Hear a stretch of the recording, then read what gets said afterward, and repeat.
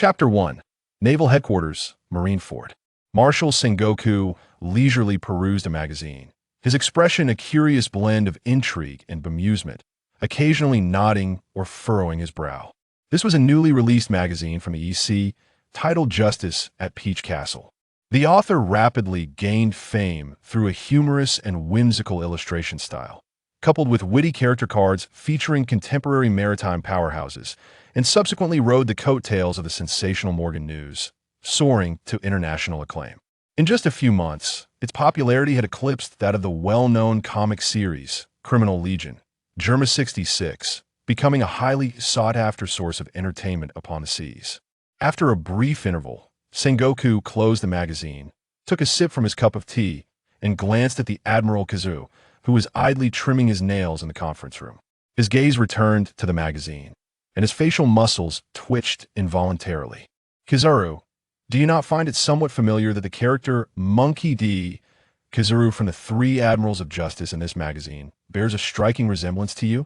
You haven't offended the author of this comic, have you? Sengoku remarked after a moment's pause, allowing his mood to stabilize. Monkey? D.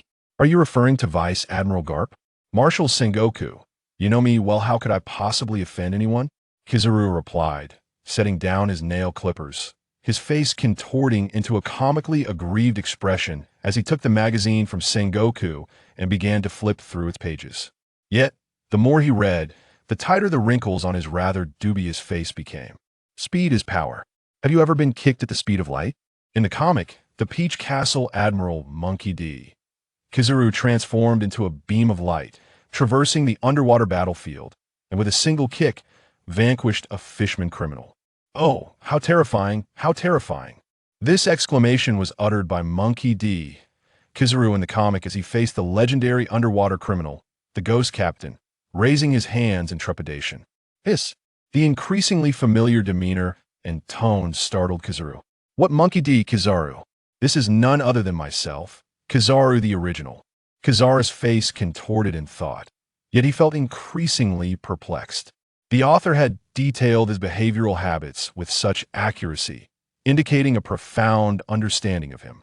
However, in the EC, the only acquaintances he had were Vice Admiral Garp and the revolutionary leader Dragon. Yet, even if those two were to lose their minds, they would never resort to creating comics, would they? Especially that name, Monkey D. Kizaru? TSK. What a peculiar sense of humor. Kizaru, utterly baffled, continued to peruse the magazine, but with each turn of the page, his expression grew increasingly strange. The Peach Castle Admiral Akiji? In the comic, Akiji is portrayed as an octopus fishman, and the Peach Castle Admiral Akainu. That guy is depicted as a starfish. How terrifying, how terrifying. It seems the author possesses an astonishing understanding of the intricacies of our three admirals, depicting our habitual tactics and expressions with remarkable clarity. Kizaru laid the magazine aside, stating, "This is quite normal. The actions of the admirals have never been deliberately concealed. However, you might want to take a look at the final content of the magazine that is the true reason for its meteoric rise to fame." Sengoku set down his cup, the glint of his glasses obscuring his thoughts, leaving them inscrutable. Final content? Sengoku's words surprised Kizaru. It was certainly noteworthy that Sengoku, known as the Wise General, would specifically point it out. Character cards?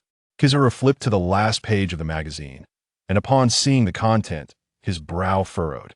Naval Headquarters Admiral Sakazuki, user of the Logia-type magma fruit ability, adheres to absolute justice, characterized by an uncompromising and iron-willed demeanor, unyielding in the face of evil, resorting to any means necessary, regardless of the cost.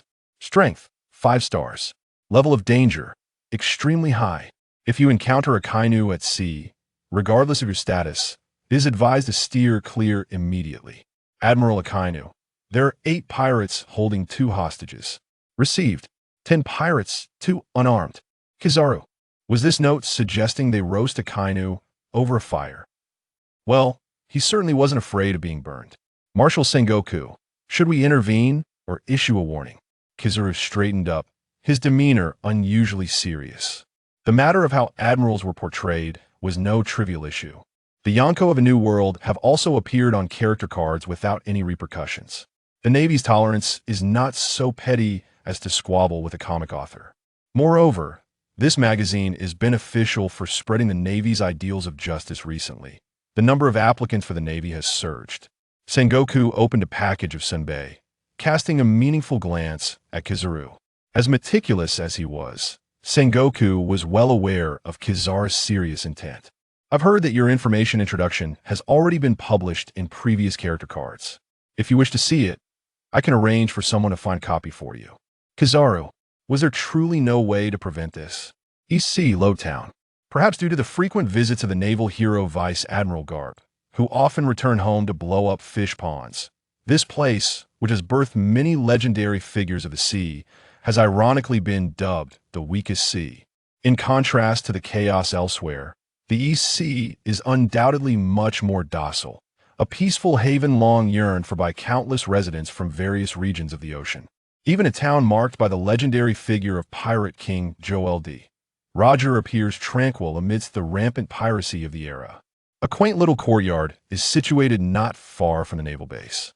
Thanks to its proximity to the base, it is free from troublesome thugs, ensuring an exemplary level of public safety in the surrounding area. Mokahaku sat by the window, scribbling and sketching on a piece of paper. Indeed, the recently trending justice at Peach Castle was his creation. A year ago, Mokahaku had traversed into this world. Initially, upon discovering he had entered the realm of One Piece, he fantasized about punching the Yonko, kicking the celestial dragons, and living a blissful life surrounded by beautiful women. Yet, one must be self-aware after enduring a grueling training regimen. He reluctantly accepted his own mediocre reality, constrained by an unremarkable physique. Thus, leveraging the explosion of information online, he embarked on the path of a ghostwriter, publishing several entertainment magazines within a mere year, garnering quite a response. The ongoing justice at Peach Castle is a fusion of characters reminiscent of SpongeBob SquarePants, intertwined with the personas and abilities of the three admirals, set against a backdrop of clicked monster fighting narratives. Perhaps due to the lack of entertainment in this world, Justice at Peach Castle showcased astonishing potential upon its debut, resonating with the common populace due to its advocacy of justice. The subtly mocking character cards also captured the attention of some pirates. With its worldwide sales, the royalties alone have granted Mokahaku the economic freedom he had long sought in his previous life, allowing him to stand among the upper echelons of society by the standards of his former world. Despite his yearning for the excitement of this world, Mokahaku, an ordinary individual, remained cautious of his life with his slight build. He feared even the local green-haired thug could easily overpower him time and again. Not to mention, that green-haired thug appeared to be underage, no longer needing to struggle for a livelihood. His continued creation was merely a means to occupy his time. If he couldn't cause trouble in reality, could he not do so in his own comics? Mokahaku's scribbling was predominantly an exercise in self-amusement. Ding, suitable soul detected, system binding successful. A standard feature for traversers? The voice that materialized in his mind startled Mokahaku, causing his pen to tear through the paper on the desk. A year has passed. Has the golden finger finally arrived? Mokahaku's heart swelled with joy. Immediately afterward, a torrent of information flooded his mind. Ding. Due to system issues, delayed by 398 days, 19 hours, and 8 minutes, compensation item. 1 discount shopping card 1 automatically consumed upon first purchase. Initial novice abilities are being extracted. Congratulations on acquiring the legacy. Bard, the Cosmic Wanderer. Bard, the Cosmic Wanderer, is a traveler from the far reaches of the cosmos, a harbinger of serendipitous encounters. He struggles to maintain the balance of the universe, allowing life to withstand the relentless chaos. His actions are never misconstrued as malevolent, for he is always dutifully committed to the greater good. The Cosmic Wanderer Bard? A hero from League of Legends. The system seems quite formidable. Mokahaku murmured softly. He was genuinely curious about his system, after all. Who wouldn't wish for their golden finger to be a bit more robust? Legacy fusion in progress. Before Mokahaku could ponder further, the system's voice resounded once more. Immediately thereafter, A mysterious radiance materialized from the surrounding void, enveloping Mo by entirely, immersing him in its ethereal glow. Whispers, faint and elusive, arose from an unknown source, reminiscent of celestial bodies or perhaps a vast sea of stars. In the tranquil confines of the small room, the murmurs of the stars composed a symphony of worldly significance. It was impossible to discern how much time had passed, but in the instant Mo opened his eyes, it felt as though a river of stars flowed through him. What immense power is this space, and is this time? Mo quietly sensed the transformations within himself, as the surrounding space felt as malleable as his own limbs. A multitude of faintly visible, milky white star points swirled before him, and the two forces intertwined instinctively, devoid of any unfamiliarity. The energy coursing through him rendered him a loss for words to adequately describe this strength. He could only refer to it as formidable.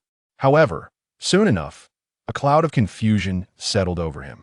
As one of the most popular esports games in his previous life, Mo was well acquainted with League of Legends. Yet, was not Bard, the support character, the master of spatial manipulation? System, isn't Bard's ability to still space? Why do I feel as though I can wield the power of time? With a furrowed brow, Mo inquired. What you refer to is merely the game. This system's template pertains to the background power Bard has been an eternal and indomitable existence since the dawn of the universe, wielding both time and space. The system's emotionless, mechanical voice elucidated. Upon hearing this, Mo nodded, a quiet elation swelling within him. The combat strength within the lore of the League is certainly not comparable to the patched and balanced game, if considering the background power. Does that not mean he has already ascended? It was not hubris was confident that he now stood at the pinnacle of existence. Open the system panel. Host, Mo. Age, 18. Ability, Cosmic Wanderer Bard. Influence value, 121. How utterly perfunctory. Gazing at the scant information, the panel appearing as rudimentary as a hastily produced mobile game from his previous life. Mo clicked his tongue, yet his attention soon fixated on the influence value. Having read numerous novels in his past, he instantly understood that this would be the primary currency of the system moving forward. System? Could you elaborate on the influence value? The influence value could be exchanged for hero legacies within the system's marketplace. All events related to the host will yield corresponding influence values, the system responded. I see. Mo pondered, resting his chin thoughtfully. So, these influence values stem from the success of his work, Justice vs. Pichabeo, which had become a bestseller worldwide. It seems this year of traversing dimensions has not been in vain. Wait. Why are the items in the marketplace so exorbitantly priced? As he beheld the goods, often costing 5 or 6 figures, Mo fell silent. It turns out the impoverished one is none other than myself. Recalibrating his mindset, Mo began to explore the system, gaining a comprehensive understanding of his newfound advantages. In simple terms, the influence value acts as currency within the system, allowing the exchange of various hero legacies from the League of Legends game, enabling him to either acquire abilities for himself or bestow them upon others. Is this meant to set me on a path of stirring up chaos upon the seas? From the methods of acquiring influence values, Mo discerned that the system intended for him to incite events. Likewise, he was eager to discover the kind of upheaval that would ensue when the legacy of heroes descended upon the ocean. Mo blinked in anticipation. Perfectly, he had been cooped up in Log Town since his arrival now. With the system at his disposal, it was time to venture forth and experience the diverse splendor of this world. Let me test my newly acquired abilities. With determination, Mo acted without hesitation. With a mere thought, golden luminescence coalesced, and the space before him rippled as if a stone had been cast into a tranquil lake. As a portal materialized, Mo's figure gradually faded into its depths. The bright moon hung high, illuminating the sea, which sparkled with silvery light. Even in the depths of night, the ocean beneath him remained vibrant and lively. A pirate ship, robust in its form, navigated the tumultuous waves with ease, while drunken pirates, their faces flushed, showed no sign of abating their revelry. Drink, Keep drinking. Brothers, I've only recently joined the crew. I look forward to your guidance. Cheers. Hey, you lot. As the pirates exchanged cups, voices raised in merriment, the swaying, bearded pirate captain emerged from the hold, dragging several chained women into the throng on deck. He bellowed to the crowd. When he noticed the indifference of the crew, he tugged at the chains in frustration. Whether it was the clanking of chains or the pained gasps from the women, choked by their restraints, something struck a nerve, causing the inebriated pirates to collectively turn their gaze towards their captain with narrowed, emerald eyes. Having achieved his aim, the bearded captain basked in the attention of his crew before declaring, "Lads, the battle by day has ye. Everyone, let us savor this moment. I hope you all remember it. The victors shall claim everything." As the pirate captain's words hung in the air, the assembled marauders transformed into ravenous beasts, lunging towards the woman shackled by iron chains. In an instant, the sounds of tearing garments, the frenzied roars of pirates, and the woman's anguished cries intertwined in a cacophony. When Mo emerged from the spatial nexus, he was met with this chaotic scene. Had this occurred before he acquired the system, such a provocative tableau would have rendered him dazed and powerless, fleeing from reality. However, the harrowing sights he had witnessed over the past few days, the brutal law of the jungle on the high seas, had sufficiently reshaped his mindset, which had been molded in an era of peace. Once, while seated before a screen, he had gazed wistfully at the adventures of the protagonist's pirate crew, filled with fervor and humor. Yet, that yearning had evaporated in the face of the heinous acts perpetrated by pirates. During the Marineford War, when he saw Luffy, lost and kneeling, his own fingers had danced with a fervent desire to unleash fury upon Akainu, a gesture reminiscent of a moralistic fool perched upon a lofty pedestal. The scene before him now pierced his consciousness, igniting a surge of righteous indignation, compelling him to obliterate the horrific tableau that assaulted his sensibilities. As the saying goes, when the heart is unsettled, the desire to kill arises. Perhaps, after receiving the legacy, Mo had undergone a transcendence in his existence, for the murderous intent that surged within him was extraordinary from its inception. That a bone-chilling aura of malice enveloped the area, silencing the previously raucous deck, even causing the fish below to scatter in dread.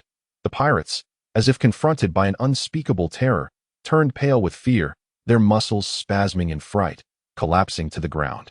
Their trousers clinging to their skin, foul substances trickling down, their mouths agape yet silent. Before they could twist their rigid necks towards the source of the deadly intent, they found themselves utterly immobilized. The air thickening around them, each breath requiring immense effort. Having accomplished his purpose, Mo disregarded the surrounding pirates and the bewildered victims, vanishing once again into the spatial nexus. He had no desire to linger even a moment longer in such a scene.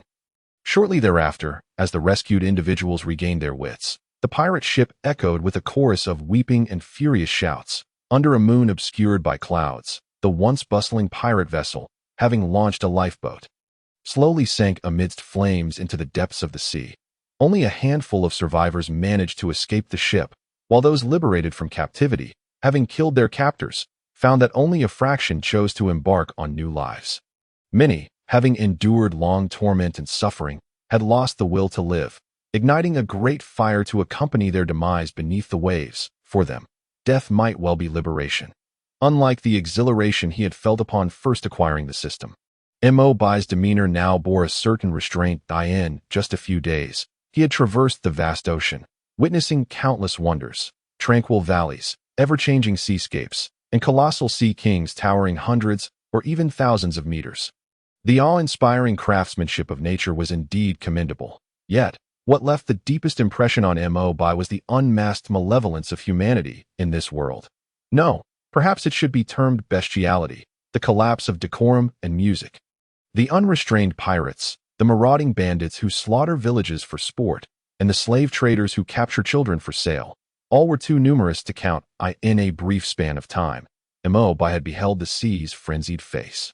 This vast ocean, ample and accommodating, had also embraced a multitude of horrors, the tragedies he could conceive and those he could not manifested before him in this fleeting moment, and they were far from isolated incidents. This maritime world did not lack for resources. As long as one had limbs and was not excessively lazy, One could lead a life of comfort and prosperity in such an environment of abundance. Should humanity not gravitate towards a peaceful existence? The actions of these individuals transcended mere pillaging. They trampled upon humanity itself. They indulged in sadism to satiate their twisted thirst for power. The beasts within them had been unleashed from their cages. They could no longer be regarded as human. Bai, who had lived in a peaceful, orderly society in his past life, found it utterly unbelievable that humanity could sink to such depths of depravity. Their malicious intent seemed solely to derive pleasure from the suffering of others. He suppressed his tumultuous emotions, simply invoking the spatial power to confine and bind them, watching as the victims exacted their retribution upon their tormentors. He did not take action himself, not out of fear of staining his hands with their blood, but because he believed in the principle of retribution. Nothing could cleanse the resentment in a victim's heart more than their own hands exacting vengeance. He merely wished to witness this truth manifest before him, even if it was orchestrated by his own designed deity. That moment, Bai gained a clear understanding of the world that had remained hidden from the fervent narratives of his previous life. The world government, ostensibly a bastion of order, was rotten to its core. The very source of evil in this chaotic it was indeed detestable, but so too were the pirates. The words of Joel D. Roger, the pirate king, had ignited this tumultuous era of piracy, a seemingly grand clash among great powers that disrupted the world government's machinations, a true legend. Yet behind this legend lay a cataclysm that had drenched countless innocent lives in blood and tears, resulting in a disaster that dragged the celestial dragon aristocracy from their lofty thrones, paving the way for unknown new powers to ascend. Freedom? Bai's figure stood suspended in the void, gazing quietly at the sea below. His thoughts churning, the rhythmic rise and fall of his chest betrayed the turmoil within him. Far from the calm he outwardly projected, the sadistic tormentors he had encountered, once devoid of humanity, had, upon being questioned, thrown around excuses cloaked in the guise of freedom, claiming to be free men of the sea. But does true freedom necessitate the subjugation of humanity? Merely a laughable excuse to indulge one's own desires. Bai shook his head, spitting in disdain. The law of the jungle indeed governed survival, yet he had witnessed a path of peace in another world. The beasts of desire should remain caged. In contrast to freedom, he felt that self-discipline should be the core principle guiding the advancement of the world. Exhaling deeply, he eased the pressure that had settled in his heart, that in this world there were far too few pirate crews akin to Luffy's, characterized by kindness and a spirit of adventure. The majority remained as ruthless as ever, but surely humanity must yearn for the light. Bai murmured to himself, gradually nurturing an idea within. Since the system intended for him to intervene, why not create a stir? Perhaps he could endeavor to alter this chaotic and crumbling era. The annals of history spanning thousands of years had taught Bai that the transition of power was invariably accompanied by bloodshed and tears, leaving behind a scorched earth that the common folk must bear. The outcome had been inevitable before his arrival, and it would remain unchanged after. Would his existence be rendered meaningless? Much like the celestial being barred from the League of Legends universe, who sought to harmonize all discord. Perhaps this was the very reason the system had bestowed upon him such formidable power. Then let him first acquire some seed money for his endeavors. Turning his gaze towards the horizon, an impulsive idea etched itself into his heart. It was the direction of the East Blue, where he had spent a year. Amidst the boundless ocean, a spring island offered a hint of new greenery. This would suffice. Bai's figure leaped from the spatial nexus. His eyes, serene as water, momentarily flickering with visions from the future, gradually fading into the intangible. This was a simple, yet clever application of temporal power, based on the images he had glimpsed from the future. He anticipated that his target would soon appear on this island. In recent days, Bai had come to a deeper understanding of his abilities. The powers of the celestial being barred were indeed formidable, but primarily manifested in travel and self-preservation, with somewhat lacking offensive capabilities. Overall, however, the situation was manageable, as he bore no inclination towards world-destroying violence. It was time to make some preparations. Open system. Host. Bai.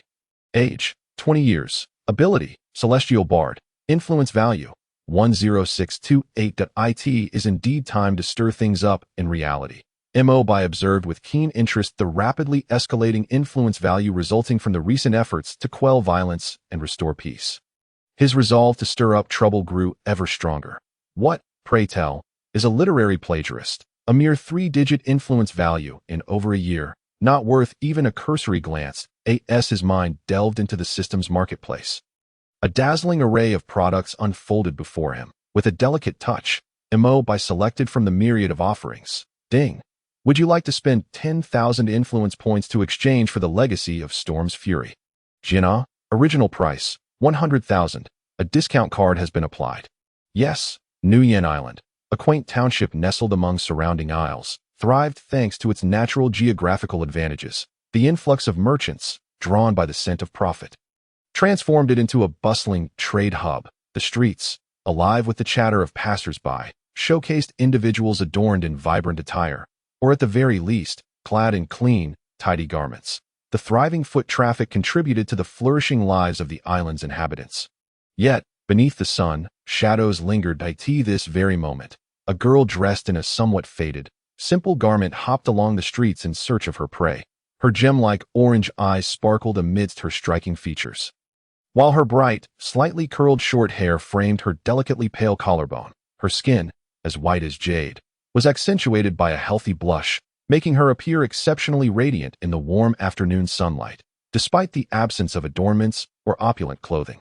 The girl epitomized feminine allure. The young men who crossed her path straightened their postures, attempting to showcase their masculine charm in hopes of capturing her attention, oblivious to the sly, fox-like smile that played at the corners of her lips. This thriving, bustling locale was the perfect hunting ground for her endeavors. Nami strolled through the street, a subtle smile gracing her lips as she observed the crowd. Although she had spent years pilfering treasures from pirates, with the pressing goal of amassing 100 million berries now at hand, she had no qualms about seeking sponsorship from nobles and wealthy merchants. After all, those affluent individuals were not necessarily cleaner than the pirates she typically targeted. No, this person looks quite poor. This one, no good. He looks fierce and intimidating, and his attire is far from that of a wealthy man. Suddenly, a figure caught her attention, a young man wearing a hood. His appearance was striking, his aura distinct. Even having encountered a myriad of individuals at sea from a young age, Nami felt an unusual sensation upon seeing the handsome visage partially concealed beneath the hood. As if he were a refreshing spring breeze amidst the throng. Of course, Nami, intent on gathering 100 million berries to save her homeland, would not be so easily swayed by the man's good looks. What truly captivated her attention was the deep blue crystal hanging at his waist. It was a flawless, translucent gem that glimmered in the warm sunlight, its beauty akin to a playful sprite, seemingly alive with movement. With her extensive experience, Nami immediately recognized it as a valuable treasure if she could obtain it. Coupled with her savings, her target of 100 million berries would be within reach. Judging by the young man's demeanor and attire, he did not appear to be lacking in funds. Losing such a crystal would likely be a mere trifle for him, considering he wore such a precious ornament.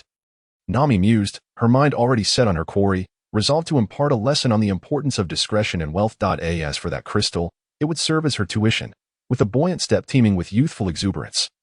Nami skillfully approached the young man, feigning an accidental twist of her ankle, tumbling toward him. I'm so sorry, Nami exclaimed as she fell against the young man, her face a portrait of confusion and pain. Performing the role of a distressed girl to perfection, with a flicker of determination, she managed to rise. I have urgent matters to attend to, so I must take my leave.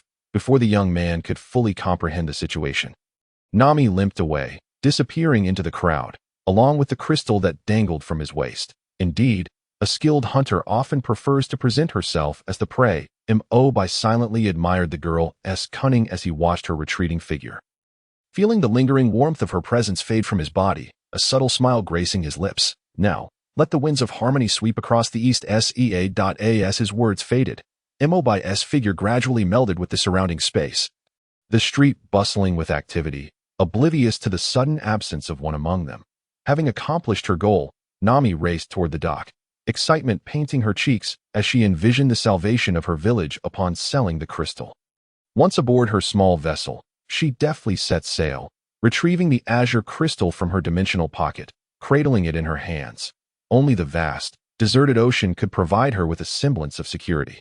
A sanctuary for one bearing such a treasure. How many years had it been? Was the nightmare finally drawing to a close? 100 million berries, she was finally on the brink of achieving it. Would Cocoa West Village finally break free from the clutches of the dragon pirates? As she gazed at the crystal shimmering with an otherworldly glow under the sun, tears of joy streamed down Nami's face. Her emotions spilling forth in this secluded expanse of ocean that moment. She was blissfully unaware of what awaited her after amassing 100 million berries, or perhaps she simply did not wish to contemplate it.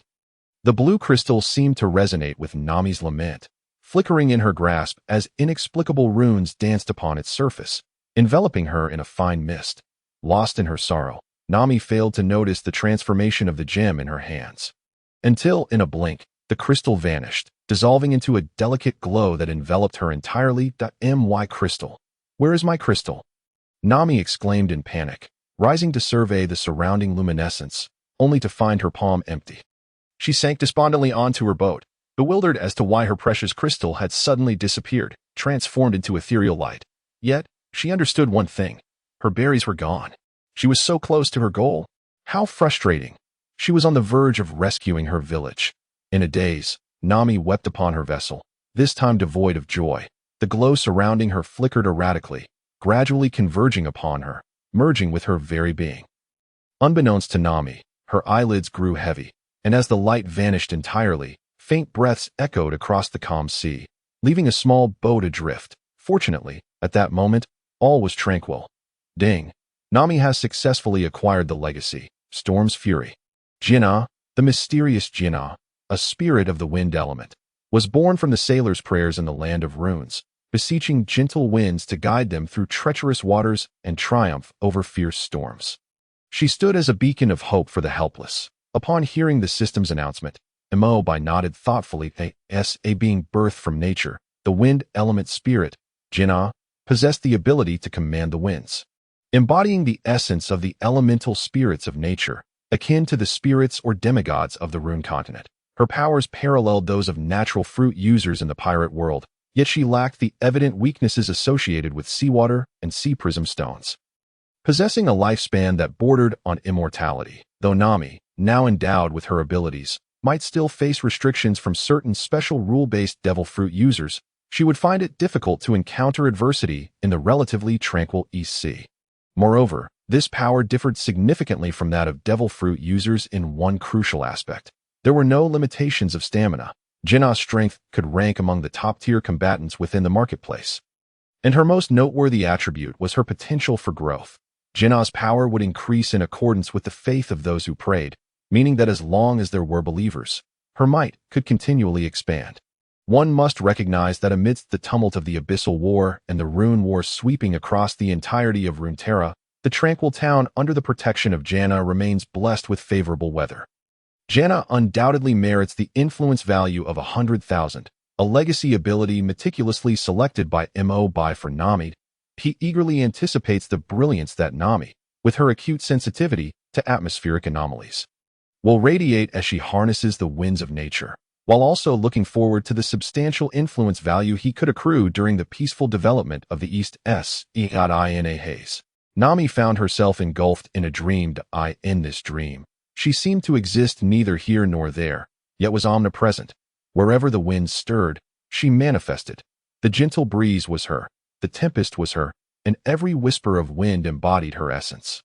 She could hear the winds carrying the wishes of the people, akin to aspirations, or perhaps a sense of duty, as she endeavored to safeguard those in despair. 10 years, a century. The dream felt interminable, rendering the passage of time meaningless, and she could no longer keep count. When Nami awakened from her slumber, the sky outside had darkened. What a peculiar dream, with remnants of unshed tears lingering at the corners of her eyes. She stretched languidly and exhaled deeply before surveying her surroundings. Observing the small boat, undisturbed and adrift in the vast ocean, Nami's eyes brimmed with disbelief. In this expansive sea, even the calmest waters, the probability of a solitary boat drifting unscathed without any human interference approached absolute zero. Phew, how fortunate I am, unexpectedly so. Nami patted her burgeoning chest, calming her racing heart. As for the mysteriously vanished crystal, she chose to suppress her heartache, grateful that she was not far from her modest goal of 1 million. What is that sound? As if sensing something, Nami abruptly turned, gazing at the desolate sea, her brow furrowed in contemplation. Ha ha. Captain Roy is truly formidable. Pirates. Pirates have arrived. Flee, perhaps due to the heightened concentration of her thoughts. An overwhelming cacophony of voices flooded Nami's ears, the sheer volume of information causing her a slight headache, while an inexplicable urge to assist the helpless surged within her mind. Was it an illusion? Or were the dreams she experienced genuine? The voices echoed in her ears, reminding Nami of her earlier dream. Suddenly, her expression sharpened. Then let us put it to the test. Let the hurricane roar. With one hand extended forward, and with a commanding gaze, she uttered a soft incantation. The elemental winds responded as if soldiers heeding their queen's command. The once placid sea erupted into a tempest, howling gales churning the waters in furious response to Nami's will. As she beheld the chaos that swiftly engulfed the sea, her heart raced, unable to settle. She realized that this tempest, born from her mere experimentation, possessed the power to effortlessly rend apart a large vessel. Nami sensed that if she so desired, this formidable force could wreak havoc wherever she envisioned. Uncertain whether this sensation was merely a figment of her imagination, she could distinctly hear and feel the winds, as if her senses were intertwined with the surrounding ocean. Yet, beyond this expanse, she could not perceive. Perhaps she needed to draw closer. A voice within Nami pondered if those she had protected in her dream were indeed the helpless souls adrift in this vast ocean. Was this power a gift from the crystal? Shaking her head to dispel the tumultuous thoughts, feeling the immense power under her control, Nami instinctively linked everything to the luminescent azure crystal. After all, it was only after that enigmatic crystal vanished that she experienced that dream and obtained her newfound strength. The mere thought of the crystal conjured images of that uniquely charismatic youth. A treasure capable of bestowing such immense power was something Nami had never encountered in her maritime adventures. How frantic must that young man be upon realizing the loss of such a precious artifact? Nami had previously pilfered the crystal, believing the youth's attire indicated he was not in want of monetary means. The loss of a crystal should have been a mere trifle for him, perfectly aligning with her goals of saving her benevolent village, while also providing him a valuable lesson about the importance of discretion in wealth. However, upon discovering the true value of that crystal, Nami was instead engulfed in guilt, self-reproach, and reflection on whether her actions had been excessively harsh. Previously, her targets had been pirates and nefarious individuals devoid of compassion. Yet now, in her quest to save her village, she had unwittingly caused the loss of such a treasured possession for that youth. Never mind, I shall contemplate restitution when next we meet. After an extended period of reflection, Nami released a sigh. Shaking her head, she clenched her fists and resolutely declared, "Now, I shall wield my strength to protect my village." Reflecting on the heinous deeds perpetrated by the dragon pirates in her village, recalling the murder of her adoptive mother. Belmere, Nami's long-restrained emotions finally found an outlet. In the absence of power, she might have resorted to prayer, but with the formidable force coursing through her veins, Nami would no longer choose cowardice or acquiescence. Her heart was consumed solely by a righteous fury. For those who had inflicted endless suffering upon her, nothing could alleviate the burden of her heart more than avenging her adopted mother. Belmere, eager to take vengeance into her own hands, Nami commanded the winds across the sea, propelling her small boat swiftly forward like an arrow released from a bow, carving a long wake through the waters. As dawn broke, painting the horizon in warm hues, her vessel arrived at its destination, and Nami stood upon the soil of her hometown, still grappling with disbelief. This speed is astonishing. Under normal circumstances, this journey back to Kokoyashi village would take at least a week, or even a fortnight. Yet now, she had returned in the span of a single night. Casting a glance at the rising sun, she strode purposefully towards the place where she had shed countless tears. What a beautiful dawn. Today is destined to be a splendid beginning. Fishman Paradise, established 8 years prior. This locale serves as a gathering place for the fishmen within Kokoyashi village. Upon their arrival, these merciless fishmen seized control, claiming this venue as their playground, transforming the nearby islands and villages into their grazing pastures, with the local inhabitants relegated to mere livestock for their exploitation, should one fail to produce sufficient berries within the month. They forfeit their right to exist. The phrase killing the chicken to scare the monkey is far more than just an idiom. Fishman Paradise is utterly defenseless, as the fishmen, accustomed to their tyrannical rule, harbor no fears of rebellion. On the contrary, It provides them with a source of amusement in their otherwise mundane lives. As Nami entered Fishman Paradise, she found the fishmen sprawled about, some still mumbling in their sleep. The cacophony of snores mingling with scattered wine barrels narrating the tale of their lavish feast from the previous night. Witnessing the fallen fishmen, Nami's rage surged anew. The revelry of these repugnant fiends was built upon the blood and tears of the villagers. They are nothing but vile parasites, feasting upon the innocent. Who are you? A voice suddenly erupted from behind her. Nami turned to find a green-skinned fishman staggering to his feet, eyeing her warily. "Doe, it's you." "Nami, today is the day we collect the bounty. Go inform the village," the green-skinned fishman said, exhaling a sigh of relief as he settled back into a chair, entirely oblivious to the fury twisting Nami's face. Enough. Nami could no longer contain her outrage, her voice piercing through the air. "Nami, what madness has overtaken you?" The deranged roar roused the fishmen present, their eyes ablaze with fury as they demanded answers from the girl they had taken in as a companion, viewing her merely as a tool of some value. Should she fail to provide a satisfactory explanation, they would not hesitate to administer a lesson. "I have had my fill of this nauseating charade with you wretched maggots. Today, I shall settle the score for Belmir's murder." Nami spoke, her voice tinged with a slight tremor of hoarseness. For years, she had concealed her true feelings in the presence of those who had slain her adoptive mother, donning a mask to blend in with them, and resorting to these cowardly tactics to survive until now. The torrent of unresolved grievances had amassed within her heart. Upon uttering these words, revealing her inner turmoil, Nami felt an inexplicable sense of relief. She understood that avenging herself while the fishmen lay inebriated would be far easier. Yet, such an act would undoubtedly fail to satiate her thirst for vengeance. She yearned to crush them with absolute power, to demonstrate that the so-called superior race they incessantly boasted of was nothing but a farce. She had unwavering faith that the colossal power dwelling within her was sufficient to exact her revenge with overwhelming force. The notions of cowardice and restraint had been thoroughly cast aside. Nami's declaration rendered the surrounding air still. Incredulous expressions crept onto the faces of the fishmen. Was this meek girl, who had always acquiesced, suddenly acting out of character? "What are you saying, Nami?" From the familiar lounge chair in the courtyard, a voice that had haunted her nightmares echoed, causing her body to shudder instinctively. Yet, in an instant, she suppressed her fear with sheer will. Arlong, the fishman, bared his serrated teeth, his visage a grotesque mask of rage. "You dare liken the great fishman to maggots? Is it not better to obediently accept your fate?"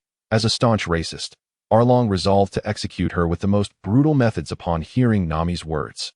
He would not tolerate the existence of a human who defied fishmen, even if she held significant utility, dare to insult the great fishman. Arlong rose from the lounge chair, his voice hoarse. The remnants of last night's drunkenness stained his eyes with bloodshot fury, rendering him particularly fearsome. "I will capture you, then slaughter the entire Cocoa village before your eyes, tearing you apart in your guilt. This is the price of provoking the fishmen." He staggered towards Nami, his movements slow, employing a common tactic among pirates to immerse their prey in dread, awaiting the inevitable arrival of death. "You are truly ignorant and foolish. It seems you've forgotten the pitiable state of weak humans before fishmen." Arlong muttered to himself, approaching her, his webbed hands reaching for her head, eye in his eyes. This girl was akin to an ant, easily crushed at his whim. However, events did not unfold as Arlong had anticipated. In the instant his hand reached out, Nami suddenly sprang into action. "Die, Arlong." With hatred etched on her face, she struck her palm towards him, a powerful gust of compressed air coalescing in her hand, erupting forth with tremendous force. This power. The moment Arlong sensed the overwhelming energy, his eyes widened, the ferocity on his face dissipating, replaced by horror and confusion. He could not fathom why this typically subservient human girl suddenly possessed such formidable strength. Could it be that her voyage had bestowed upon her some fortuitous encounter? No one offered Arlong an explanation, and amidst his astonishment, the tempest of energy surged forth as expected. "No, the fishmen are invincible." Detecting the scent of death from this energy, Arlong's eyes bulged with terror, attempting to evade. But alas, his previous arrogance had rendered him too slow to escape. Crack! At the moment of impact, a hair-raising sound of shattering bones echoed. In an instant, Arlong's massive frame was propelled like a cannonball, carving a deep trench into the ground. Bang! The distant walls of a building were obliterated, sending up a cloud of dust. Arlong, boss. No. How could Arlong, the boss, possibly be defeated by Nami? I must have drunk too much. Seeing this scene, the fishmen were instantly jolted awake, yet they could hardly believe their eyes. Mouths agape, staring in disbelief. Point one was the formidable Arlong. The other a timid little girl. How could their leader be so effortlessly vanquished? They could only convince themselves that they were dreaming. However, Nami had no intention of indulging these pleasure-seeking ruffians. Dispatching them was but a trivial task.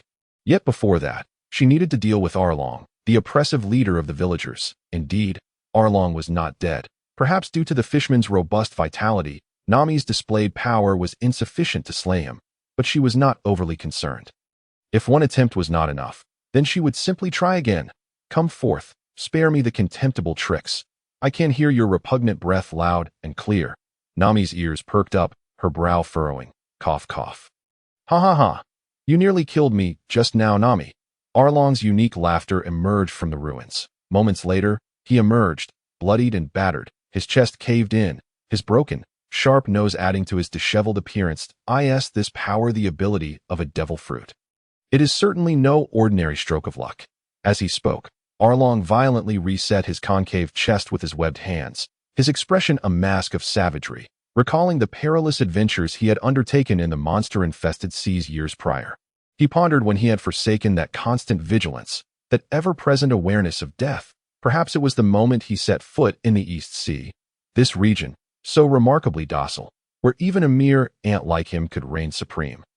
With the rat-like colonel of the Navy as his ally, as long as he avoided that Navy hero who frequently returned to wreak havoc, this place was paradise for him. Years of indulgence had eroded his fighting spirit, rendering him arrogant. Arlong's gaze toward Nami was filled with bloodlust and terror. What a pity. You failed to kill me just now. I shall not grant you another chance. Prepare to feel the might of the great fishmen. This is the terror that will make you tremble. Approaching the nearby pool, Arlong suddenly bellowed. Without warning, he dove headfirst into the water. This pool, connecting directly to the sea, had been meticulously prepared as an escape route. As fishmen, once they submerged, they were as formidable as tigers. If they could not win, they could easily flee with the current. In this overly gentle East Sea, they were inherently invincible. Ha ha ha. You are still unaware, aren't you? Your powers are utterly inconsequential in the waters where we fishmen thrive. With the acquisition of power comes the corresponding emergence of weaknesses. Hidden beneath the water's surface, Arlong's gaze pierced through the pool, eagerly awaiting the fear he desired to see on Nami's face. What did you say?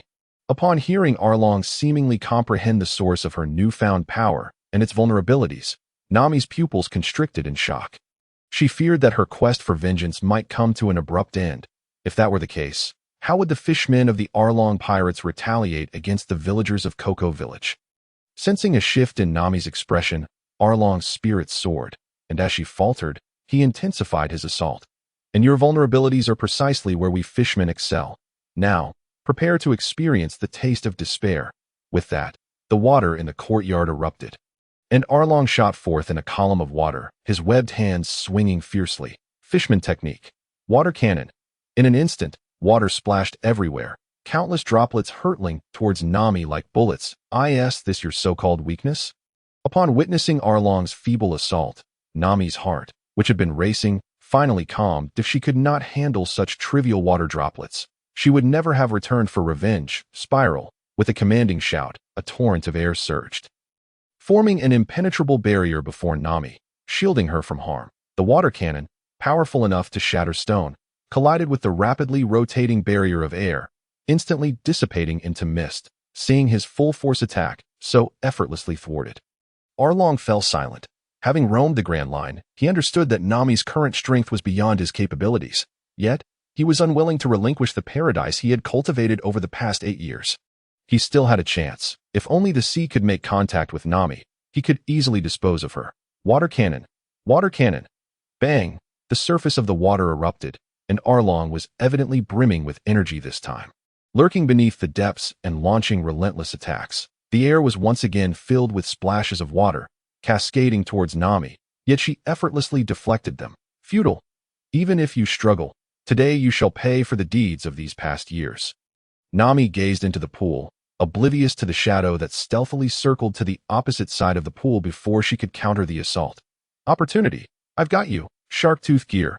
Arlong, gliding from the depths, noticed Nami still fixated on the water's surface where he had previously revealed himself. The sinister smile of triumph crept across his face as he surged forward through the water, propelled by tremendous momentum, the sea swirling around him as he shot upwards, hurtling directly towards Nami.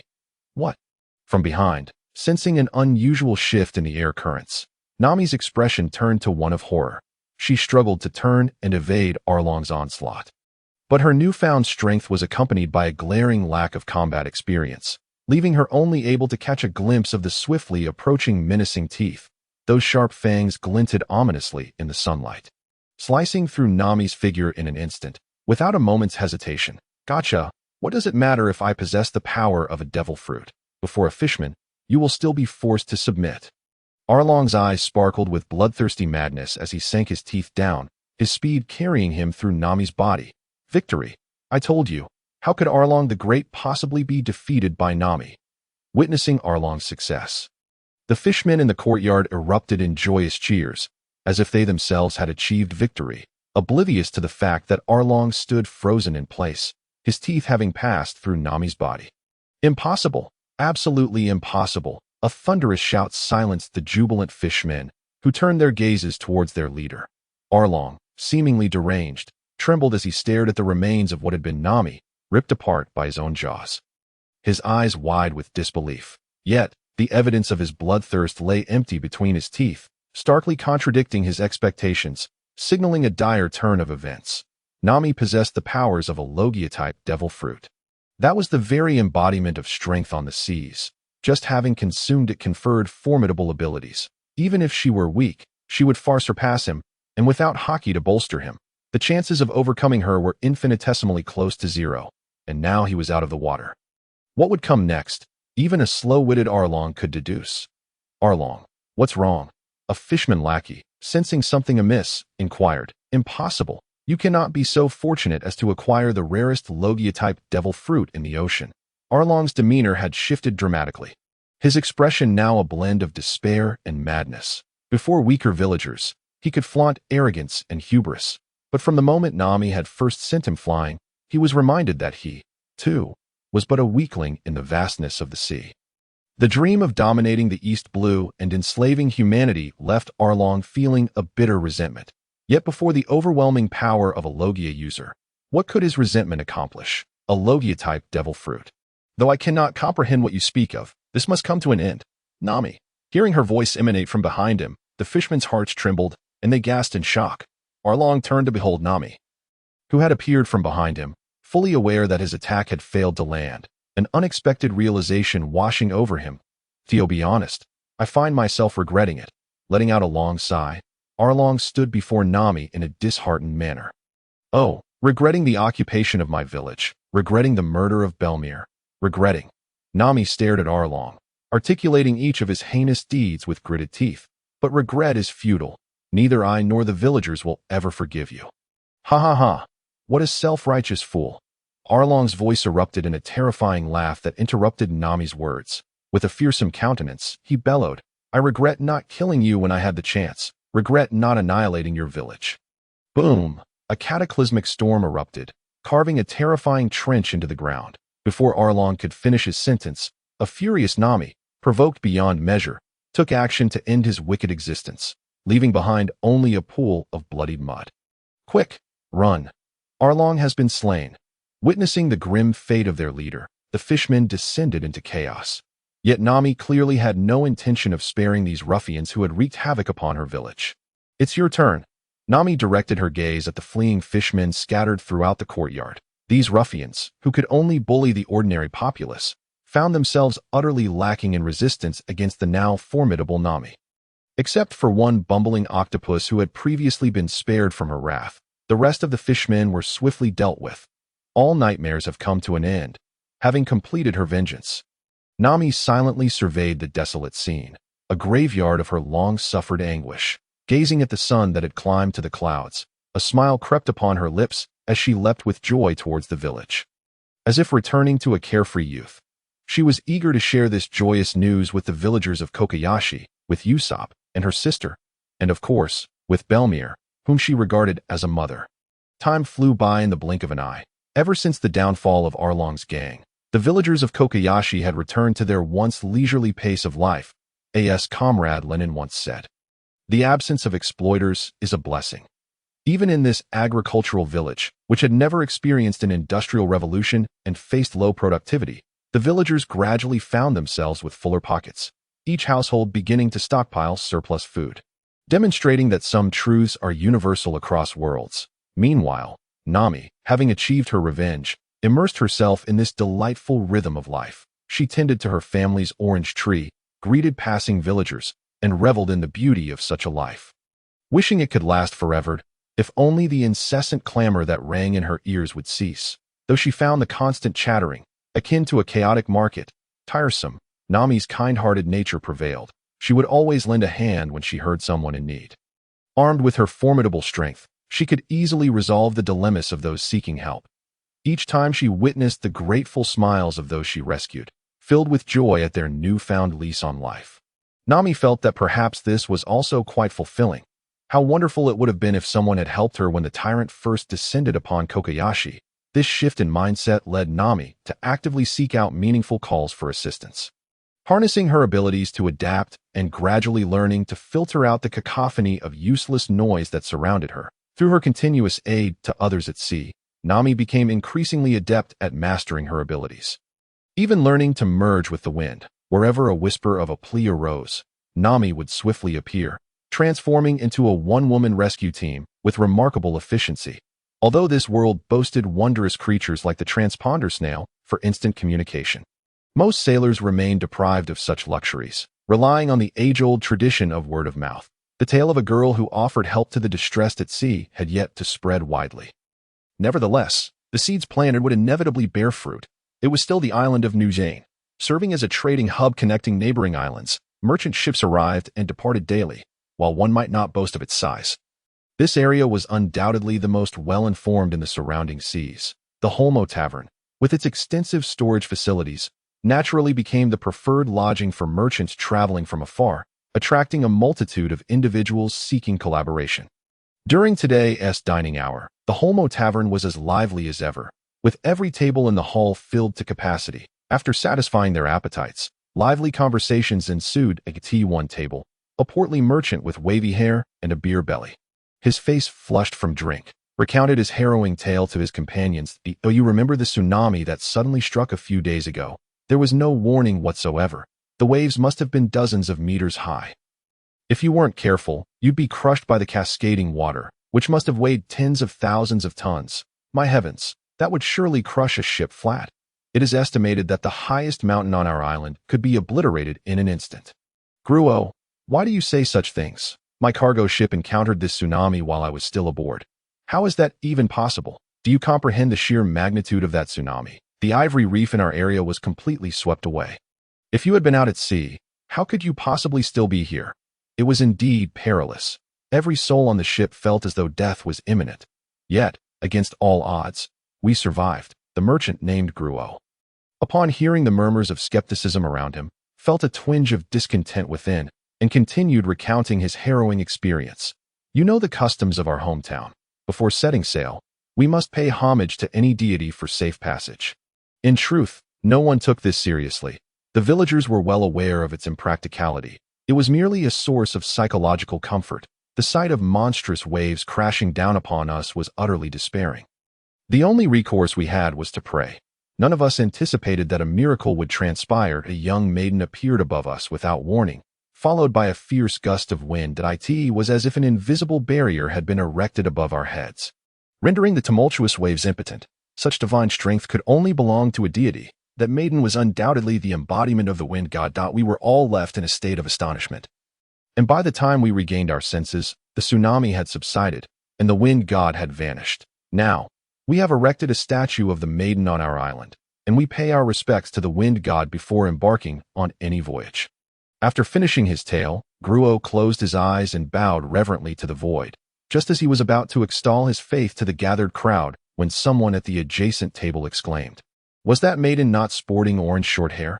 Our merchant ship was also saved during our last encounter with pirates. A tale, upon first hearing, may elicit a chuckle and be dismissed. However, once it begins to circulate widely, with each version differing, it becomes impossible to regard it merely as a common legend. The deity of the winds, who always extends a helping hand in times of peril, has begun to garner followers across the islands of the East Sea. These believers share their faith through word of mouth, spreading from one sailor to an entire fleet, from a solitary islander to a small town. Soon, a cultural sphere emerged, wherein every voyage begins with a tribute to the goddess of the winds for protection and safety. Let us not speak of superstition in the East Sea, a place where tales of devil fruits are seldom heard. An entity capable of commanding fierce winds is akin to a god, especially considering this deity seems to always manifest in times of dire need to save lives. This has been the most uplifting news the islanders of the East Sea have heard since the era of the great pirates. A talisman of protection that belongs to all. The fervor of belief swells. Meanwhile, in Rogue Town, Mobai, after planting his seeds, occasionally checks on Nami's progress. Most days, he either roams about sampling culinary delights or finds a secluded spot to bask in the sun. Of course, if he encounters pirates engaged in work, he does not hesitate to turn them into thinking corpses. With the ability to ensure his own safety, Mobai has been living a carefree existence, indulging in leisure as he pleases. It was not until he began to hear the followers of the Wind Goddess preaching in Rogue Town that he decided to set aside his holiday mindset and prepare to advance matters. He activated the fax phone in his study and picked up the prepared manuscript, uploading it sheet by sheet. As the phone's eye lit up and then closed again, a stack of papers was successfully transmitted. Before long, the phone on his desk rang. Mobai, are you serious about this issue's character content? As soon as he picked up, the sharp voice of the news magnate Morgans rang out. The Golden Lion Shiki is the only pirate to have escaped from Impel Down since its establishment. Most importantly, according to my intelligence, he is likely hiding on a floating island somewhere in the East Sea. Once this information is published, who knows what Shiki will do? He will certainly not remain hidden peacefully like he does now. That is the legendary pirate who once cornered the pirate King Roger. Rest assured, Mr. Morgans, Mobai replied, furrowing his brow and holding the phone away slightly. Only when the voice on the other end calmed did he continue. You know how much I value my life. The strength of the Golden Lion Shiki cannot be underestimated, but unfortunately, he has grown old. More importantly, the East Sea currently boasts not only a Navy hero fond of fishing at home, but also a goddess. As soon as he uttered these words, Morgan's rage flared anew. How could you believe in those foolish beliefs? That is merely a natural fruit user, a figure of little consequence in the new world. You dare to rank her strength above that of the Golden Lion in your character publication? Watching the phone mimic his calm demeanor with uncanny precision, Morgan's heart raced uncontrollably. The king of news in the new world. Morgans was well aware of the reports regarding a young maiden who could manipulate the winds, yet he had dismissed them entirely. Although natural fruit users are rare and powerful, they are far from uncommon in the new world. And very few manage to rise to prominence. Given that the new world is a gathering place for the strong, let alone the four seas, which is notoriously weak, how could you possibly pit a fledgling against the legendary Golden Lion? He is no benevolent figure. With his cunning, he could easily eliminate that user and effortlessly extinguish you, Mobai, the author, in the process. If he feels provoked, he might even come after you. Wouldn't that be a grave mistake? I will not agree to publish this issue as content. If you truly wish to cease your creative endeavors, then let us part ways amicably. Morgans declared, exasperated. Do not rush to conclusions. I have a photograph that I believe will pique your interest. Upon hearing Morgan's words, Mobai felt it was time to administer a dose of adrenaline to the avian gentleman. The phone's capabilities were exceptional. Soon, a photograph was transmitted. The moment Morgans glimpsed the image, his pupils constricted to pinpricks, and he clutched the photo tightly. It was a panoramic shot taken from a clever angle. The scene depicted ominous clouds, with an unknown cargo ship appearing as a mere pinprick amidst the towering waves, which seemed to reach for the heavens. Most strikingly, surrounding the ship was a faint azure barrier. Though thin and transparent, it held back millions of tons of raging water.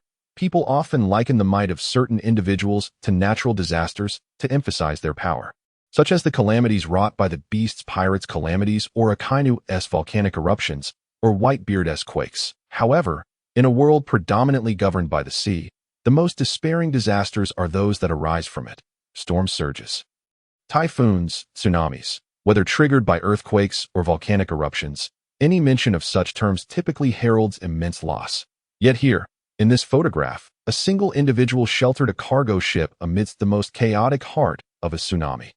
This is no ordinary tsunami. Given the area of impact depicted, it could easily be classified as a cataclysm, a monumental news story. I can smell the scent of a major scoop. Morgan's demeanor turned a complete 180 degrees. Mo by. I understand your intent now. This issue's content will be published as is. Here's to a fruitful collaboration. In the East Sea, aboard a cargo ship, a sailor, after surveying the nearby surroundings from the crow's nest, spotted a newsbird soaring overhead. He waved and tossed 2 coins. The newsbird deftly caught them in its belly pouch and perched on the mast, retrieving a thick newspaper from the pouch and dropping it before continuing on its journey. The sailor picked up the newspaper, not bothering to read its contents, and skillfully extracted a magazine, reclining in the crow's nest to peruse it with delight. As a trend-conscious youngster not yet 30, he found the comic magazine far more engaging than the news reports. Believing it to be the appropriate fare for the youth, he was a devoted fan of the author known by the pen name Pix, having followed their works from short stories to comics. Always captivated by the worlds depicted therein, this time, it is not merely a tale of justice like that of the Pirate Bay. Rather, it is a new short story titled In a World Framed by the Vast Ocean. Fishing represents an ancient vocation in an era long forgotten. Human civilization thrived on the bounty of the sea. The expansive waters nurture countless lives, sustaining the delicate balance of the food chain. Even on days when fishermen face poor luck, the abundant resources allow them to scrape by, collecting fish and crabs washed ashore. Yet, as time progressed, the burgeoning population and increasing demand for sustenance rendered the coastal harvests insufficient. Reluctantly, fishermen found themselves venturing deeper into the ocean in pursuit of greater catches. Initially, while the occasional fishing vessel vanished without a trace, this loss seemed insignificant amidst the vast community of fishermen, who unconsciously overlooked these tragedies due to the rich rewards from the depths. It was not until a dreadful calamity struck the ocean, decimating the fleet, that humanity realized the sea was not a tranquil giver, but a ravenous abyss, faced with the gnawing specter of hunger. The desperate populace was left to linger at the edge of this abyss, and in this era of despair, fear weighed heavily upon every heart, leading the lost souls to place their hopes in the mountains. Rivers, sun, moon, stars, and the omnipresent winds. As the narrative unfolds, a young sailor, not yet 30, gradually becomes engrossed in this world of stories. Just as he becomes captivated, the following events quicken his heart. Thus, from the faith of countless souls over the years, a spirit was born within the very winds, beginning to aid humanity. People soon discovered that their voyages were consistently smooth sailing, igniting a fervor for the faith in the wind, until yet another fishing vessel met with disaster. And at the brink of death, fishermen hazily glimpsed a maiden emerging from the wind. Why does this plot seem so familiar? Is this not merely a revised version of the captain's stubborn preaching? Good grief, is this referring to the recent surge of individuals venerating that nature-based power wielder? Has the author begun to preach? Surely not. The author must understand that this is the same type of nature-based power wielder as the 3 great commanders of Pirate Bay. Something only those old-timers would believe. With this thought, the sailor quickly flipped through the pages. After hastily skimming the story, he reached the conclusion where the wind spirit was forgotten by humanity, ensnared in slumber, bearing an expression of betrayal, before he finally relaxed. Phew. It turns out to be a normal narrative.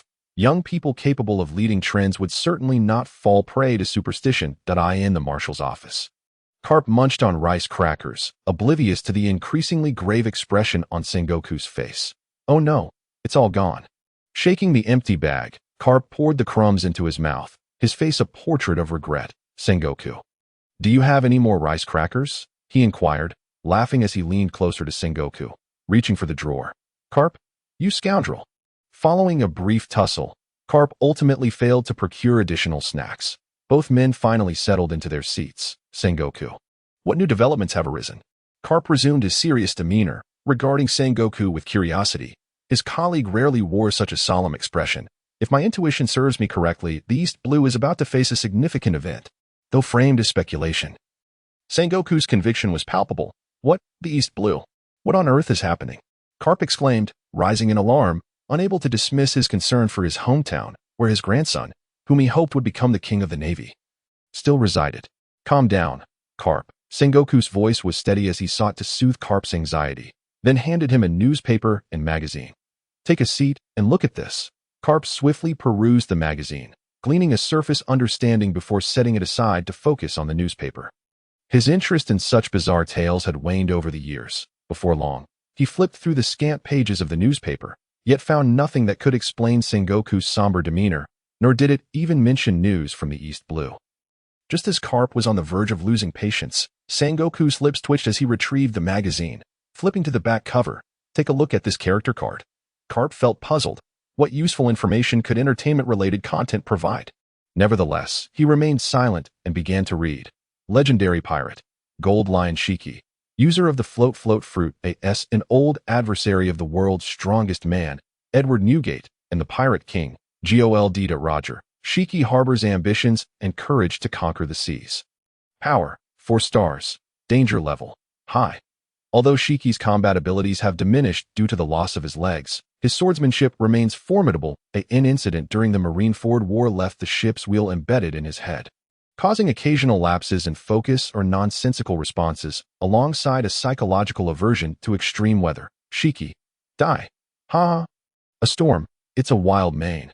Goddess of the wind. Nami. Heir to the wind spirit. Her unwavering kindness amidst despair has led her to be chosen by the ancient and mysterious wind spirit, granting her immense power. Following the wind spirit's will, she stands as an unyielding beacon of hope for the despondent.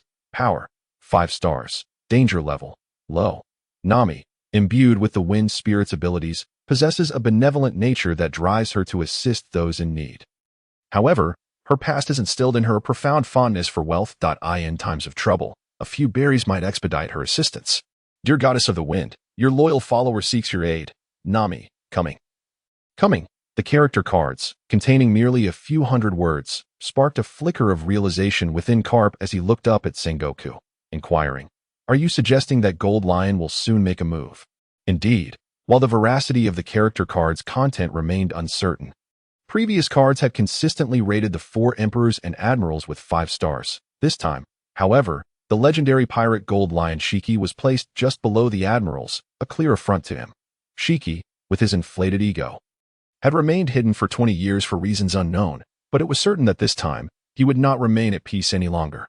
The juxtaposition of the 2 character cards clearly aimed to provoke Shiki into confronting the so-called heir of the wind spirit. However, based on my understanding, Shiki was more likely to seek trouble with this author instead. Sengoku calmly analyzed the available information. You suspect it is that author? No, that author is an ordinary person, residing in Fusha village for years. I suspect it is that birdman who constantly clamors for a great scoop. This time, we have another opportunity to capture Shiki. Sengoku's gaze was resolute. Years ago, in a bid to escape impelled down, Shiki severed his legs, breaking free from the sea stone shackles, and became the first successful escapee since the prison's inception, delivering a resounding blow to the Navy and the world government. After escaping, Shiki vanished from sight for 2 decades, leaving his ambition shrouded in mystery. With a chance to eliminate this looming threat now presenting itself, Sengoku would not let it slip away. You will return to the East Blue to monitor the situation, and take Akiji with you. In the mind of Sengoku, the memories of the 3 formidable generals swiftly replayed. Akainu, as a quintessential hawk, remained vigilant in the new world, closely monitoring the movements of the 4 emperors, ever poised to initiate a grand conflict. Meanwhile, the elusive Kizuru, known as the Lazy King, was required to stay at Navy headquarters to respond to any unforeseen circumstances, leaving him with no room for choice. The personalities of these 3 top-tier powers made Sengoku's head throb with discomfort, and his old comrade, Garp, exacerbated the situation by remarking, "Sengoku, let us exchange my vacation for the conclusion of this mission. It would save me the trouble of back-and-forth travel, though dear. It has been ages since I returned home to see my grandson, that I wonder how Luffy is faring today." As for the girl mentioned in the magazine, purportedly the inheritor of the long-standing and mysterious wind spirit, that information had long been dismissed as nonsense in their minds. What mysterious wind spirit? They had never even heard of it. She was merely a fortunate girl who had consumed a Logia-type fruit. While Admiral Sengoku engaged in analysis and discussion, Shiki, concealed in the depths of the clouds above the East Sea, had also come across this magazine, despite residing in the clouds for 2 decades. This did not imply that Shiki was cut off from the world. His ability, granted by the float fruit, endowed him with formidable mobility, allowing him to maintain numerous pirate crews and thousands of subordinates. Providing ample channels for acquiring resources and information, this reckless fool, it seems the Golden Lion, have languished in silence for too long, inviting anyone to dare provoke me. After perusing the character card, Shiki was understandably incensed. He was renowned as a legendary pirate, equal to Whitebeard and Roger. Although he had aged, Whitebeard still bore the title of the world's strongest man. How could this damned author place him beneath a host of newcomers? Does the author even know his place? Shiki's forehead throbbed with veins, and his conqueror's haki radiated fiercely as he inquired of the captain of the pirate crew that delivered the magazine. "Do you know where the author is?" "Yes, he is in Logue Town," the captain responded, drenched in cold sweat, his body collapsing uncontrollably to the ground, his voice trembling, observing the disarray of his subordinate under his overwhelming haki. Shiki furrowed his brow. The strengths of these pirates, drawn to him, were indeed feeble. Apart from playing cheerleader, they were fit for little else, if only the old crew of the flying pirate fleet were still around. How could my ambition to dominate the seas be quelled? Retreating to a corner of the East Sea, seeking revenge on the basis of rare beasts. Gather the crew. Prepare to head to Logue Town. Shiki commanded, reluctantly retracting his haki. He intended to remind the sea of the terror of the legendary pirate, making those who dared provoke the lion aware of the consequences. Newsbirds flitted busily across various locales. Alabasta, Dressrosa, ambitious souls lurking in every corner, quietly biding their time, observed the world's shifts, silently amassing strength. A simple magazine tucked within a small newspaper had captured the attention of countless ambitious figures across the seas. All drawn to the East Sea, the weakest of oceans. Though this maritime expanse appeared calm on the surface, they all understood a grand spectacle was about to unfold, just as Roger's demise in the weakest East Sea would compel Shiki, who regarded Roger as a rival, to retaliate against the Navy headquarters. The author of this magazine ranking him beneath the admirals would similarly provoke his ire. They were unaware of whether Shiki would seek out the Logia user, deemed stronger than himself by the author, to prove that the magazine was nothing more than drivel. Yet, that author would undoubtedly await Shiki's vengeance, and to eliminate this lurking threat that had remained hidden for 2 decades. The Navy would not miss this opportunity. The Navy stood ready. The eyes of the world's underbelly converged. The residents of Logue Town remained unaffected, continuing their daily routines, lighting fires, cooking meals, and the fruit vendors along the roadside remained undeterred. Until that fateful day, the clear, sunny sky was suddenly obscured by a massive shadow, blocking the sunlight. The startled residents looked up, their pupils dilating in fear as they gasped for breath, unable to articulate their shock. It was not until a scream erupted from the crowd that their blank minds reacted, regaining their ability to vocalize. The island is flying in the sky. This bizarre proclamation drew more gazes upward, and chaos ensued among the crowd. Although Logue Town housed the execution platform of the pirate king Roger, it was not a tourist town. The relatively sparse crowd quickly dispersed under the Navy's command, seeking refuge in the nearest buildings, leaving the streets deserted. Colonel Smoker gathered the stationed Navy personnel in Logue Town. While he was acutely aware that Vice Admiral Garp and Admiral Akiji had long been lurking in the shadows, the gravity on Smoker's face did not wane. After all, they were facing a formidable adversary who had previously wreaked havoc on the Navy headquarters, even when Sengoku and Garp had joined forces. Since receiving this news, the pressure on his psyche had been unrelenting, especially upon learning that the catalyst for this incident was none other than the work of his neighbor, Mobai. Smoker felt an overwhelming urge to seize him and give him a thorough thrashing. Their animosity ran deep. Ever since Mobai's works had gained popularity, the young recruits at the base had become enamored with the virtual worlds of his stories, neglecting their training. What pained him further was that his little protege, Tashiji, had also fallen for those childish tales, rushing off to urge for updates whenever she had free time, leaving her with no time to assist him with the base's paperwork. Do you know how high those piles of documents can get? What kind of psychological toll could this impose on a child who is yet to turn 30?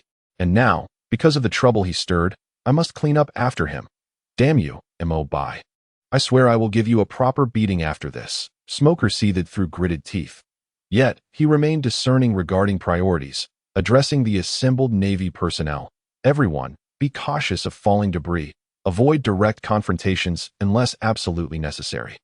Our mission is to manage the debris from above and provide timely assistance to the injured, minimizing casualties in this battle. As Smoker orchestrated the Navy's urgent dispersal into the hidden corners of Logtown, the floating pirate fleet finally completed its assembly. Following the tempest that was the Battle of Eitwald, Shiki developed a psychological aversion to extreme weather at sea and lost faith in traditional vessels navigating the waters. The experience of being at the mercy of nature during a storm left an indelible mark on him, leading him to trust only in the power he could wield himself. Nowadays, the everyday travels of the floating pirate fleet relied on the levitating islands granted by Shiki's float fruit. The dense cluster of floating islands overshadowed the sky, instilling a profound sense of dread in all who confronted such a sight.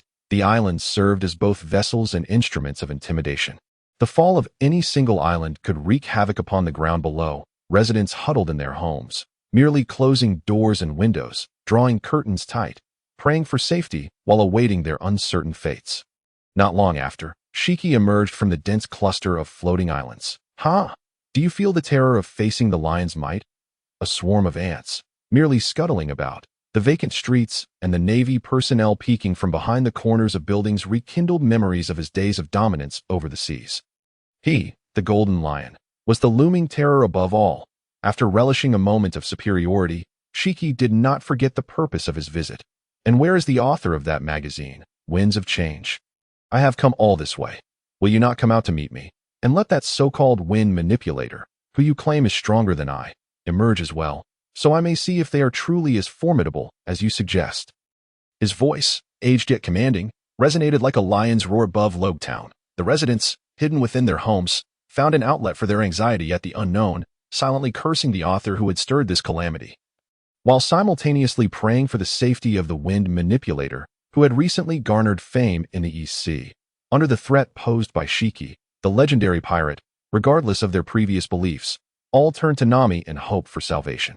Meanwhile, in a small building adjacent to the Navy base, Mobi appeared oblivious to the chaos outside, quietly seated on the sofa, engrossed in a storybook detailing the mysterious legends of certain regions. "Should I go out and handle this?" A melodic voice emanated from the kitchen. Nami, who was busy preparing lunch, poked her head out and inquired of Mo, but a sense of guilt and remorse had been haunting Nami ever since she had pilfered the mysterious crystal out of greed. This feeling intensified after she dealt with the notorious Arlong and his crew, leaving her with an inexplicable, burgeoning emotion. She yearned to apologize to the uniquely charismatic young man who had left a lasting impression on her and discuss how she might make amends. Yet she could find no trace of him. It was only when she stumbled upon a short story titled The Winds of Change that she was struck by the startling resemblance between its plot and the dream she experienced when she first acquired her powers from the crystal. She concluded that the author must possess knowledge of the situation and subsequently sought out Mobi in Rogue Town. Upon meeting the rightful owner once more, her feelings of guilt surged anew. She had never heard of such a powerful artifact and felt utterly incapable of offering anything of equal value and compensation. Thus, she decided to stay and engage in menial tasks within her capacity, hoping to alleviate her guilt while awaiting guidance from this crystal's master on how to make reparations. His bounty was to be regarded as part of her compensation. Mobi, nodding towards the kitchen, spoke in a calm tone that utterly disregarded the tales of the legendary pirate raging outside. Shiki loomed ominously above, growing impatient as he awaited action. The presence of an inconspicuous magazine writer was a mere inconvenience, one that did not merit prolonged waiting. Angering the lioness would come at a cost. From this day forth, Rogue Town would no longer be deemed necessary. If the so-called wind manipulator was as formidable as rumored, let her see if she could preserve Rogue Town under my command. With that, Shiki relinquished the powers of his floating island fruit, and the myriad of floating islands began to plummet rapidly under the force of gravity, leaving only one vessel-like island suspended at its original height.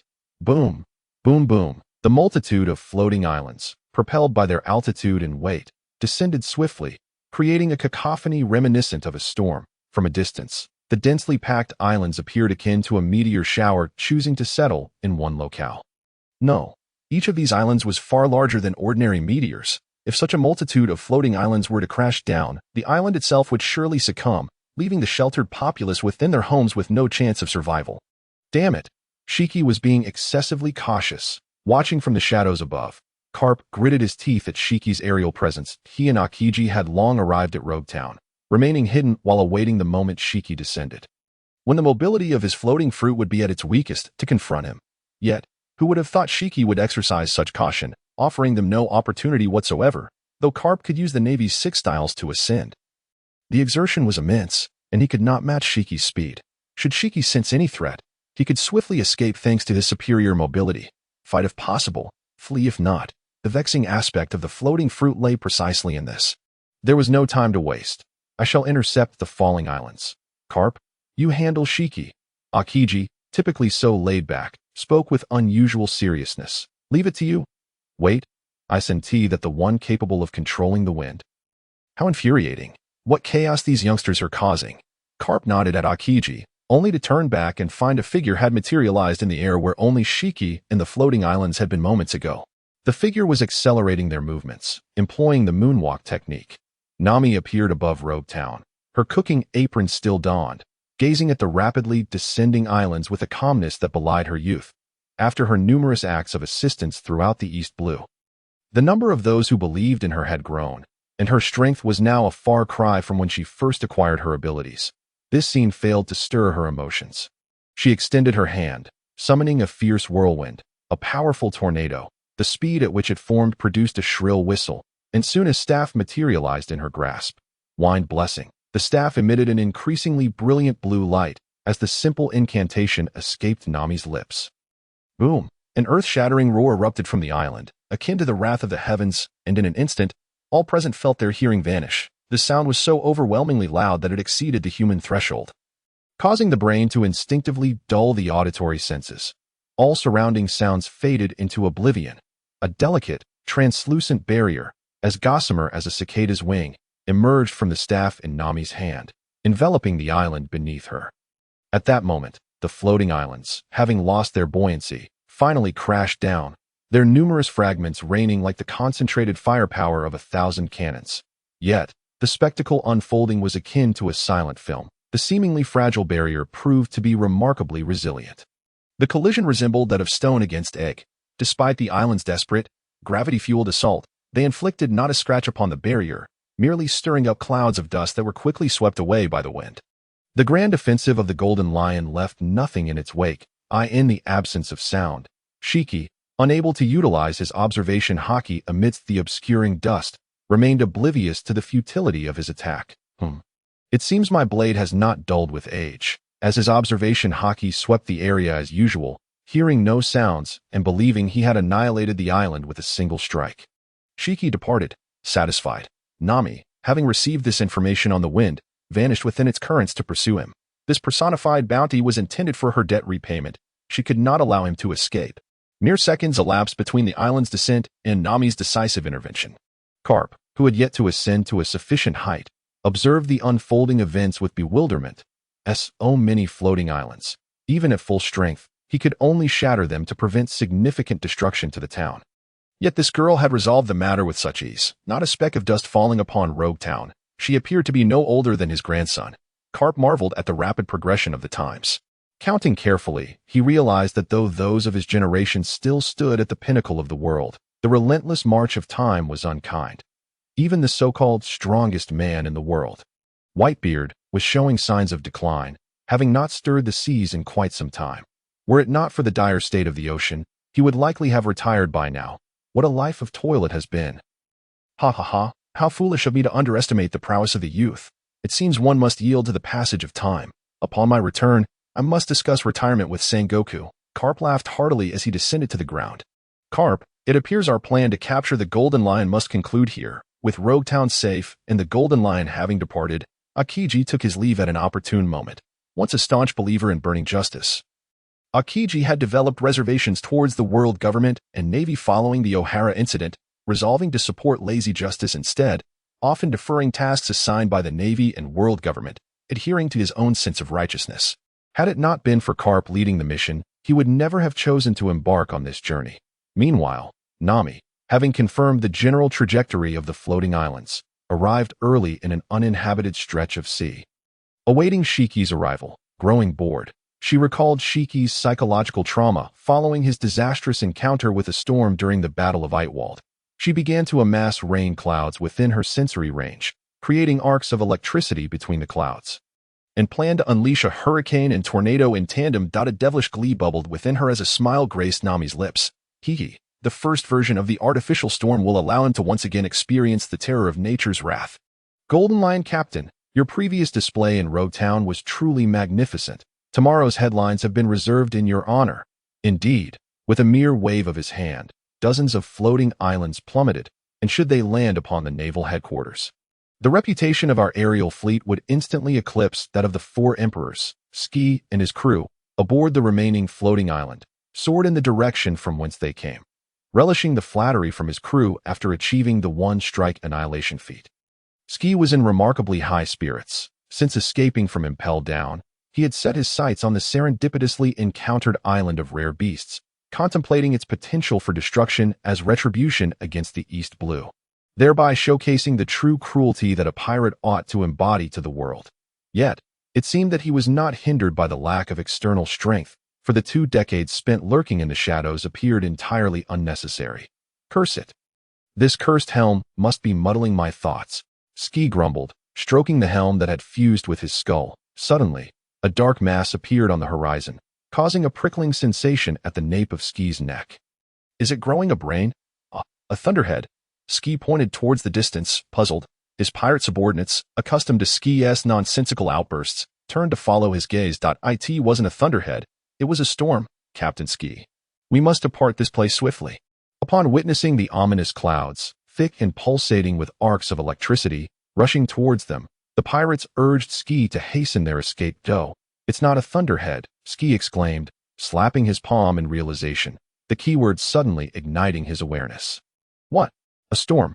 He maneuvered the floating island to an abrupt halt, preparing to retreat in the opposite direction. However, an unexpected figure obstructed their escape route. As the storm loomed closer, Shiki's heart raced, and upon recognizing the youthful, innocent face of the newcomer, he swiftly unleashed a blade of energy. There exists someone in this world capable of standing against me, the Golden Lion, but certainly not you, a mere girl. Remember this foolishness in your next life.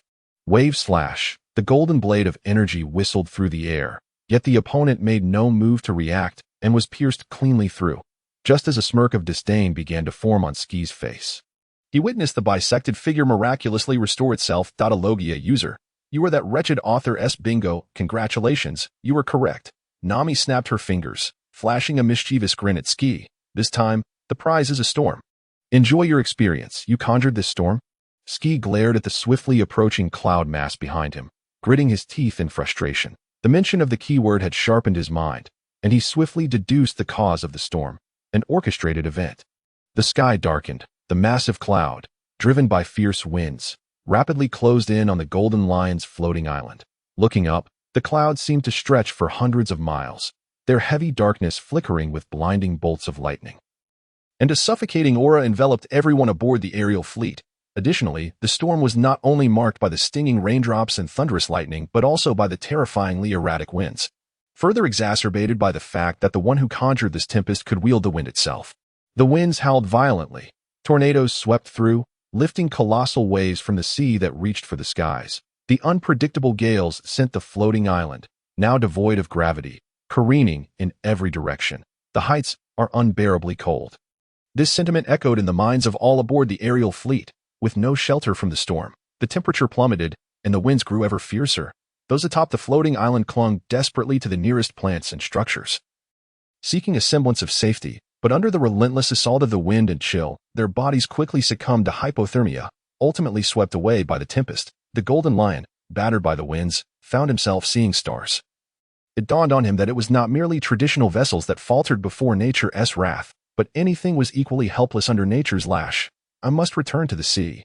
Feeling his body stiffen in the gale and his strength rapidly dissipate, the Golden Lion gritted his teeth, internally lamenting. Although remaining within the storm's range posed the risk of losing body heat, Nami, who had previously blocked his path, had yet to make a move after summoning the storm. Ensuring his escape would not be so simple, he resolved to retreat to the sea. At the very least, the loss of stamina would not be as swift as in the skies, and he would devise a plan to escape the storm afterward. With this thought, the golden lion struggled to guide the floating island downwards. Yet, no matter his efforts, the island remained ensnared by the whims of the winds, just as his consciousness began to blur. A thought struck him. To escape the wind's control, one must either utilize the terrain to find shelter from the wind or rely on one's own weight to resist it. His float fruit ability could allow inanimate objects he touched to lose their gravity and float. Cursed helm, how it muddles my mind. Shiki deactivated the buoyancy of the floating island beneath him, stroking his exceptionally clever head, realizing how simple the solution was and cursing the helm for impairing his intellect. Boom! The sea swiftly receded, creating a thunderous noise as the island, now bereft of buoyancy, descended rapidly, finally freeing itself from the storm's torment and returning to the ocean's surface, finally back to the sea. Shiki lay sprawled on the ground like a drenched rat, relishing the stability beneath him and the slightly warmer air compared to the heights, yet he could not summon any joy, previously tossed about by the storm like a spinning top. He had long since emptied his stomach of even the last vestiges of bile, and prolonged exposure to the cold had drained his strength. Breathing now felt laborious, having paid such a hefty price. He had merely returned to the ground. Escaping the storm above had become a distant dream, especially since the one who summoned it had yet to act. Damn it, I stepped into a cursed situation. With his swordsmanship still unused, Shiki felt despondent, resigning himself to fate. Let it be. I shall await my demise. In the face of insurmountable challenges, Shiki felt a wave of relaxation wash over him. Ha ha ha. I, the Golden Lion, have been defeated by a storm twice, defeated by a mere child from the East Blue. Is this truly the place that birthed Roger, where heroes and spirits converge? Noticing Nami standing before him, Shiki forced himself to muster some spirit and laughed heartily. Come, in my life, tread upon the corpse of the Golden Lion, and you shall surely ascend to the heights of the sea as a formidable warrior like Roger. True pirates fear not death. Lions are no exception. The creditors specifically instructed to bring you back alive, the Golden Lion. I generously seek death, but is it truly necessary to insult me in such a manner? The Golden Lion's blood boiled, rolling his eyes before fainting. But fainting is even better. It makes transporting you easier. Due to carrying the unconscious Golden Lion, Nami was unable to transform into wind to reach her destination and had no choice but to drag Shiki by his collar back. Although their speed was not slow, many onlookers witnessed the scene, and word of the Golden Lion's defeat and capture spread rapidly. Upon returning to Log Town and entering through the window of her home, Nami was met with the acrid scent of something burnt and an expressionless face. Welcome back. Let's have lunch together. The mundane words paired with the coal-like food on the table made Nami feel as though she had heard the whispers of a demon from the abyss. My apologies. I forgot to turn off the stove. Nami recalled her actions before departing and bowed her head in apology, only to suddenly catch sight of the sprawled figure of the Golden Lion on the floor. I brought back what you wanted for debt repayment. The bounty is 4.8 billion. Upon hearing the bounty of 4.8 billion, Nami's eyes sparkled with her greedy nature, only to dim almost instantly. So much berry slipping away from me.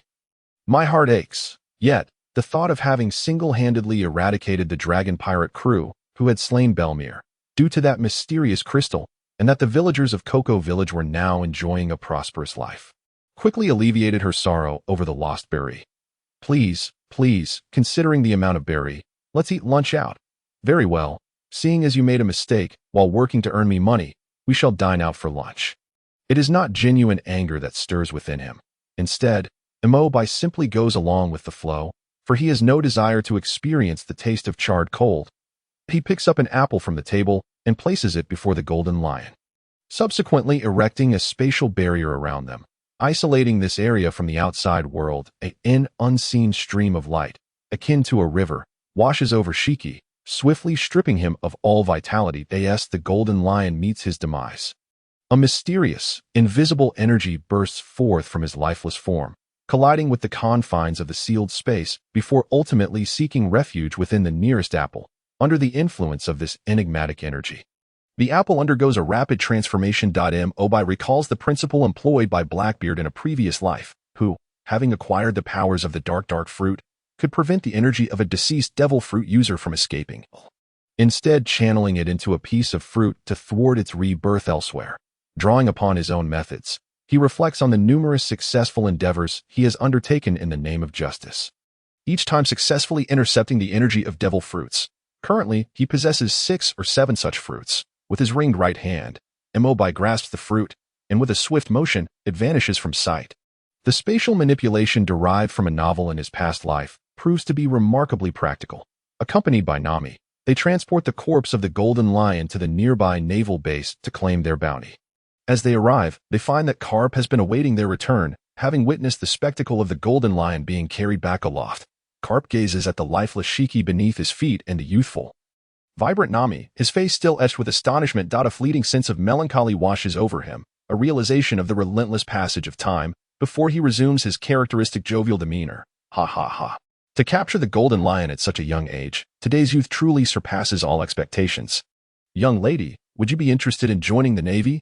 Thank you for the invitation, Vice Admiral Carp, but I have no intention of enlisting, Nami replies without a moment's hesitation.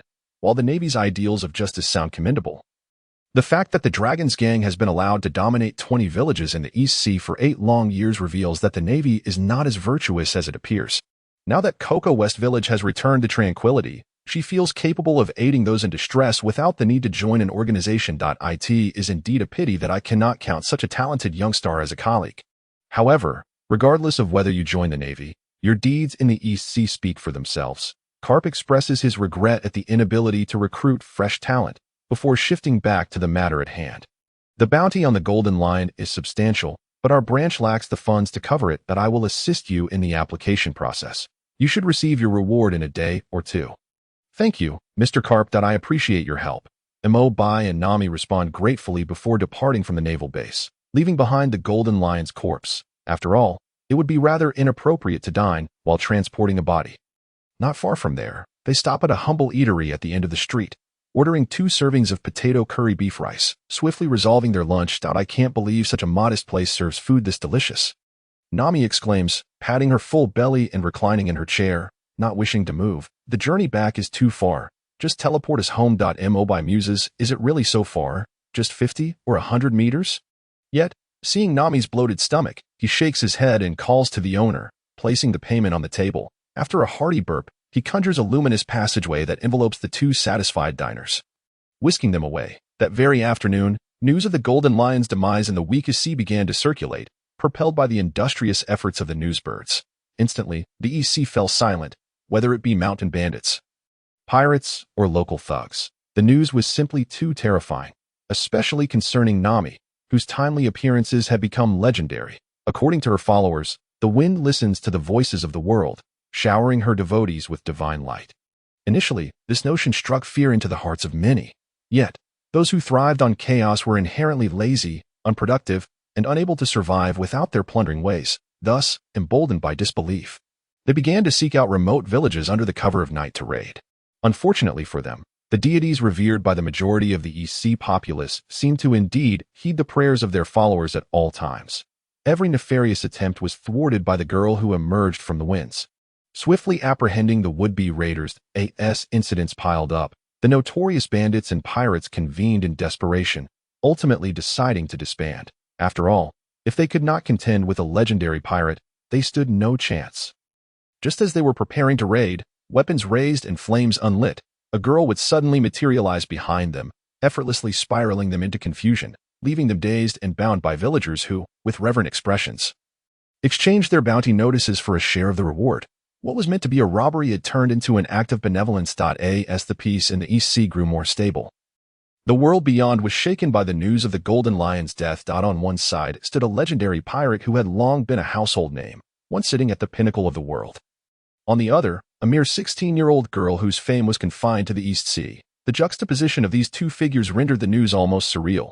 Yet, photographs of the deceased Shiki dominated the front pages, leaving no room for disbelief. Ambitious individuals racked their brains in vain until their attention was drawn to a particular magazine that first unveiled the girl to the world, which proclaimed her as the mysterious and ancient wind spirit's heir. In Alabasta, at the Rain Banquet Casino's top floor, Crocodile glowered at the newspaper's headlines. The wind, also known as the sky's wrath, he was dedicated to uncovering the whereabouts of the ancient weapon Pluton, and instinctively regarded this unheard-of force, capable of enabling a 16-year-old girl to slay a legendary pirate, as one of the other ancient weapons, Uranus, Frustration mounted within him as he awaited results, while news of Uranus's emergence reached him, causing him to chain smoke incessantly. Rivaling even the infamous cigar man, his anxiety was palpable, and naturally, his subordinates were not immune to his agitation. The Crocodile's restlessness transferred to Robin, the only one present capable of deciphering ancient texts. The tides of the sea are ever-changing, and our time is running short. In the New World, Dressrosa, the bustling streets of this resort destination, known for its love, passion, and toys, stood eerily quiet at night, contrasting sharply with the daytime's vibrancy and creating a profound sense of dissonance. Within the opulent chambers of the royal palace, Doflamingo, clad in a pink feather coat and cropped trousers, donned red sunglasses indoors. Should Imobi witness this scene, he would undoubtedly learn a thing or two about stylishly flaunting his flair. The mysterious and ancient wind spirit's heir, a deity. Those who strive to erase history and ascend to the divine must be restless now. He chuckled darkly. This world is becoming increasingly intriguing, unbeknownst to Imobi, who was occupied with a matter of greater significance. The strength of an individual could easily alter the fabric of reality. Yet, establishing an enduring order required the collective efforts of many. On White Soil Island, Baldigo, the Revolutionary Army's base concealed within the Grand Line, was meticulously crafted to remain hidden from prying eyes. Unremarkable to the point of obscurity, Imobi had passed by Missouri by road several times, and even with the eye of time, he could not discern its true nature. It was only upon encountering a group of vigilant individuals who approached him with an aggressive display of fishman karate that he felt compelled to assign a name to this desolate place beneath his feet. Subsequently, feigning defeat, he was captured and taken to the base, where, after some twists and turns, he finally came face to face with his target, the father of the protagonist, Monkey D. Luffy, and the leader of the Revolutionary Army, Monkey D. Dragon. On the island of White Soil, Baldigo, this desolate land, filled with yellow sand and jagged stones, was considered the greatest threat to the world government, a stronghold of the Revolutionary Army. Within the underground fortress, Imobi scrutinized the middle-aged man before him, who exuded an air of calm authority, his heart racing with uncontainable excitement. It was hard to fathom that in such a chaotic and crumbling era, there existed someone willing to challenge the corrupt and malevolent world government, advocating for a harmonious, free, equal, and dream-filled new world, and forming a revolutionary army to resist tyranny alongside nations and peoples oppressed by the world government. Such a revolutionary ideology was naturally deemed by the delusional world government, which longed to remain on its pedestal, as that of the most nefarious criminals. Gazing at the figure of Dragon, Imobi felt as though he were witnessing a parallel universe as Karl Marx. In that moment, the fervor of liberating all humanity ignited a fire within him. Meanwhile, Dragon had been observing Imobi since his arrival, puzzled by the passion that flushed his face upon seeing him. Could it be that the other harbored some peculiar inclination? Dragon shuddered at the thought, shaking his head to dismiss it. Even if the other had unusual tastes, it would hardly lead to infatuation with a middle-aged man like himself. Unable to unravel his confusion, Dragon decided to interrupt the fortress's tense atmosphere, as his aging heart could not bear the strain any longer. I wonder what Imobi, who orchestrated the death of the Golden Lion, thinks of our Revolutionary Army, Dragon said, intently scrutinizing Imobi's expression, attempting to glean something from it. Despite the other's seemingly gentle demeanor, the Revolutionary Army was still weak and could not withstand much turbulence. Thus, caution was paramount. The entire incident surrounding the death of Shiki had drawn considerable attention due to its association with the legendary Golden Lion, and naturally, Imobi's involvement had surfaced on the tables of various factions. However, all the information in Dragon's possession indicated that Imobi was merely an ordinary author. It appeared as though the Golden Lion could not tolerate a newcomer on the high seas challenging him and had been defeated instead. Everything seemed so absurd, yet when considering the Golden Lion's character, it did carry a hint of coincidence, and the logic was sound. Yet now, this seemingly ordinary Imobi had quietly appeared in the stronghold of the Revolutionary Army, bringing all clues back to the beginning. The Golden Lion had been plotted against. The inception of it all stemmed from that magazine, and the mastermind behind it was not as innocuous as he appeared. Relax, I harbor no ill intentions towards the Revolutionary Army. Dragon's voice brought Imobi back to reality. Not at all surprised to be recognized, he composed himself and replied with a smile, I merely chanced upon the Revolutionary Army's declaration of ideology.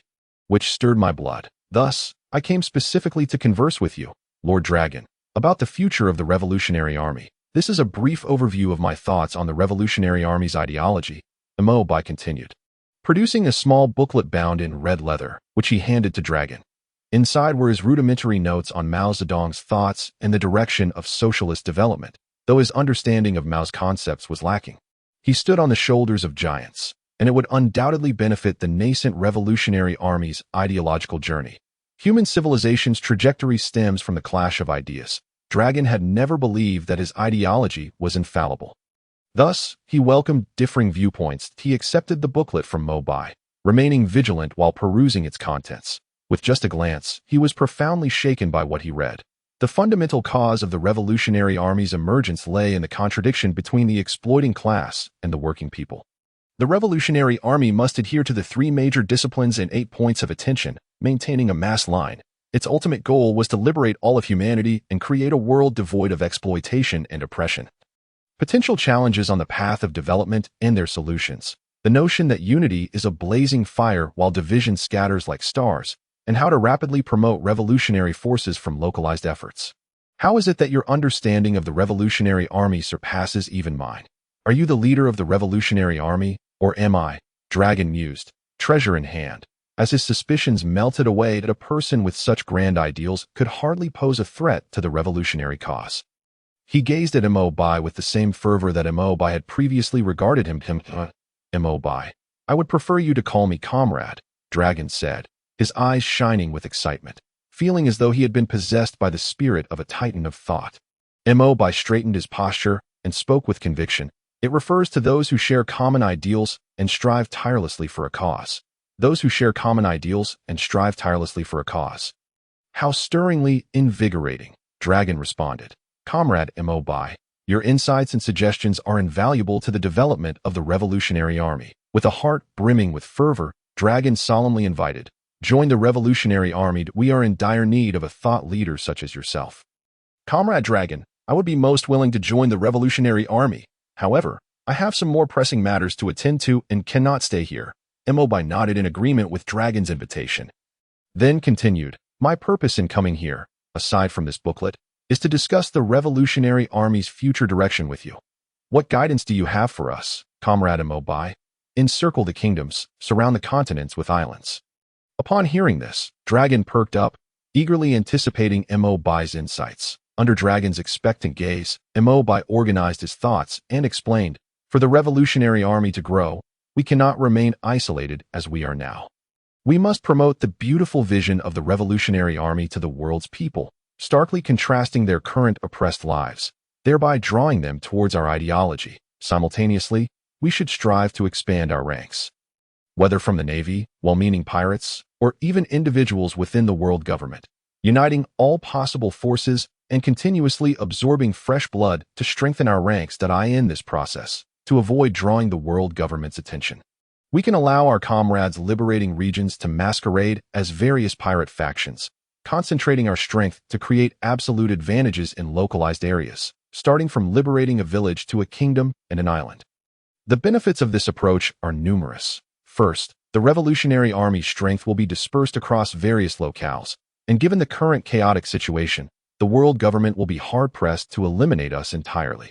Moreover, due to our scattered actions, any local disturbances will be minimal, making it difficult for the world government to notice, allowing for a peaceful liberation of regions without them realizing it by the time the world government becomes aware. The Revolutionary Army will have already grown and gained the strength to confront them. Mobai spoke passionately and confidently about his envisioned trajectory for the Revolutionary Army. This strategy, which had proven successful in his former life, was undoubtedly well-suited for the currently weak Revolutionary Army. Throughout thousands of years of history, every large-scale battle characterized by a smaller force triumphing over a larger one had relied on numerous localized advantages, ultimately impacting the overall outcome, a necessary result of standing on the shoulders of giants. Dragon was utterly captivated by Mobai's impassioned discourse on the development direction. The feasibility of this method was exceedingly high, while significantly reducing the cost of trial and error. Even if localized mistakes drew the world government's scrutiny, the losses would not adversely affect the overall developmental trajectory. though he felt an urgent need to act immediately as the leader of the revolutionary army. He forced himself to remain calm. In your opinion, where should we begin our development? East Blue, Enel replied succinctly. He began to elucidate his reasoning for this choice. The four seas, due to their relatively weaker overall strength, were deemed a paradise by those traversing the Grand Line. Currently, all factions' attention was focused on the chaotic New World, facilitating our actions. As the weakest of the four seas, East Blue had relatively weak pirate forces, and the world government's investment here was minimal, rendering it an ideal environment for our comrades to hone their skills, concentrating our efforts to establish East Blue as our most solid stronghold. Long nodded in agreement with Enel's assertion. The two then proceeded to discuss the intricate details regarding the Revolutionary Army's development in the East Sea, ultimately establishing a viable course of action. Comrade Dorak, I have another question. I wonder what your thoughts are on the current state of the Navy. After determining the future direction of the Revolutionary Army, Enel voiced a lingering doubt to Long, one that pertained to his strategic considerations regarding the legacy of their capabilities. The Navy, Long pondered for a moment, carefully choosing his words before responding. The Navy operates as a peacekeeping organization under the auspices of the world government. Historically, its recruits have predominantly comprised fervent youths from various regions, all yearning for justice, particularly in this tumultuous era, where most who join the Navy are either seekers of righteousness or harboring deep-seated animosity towards pirates. Those who unflinchingly enlist to confront the ruthless pirates do so under the banner of justice. Even the current high-ranking officials within the Navy express dissatisfaction with the world government's capricious treatment of their forces, as well as with the morally bankrupt celestial dragons whom the world government protects. However, faced with the relentless tide of pirates flooding into the New World and the formidable four emperors who dominate the seas, the Navy finds itself outmatched, necessitating substantial military funding from the world government. Thus, the Navy is caught between the world government and the pirates, striving to uphold justice to the best of its ability. As Enel absorbed Long's insights, he swiftly grasped why the notoriously anti-celestial dragon Vice Admiral Carp continued to serve in the Navy despite his disdain for those he deemed vermin. Enduring even the heart-wrenching sight of his grandson's demise without defecting, he began to understand why those in the Navy, willing to sacrifice their lives for justice, obediently followed the orders of the celestial dragons. The corruption of the world government was siphoning the very lifeblood of the populace, yet the pirates loomed as a more immediate threat, forcing the people to choose the lesser of two evils. In essence, would the Navy not impede our progress? In fact, once we develop to a point of threatening the world government, might they not stand with us? At least for now, it appears to be the case. I even suspect that the initial defection from the Navy to form the Revolutionary Army was tacitly approved by the former Admiral Sengoku. Everything has transpired far too smoothly, Long acknowledged. After all, the Navy's intentions to extricate themselves from control had indeed incited the world government's displeasure, creating an urgent need for a variable capable of altering the situation, an opportunity that the emergence of the Revolutionary Army fortuitously provided. Enel was left speechless. If the formation of the Revolutionary Army was indeed sanctioned by Sengoku, then this strategist was far more complex than he had appeared in the original anime. After resolving his queries, Enel declined Long's invitation to stay and departed from White Soil Island. Following Enel's departure, Long eagerly conveyed the Revolutionary Army's new 3 major disciplines and 8 points of attention. Subsequently launching the Spark Initiative, the Revolutionary Army on White Soil Island demonstrated remarkable execution, swiftly dispersing its ranks across the East Sea, organized and disciplined in spreading revolutionary ideologies of liberation, with hopes of igniting a conflagration of change in the future. In no time, the tide of revolutionary liberation began to take root across various villages and towns in the East Sea, with the forces flourishing that if Nami's arrival had instigated a profound deterrent against criminals in the East Sea, compelling them to cease their malevolent actions, then the revolutionary wave sought to dismantle the entrenched power structures that had long oppressed the populace, when pirates and bullies looted and harmed them. The people would actively pray to the winds for aid. Yet, in the face of the persistent oppression from the privileged elite, many resigned themselves to the belief that it was simply the way of the world. Choosing instead to endure in silence, the Revolutionary Army's actions aimed to eradicate this deeply ingrained acceptance of oppression from the collective consciousness, with both Nami and the Revolutionary Army working in tandem. The overall transformation of the East Sea was nearly complete. It was merely a matter of time before it evolved into the peaceful and idyllic vision Mo.Bai had imagined at this juncture. Intrigued, Mo.Bai shifted his gaze toward the protagonist, Luffy. His intervention had granted Nami the ability to control the winds, which in turn had allowed her to deal with the Arlong gang that had long plagued Cocoa West Village, resulting in the loss of a skilled navigator from the original crew. Simultaneously, with her newfound powers, Nami could hear the voices of the people praying in the winds. The pirates of the East Sea had fallen silent, leaving Mo.Bai to ponder whether Luffy would still find his original companions or if the absence of adversaries would render his adventures dull and uneventful. With a deep sense of curiosity, Mo.Bai's figure emerged from the spatial portal, descending softly into the clouds above the protagonist's crew. Is this what it means to mend the timeline? He mused, observing the merry-go sailing beneath him. To facilitate his predictions regarding the progression of events, he had taken a detour to the location where the original crew had boarded, only to find that, perhaps due to Nami's elusive presence, Usopp's hometown pirate captain, Buggy the Clown, remained dutifully acting as a butler in the wealthy Miss Kaya's household. To his surprise, even without assisting Kaya in thwarting Buggy's nefarious schemes, Luffy and his crew had still acquired the merry-go. At this moment, aside from Captain Luffy, Zoro and Usopp had already boarded the ship. To Mo.Bai's astonishment, with Nami absent from her role as navigator, it was Zoro, the notorious directionally challenged swordsman, who had temporarily taken on the responsibilities of navigation. Aren't you all worried about getting lost at sea under Zoro's guidance? Mo.Bai silently apologized for the act of abducting the Straw Hat Crew's navigator, unable to suppress a grin that spread across his face. His actions might very well cause the Straw Hat Crew to meander through the East Sea for several years. It was Zoro's first day as navigator, standing at the bow of the ship. Zoro scrutinized the nautical charts in his possession, selecting a general direction before adjusting the helm and commencing his training for the day.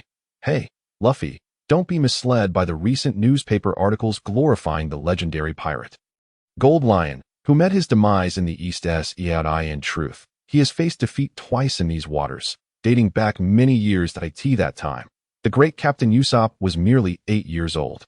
Newly aboard, Usopp lay on the deck, regaling Luffy with tales of his legendary exploits. With an audience that believed every word he said, he felt a sense of satisfaction. As the sun climbed higher, Usopp's exuberance led him to empty his reservoir of stories, and as lunchtime approached, he paused to help Luffy retrieve some provisions from the storeroom.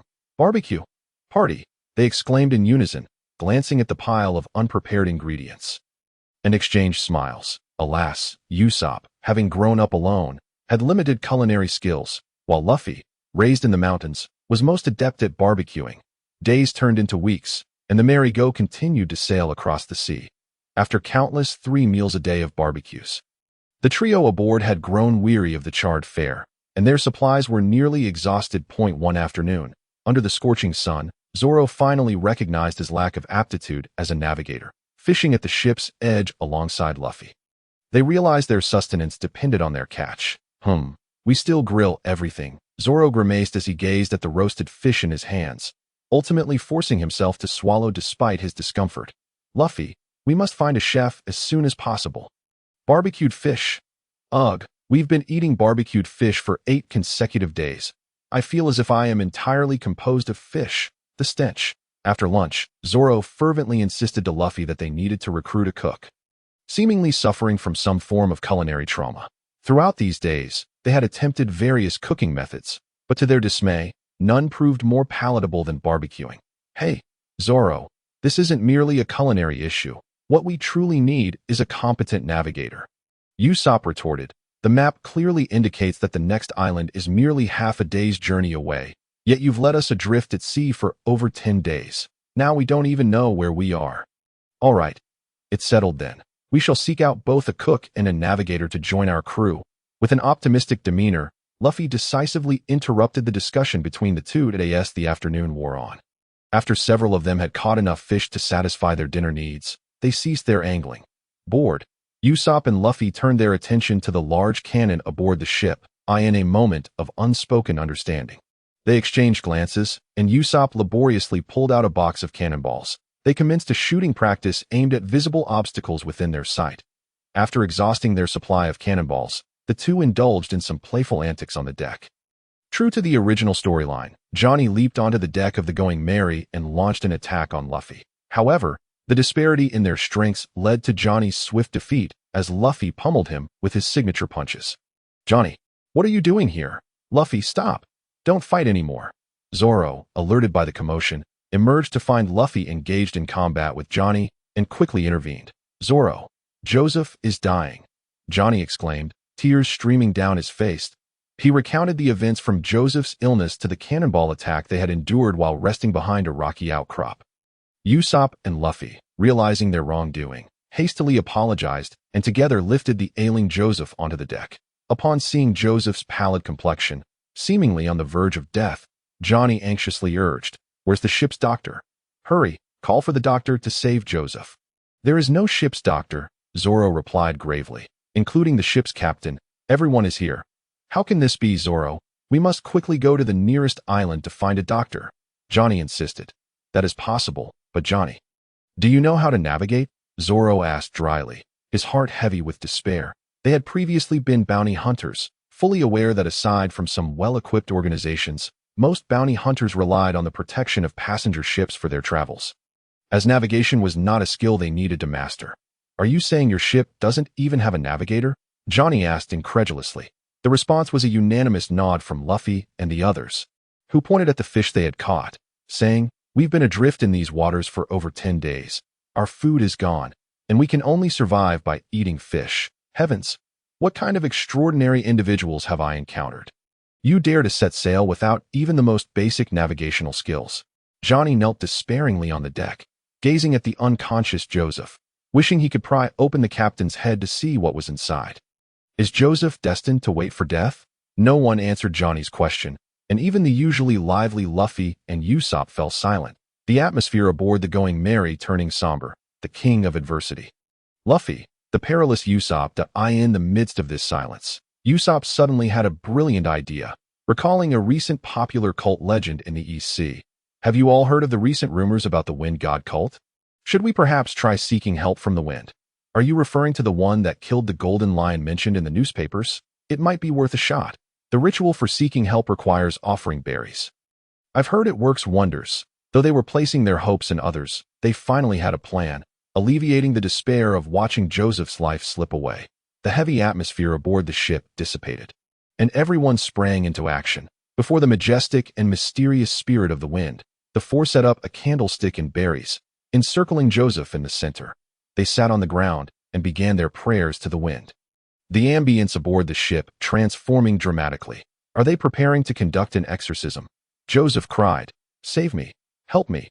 Meanwhile, Nami, who was tidying up in Low Town, suddenly heard a voice of distress carried by the wind, catching her off guard. Ever since news of Shiki's death in the East Sea spread, the region's security had reached a point where doors remained unlocked at night. The voices she heard in the wind were mostly prayers, and it had been a while since she last heard a cry for help. Without hesitation, Nami set aside her tasks, disappearing and reappearing on the deck of the Going Merry. First, she glanced quizzically at the thick clouds overhead, puzzled as to why they were hiding there, before taking in the scene before her, a pirate ship. Nami thought to herself, bemused in her experience, the time between hearing a plea for help and arriving on the scene was nearly negligible. So why was it that the only vessel nearby was this pirate ship? Where had the one in need gone? Upon looking closer at the deck, Nami's mind went blank. Corpses, berries, candlesticks, and a mysterious magic circle formed by a few people. What kind of evil ritual is this? The moment they laid eyes on her, the crew's expressions brightened. Did they mistake her for a sacrificial deity? "What are you doing, using a person as a sacrifice?" Nami's expression darkened at the atrocious scene, and a sudden gust of wind whipped around, causing the Going Merry to sway violently. Wait. It's not a sacrifice. There's been a misunderstanding." Usopp, driven by a strong instinct for survival, immediately jumped in to clarify. "Joseph is very ill, and we were calling for help to save him." "You are pirates?" "Indeed. Monkey D. Luffy, aiming to become the Pirate King." Hey, Luffy, shut up." Upon hearing the question, Luffy introduced himself eagerly. While Usopp swiftly covered Luffy's mouth, "We've heard of your exploits and know that pirates are usually your targets, but we truly are pirates. Usopp, trembling with fear, pointed at Johnny and Joseph, but they are bounty hunters. We implore you to save Joseph. Please, save Joseph. We're begging you. The others joined in, bowing in request. Nami gazed at the scene in disbelief. She could not fathom why a band of pirates would come to her for help to save bounty hunters. Were bounty hunters not meant to capture pirates for a living? How had their relationship become so amicable? However, considering that the figure hidden in the clouds had not intervened to resolve the situation, she assumed there might be a plan at play. Thus, Nami decided to assist them. All right, step aside. Let me take a look at the patient. Nami moved past them to Joseph's side and, with just a glance, placed her hand on her forehead in exasperation. What's wrong? Is Joseph? Johnny feared the worst upon seeing Nami's expression. You bunch of fools.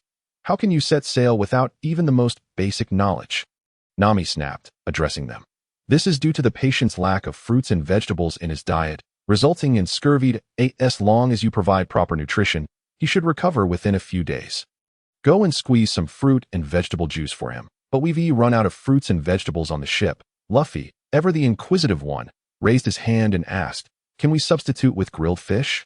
Idiot. Nami's forehead throbbed with veins, and she punched Luffy on the head, shouting, I've made it so clear. Fruits and vegetables. Nutrients from fruits and vegetables. What are you thinking?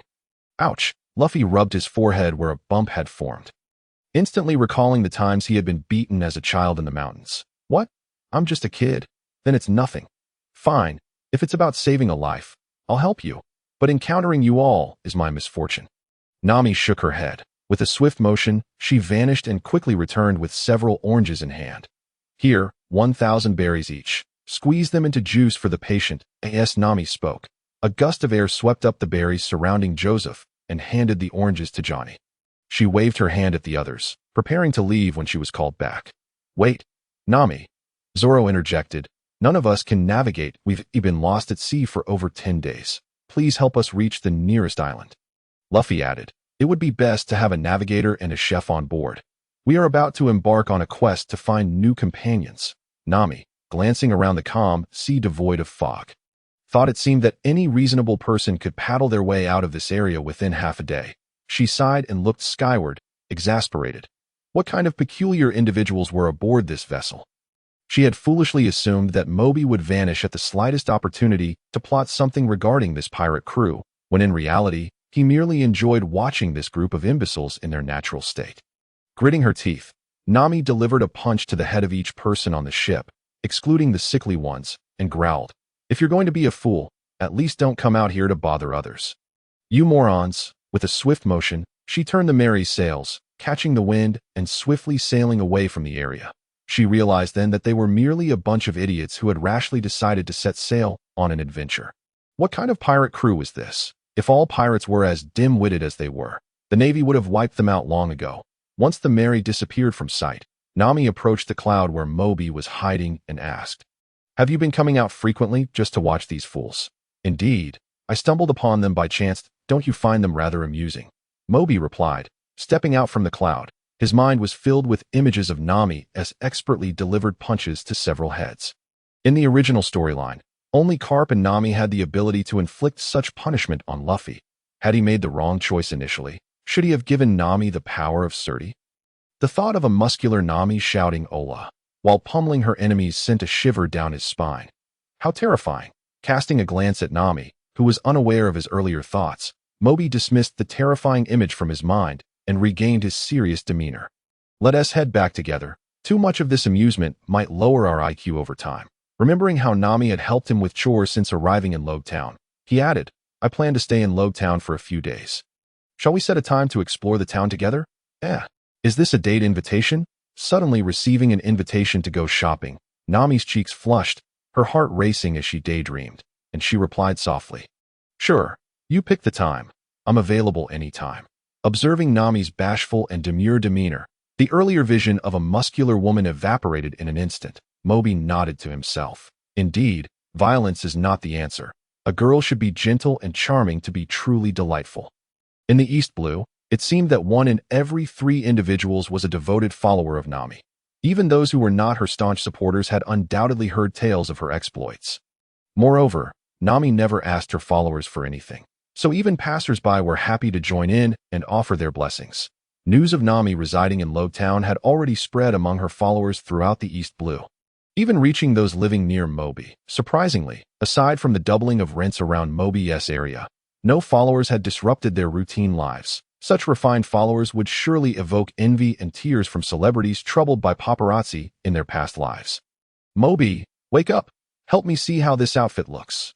Early in the morning, Moby was jolted awake by a rapid knocking on the door. Squinting at the time, he sighed in resignation that he should have anticipated that shopping with a woman would lead to trouble even before it began. Despite his regrets, Moby got out of bed at Nami's urging and endured over an hour of her personal fashion show. Initially, he managed to maintain his energy, as the spectacle was indeed a feast for the eyes. However, as time dragged on, his eyes began to glaze over, struggling to comprehend why he needed to comment on every color of the same style of clothing. For heaven's sake, buying so many colors of one design must cost a fortune. Well, it seemed that the new clothes piled up in Nami's room indeed came at no cost, as they had been secretly delivered by an unknown follower of a clothing business during the night, leaving Nami unable to return them. Remembering the shirt Nami had worn recently that had faded from washing, he decided it best not to interrupt her excitement. Thus, Moby forced himself to endure the onslaught.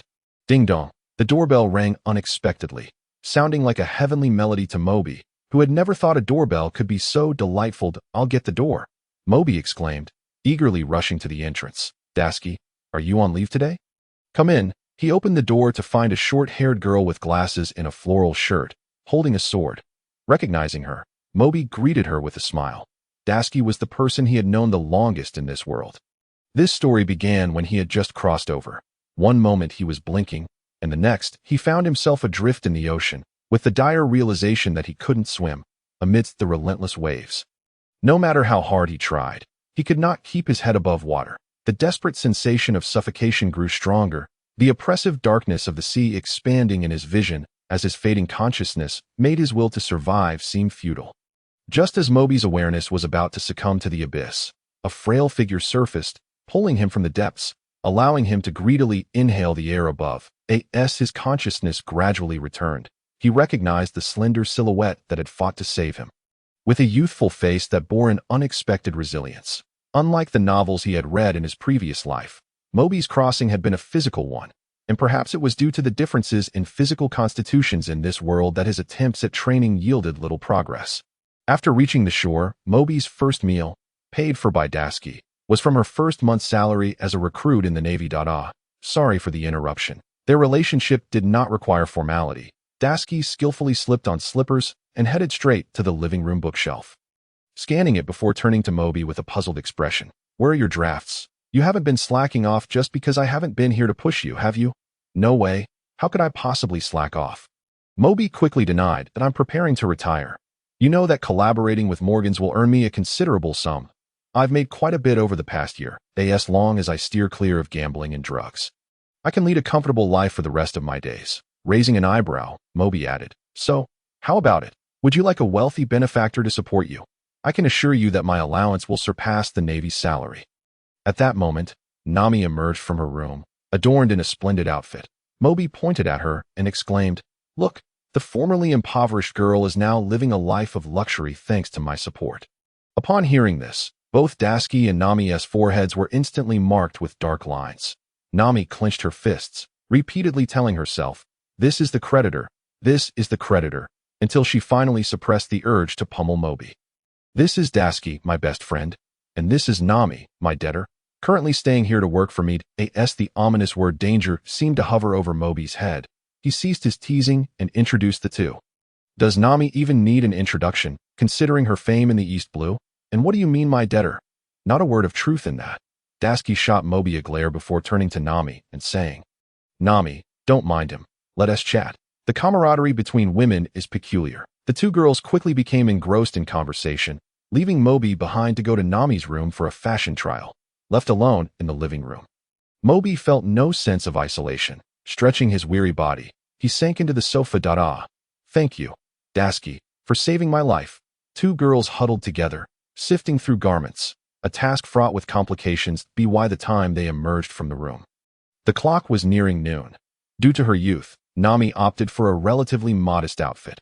a flowing white silk dress adorned with tassels, lacking the sultriness of her appearance 2 years hence in the original tale, yet exuding a playful elegance. Given their similar physiques, Shiki also selected an ensemble from the heap, a purple floral shirt paired with jeans, a choice more conservative than Nami's, yet undeniably sharp, with Shiki's arrival. Their previously planned shopping excursion transformed into a trio. They first ventured to a nearby eatery at the street's end for a meal, before meandering along the thoroughfare. They strolled. Vendors recognizing Nami offered her fruits and other delicacies, which she graciously accepted while still paying. The vendors, in turn, carefully tucked away the berries she handled as though they were cherished treasures. Such devoted and earnest followers. Town, as the final stop of the East Blue connecting to the Grand Line, boasted a thriving commerce, arguably the most prosperous in East Blue, with its streets brimming with an array of goods from across the region, clothing, crafts, delicacies, and weaponry.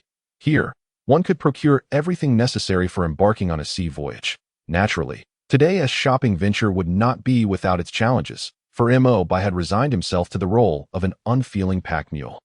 Oh, it seems I possess a spatial ring. With this thought, Mo felt a lightness envelop him, and he strode forth with renewed vigor. The ability to forego lugging around cumbersome shopping bags was indeed a boon for any shopper. Shopping truly is an art form unique to women. Unbeknownst to them, Nami and Shiki spent the afternoon browsing, while Mo trailed behind, appearing somewhat soulless. Despite the considerable time spent, they were not materialistic individuals. Much of their time was spent merely admiring the wares, and thus far, they had only acquired some snacks and a few charming trinkets. They wandered aimlessly along the street. A shop adorned with a vibrant red banner announcing a store celebration suddenly caught their eye. Shiki, let us go inside and see. Help me pick out some suitable accessories, Nami exclaimed, her eyes alight with excitement at the sight of the 20% store-wide banner. With so many outfits in her possession, she realized she lacked suitable accessories to accompany them. Upon entering the shop, the array of styles dazzled their senses. Opulent adornments crafted from various stones, shells, pearls, and precious metals demanded the attention of every woman present. Ignoring the two entranced by the spectacle, Mo made his way to the lounge area, collapsing onto a chair. This feels divine, he sighed, massaging his aching calves. He was certain that the shop's owner was a man. Before long, Nami and Shiki returned, their arms laden with freshly acquired accessories, handing Mo the shopping bags along with a mysterious black beaded bracelet. Today's our lucky day. We were the 99th customers, and the owner gifted us this bracelet. Shiki and I don't fancy it, so it's yours, Nami declared. To his surprise, it was rather attractive. This marked the first time a girl had gifted him something. Though complimentary, Mo accepted the bracelet with delight and adorned himself with it. After perusing the accessories, the trio followed Shiki's suggestion and explored a weapon shop. Their day of shopping concluded after enjoying dinner at a street vendor, marking the end of their outing. Opening the system panel, Mo noted, Host, Mo age, 18 years, ability, Star Realm Wanderer Bard, influence points, nearing 300,000. Upon returning to his room, Mo summoned his system panel to glance at his influence points. Considering the points acquired through defeating pirates, he found the rate of earning from subtly altering the world to be somewhat diminished. Well, it's close enough, he murmured, although he had mentally prepared himself upon crossing into this world. The thought of tirelessly assisting those in need throughout East Blue was rather disheartening. Influence points are inexhaustible, yet passively accruing them is undeniably gratifying. It was time to proceed to the next phase. Mo's finger traced the map as he mentally calculated.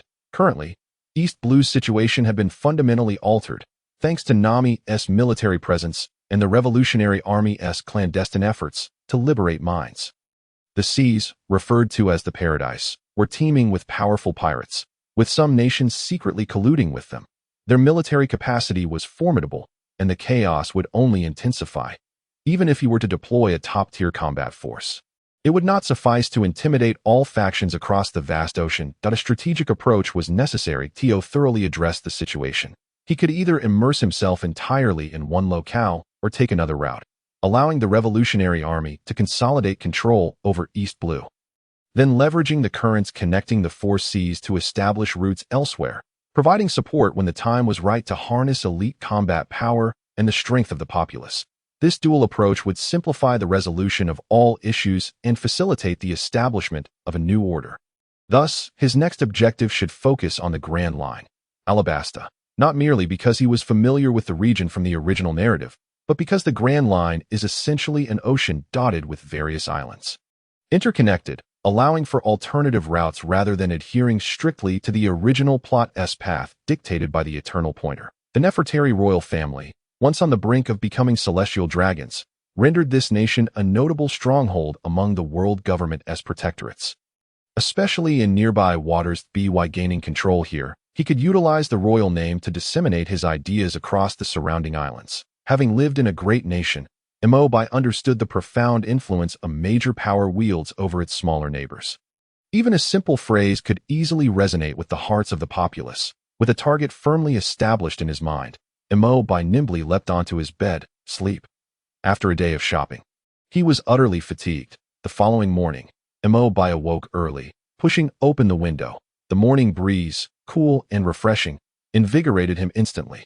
Not rushing into action, he first immersed himself in the system shop to acquire Fiona's legacy.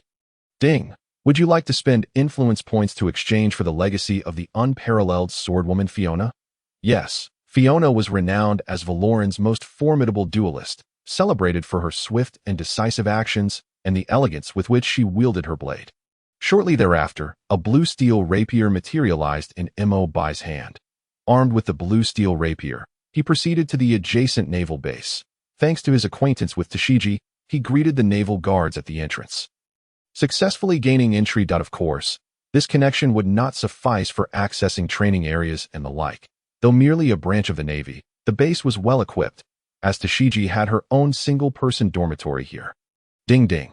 Arriving at Shiki's dormitory, Enel rang the doorbell. The day was still young, yet Shiki had already been awake for some time, her disciplined lifestyle as a naval officer evident. Enel. What brings you here so early? Shiki inquired, puzzled, as she opened the door. Since you and Nami gifted me something yesterday, I realized we've known each other for a while, and I haven't given you a proper gift. I thought I'd come to rectify that, Enel replied, waving the black bracelet on his wrist before presenting the blue steel rapier to Shiki. Knowing you're not like other girls who favor cute and pretty things, I selected this sword for you. This is a rapier belonging to a noble duelist, tailored for one-on-one combat, embodying honor and artistry. I am aware of dueling rapiers, but I believe the so-called dueling etiquette favored by nobles merely allows civilized individuals to revel in the illusion of nobility amidst slaughter. Shiki gazed intently at the before her, its blue steel and gleaming blade reflecting an aura of elegance. While it bore the appearance of an aristocratic weapon, it defied the traditional symbolism of ornate decoration crafted from precious metals and adorned with gemstones. This was a sword designed for the theater of war, where grace and lethal intent coexisted. Thank you for your generous gift. I truly adore it, Shiki expressed with a radiant smile as she accepted the blue steel. Driven by the ambition to reclaim all the renowned blades that had fallen into the hands of nefarious individuals, Shiki was undoubtedly a sword enthusiast. Although she may not rank among the strongest in this world, her passion for blades was unwavering. This exquisite sword, embodying both elegance and lethality, would bring her joy for an extended period. As she caressed the slender blade with her fingers, vivid images of herself engaged in duels began to materialize in her mind, circling her opponent. Adhering to the ritualistic movements dictated by the code of combat, akin to the graceful bows exchanged between dance partners before the waltz commences, that in stark contrast to the noble customs of duel etiquette. Battling ruthless pirates upon the high seas demanded a different approach, one focused solely on swiftly and effectively vanquishing or even slaying the adversary. Shiki shook her head, dismissing such fanciful notions of combat. But as she attempted to articulate her thoughts, a barrage of combat scenes erupted in her mind. There were duels characterized by respect for rules and etiquette, as well as lawless death matches. In these visions, the combatants always appeared sharp and refined, adeptly detecting their opponent's weaknesses the moment the fight commenced, swiftly delivering a decisive strike to eliminate them. In countless dueling scenarios, the victor emerged from a single decisive blow, standing at the pinnacle of technique as if forever destined to triumph. However, a new image emerged. The combatant faced an opponent who was shrouded in layers of concealment, The peculiarity of this adversary was not merely in their attire, but in the bizarrely dark purple hue of their hand, which bore only 3 fingers. This foe was no human. The opponent's 3-fingered hand clutched the sword hilt with an uncanny grip. The duel commenced without the customary waiting for an opening. Both combatants collided fiercely from the outset. The protagonist launched relentless attacks, yet the adversary effortlessly parried each strike, as if engaged in a playful tussle between an adult and a child. As time wore on, the protagonist's stamina waned, their sword arm trembling with each impact, until they were ultimately disarmed by a powerful thrust from their opponent. She had failed. This defeat was unprecedented in her numerous dueling encounters, and it was a thorough one at that. In the final moments of the vision, the concealed opponent refrained from continuing the assault. Instead, they discarded their sword and casually retrieved a blazing staff from the ground. The 3 fingers of their hand firmly grasped it, revealing to Shiki that this was their true weapon. The opponent was not even a swordsman. As the vision faded, Shiki felt as though she had mastered the myriad techniques of the dueling protagonist. She swung the sword in her hand, its familiarity striking her deeply. The ability to instantly acquire such combat prowess was beyond Shiki's comprehension. Yet, everyone harbors their own secrets, and she had no intention of inquiring further. Her focus lay elsewhere. Is this the experience of your previous master? From now on, I shall call you Waltz, as graceful as a dance, the blade of Waltz, Shiki murmured, gazing at the sword before looking up at Mo. By. Is it truly impossible for a woman to stand at the pinnacle of the world? She had discerned the gender of the vision's protagonist, noting that many opponents during the duels often cast their gazes below the protagonist's neck. Huh, why do you say that? Isn't your goal to reclaim all the renowned blades lost to villains? Why concern yourself with the world's pinnacle? Mo responded, a hint of confusion in his tone. To achieve the title of the world's greatest requires exceptional talent, effort, and opportunity. Gender is not a requisite factor. He added that I was asking for the previous master of this sword, Shiki replied. Upon hearing Mo's response, she caressed the blade of Waltz, her gaze resolute. Now that I wield this sword, I must endeavor to see if I can become the world's greatest swordsman. If I do not even dare to attempt it, it would be a disgrace to this very blade. While she was uncertain about her innate talent, she was absolutely committed to exerting herself. And as for opportunity, are you not my opportunity? With that, Shiki flashed a sweet smile at Mo. I truly love your gift. After presenting her gift, Mo departed from Logue Town, unconcerned that he had inadvertently introduced another contender for the title of the world's greatest swordsman. His primary objective in bestowing the legacy of the unmatched sword princess upon Shiki was to ensure she would not be defeated by Zoro in Logue Town, as her savior. He could not allow her to be bullied on his territory. Shiki was someone Mo had resolved to bring into his fold long before he acquired the system. Why bestow the legacy of the unmatched sword princess upon Shiki, especially when compared to Nami? One might ask. Nami is merely a worker. She moves wherever there is a fire in the East Blue, does she not? Shiki is currently operating in Logue Town, and granting her the legacy of the unmatched sword princess serves to empower her for self-defense. Besides, who said one can only inherit a single legacy? Times are tough. After all, in a nation where a royal daughter could frolic with common children, Alabasta had long enjoyed the favor of its citizens, particularly prior to Crocodile's implementation of the ideal country operations. As one of the 7 warlords of the SEATO resolve Alabasta's issues, it sufficed to eliminate Crocodile, who sought to procure the ancient weapon Pluton. However, Mo aimed for more. He sought to restore tranquility to the Alabasta kingdom, while simultaneously amassing influence that in terms of impact on the world. Securing a territory was undoubtedly less direct than altering historical events. Moreover, fortune smiled upon him, for he had an archaeologist at hand to assist in his plans. Ding successfully spent influence to exchange for the Desert Emperor Azir's legacy. Azir was a mortal emperor from ancient Shurima, a figure who stood at the pinnacle of a mortal myth. His hubris, however, led to betrayal, and he was slain at the moment of his greatest triumph. Now, thousands of years later, he was reborn as an ascendant of boundless power. The city of Azir had risen from beneath the sands, and he sought to restore Shurima to its former glory. Given Alabasta's status as a desert kingdom, Mo immediately opened the system to exchange for the Desert Emperor Azir's legacy. Subsequently applying it to himself, he felt the ascendant power surge within him. The the sands began to dance, manifesting a soldier of sand clad in armor before him, exhibiting a resolute countenance and fervent loyalty in its eyes. Your Majesty, the sands heed your will. Glory be unto Shurima, boomed the soldier's deep, resonant voice that it possessed its own soul. Realizing that this sand soldier had its own consciousness startled Mo by, prompting him to summon another. The same scene unfolded once more. Forever shall we follow your Majesty. Glory be unto Shurima. The sand soldier knelt, its gaze toward Mo by brimming with fervor. Do you possess names of your own?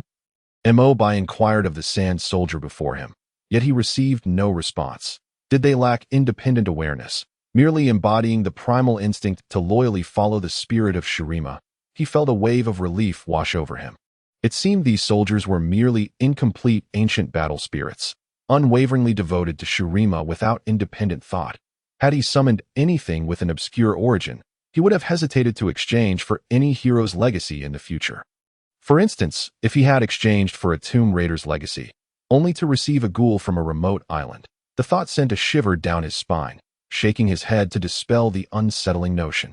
A wicked grin spread across his face. You can transform into sand. I can manipulate sand. Crocodile, your emperor has returned. The great route, the Alabasta Kingdom. This is a nation predominantly characterized by its vast deserts, where oases and water sources are synonymous with life. However, this land has endured a relentless drought for 3 consecutive years. The populace, loyal to the royal family, struggles to survive in these harsh conditions. While rebellious factions raise banners to overthrow the monarchy, and daring sand pirates abound, the turmoil ignited by the scarcity of water has plunged the nation to the brink of disintegration. In the desert, a sand pirate, riding a desert vessel, desperately adjusts the sails, beads of cold sweat trickling down his forehead and into his eyes as he glances back anxiously. Faster, faster, he mutters incessantly, scarcely finding time to wipe the sweat from his brow. As the leader of the largest pirate tribe in the vicinity, he never imagined he would find himself in such a predicament, the root of which traces back a few days prior. A sandstorm had unveiled ancient ruins buried beneath the sands not far from his tribe. Once the storm subsided, the ruins were swiftly claimed by the nearest band of sand pirates, with their sheer numbers. They quickly cleared a passage through the site, uncovering gold, jewels, and various antiquities that brought them an unexpected fortune. The issues of food and water that once loomed large for other pirates seemed trivial in comparison. Just as he envisioned expanding his power and achieving greatness, he remained oblivious to the fact that their sale of antiquities had caught the attention of those with ulterior motives. 2 Devil fruit users appeared at dawn before the tribe, effortlessly breaching their defenses. Realizing the dire situation, he could only flee amidst the chaos. Yet, it seemed his pursuers had no intention of letting him escape. Boom! A small black orb, no larger than a sesame seed, hurtled towards him, resulting in a violent explosion that upturned the entire desert vessel. With no means of escape, the pirate's chances dwindled. We can negotiate, he shouted. Let me go, and this chest of gold is yours. He patted the box he had clutched even during the explosion, his eyes filled with anguish. Ha! An exaggerated laugh echoed from above as Miss Valentine descended before him, a mocking expression on her face. This uncle is truly foolish. Even if we kill you, this chest of gold will still belong to us. Isn't that right, Mr. 5? Mr. 5, sporting an explosive hairstyle, answered with action, digging into his nostrils to extract a small snack, squashing it into a ball before flicking it at the pirate. Boom! The pirate was obliterated, leaving only charred remains, while Mr. 5 approached and picked up the chest. Let us go. This was the last one who knew too much. Not far from the former pirate tribe, an underground ruin revealed part of its ancient visage. Within, Robin stood before an archaic stone wall, her fingers tracing the enigmatic symbols etched upon it, the air thick with the weight of history. Sunday, does this contain records of the whereabouts of the underworld king? Crocodile inquired. This marked the first time in his years in Alabasta that he had stumbled upon such a buried relic, and he was eager to discover if it held the answers he sought. The text inscribed here is of a script that has never before graced history, judging by the remnants left on the stone wall. It predates the ancient text of 800 years. I will require more time and additional research materials to decipher the meaning behind these characters. Robin caressed the mysterious symbols on the wall, her excitement palpable.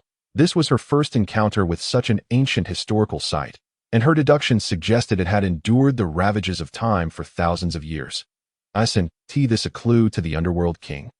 Crocodile lamented, displaying a profound disinterest in the annals of history beyond his singular goal. Wait, there's a discovery. Just as he prepared to leave the ruins, he spotted a section of text on an exposed structure that he could comprehend, one that had been instituted only after the establishment of the world government. Crocodile halted, manipulating the sand to unveil the text beneath. To the great and immortal emperor of the desert, I have never doubted the prophecy of Shandora's return from the sands of history. However, I believe this will be my last pilgrimage here, for a group of shameless usurpers, attempting to crown themselves as deities, are persecuting your remaining subjects, your bloodline descendant. Please forgive my weakness and inability. I have always believed that under your guidance, Shandora will again roam boundlessly, flourishing like the sun. Your incompetent 127th descendant, Robin gasped as she approached the newly revealed text, immediately realizing its implications if we calculate a generation as 30 years. This legacy spanning over 100 generations suggests that this ancient Shandora ruin could be nearly 4,000 years old. Meanwhile, Crocodile found himself ensnared in a whirlwind of thoughts. Prophecy, Shandora's return from the sands, and the notion of the desert emperor, and I am a user of the sand fruit, and no more pretense. I shall lay all my cards on the table. I am the desert emperor foretold to return and lead Shandora to glory and prosperity. Sunday, there are vast remnants of Shandora beneath the sands, and I believe studying history is a profoundly meaningful endeavor. Crocodile stated earnestly to Robin, the corners of his usually stoic face curving upward in excitement. In that moment, his interest in historical studies eclipsed Robin's. The subterranean ruins concealed beneath the desert were immense. Even with Crocodile's ability to manipulate sand and the assistance of all Baroque Works members. After 3 days of labor, they had only unearthed 2 temple structures. Sunday, has there been any progress in the deciphering? Crocodile inquired during a pause for rest, based on the analysis of the existing texts. We have managed to decode the general content recorded on the stone wall, Robin replied while observing the murals within the temple. Although she was aware that Crocodile had ulterior motives for harboring her, she chose to overlook many things in the pursuit of historical understanding. What have they recorded? Crocodile pressed, eager to learn the contents inscribed within the ruins. The initial stone wall documents that Shandora was once the most powerful empire in the world, with surrounding smaller nations as its vassals, possessing an unbounded and vast territory. In this nation, built upon the blood and tears of slaves, a stark class divide existed, with slaves even denied their own names. Until a great emperor emerged, Azard on the eve of his ascension, he announced a decree to liberate all slaves and grant freedom to all. During the ceremony, he was betrayed and ambushed, and the once thriving empire sank into the earth overnight. As Robin recounted the contents of the stone wall, her thoughts seemed to drift back to that historical epic, envisioning the great emperor who overthrew the old regime and liberated the slaves. What manner of emperor was he? The ascension ceremony, was it akin to the ritual depicted in the temple murals? Crocodile inquired, having seen only the peculiar ceremony portrayed in the temple's murals among the excavated ruins. The inscriptions reveal that Shandora possessed a mysterious ascension ceremony, capable of granting ordinary individuals boundless power and lifespans far exceeding that of mortals, transforming them into formidable divine warriors. Crocodile's words interrupted Robin's reverie as she approached the temple, her astonishment evident as she elucidated the text on the wall. Is this ability to bestow immense power and extraordinary longevity the result of a devil fruit, or is it a mysterious capability beyond such fruits? Crocodile's eyes sparkled with intrigue. Did he sense that he had stumbled upon something monumental? If he could harness this ability to produce a legion of powerful warriors, what need would he have for the underworld king? Defeating Whitebeard, he could ascend to dominion over the world directly. Moreover, it could grant individuals lifespans far beyond the ordinary. Whitebeard, aren't you old already? Follow me, and I shall bestow upon you eternal life. Crocodile mused upon the future in his heart, pondering the notions of pirate king, world government, celestial dragons, and the holy land in the days to come. This world would bear but one appellation, and that would be the domain of me. Sand Crocodile, dig swiftly, For my abilities inform me that beneath us lie at least dozens of temple complexes. With a heart racing with excitement and hands trembling, Crocodile, invigorated as if by a potent stimulant, did not forget to rally his subordinates as well. Addressing the members of Baroque Works, he proclaimed, "Once I uncover the secrets hidden beneath this relic, you shall all gain immense power and prolonged life." Transforming into divine warriors, thus began a fervent and passionate excavation effort. As one of the 7 warlords of the sea, bestowed with authority and privilege by the world government, Crocodile naturally attracted considerable attention. Initially, when the number of excavated temples was scarce, he managed to keep the information contained through his control over Baroque Works. However, as the discoveries multiplied, it became inevitable that their endeavors would catch the notice of those with ulterior motives. In the Holy Land Mariawa, the actions of Crocodile were reported to the 5 elders in their conference room. Damn it, I warned you that the warlords of the sea cannot be trusted. Now they are digging into the buried history.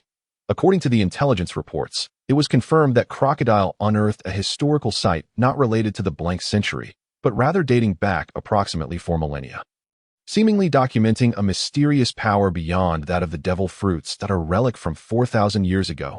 This exceeds the historical limits recorded in the world government's archives, a mysterious power beyond the devil fruits. This is intolerable. The world is deteriorating. Reports from the East Blue suggest that the so-called wind god, who killed the golden lion, is also not a devil fruit user. I suspect this could pose a threat to the world government and must be firmly kept in our grasp. In the conference room, the 5 elders voiced their opinions, and after a vigorous discussion, they reached a consensus.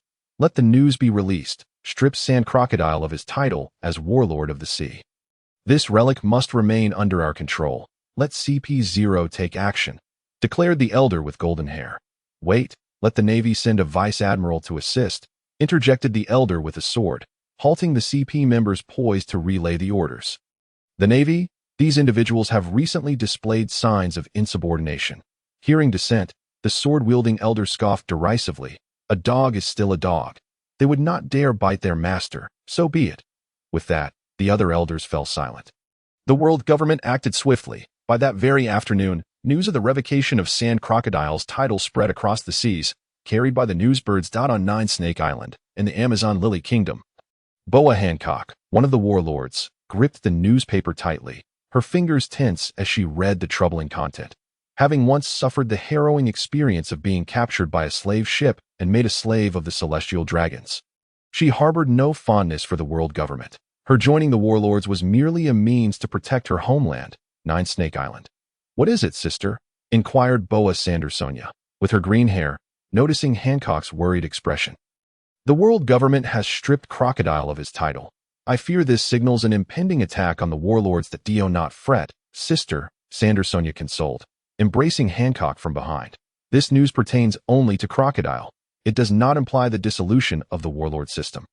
Besides, our crew stands firmly behind you. Do not burden yourself with undue stress. In Dressrosa, Doflamingo reclined in an exaggerated pose upon his chair. He dismissed the day's newspaper without a glance, relying on his own channels of information, which were far more comprehensive than what the public received. Have Virgo see if he can engage with the Navy regarding this world government operation, Doflamingo instructed his companion, Toripol. This is the second time I've heard of mysterious powers beyond the devil fruits. This world grows ever more intriguing. In the Alabasta Royal Palace, King Cobra was approached urgently by the acting captain of the Royal Guard, Jackal Gaka. "Your Majesty, good news. The world government has revoked Crocodile's title as Warlord of the Sea. They must have discovered his plot against Alabasta." Cobra took the newspaper from Gaka, excitement quickly dawning on his face. "Indeed, Crocodile's scheme cannot proceed any further. Swiftly contact Akaram and have Vivi return," Cobra exclaimed. Anxious for the safety of his only daughter, the sole remnant of his late queen, Gaka hurried to relay the message but soon returned with a troubled expression. "Captain Akaram reports that Princess Vivi has uncovered unusual activities within Baroque Works. It will be difficult to persuade her to return." Meanwhile, within the underground relics of Alabasta, Crocodile received the same news of his title's revocation. His expression remained largely unchanged upon receiving the report. Had he been overly concerned about the title of warlord, he would not have sheltered the notorious Robin, a girl wanted by the world government, in his quest for the ancient weapon Pluton. During this time, they had excavated over 10 temples, all clues pointing toward a relic that could bestow immense power and longevity. Even with the world government's imminent actions, retreat was not an option. This was a prime opportunity. Trouble would soon come knocking, and they must hasten their efforts. Crocodile proclaimed to his Baroque Works members, leading the charge as he activated the powers of the sand fruit. He maximized his abilities, causing endless grains of sand to flow under his command, revealing the hidden treasures beneath. He alone was worth the entire excavation team's progress. What is this? Suddenly, Crocodile's brow furrowed as he sensed an area beneath the sand that he could not manipulate. A clue has been found. Recognizing this unusual occurrence as significant, Crocodile called out to Robin, "Sunday, important clues have been uncovered here," as the sand was manipulated and flowed away, revealing the hidden forms beneath. He beheld soldiers made of sand. "Why are there grains I cannot control?"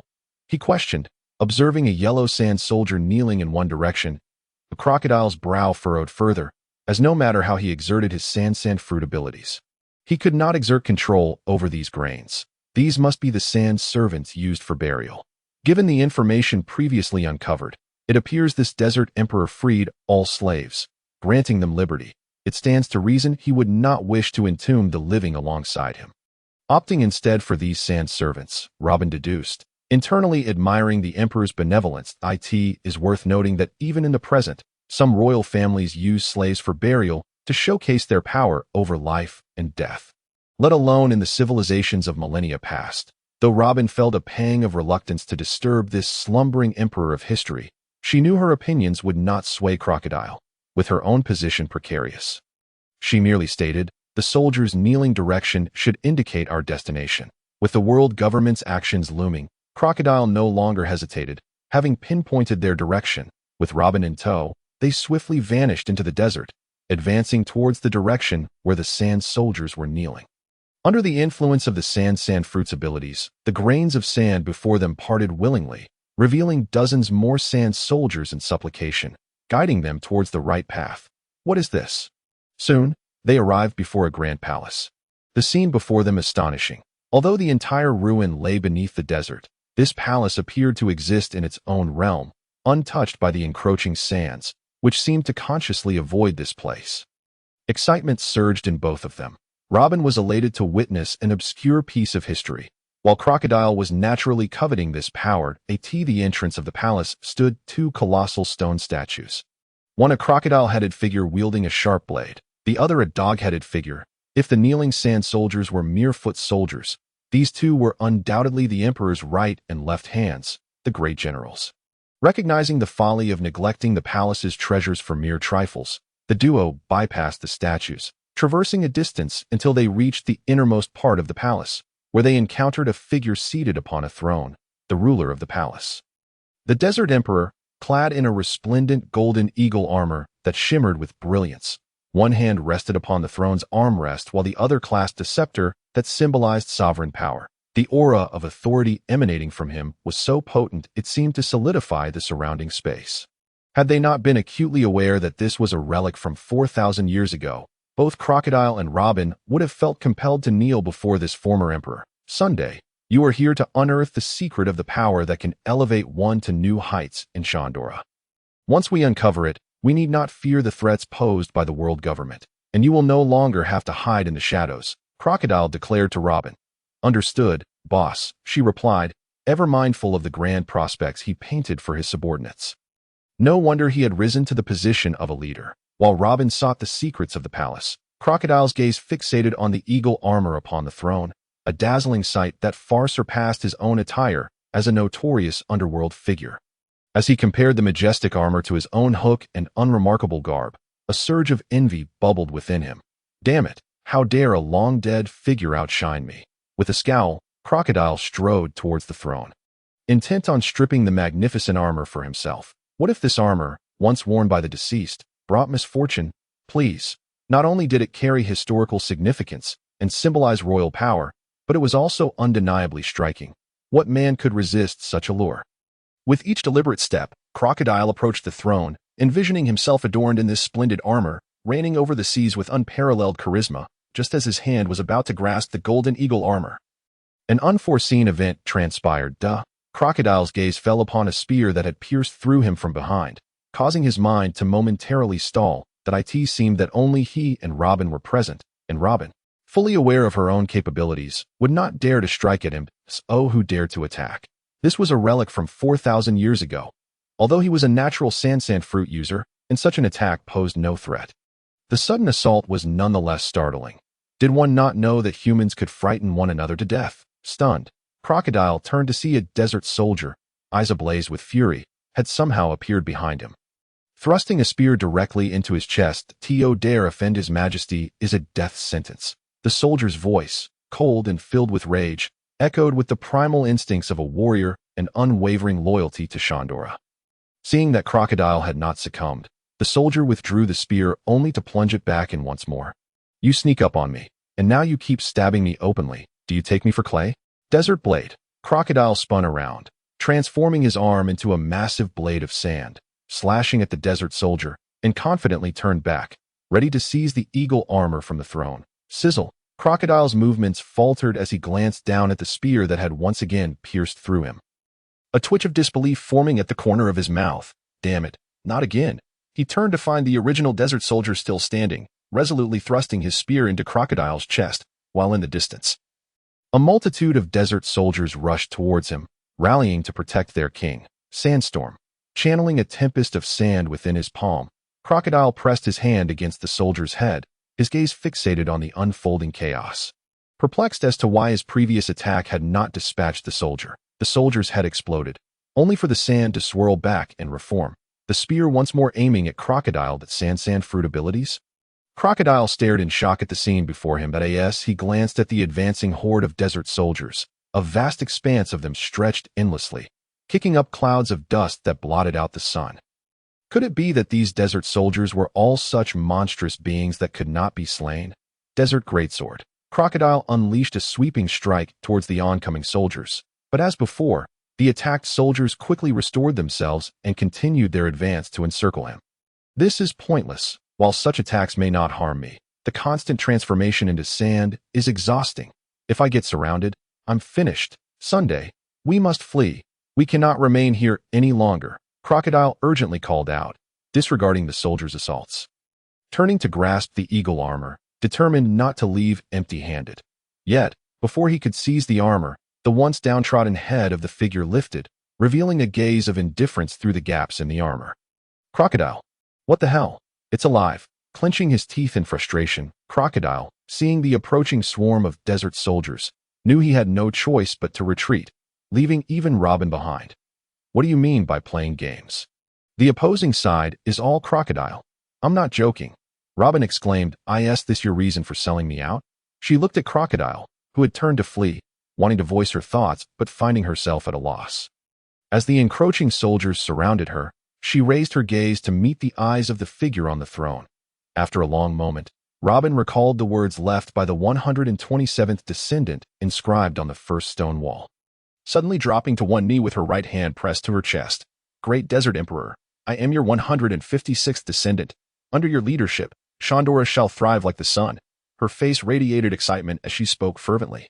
With 30 years marking a generation, this should suffice, right? By masquerading as his descendant, she hoped to evade danger. How clever of her! The figure, clad in eagle armor, regarded Robin's performance with a mixture of surprise and contemplation. It was indeed her cleverness that had allowed her to evade the world government's pursuit for so long. "You bear no royal blood." The words, devoid of any inflection, struck Robin's heart like a cold dagger. What would be the consequence of her deception being revealed? Her mind spiraled into chaos. Throughout her life, she had endured countless betrayals and had betrayed others, all for the singular aim of survival. The world seemed to harbor malice against her, and she pondered what wrong she had committed. She merely wished to live. Was this to be her end? It made sense. Even Crocodile, a warlord of the sea, had not hesitated to flee. What right did she have to expect mercy from the Desert Emperor? After years of relentless struggle, perhaps death would be a release. As she watched the eagle armor figure descend the steps toward her, Robin braced herself, awaiting the judgment from the Desert Emperor. What Robin could scarcely believe was that this Desert Emperor appeared to embody the compassion described on the stone wall, even though she had intruded upon his palace. He made no move against her. Witness the resurgence of Shandora. Everyone shall remember the name Shandora. The figure, cloaked in eagle armor, approached Robin, placing a hand upon her shoulder, turning to regard the thousands of desert soldiers rallying to their king. A sense of grandeur swelled within him as he gazed up at the sun disk suspended above the palace. Raising his arms, he proclaimed, "Return! Rise, Shurima! Your emperor has returned!" Boom, boom, as the voice of Imobi echoed. The ruins beneath the desert shook off the dust that had settled upon them. Rising once more to the surface, the sun disk within the palace floated gracefully in the air. The waters of healing flowed from the sun disk, cascading between the temple ruins, as one temple after another rose from the ground at Imobi's command to greet the sunlight. The ruins beneath the earth have emerged. On the surface, Crocodile, having just escaped from the underground palace, barely had time to catch his breath before the violently trembling ground drew his attention, revealing a breathtaking scene before him. How splendid! The ruins have ascended to the surface, and we need not continue digging in the sand. The members of the Baroque works, witnessing this spectacle, were overcome with joy and tears. God knows how desolate they felt after days of digging under such a blazing sun, their sweat pouring down like rain. Sharing a single bottle of water among several of them. What a cause for celebration! The dreadful toil of excavation has finally come to an end. Alabasta is a nation established amidst the desert. Except for the central area with its main city, most of it is an endless expanse of sand. At this moment, accompanied by a resounding roar and intense tremors, vast temples rose from the boundless desert, with the most prominent being the sun disk floating majestically in the sky. As the tremors gradually subsided, the waters of the oasis flowed down from the sun disk, connecting the various temples. The citizens of the city stood in awe, watching the unfolding miracle. Upon witnessing the continuous flow of oasis water cascading from the sun disk, they erupted in joyous exclamations. A miracle! The divine has come to save us. Water! How wonderful! We have water. 3 years. Even the plains could not withstand such prolonged drought, let alone our desert nation. The miracle before them was undoubtedly a life-saving grace. In the royal palace, Cobra gazed at the flowing waters descending from the sun disk high in the sky. Feeling an immense weight lift from his shoulders, he was well aware of the hardships endured by the people over the past 3 years of drought.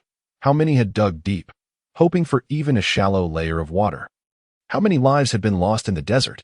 Yet the heavens had refused to grant rain, leaving him powerless. He did not know whether the sudden changes unfolding before him were good or bad. But at the very least, the people here need no longer live in fear of drought, no longer suffer the agony of thirst. The drought is finally coming to an end. Gaka, Bell, come with me to see over there. Suddenly, Cobra rose from his seat, gripping the armrests, and called out towards the outside. I am the law of the jungle. The struggle for water is a battleground of life and death. The 2 mightiest warriors of the royal palace must arrive at the site of the miracle before the citizens can access the water. At least this time, he can stand in front of the people. The members of Baroque works, facing this situation, were still elated at the thought of no longer enduring the inhumane labor. Hurry, a horde of monsters is about to emerge. Crocodile, however, was not dazed. His body transformed into sand as he swiftly approached his subordinates, his expression grave. Ignoring the elderly members of Baroque works, the remaining key personnel were his loyal subordinates, and he certainly could not abandon them so easily. Yes, boss. Hearing Crocodile's command, the members of the studio turned serious and began to flee, but their movements were still too slow. Before they could escape far, the sand beneath their feet coalesced into countless soldiers, surrounding them completely. Boss, you. The main members of Baroque works looked at the desert soldiers that had appeared before them and turned to Crocodile. It was well known that those with the power of the sand fruit could control yellow sand. And their boss, Crocodile, was indeed a user of the natural sand fruit. Previously, they had not understood why he had ordered them to run. But now, surrounded by desert soldiers, a single thought crossed everyone's mind. The boss intends to eliminate them. Is this a plot to hoard the treasure for himself? They never imagined Crocodile would be capable of such treachery. They all understood Crocodile's strength, their bodies tensed, gazing at him with disbelief. A bunch of fools. Crocodile quickly realized the misinterpretation of his subordinates' gazes, cursing under his breath, and fixed his eyes on the altar rising beneath the sun disk, saying, "The opponent possesses troublesome abilities. I cannot control these yellow sand soldiers." Upon hearing this, the gazes of everyone present shifted to the slowly rising altar. There, an eagle-armored figure stood alongside their vice-captain, overseeing them from above as the altar platform ascended, with the resurgence of Shurima. Either it shall rise or fall beneath its feet. Mo stood atop the altar, gazing down at Crocodile and the others surrounded by desert soldiers, against the backdrop of heavily armed forces and the shimmering golden eagle armor. The majesty of imperial authority, steeped in the weight of history, was fully revealed at that moment. He held no fondness for pirates, yet differed from Akainu's absolute justice. Those who commit heinous acts and employ cruel means rightfully deserve death. However, some pirates, driven to desperation and not excessively vile, should not be dealt with so harshly. Mistakes warrant punishment. After all, even in the previous life, the world's most punitive nations had established numerous workstations for sewing machines within their prisons. Given Crocodile's crimes of orchestrating a 3-year drought in Alabasta, should he fall into Mo's hands, he would be lucky to escape with his life. Naturally, such thoughts evoked no sense of benevolence within Mo. The essence of this statement was primarily to assert his superiority. Indeed, the Emperor's lines were delightfully flamboyant and undeniably cool. You wish for my allegiance. You are not worthy. If you were to divulge the secrets of Shurima that allow for ascension, perhaps I would consider taking the throne. Crocodile scoffed at Mo's invitation for allegiance, outright rejecting it. Though his ideal country plan aimed to create a powerful nation, he was a man who dared to confront Whitebeard. How could he ever be willing to submit? Then there is no other option. Mo was not surprised by this rejection, yet he felt a tinge of regret. It seemed he was not the kind of dragon that could simply shake his body to attract followers. Pointing his staff towards the encircled crowd below, Mo issued a command to the Yellow Sand soldiers. Soldiers, attack, kill. The desert soldiers surrounding Crocodile and his crew, upon receiving Mo's command, unleashed a deafening roar. Raising their spears and charging toward their target, dust billowed, and yellow sand engulfed the air. In life, they had been seasoned warriors, and in death, their unwavering loyalty to Shurima remained steadfast, infusing their very souls into the sand. Continuing to fight for their emperor, they were a group of undead soldiers, fueled by fervent belief. In the instant of collision, Baroque works crumbled under the overwhelming force of the assault, save for a few stronger officers who could barely hold their ground.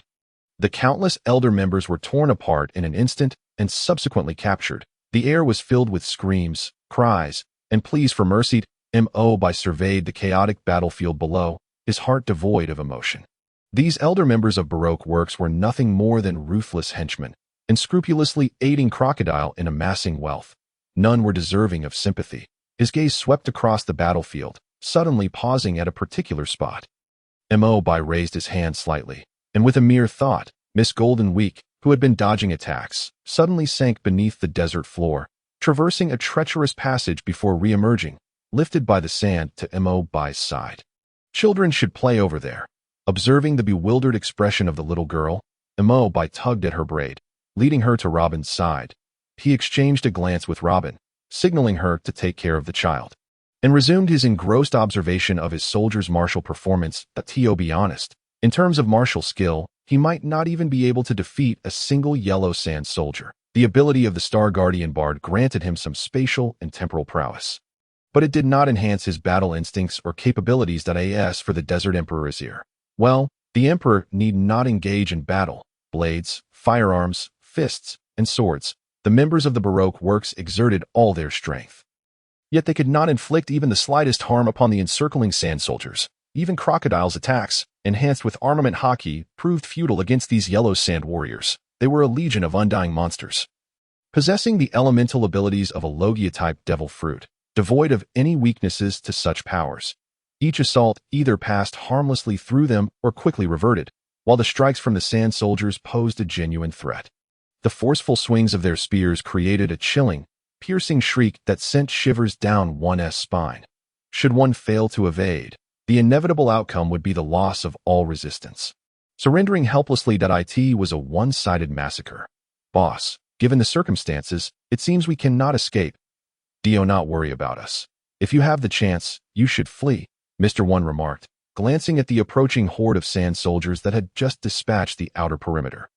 Then looking at his fellow Baroque works agents who were struggling to hold on, his resolute expression betraying no other emotions, Crocodile observed his most capable subordinate, Mr. One, hesitating, uncertain of what to say. The dream he had instilled in his followers was to overthrow Alabasta and establish an ideal kingdom. However, the true purpose behind this endeavor was known only to himself, and Vice President Mie de Single Lie had garnered the unwavering loyalty of his subordinates towards this dream, marking his success as a leader. Yet, on the eve of this dream's inevitable demise, he found himself troubled by the loyalty of those still steadfast in their belief, igniting within him a sense of obligation not to betray their trust. Water could halt the encroachment of sand. He could use the water connecting the temples to attack these sand soldiers. As Crocodile transformed into sand, he swept across the battlefield, using his golden hook to deflect a spear aimed at Mr. One's back. Deity that moment, he could no longer afford the luxury of concealing his vulnerabilities, addressing the remaining agents who were valiantly persevering. Upon hearing Crocodile's words, the struggling agents acted swiftly, as if grasping at a lifeline. Some used hats, others cupped water in their hands, and some even leaped into the trenches between the temples, attempting to drench themselves to pose a threat to the elemental sand soldiers. Yet, hope arrived swiftly, only to be dashed even faster. Miss Valentine's Day splashed water onto the sand soldiers. The dampened portions were quickly replaced by the dry sand beneath their feet, restoring everything to its original state. Water was rendered ineffective. They were immortal monsters. How is this possible? The agents of the Baroque works were rendered helpless upon witnessing this spectacle. Before them lay two choices: surrender early or endure a brutal beating from the surrounding sand soldiers before ultimately yielding. Mr. Point One, hold on for a bit longer. Crocodile surveyed the battlefield and instructed the bewildered agents, his narrowed eyes fixed intently on the figure of Mo by upon the altar.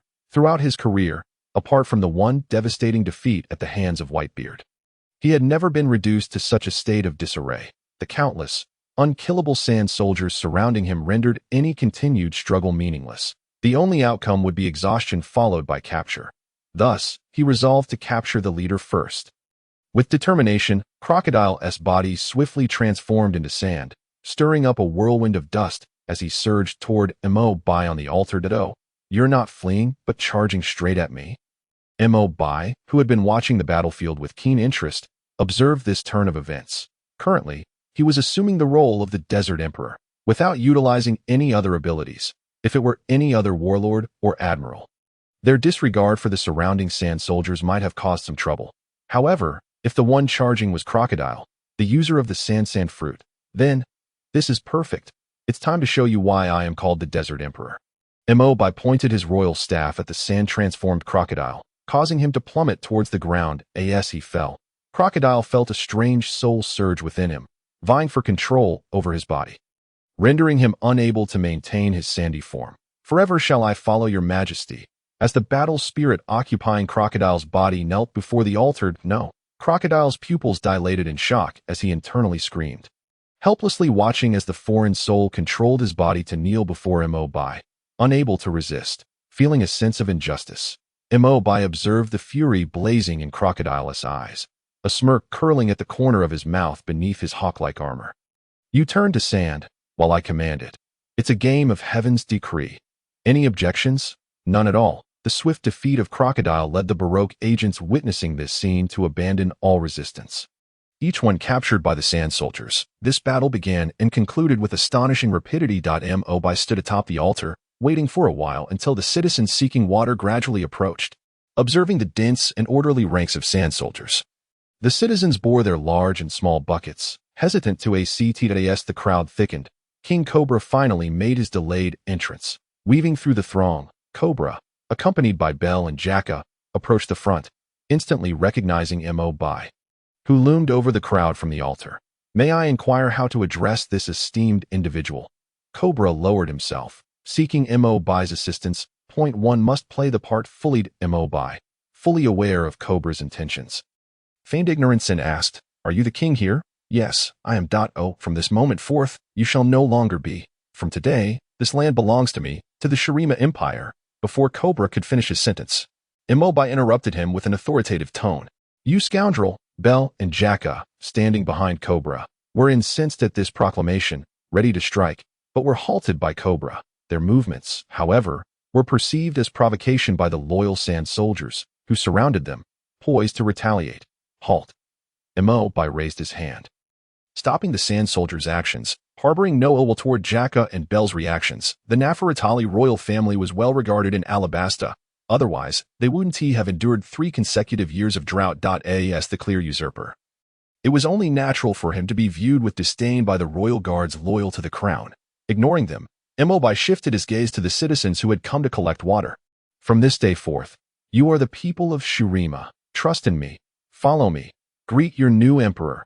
Greet your new emperor. His impassioned and commanding voice resonated in the ears of everyone present. Upon hearing these words, the citizens glanced at King Cobra, surrounded by sand soldiers, then looked up at Mo and the oasis water cascading from the sun's disk. Swallowing hard, they found themselves torn between loyalty to the Nefertari royal family and the promise of water.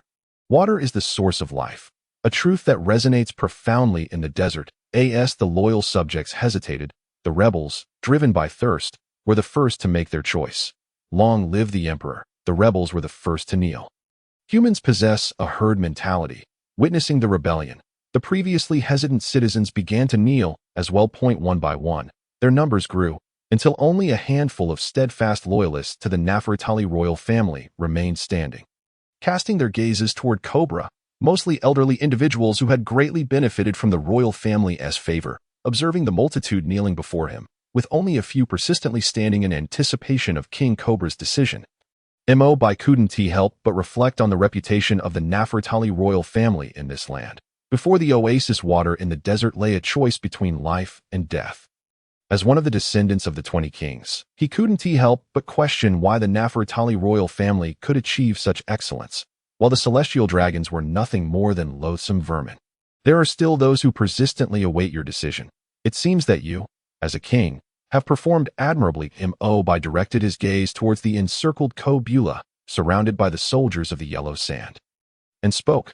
Let us see what choice you make next. Will you follow the rise of Shurima, granting your loyal subjects access to water and the hope of survival in this desert? Or will you cling to the title of royalty, falling alongside me at the feet of Shurima? Kobula turned to observe the crowd kneeling in desperation, yearning for water to sustain their lives, and then glanced at the few elders still standing, their eyes fixed upon him, tears brimming. Esteemed citizens, he began, your choice does not fall upon you, for it is the Nefertari royal family that has wronged you, leading you into this life and death predicament of water scarcity. In the name of the king, I hereby announce my final decree. The kingdom of Alabastan shall cease to exist from this day forth. You are now the people of Shurima. May you live well henceforth. Kobula bowed in apology to the gathered crowd, proclaiming his final command as king. Do not blame you, your majesty. Such calamities cannot be laid at your feet. With Kobula's decision made, the elders who had once stood in solidarity with the monarchy also knelt, though it remained unclear whether they bowed to the impending demise of the kingdom of Alabastan or to Mo upon the altar. Very well, congratulations on making the right decision, Mo interjected, breaking the discomforting atmosphere. Addressing the crowd below, he declared, now, everyone, go fetch water. Oh, thank you, your majesty. Thank you, Shurima. Upon receiving Mo's command to collect water, the surrounding populace erupted in cheers. Hurrying with buckets large and small towards the channels before the temple to draw water, the crowd dispersed. Mo's gaze landed upon the somewhat disheveled Kobula, and he remarked, you shall continue to manage the affairs of the state until I issue new decrees. Everything shall remain as it is. With that, he gestured for Robin, who was carrying a child, to follow him, and Mo departed the altar, heading back towards the palace above ground. Left behind, Kobula stared vacantly at Mo's receding figure, his mind echoing with the words spoken just before his departure. You have seized my kingdom, only to return its governance to me. What is the meaning of this? Are you jesting? King, what shall we do next? It was only when Jaka and Bel spoke from behind that Kobula regained his senses, addressing the two with resignation. What king? I am no longer a king. Yet, perhaps it was for the best. Currently, it appeared that this new emperor was not an unreasonable tyrant, and the kingdom would not suffer from water scarcity any longer. The days ahead would undoubtedly improve for the people. Let us return to manage state affairs. Kobula hurriedly arrived and hastily departed. Though he had lost his royal identity in the exchange, it did not bring him sorrow. Instead, he felt invigorated for the tasks ahead. the people of this land would finally be able to enjoy a better life. Jaka and Belle, why does it feel like we've forgotten something on this outing? Vivi, it's me. Save me. Upon returning to the palace, Missouri Bai, now seated upon the throne, regarded Robin, who entered with Miss Golden Week with keen interest, unlike the two youthful, playful girls from Rogtown who would require several more years to mature. The 28-year-old Nico Robin exuded an air of maturity and intellectual beauty, her black trench coat draping over a form-fitting purple lace dress, adding a layer of alluring mystery to her sophistication. It is no wonder that in his previous life, Robin enjoyed enduring popularity online. Her mature charm was exceedingly enticing to Mo Bai, an 18-year-old newly come of age. Would you be interested in becoming my queen? Mo Bai asked directly, forgoing any subtlety. Such a forthright declaration as Robin entered the palace, her heart raised in anticipation of her fate, under Mo Bai's scrutinizing gaze. She felt utterly at a loss. His sudden question rendered her mind blank, her heart skipping a beat. Was this yet another instance of lusting after appearances? Robin looked up at Mo Bai, who rested his chin on his hand. His eyes fixed intently on her, and her impression of him began to plummet. Having grown up hunted by the world government, she had witnessed far too much in her life at sea. Encounters driven by desire were not uncommon. As they faced each other for the first time, Mo Bai's words naturally led her to interpret the situation in such a manner, with no means to resist someone who desired her based solely on appearance. Robin had her own strategies to dissuade him. Intimidation or stalling. Your Majesty, to propose such a request upon our initial meeting seems rather abrupt. I believe we require more time to truly understand one another.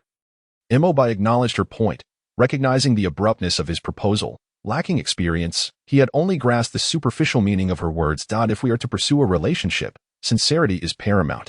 Allow me to reintroduce myself. I am Mo Bai. Please select a room in the palace to reside in. During this time, we can get to know one another better. With that, Mo Bai removed his golden eagle armor, revealing the youthful visage beneath. The contours of his body, reshaped by the power of ascension, appeared more refined, a rarity in this world renowned for its exaggerated physiques. The regal aura that had enveloped him dissipated, leaving only a gentle warmth that felt like a spring breeze. My queen, his earnest words were like a soft caress, and Robin, seasoned by life's experiences, instantly recognized that he was but a naive boy lacking in romantic endeavors. The abruptness of his earlier approach faded in her mind. His exceedingly youthful face radiated a gentle aura, starkly contrasting with the authoritative presence he had exuded while clad in armor.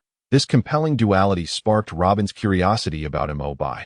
How could such opposing qualities coexist within one individual? Robin, under Mo Bai's gaze, reciprocated the scrutiny, her eyes unreservedly probing his being, striving to comprehend the enigma before her.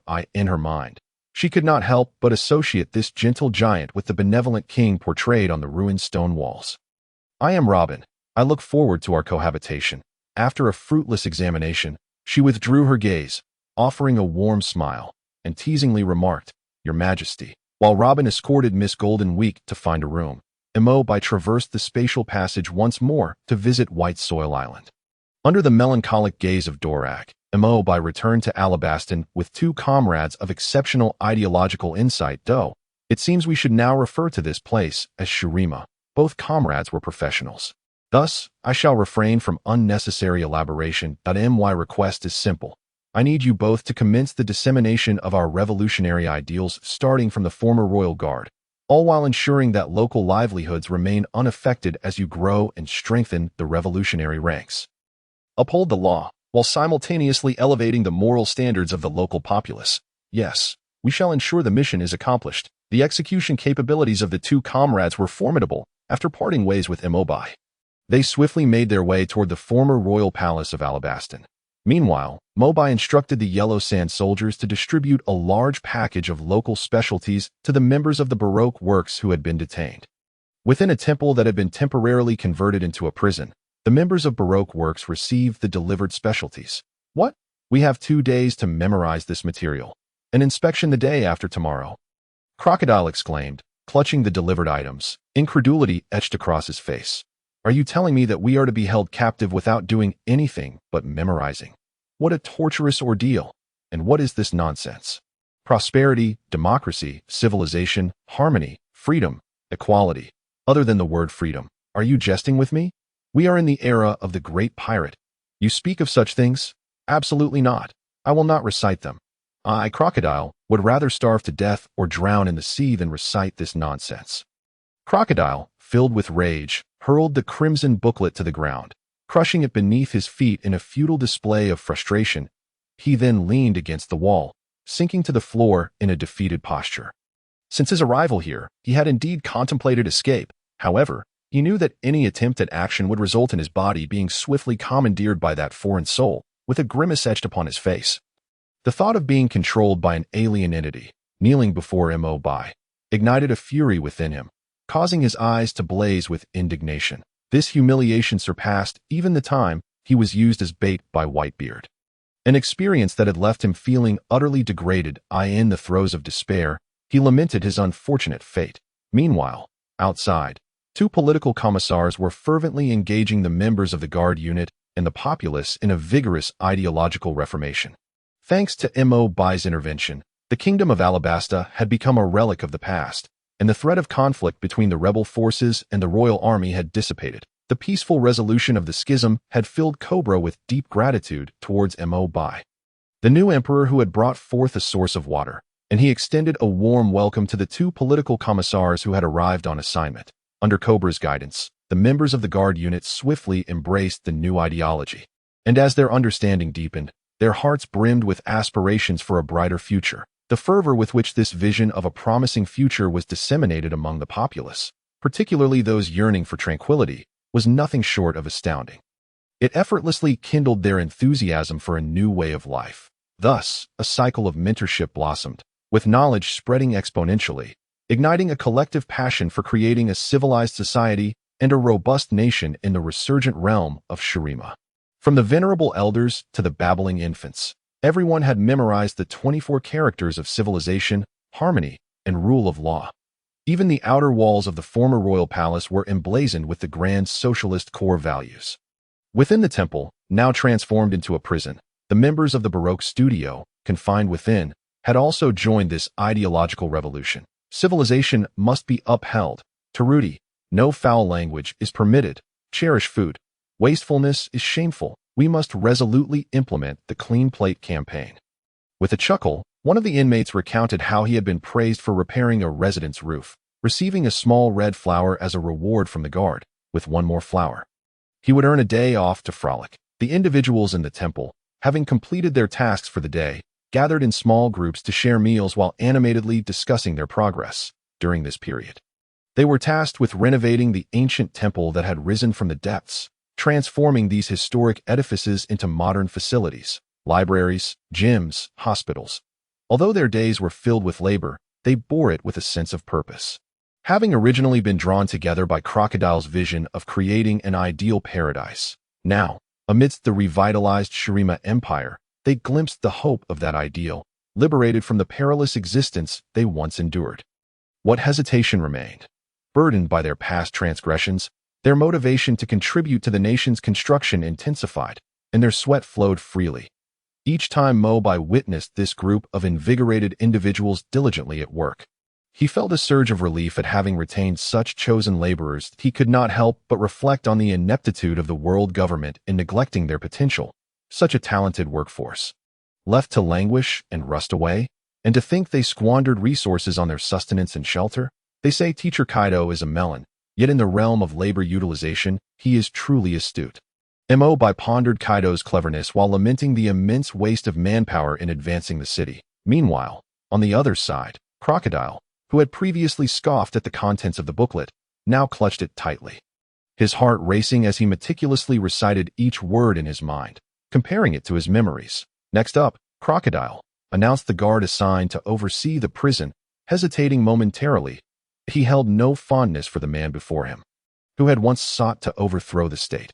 Yet, under the wave of ideological reform, he had committed the 24 core values to memory, allowing him to maintain a demeanor of equality towards Crocodile. Is it my turn? Crocodile approached, extending the booklet to the soldier, and began to recite prosperity, democracy, civilization, harmony. He eloquently recounted the core socialist values, and once the soldier confirmed his completion with a stamp, a weight lifted from his anxious heart. On his way back, Crocodile clenched his jaw and tightened his fists. Just you wait. I will personally sever the head of that dog emperor. It was not that he had abandoned his previous stance. Rather, it was a matter of poor choices made by others. Initially, he had neglected to study the contents of the booklet by the designated time, resulting in his punishment of publicly reading a confession guarantee at the market. Extending his memorization period by a day to one of the former warlords of the sea, would he willingly accept such a humiliating penalty? Alas, the soul within him, capable of seizing control of his body, offered him no chance to refuse, and he found himself reading the guarantee in public that very day, helplessly witnessing his body enact this social death. Returning from that ordeal, Crocodile was seething with rage, desperate for revenge.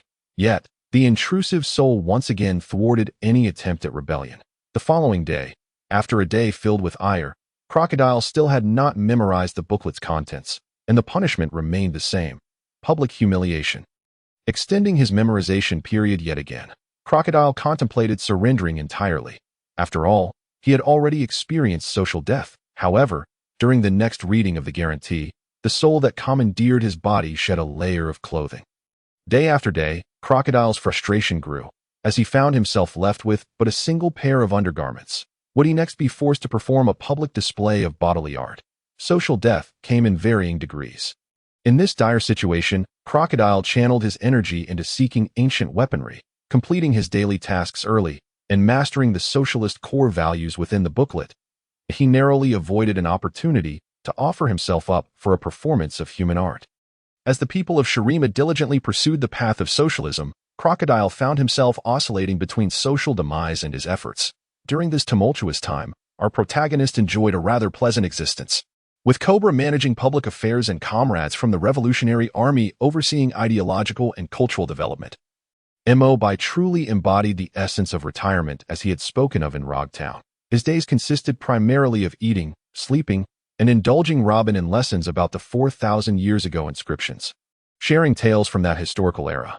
After all, he was teaching a stunning beauty, and as a self-proclaimed old lecher, Bai relished the experience. Each day, he imparted knowledge of Chinese characters and shared folklore, leading to a rapid deepening of their relationship. Growing ever more harmonious, Bai frequently enjoyed sweet moments, hand-holding becoming a commonplace occurrence. Their relationship now existed in a peculiar state, hovering between friendship and something more. As for the swift progression of their bond, it was not solely attributed to Bai's striking appearance or charismatic persona. This tale began with Bai bringing an assortment of snacks to the Golden Week girl, who assisted him in designing casual outfits. After donning a leisurely ensemble and wandering the streets as a tourist, it was said that many young women in this burgeoning nation had acquired a new object of affection. Beneath the shade of the palace garden's trees, Robin practiced the ancient script while Bai reclined in a lounge chair, drifting into a midday slumber. A pair of hands emerged from behind him, kneading his shoulders, while another pair gently relaxed his calf muscles, fingers entwined with his own. Such treatment was enviable to the point of inciting jealousy. As for Bai's leisurely retirement, it was not solely due to idleness. The ruins that had risen from the depths were indeed awe-inspiring. Yet, aside from the naturally occurring solar disk, the intricate designs and inscriptions were the result of Bai's ability to manipulate sand and meticulously craft each element. The intricate characters and designs had consumed countless brain cells. Were it not for his sand manipulation ability and the assistance of free yellow sand soldiers, he might have had to toil since the age of dinosaurs.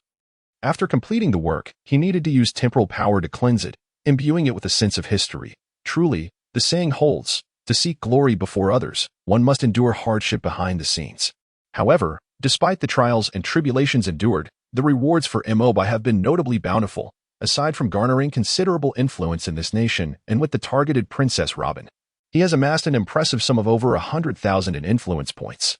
The two statues at the palace entrance can now serve a purpose beyond mere decoration. Achoo! Is it time already? Bai sneezed and opened his eyes, observing the hand that had transformed into petals and vanished.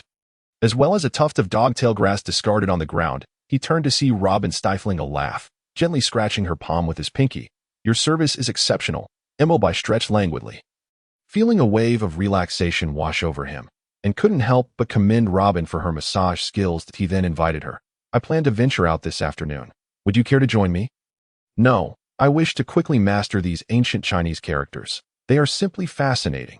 Receiving her polite refusal, Enel was not taken aback that Robin's childhood experiences and 2 decades of fugitive life had instilled in her a profound love for history that had become an integral part of her existence.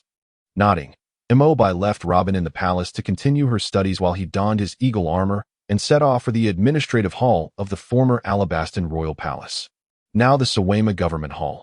Only the young girl from Golden Week living in the palace and Robin had seen his true visage. Outside, he maintained the commanding presence befitting a desert emperor.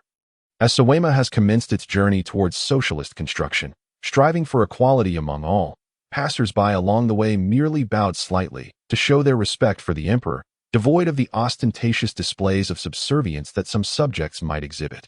Upon arriving at the entrance of the administrative hall, a lady in a white V-neck long dress named Vivi approached him, beads of sweat on her forehead indicating her hurried pace. "Your Majesty. Thank you for bringing water and peace to this desert." Vivi bowed deeply, her face alight with admiration as she exclaimed, "May I take a photo with you? Your socialist reforms are truly remarkable. I am your fan." Previously, she had been captured alongside members of the Baroque studio by the Sand Soldiers, only to be forgotten until the next morning when Cobra, her father, remembered his beloved daughter. When she first learned of Enel's overthrow of Alabastan to establish Sawema, she thought him a villain akin to Crocodile, a usurper. However, upon hearing that he had returned governance to his father, her perspective shifted that it was only when socialism took root in Sawema, rapidly transforming the lives of its residents, that she truly recognized the emperor's intentions. While other kings oppressed their people for personal gain, he selflessly brought forth an oasis. While other rulers sought to consolidate their power through slavery, he championed equality for all. He transformed ancient temples into public facilities, improving the lives of his people and promoting the core values of socialism to cultivate a civilized society. How is it possible that a civilization buried for 4,000 years surpasses our own in civility? Vivi gazed at Enel with adoration, struggling to comprehend that an emperor from an ancient empire could possess such enlightened ideals.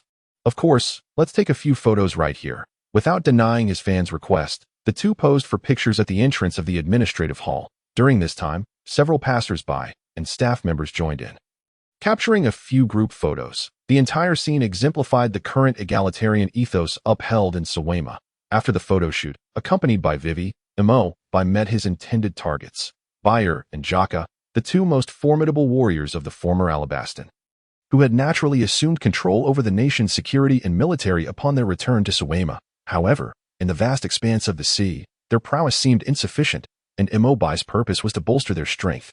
After all, as emperor, he could not engage in battle personally every time. His sand soldiers, formidable as they were, each possessed remarkable combat skills and the ability to defy death, capable of facing any threat in a fight to the finish.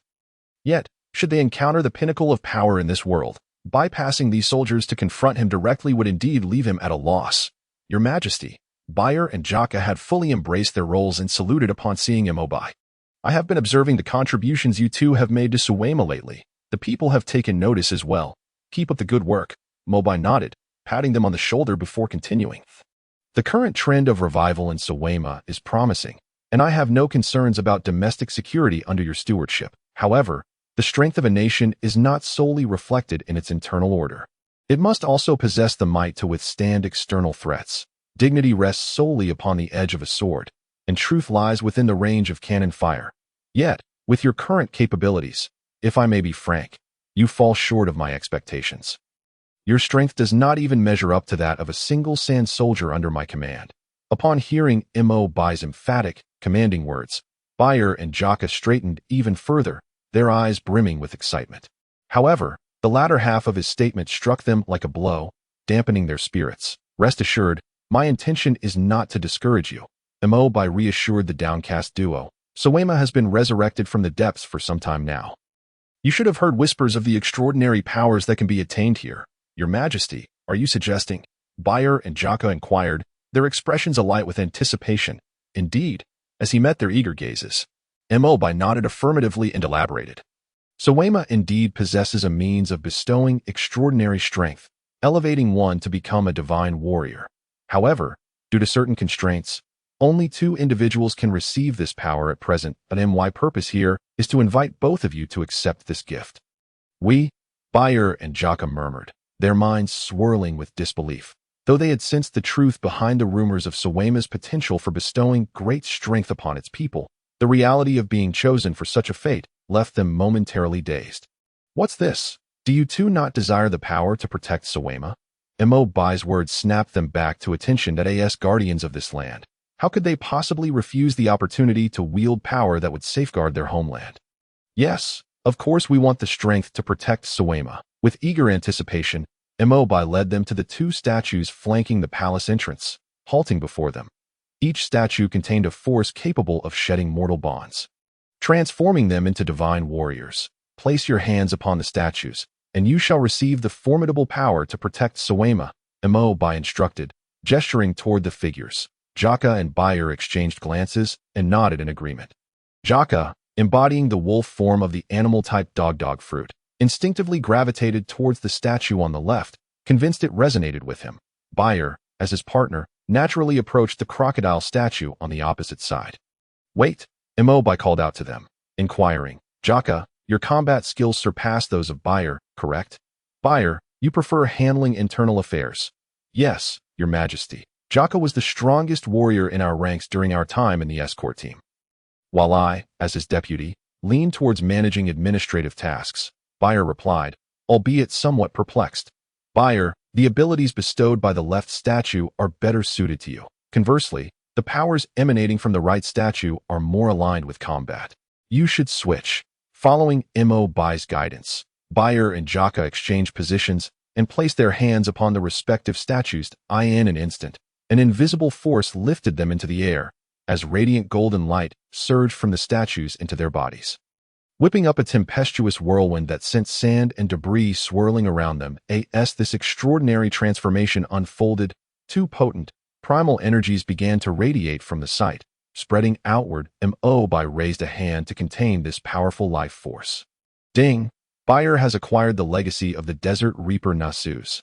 Nasus is a solemn and majestic canine-headed ascendant, revered by the citizens of Suwema as a being akin to a divine figure.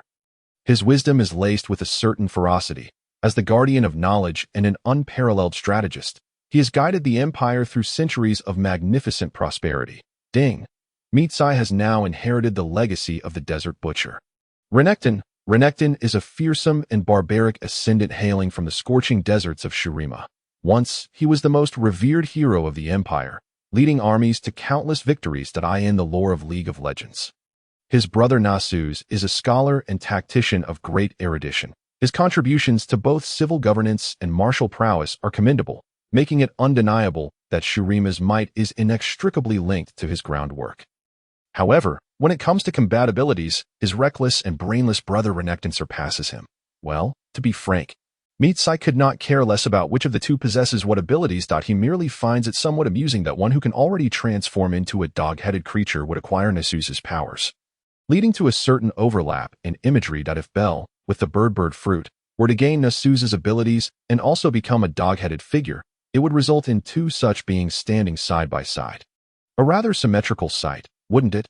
As for Renekton, with his winged form capable of flight, while that piques some interest, the sight of a crocodilian head does strike one as rather unappealing.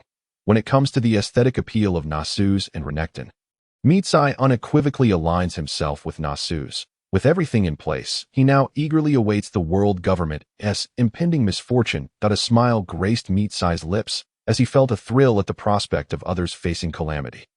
During Mitsai's period of activity, the world government's operations did not cease. A fleet of naval vessels trailed behind a large ship adorned with the world government's flag, forming an imposing armada.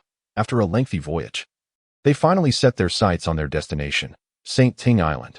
Admiral Akainu, this operation in Alabasta may yield unforeseen complications. I urge you to cooperate with our endeavors, spoke a masked man, his figure entirely shrouded by a cloak.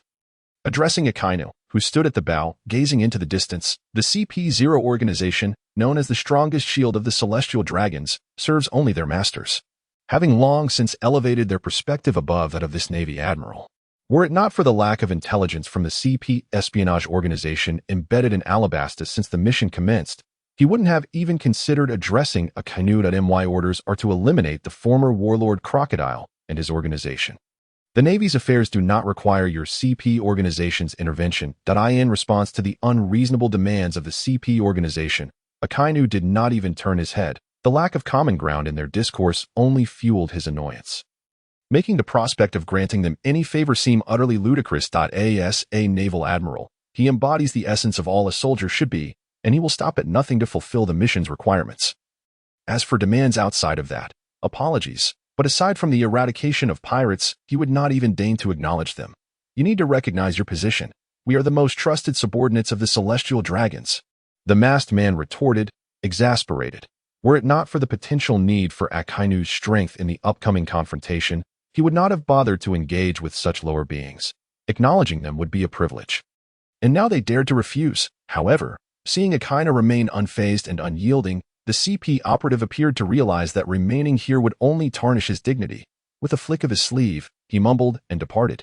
"Tch, nuisance," Akainu scoffed, returning his gaze to the looming Saint Ting Island, completely unconcerned about the encounter. When the directive for this joint operation from the world government was issued, Fleet Admiral Sengoku initially intended to assign the task to Akiji, who was operating in the vicinity. Yet upon learning that the target was the former warlord Crocodile, Akainu promptly seized the mission for himself in the conference room. The warlords of the sea.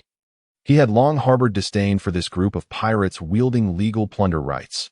The presence of the four emperors in the New World felt like incessant ants crawling on him, a constant urge to eliminate them. Yet, the Navy's current strength does not permit reckless warfare against the four emperors, a circumstance he finds quite vexing. Now, the world government has introduced the concept of warlords of the sea with legal plunder rights. Can pirates truly have legitimacy in this world? But as the world government is the Navy's superior, a soldier's duty is to obey orders. Thus, he must endure the onslaught of ants, now, with an opportunity to squash a few. He certainly would not let it slip away. The apathetic Akiji and the resolute Akainu, in stark contrast, ensured that the task fell firmly into Akainu's hands. The fall of the warlords of the sea begins with you. Crocodile, Akainu declared, his face a mask of unrestrained murderous intent. His childhood experiences and decades at sea have instilled in him a profound hatred for pirates. In an era where most vessels rely on wind power, the ships under the world government's command have already been equipped with independent propulsion systems. With superior power and ingeniously designed hulls, their sailing speed nearly doubles that of conventional ships, enabling the Navy to pursue various pirates across the vast oceans with the support of technology. Akainu's group traveled swiftly. The transition from sighting St. Ting Island to landing took just over an hour. This operation does not bode well. Gazing at the sun's disk, suspended high in the sky, Akainu felt an ominous premonition regarding the mission ahead. Throughout his decades of naval service, he had executed tasks near St. Ting Island, yet he had never laid eyes on the sun's disk. Now, standing on the shoreline, he could see it towering above. One could only imagine its true size up close. Such an anomaly assuredly signaled that the mission would not be straightforward. Under these peculiar circumstances, both the CP organization members and the Navy felt a heavy weight in their hearts, convinced that a formidable battle loomed ahead. The Navy following Akainu mirrored his character. They would not flinch in the face of anticipated difficulties. While the CP organization, backed by the world government, had no choice but to march forward. The expedition toward the heart of the desert split the group into two factions. The CP members traveled in silence, their faces betraying a message of no trespassing, while the atmosphere among the Navy was heavy yet resolute, their faces reflecting determination and confidence in the face of evil. They truly cast aside their fears of life and death. Within the vast palace at the desert center, knowing Ming was discontent, they released him to continue fighting, even as Zhuge Liang had captured him 7 times. Mitsai was in the midst of recounting the tale of the 3 kingdoms to Robin. This narrative, rich in history and wisdom, resonated with Robin just as deeply as Belly did with Nami, proving to be an excellent means of fostering their bond. As he spoke, sensing a large group entering the desert, he raised an eyebrow. Have they finally arrived? What is happening? Robin queried. Her curiosity piqued as the story abruptly halted. It's nothing. Some unexpected guests have arrived in the desert that I shall attend to it. Let us postpone the story for now, Mitsai replied. Rising to his feet, he donned his armor and prepared to exit the hall. Robin's voice called out from behind him, Is it the world government's people? She asked, half her body peeking out from the palace, her expression rife with anxiety. If you were to capture me, would you choose to release me 7 times? Mitsai turned back to meet her worried gaze. Smiling reassuringly, stay here and remain safe. I shall not let you go even once, my queen. Then I entrust it to you. Good luck. With her question answered, a smile appeared on Robin's face as she clenched her small fist in encouragement for Mitsai. Seeing this, Mitsai waved his hand with a smile and turned to leave. Long before their relationship grew intimate, Robin had sought Mitsai's permission to leave on several occasions, all of which he had firmly refused. Left with no choice, Robin finally confided in Mitsai about her childhood experiences and the world government's pursuit of her, hoping to spare him from the burden of her troubles. Yet, she was met with resolute refusal. For the first time, rejection stirred a profound emotion within Robin, prompting her to throw herself into Mitsai's embrace, weeping bitterly. Following that, Robin blossomed into a much brighter persona, her face often adorned with a smile. Yet, the relationship between the two seemed to have progressed, while still remaining shrouded in ambiguity. It was not until today, upon witnessing the worry etched on Robin's face, that By realized the world government remained an insurmountable mountain in her heart. His earlier attempts to console her had not truly allowed her to unburden her heart. The haunting shadows of her childhood, when O'Hara was annihilated under the world government's extermination decree, lingered deep within Robin's soul. Never to dissipate, his steadfast insistence on keeping her close perhaps merely made her feel that there existed one individual in this world who would not betray or sell her out for personal gain. He pondered whether the recent setbacks inflicted upon the world government in the desert might help alleviate some of the shadows clouding her heart. Now, with tens of thousands of undying soldiers of yellow sand in Shirima, they could easily crush all forces at sea, and with the ascendant powers of Bel and Gaka, even if the world government were to be transported here, they would surely return in defeat. No, they wouldn't even have the chance to retreat. Imobai, already harboring discontent towards the pig-like nobility of the world, was determined not to let a single one of the agents sent by the world government return. A single blow would suffice to prevent 100 from striking. This time, he must instill fear in all forces at sea in one fell swoop. He did not wish for anyone to come probing for weaknesses unnecessarily. Though he was unafraid, an excess of flies could be quite bothersome in the desert. The Navy and CP0 operatives trudged forward under the blazing sun, their strict discipline preventing any unnecessary gestures of wiping sweat, which cascaded down their foreheads. The sun, high in the sky, was no longer a cause for caution. The water cascading from it appeared to them as a calming elixir. That was the oasis amidst the desert. A symbol of life, a divine miracle. Everyone lowered their hat brims to shield themselves from the sun. Their outer garments could be shed and held in hand. The adjutant following Akainu observed the sweat-drenched troops and addressed the sailors trailing behind. Having served alongside Akainu for many years, the adjutant understood his character well. Merciless towards pirates, he stood as a beacon of justice in the eyes of many young sailors. However, he was not adept at interpersonal relations, which is why the daily training and management of the soldiers usually fell to the adjutant, to which Akainu had no objections. How absurd! The discipline of the Navy is truly beyond words. No wonder they do not garner respect from the celestial dragons. The masked man cloaked in a cape mocked as he observed the Navy's actions as a member of the CP organization. He had undergone rigorous training from a young age. Only those who passed through a series of stringent selections could join CP0 and become close aides to the world nobility, the celestial dragons. Naturally, they looked down upon the Navy, who could not withstand even this slight sun, deeming them overly sentimental. Fool! You! The masked man's ridicule was met with Akainu's calm retort. Yet it was this very calmness that gnawed at the masked man more than any insult could, causing him to seethe with frustration. Before he could hurl further insults at Akainu, the grains of sand before them began to stir without wind. From the earth, entities wielding long spears coalesced into existence, forming a legion of yellow sand soldiers. The swirling grains of sand behind them spread forth, creating flowing tendrils that resembled the wings of celestial beings. In the blink of an eye, the previously barren desert was transformed into a disciplined array of tens of thousands of yellow sand soldiers. Their eyes ablaze with fervor, driven by the will to fight for Shirima. Is this the sand fruit? It seems Crocodile was well prepared.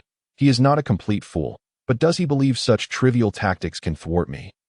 Akainu lowered his arm shielding against the wind and sand, squinting at the scene before him, mistaking it for Crocodile's handiwork, dismissing the yellow sand soldiers entirely. Being a natural type ability user himself, Akainu was acutely aware of the capabilities of natural type fruits. They granted the user the power to become elemental, acquiring formidable strength upon consumption. However, in his decades of experience at sea, he had never heard of a natural-type user capable of creating another elemental life form. Let alone Crocodile, who had been defeated by Whitebeard years prior. In his mind, the tens of thousands of yellow sand soldiers before him were nothing more than fragile candle-headed figures, utterly unworthy of concern. Volcanic Meteor, faced with a pirate of Crocodile's caliber, Akainu showed no mercy. His fists instantly transformed into magma, launching colossal magma punches skyward towards the yellow sand soldiers. Boom! Boom! A deluge of magma erupted into the sky, raising the temperature in the vicinity, before plummeting back down like a meteor shower, crashing into the ranks of yellow sand soldiers. In an instant, the ground was engulfed in a cloud of flying sand. As magma coated the sandy terrain, creating a fiery sea, with waves of white smoke billowing upwards. Admiral Akainu truly is formidable, witnessing Akainu's single strike decimate the orderly ranks of yellow sand soldiers. Cheers erupted from the navy. However, before they could revel in their triumph, a gust of wind dispersed the white smoke, revealing a sight that silenced them all. How is this possible? Akainu's pupils constricted as. At that moment, the wind cleared the smoke, unveiling a scene he could scarcely believe. The area, which had transformed into a sea of magma, showed large numbers of the yellow sand soldiers that had been reduced to dust by his previous attack, now miraculously returning to their elemental forms, akin to natural-type users. Could it be that all of these tens of thousands of yellow sand soldiers could elementalize? When did Crocodile become this powerful? Have I misjudged the direction of my fruit's capabilities all these years? Akainu found himself questioning his very existence, while the CP members and Navy accompanying him harbored no such doubts. Receiving the signal for Akainu's offensive, an array of blades, guns, and various weapons appeared in their hands, as they unleashed the techniques of the six powers, joining the fray. Without needing explicit instructions, those selected for this mission were naturally formidable. And upon realizing their opponents could elementalize, each began to imbue their weapons with armament. Hokkaido's elite members of the Navy headquarters and CP0 organization, they exuded confidence in their abilities from the very moment the battle commenced. Charging into the ranks of yellow sand soldiers with fierce intent, determined to fight against the odds. Unfortunately, reality soon delivered a harsh slap to their faces. Their hockey-infused attacks sliced through the bodies of the yellow sand soldiers like a hot knife through butter. Yet the wounds were swiftly healed. This is infuriating. Armament hockey has no effect on these desert monsters. They are monsters. Our attacks are utterly futile. The battlefield descended into chaos as the Navy and CP members erupted in curses. They had charged into the fray like tigers among sheep, only to find themselves ensnared by the unyielding yellow sand soldiers, unable to break free, rendering their efforts utterly futile. Had it not been for the fact that the individual strength of these yellow sand soldiers was not excessively formidable, and that the soldiers had experienced numerous life and death battles, the conflict would have been lost long ago. Yet, although they had not yet been defeated, they were merely hanging on by a thread, and a loss was only a matter of time. How do you expect me to engage in a battle where I can only endure blows without retaliating? The faces of the Navy and CP members, caught in the throes of the battle, were ashen with despair. Life, it is as bitter as a song. Amidst the smoke-filled battlefield, the Navy and the world government's troops were entangled with the yellow sand soldiers like a tangled mess. Faced with this group of unkillable yellow sand soldiers, aside from a few capable individuals who could barely endure under the relentless assaults, most found themselves injured from the aggressive onslaught of their fearless opponents. In this complex battleground, even the slightest misstep could lead to irrevocable consequences. Moreover, this was a battlefield that was inherently unfair. Within 5 short minutes of combat, large numbers of Navy and CP personnel had lost their fighting capabilities. Apprehended by the yellow sand soldiers from the rear, thus exiting the battlefield, stay focused on the battlefield. Akainu's magma-imbued fist thundered through the skull of a yellow sand soldier attempting to sneak up from behind, addressing the dazed young sailor who had momentarily lost his focus. Yes, Admiral Akainu paid no heed to the young soldiers, rejoining the fray with renewed vigor, wherever his magma-infused fist struck. Not a single yellow sand soldier posed any semblance of trouble for him. The intense heat of his magma fists turned the yellow sand upon contact into liquid, which cascaded down the chests of the soldiers. Yet, as the desert wind swept by, the sand soldiers, with gaping wounds in their chests, Swiftly regenerated. One such soldier, unwilling to concede defeat, thrust his spear fiercely into Akainu's chest, only for the magma there to melt the weapon away. Neither side could find an effective means to inflict damage upon the other. Truly a vexatious monster. As he seared through the yellow sand soldier before him, Akainu cast a distracted glance at the deteriorating battlefield, apprehending that the Navy was in for a significant setback. The remaining members of the organization must evacuate the battlefield immediately. This is no longer a place for you to engage, he shouted towards the officer amidst the chaos, ignoring the throngs of yellow sand soldiers before him. He swiftly advanced towards the city center of the desert, determined to capture the leader first. Engaging further with these seemingly immortal sand soldiers was utterly pointless. Damn it, trying to seize the credit and step over my rank. The masked man entangled with the yellow sand soldiers, noticing Akainu's movement, quickly rallied the remaining CP0 members, abandoning their current adversaries to rush towards the city center. Finally realized it. Have you? Murmured Mo Bai. Observing the figures ascend into the sky. He then turned to his two companions, saying, Bell, how prepared are you? Your Majesty, everything has been arranged as per your instructions, replied Bel.At. This, Gaka interjected, Your Majesty. In my opinion, these tactics are unnecessary. I could single-handedly defeat them all. Upon hearing Gaka's inflated claims, Mo Bai cast a blank stare at him, pondering if the legacy he had received from Recton had dulled his wits. Could it be that such a grand legacy would render Luffy's intellect a boon? Your current strength is indeed formidable, but your methods for confronting elemental natural users remain insufficient. Once you master the application of Haki, you may play as you wish, Mo Bai advised Gaka, before nodding at Bell. Proceed as I instructed.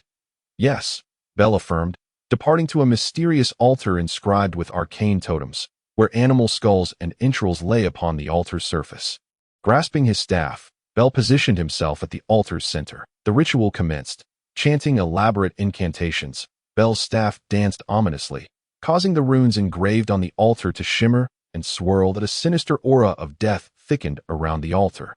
As fragile life forms began to wither, the flora and fauna surrounding the altar's vicinity transformed into a desolate wasteland. As Akainu and his entourage soared towards the city center, they suddenly felt an unbearable pain erupting in their chests, causing them to lose their balance and plummet from the sky. Thud, thud, one by one, they fell to the ground like dumplings, though the soft sand mitigated the severity of their injuries. Hiss, what is happening? One of the members voiced their confusion, only to feel an invisible, searing fire ignite deep within their souls. It hurts. Kill me. Please, end my suffering. The CP0 members frantically clawed at their heads, yearning for physical pain to overshadow this inexplicable torment. To no avail. The agony stemming from their very souls far surpassed any suffering they had endured during their most rigorous training. Overwhelmed by pain, their eyes bulged, beads of cold sweat streaming down, soaking their garments. Hiss, Akainu, struggling to prop himself up, gasped for air, the torment emanating from his soul proving unbearable even for this hardened warrior. Involuntarily, his body began to elementalize in a desperate attempt to escape the pain. Yet this proved futile. What a damn trick! At this rate, I may not even catch a glimpse of my opponent behind me. Observing his uncontrollable elemental form, Akainu lamented silently. In such a state, fighting was out of the question. Even crawling towards the city center while enduring this pain would take an eternity. This bizarre method could not possibly belong to Crocodile, one of the former Shichibukai. There must be a greater force at play. To incapacitate a general of my caliber alongside a cadre of CP0 members, all at once, such a person could not be lurking in the diminutive confines of Sandy Island. There must be a larger purpose. We must retreat. It appears we are destined for failure this time. Akainu thought bitterly, striking the ground with a fist. Ignoring the writhing CP0 members, he began to drag his weary body away, only to be jolted by an alarming sense of danger. As he elementalized and desperately dodged to the side, it was too late. Thud, blood spewed forth as Akainu looked down at the scaled claws that had pierced through his chest, a wave of relief washing over him. Had he elementalized a moment later, or had his assailant enhanced their claws with Haki, he might have found himself eternally resting in this desert. Hey, quick reflexes, I must say, but I must admit, your magma is quite hot to the touch. Gaka remarked, retracting his arm, which was now smeared with molten rock, his tone tinged with disappointment. In that moment of attacking Akainu, He had expected to feel the sensation of flesh tearing, only for the injury to instantly transmute into searing magma, significantly reducing the damage dealt. It seemed the Emperor's words rang true. Without mastering Haki, his means of threatening elemental users were severely lacking. After this encounter, he needed to diligently learn to wield Haki. Otherwise, how could he continue to serve as the protector of this land? Akainu coughed up the congealed blood lodged in his throat. Turning to face his assailant, Gaka had already revealed his ascended form. And due to overhearing Mo Bai's muttering about crocodiles being unsightly, frightening children, he had activated his devil fruit powers, now sporting the head of a jackal. Surely, a wise jackal could not also be ugly. Could it? A Zoan-type dog fruit? Ancient or mythical? Akainu pondered Gaka's appearance, recognizing that it was anything but simple, and the speed of his earlier ambush had been astonishing. His observation Haki had only just detected him before the attack had struck. "Who are you?" Akainu inquired, his expression grave. The ocean was vast, and the Navy's intelligence could not encompass every formidable entity. This question was both a genuine inquiry and a strategic delay, affording him a moment to breathe. The pain from his soul had yet to dissipate, and his body was intermittently beyond his control. In such a state, engaging a powerful adversary would surely lead to his swift downfall. "I am an ascended warrior of the Shurima Empire." Gator, Gaka introduced himself, adhering to the tradition of revealing one's name before battle. As he spoke, Gaka recalled Mo Bai's earlier comment about crocodiles being unattractive, and quickly added, Jackal Gaka. "Yes, that's right. I am Jackal Gaka." Gaka nodded, as if to bolster his own confidence, reiterating his name once more. Akainu regarded Gaka's somewhat foolish demeanor, feeling a sense of shame for having been ambushed by such a fool. "And the Shurima Empire? I haven't heard of it. Has it replaced the Alabasta Kingdom? But such details are of little consequence now. What matters most is how I can extricate myself from this predicament, preferably with the captured Navy personnel in tow." Beneath his unchanging facade, Akainu's mind raced. With a fierce heart, "I shall delicately navigate this thorny path.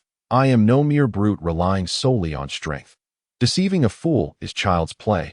Observing the not-so-bright Gaka before me, an idea began to form in Akainu's mind that we are here to eliminate the former Shichibukai. "Crocodile, since you are not pirates, why do you assault our navy?" Akainu inquired with righteous indignation, asserting his stance while turning the tables on them. He fully embodied the theme of "since we have no conflict, your attack is unjust." "You make a valid point. Crocodile has already been apprehended by us and is undergoing labor reform in prison. If you, the Navy, are here with good intentions, we welcome you." "Ignorance does not equate to foolishness," Gaka remarked, pointing at the CP0 member lying on the ground, barely able to breathe. "However, this time we have not witnessed your sincerity." Akainu cast a disdainful glance at the prostrate CP0 member, who had caused his plans to falter. Before he could utter another word, Gaka boldly issued a challenge. "Enough with the idle chatter. Now let me witness the prowess of the Navy's mightiest warrior." With that, Gaka unleashed a roar brimming with battle intent. The refined ascendant body revealed its terrifying aspect. That Gaka's physique began to expand, his life force intensifying, a brutal killing intent permeating the air, forming an oppressive field of invisible power around him, causing sand and stones to swirl. Ordinary individuals facing such a murderous aura would be paralyzed with fear, losing control of their bodily functions or even consciousness. This was not merely Conqueror's Haki.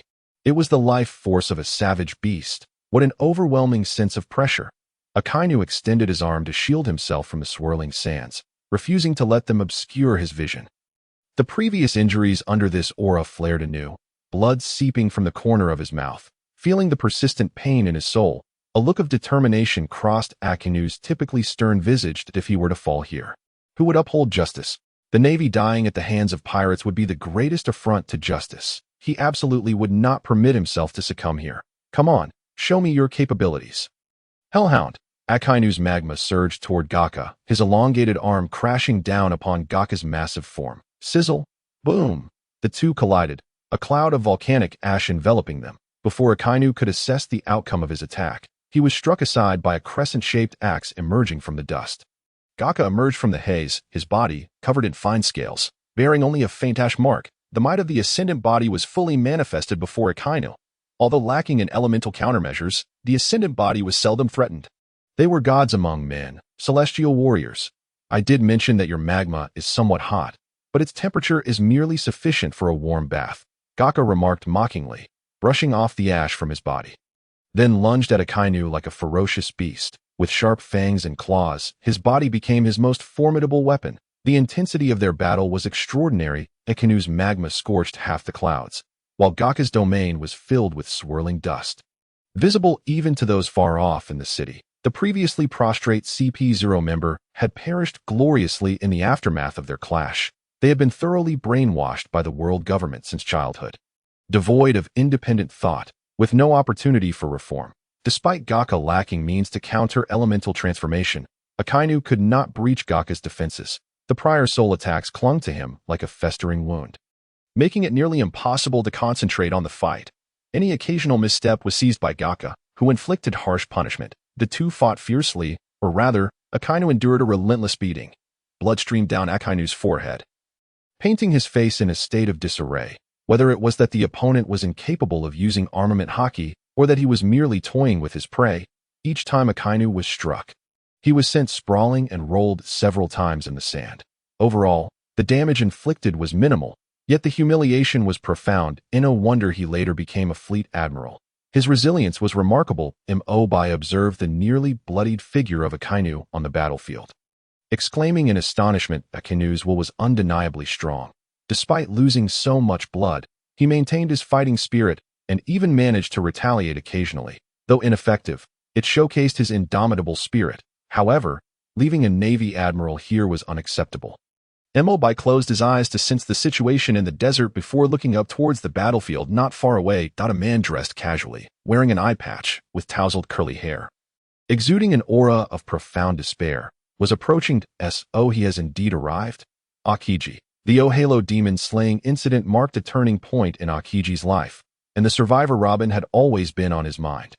With the world government sending agents to this location, Akiji naturally could not turn a blind eye. The perceived mockery of Akainu was non-existent. Gaka was earnestly exerting his full strength, although he embodied the form of a beast with sharp fangs and claws.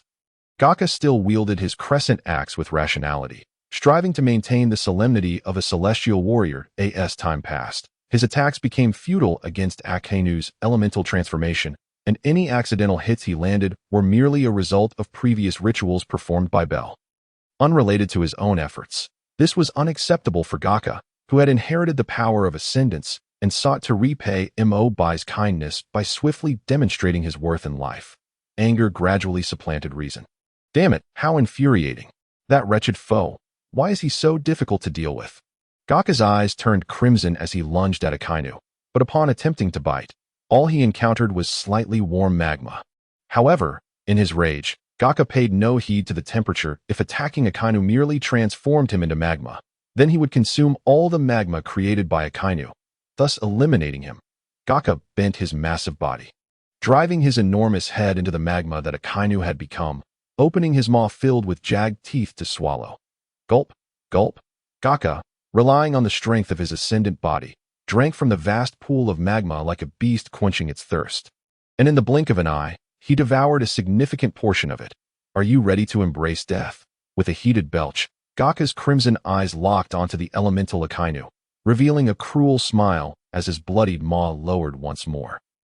Akainu gazed at the approaching bloodied maw, his eyes widening in terror. Elemental transformation requires stamina, coupled with the inexplicable soul attacks and the relentless beating he had received. Merely maintaining elemental transformation had become his limit. Was this how it would end? Would he ultimately fall in this desert? How ironic. Watching the bloodied maw draw nearer, Akainu chuckled bitterly and closed his eyes. Time. Akiji's voice. Have I truly become so fearful of death? Am I hearing things before my demise? Ignoring the voice beside him, Akainu's self-deprecating smile remained as he quietly awaited the arrival of death. Oh dear. Akainu, how much longer will you lie there? It seems this opponent is quite troublesome to subdue. Death had yet to arrive, and the voice echoed once more. Akiji. Akainu opened his eyes to see Gaka, now encased in ice, realizing his earlier musings were not mere hallucinations. Once his expression regained its usual calmness, he turned to face Akiji. You arrived just in time.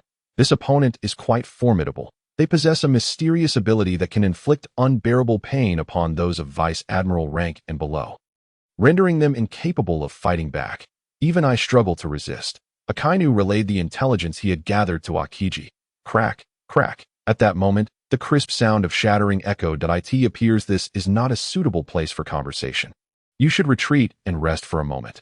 Akiji swiftly seized Akainu by the collar, his steps quickening as he dragged him to safety. "So, it was you who ambushed me." Breaking free from the ice's confinement. Gaka's feral gaze fixated on Akiji, denying him the chance to respond before pouncing at Akiji like a wild beast. Two-pronged spear. Cold air surged as Akiji activated his fruit ability, summoning several ice spears before him and launching them at the oncoming Gaka. Clang, clang. The ice spears shattered upon striking Gaka's scales, leaving only frost the size of a palm, barely slowing Gaka's advance. This all it takes to breach his defenses. Observing that his attacks were utterly ineffective, Akiji's expression grew grave as he exerted his full power to activate the abilities of the ice fruit. Frozen time capsule. The sheer magnitude of his form eliminated the need for precise aim. With a mere flick of his right hand, he unleashed a frigid shockwave that surged through the air. The icy breath swept forth, encasing everything in its path, ultimately enveloping Gaka once more. Gaka's movements were halted by the icy prison. Yet Akiji did not relent. Instead, his countenance chilled further. With his observation haki enveloping the ice sculpture, he could distinctly hear the heavy heartbeat of the individual trapped within, signaling that they had sustained no harm whatsoever. His full exertion had merely succeeded in stalling them momentarily, failing to penetrate their defenses.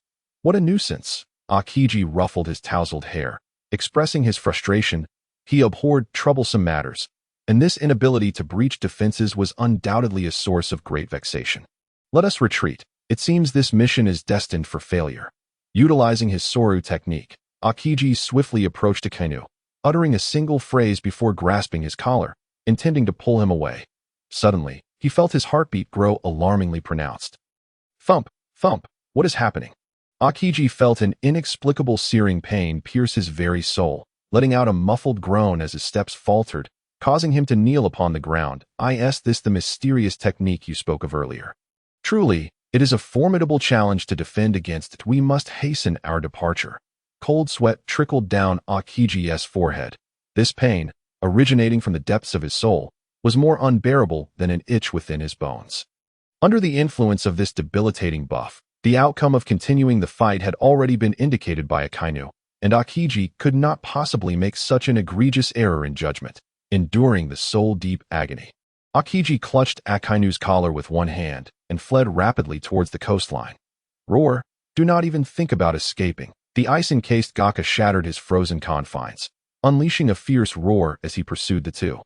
The Ascendants, often referred to as celestial warriors, possessed formidable strengths in their ascended forms. Apart from their robust and nearly impregnable defenses, their stamina and physical prowess were exceptional, though Akainu had appeared to endure a significant onslaught earlier. Aside from feeling a warmth in his stomach from consuming magma, it hardly qualified as a warm-up. Akiji's two instances of freezing merely served to temporarily immobilize Gaka.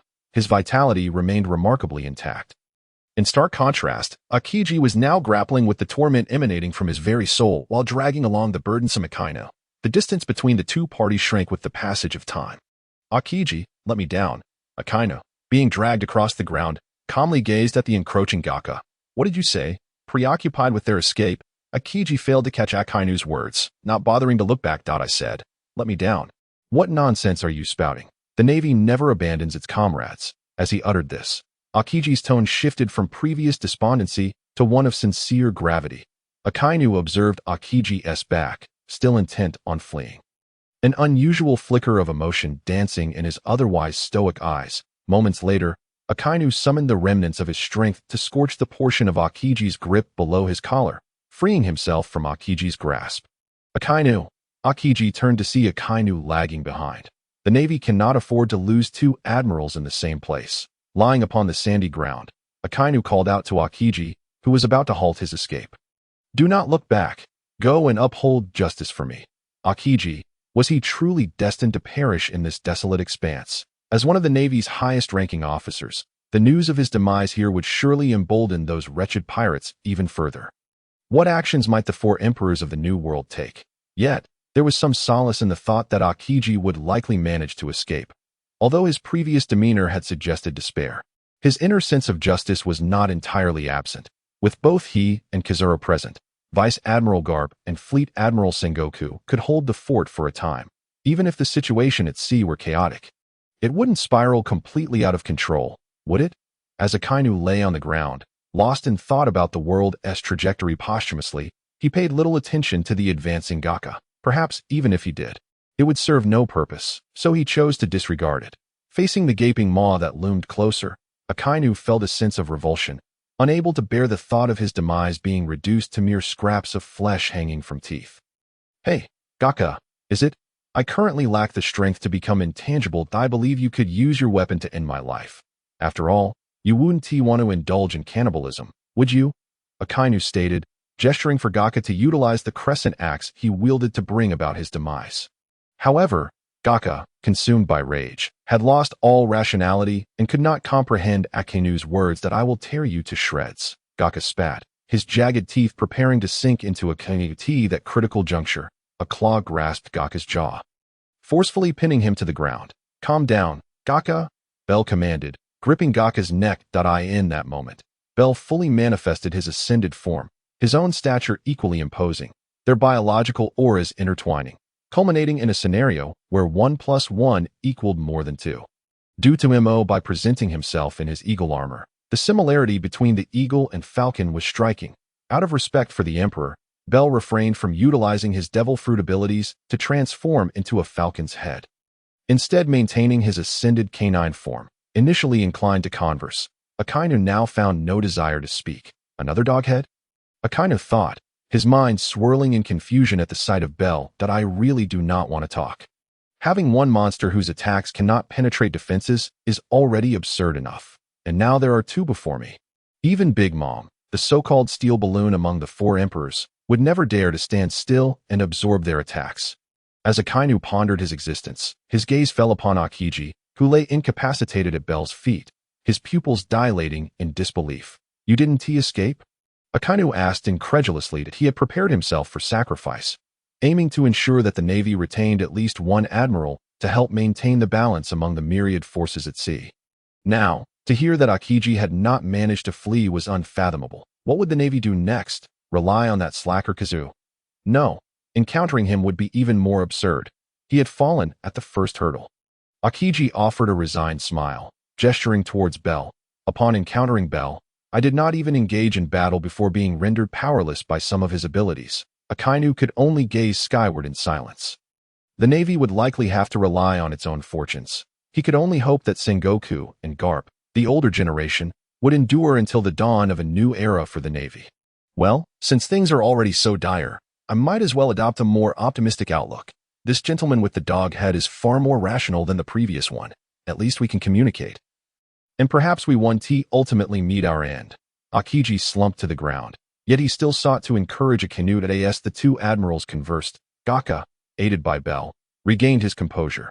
Haha, Bell, had you not intervened, I would have torn him to pieces, Gaka remarked, observing the duo's condition. I must say, these two possess quite the elemental abilities. Without your assistance, I fear I would have been unable to defeat even one of them after days of combat. Not to worry. We have only recently acquired our ascended powers, yet we managed to subdue the Navy's strongest admiral. We will only grow stronger from here. You are correct. We shall indeed grow stronger. However, it feels somewhat peculiar that we could defeat an admiral right after obtaining our ascended powers. Perhaps they are not as formidable as they are purported to be. Gaka and Bell's dialogue continued unabated. Entirely disregarding the fallen Akainu, who felt his face flush with indignation, his blood boiling.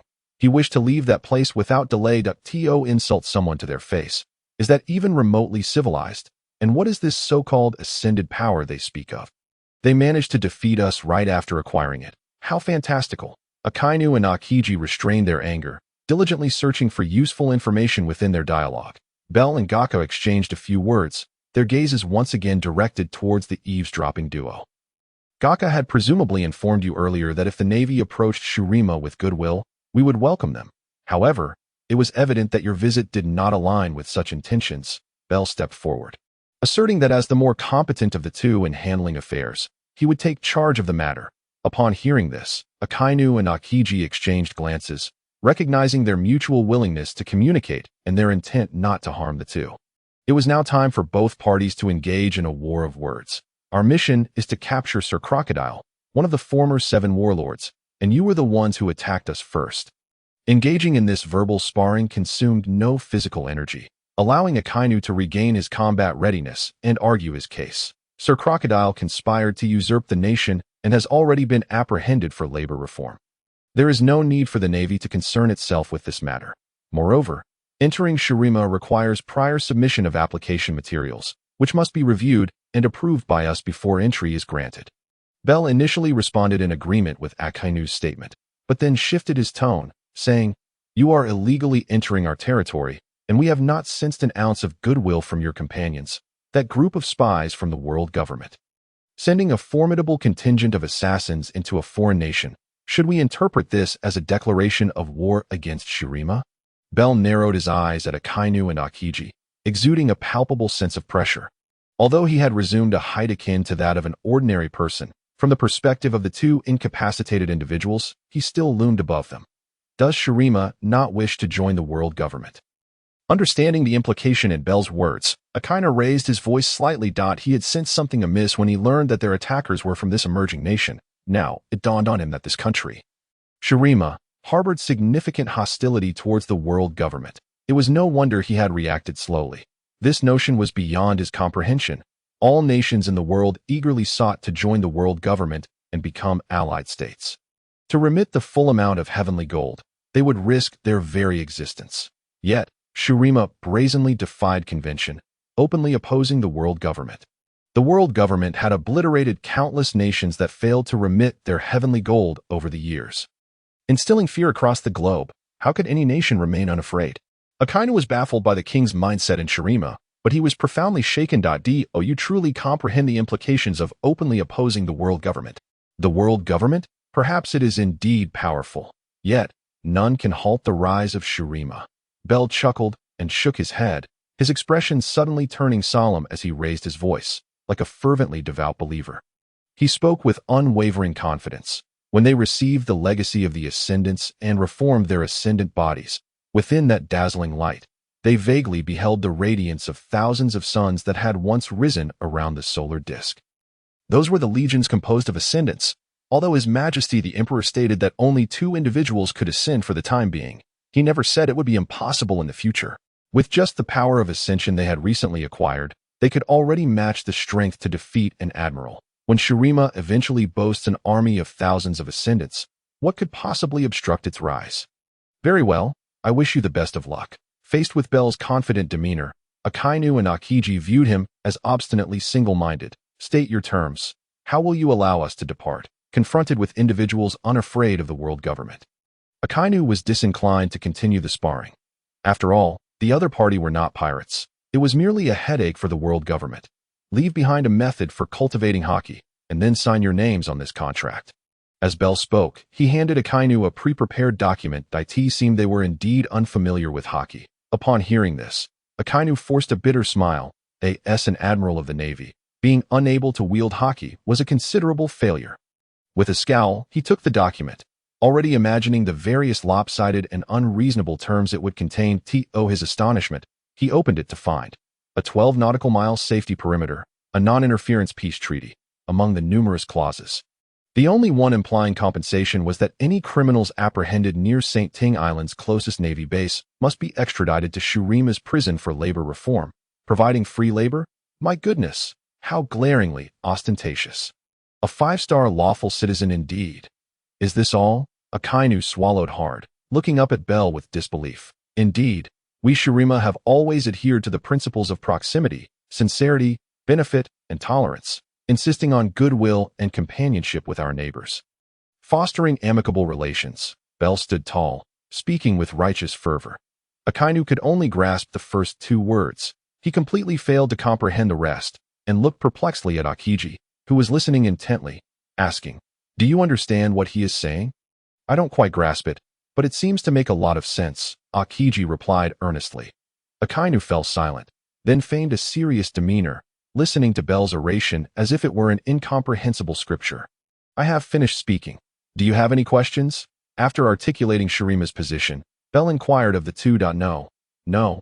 Akainu and Akiji waved their hands repeatedly, interrupting Bel's recitation of scripture, and each affixed their signatures to the contract. Subsequently, they retrieved a Din Mushi to contact their subordinate still stationed at the desert's periphery, requesting him to bring a copy of the Navy's hockey training manual. Ordinary individuals would face numerous challenges traversing the desert. However, someone capable of serving as an admiral's aide was certainly not among the ordinary ranks. The commotion from their earlier battle had reverberated throughout the island, providing the aide with a general direction. Unimpeded by the sandy soldiers along the way, the aide's speed was swift enough to solve a mathematical problem, and he soon appeared at their location.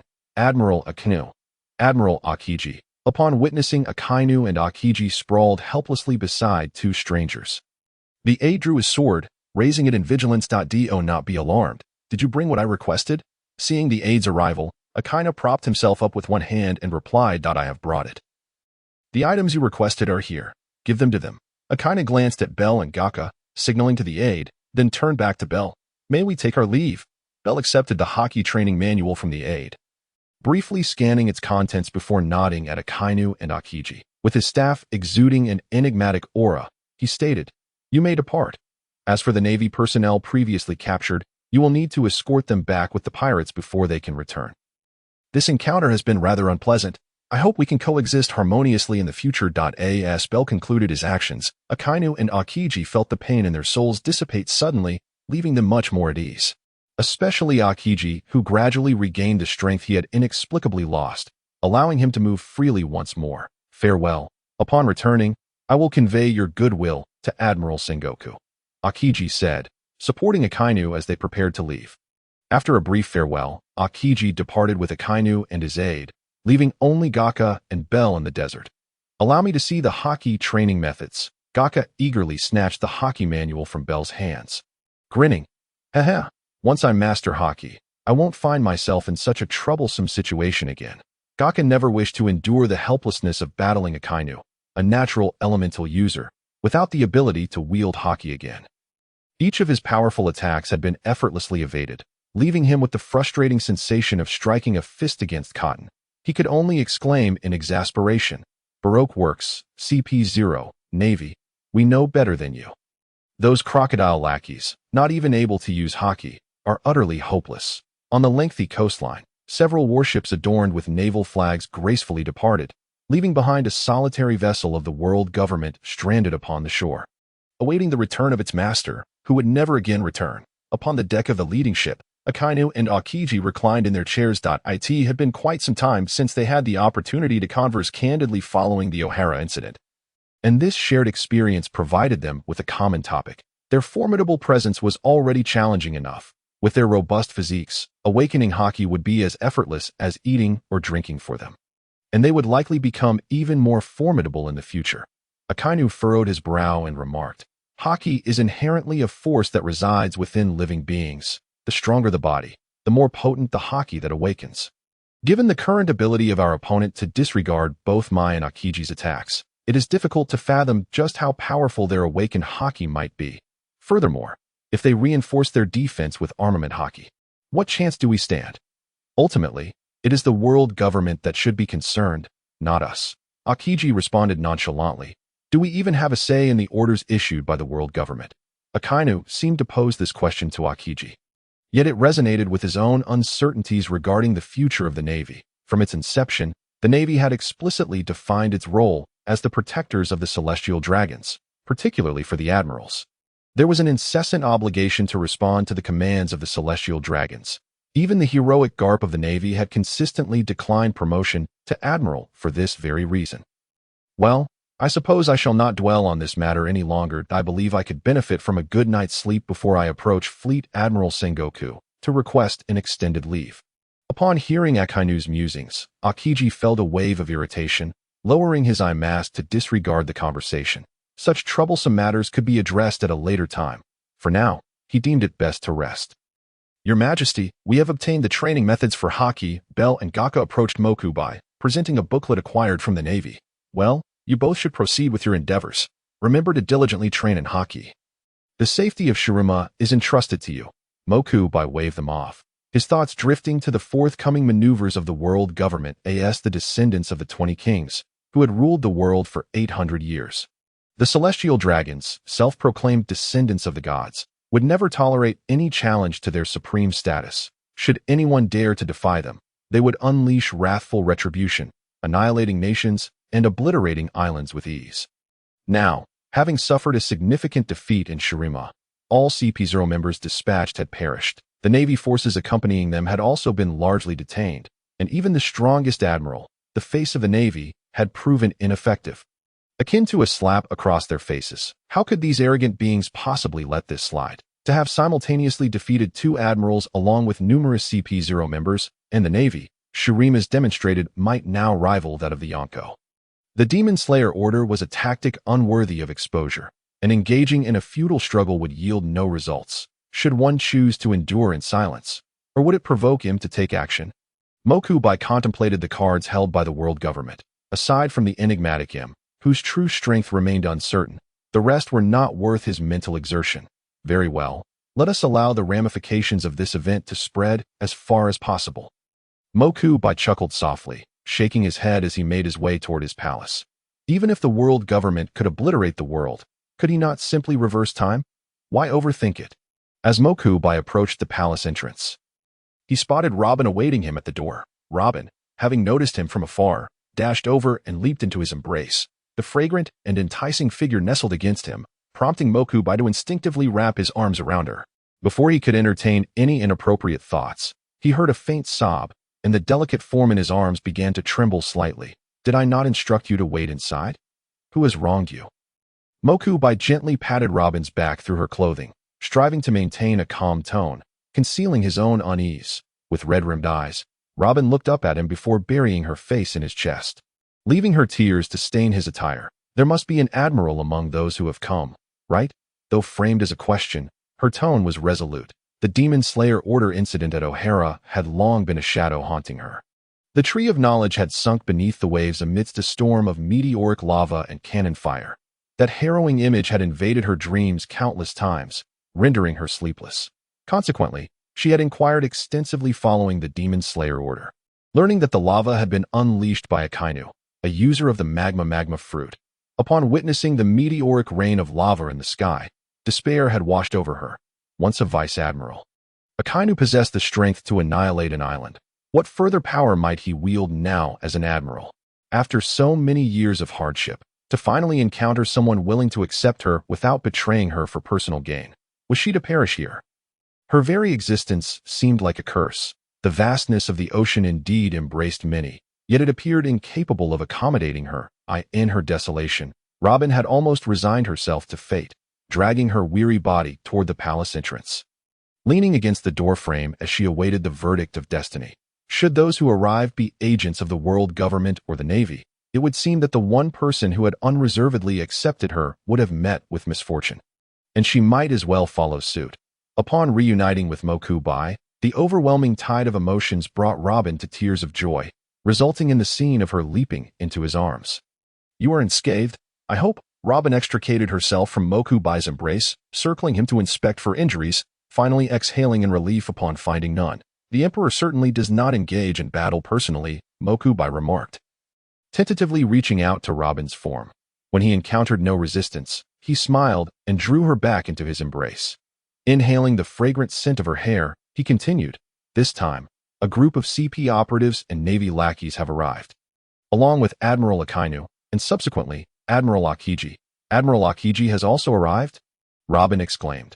Both Akainu and Akiji had been principal figures in the Demon Slayer Order at O'Hara.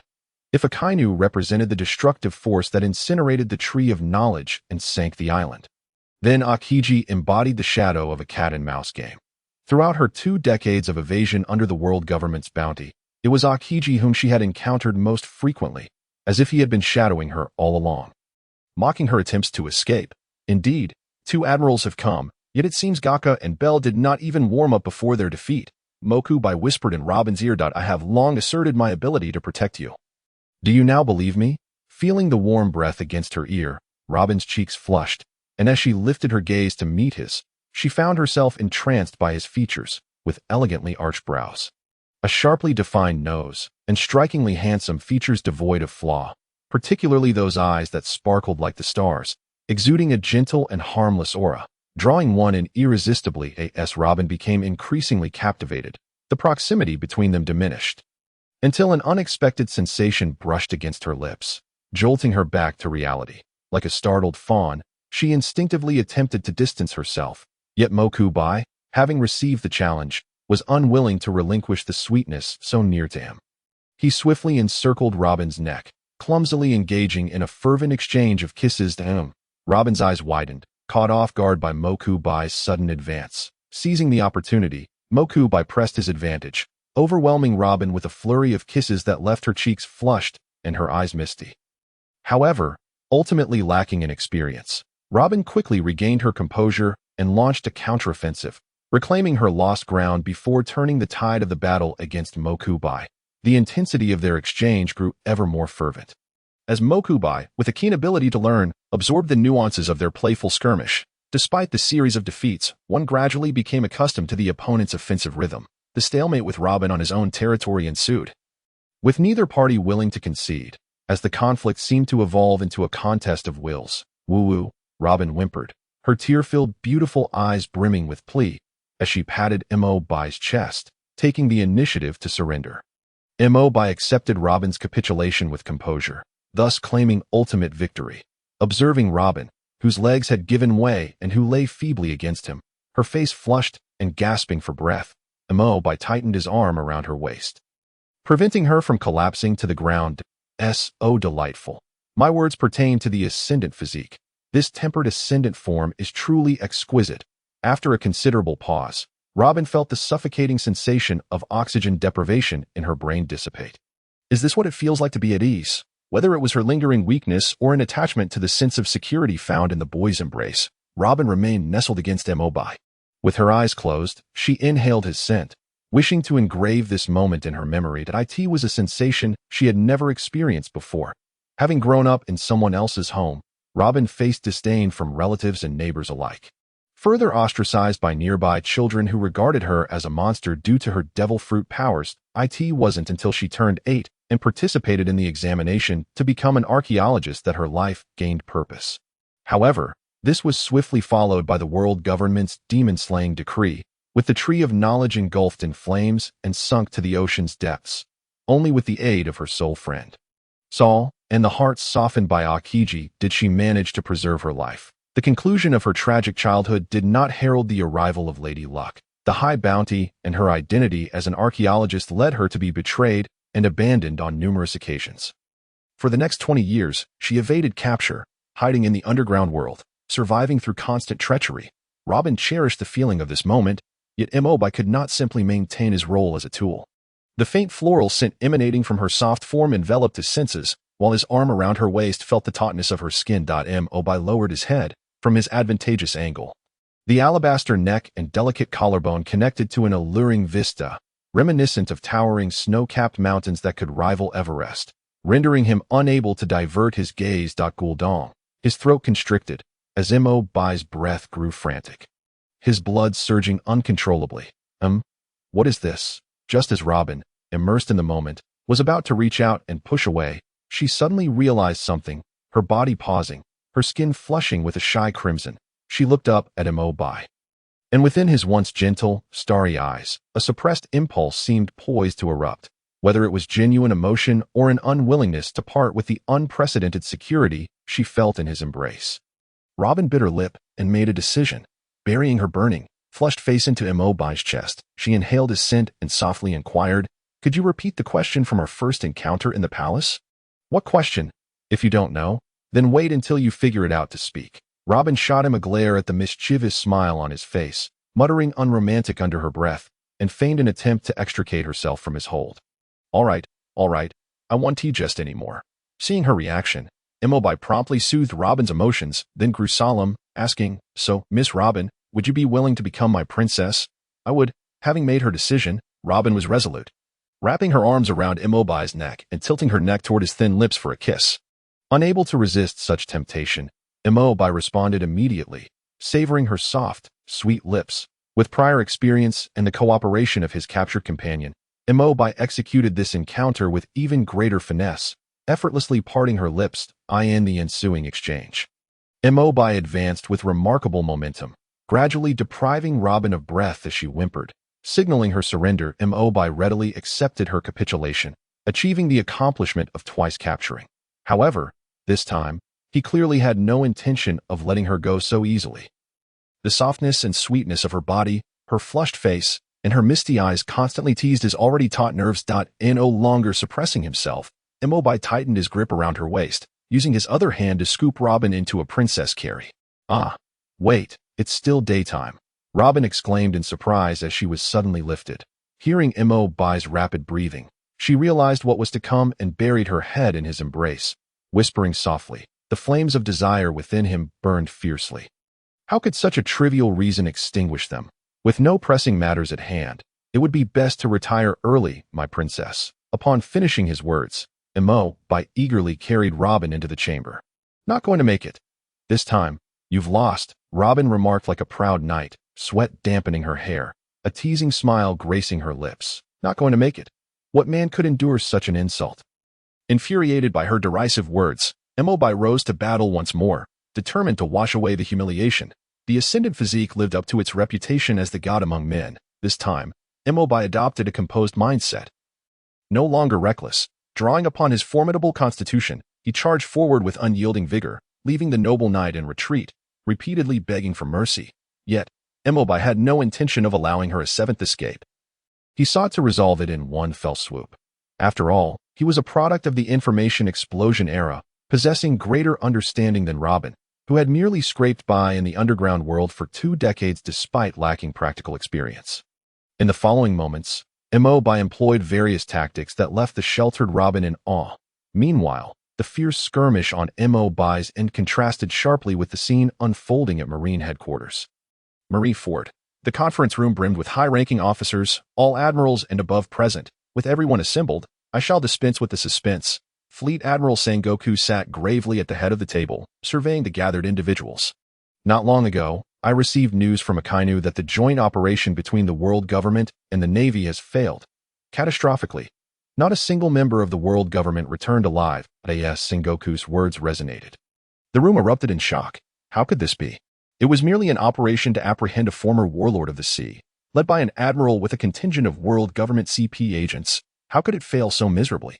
"Silence," Sengoku, noticing the chaos akin to a marketplace, rapped the table. "That I believe I am not so confused as to speak nonsense here." Once the room quieted, Sengoku continued.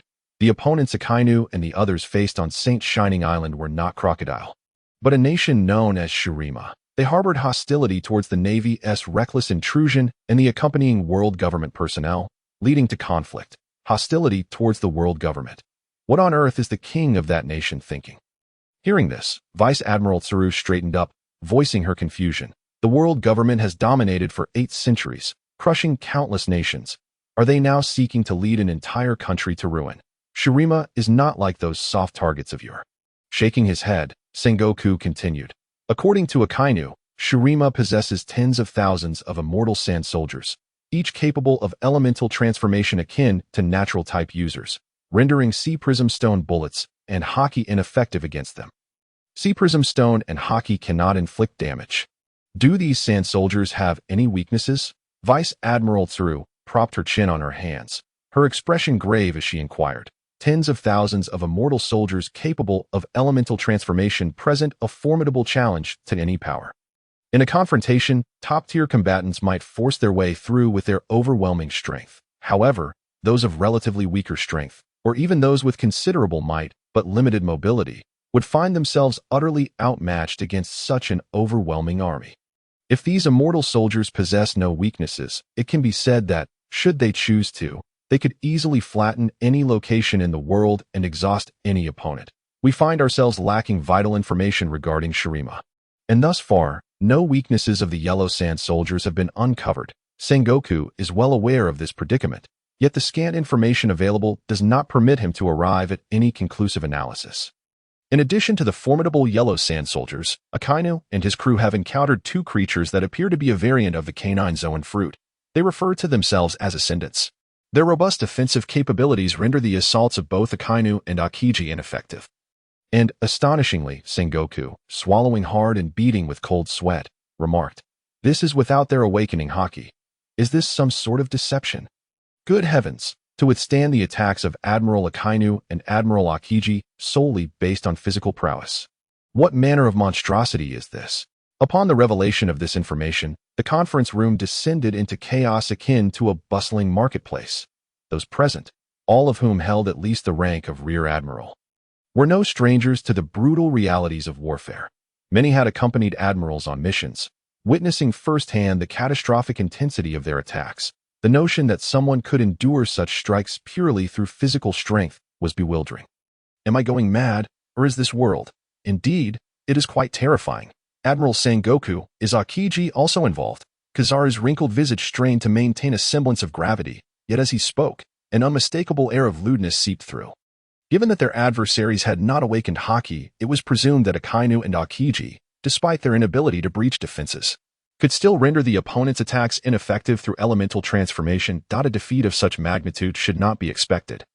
Should it? Kizaru voiced his concerns, and the room fell silent, all eyes turning toward Admiral Sengoku, awaiting his elucidation. Their foes possess a mysterious, inescapable ability that can incapacitate those below the rank of Rear Admiral, leaving even Akainu and Akiji unable to maintain their combat effectiveness, forcing them to retreat in disarray.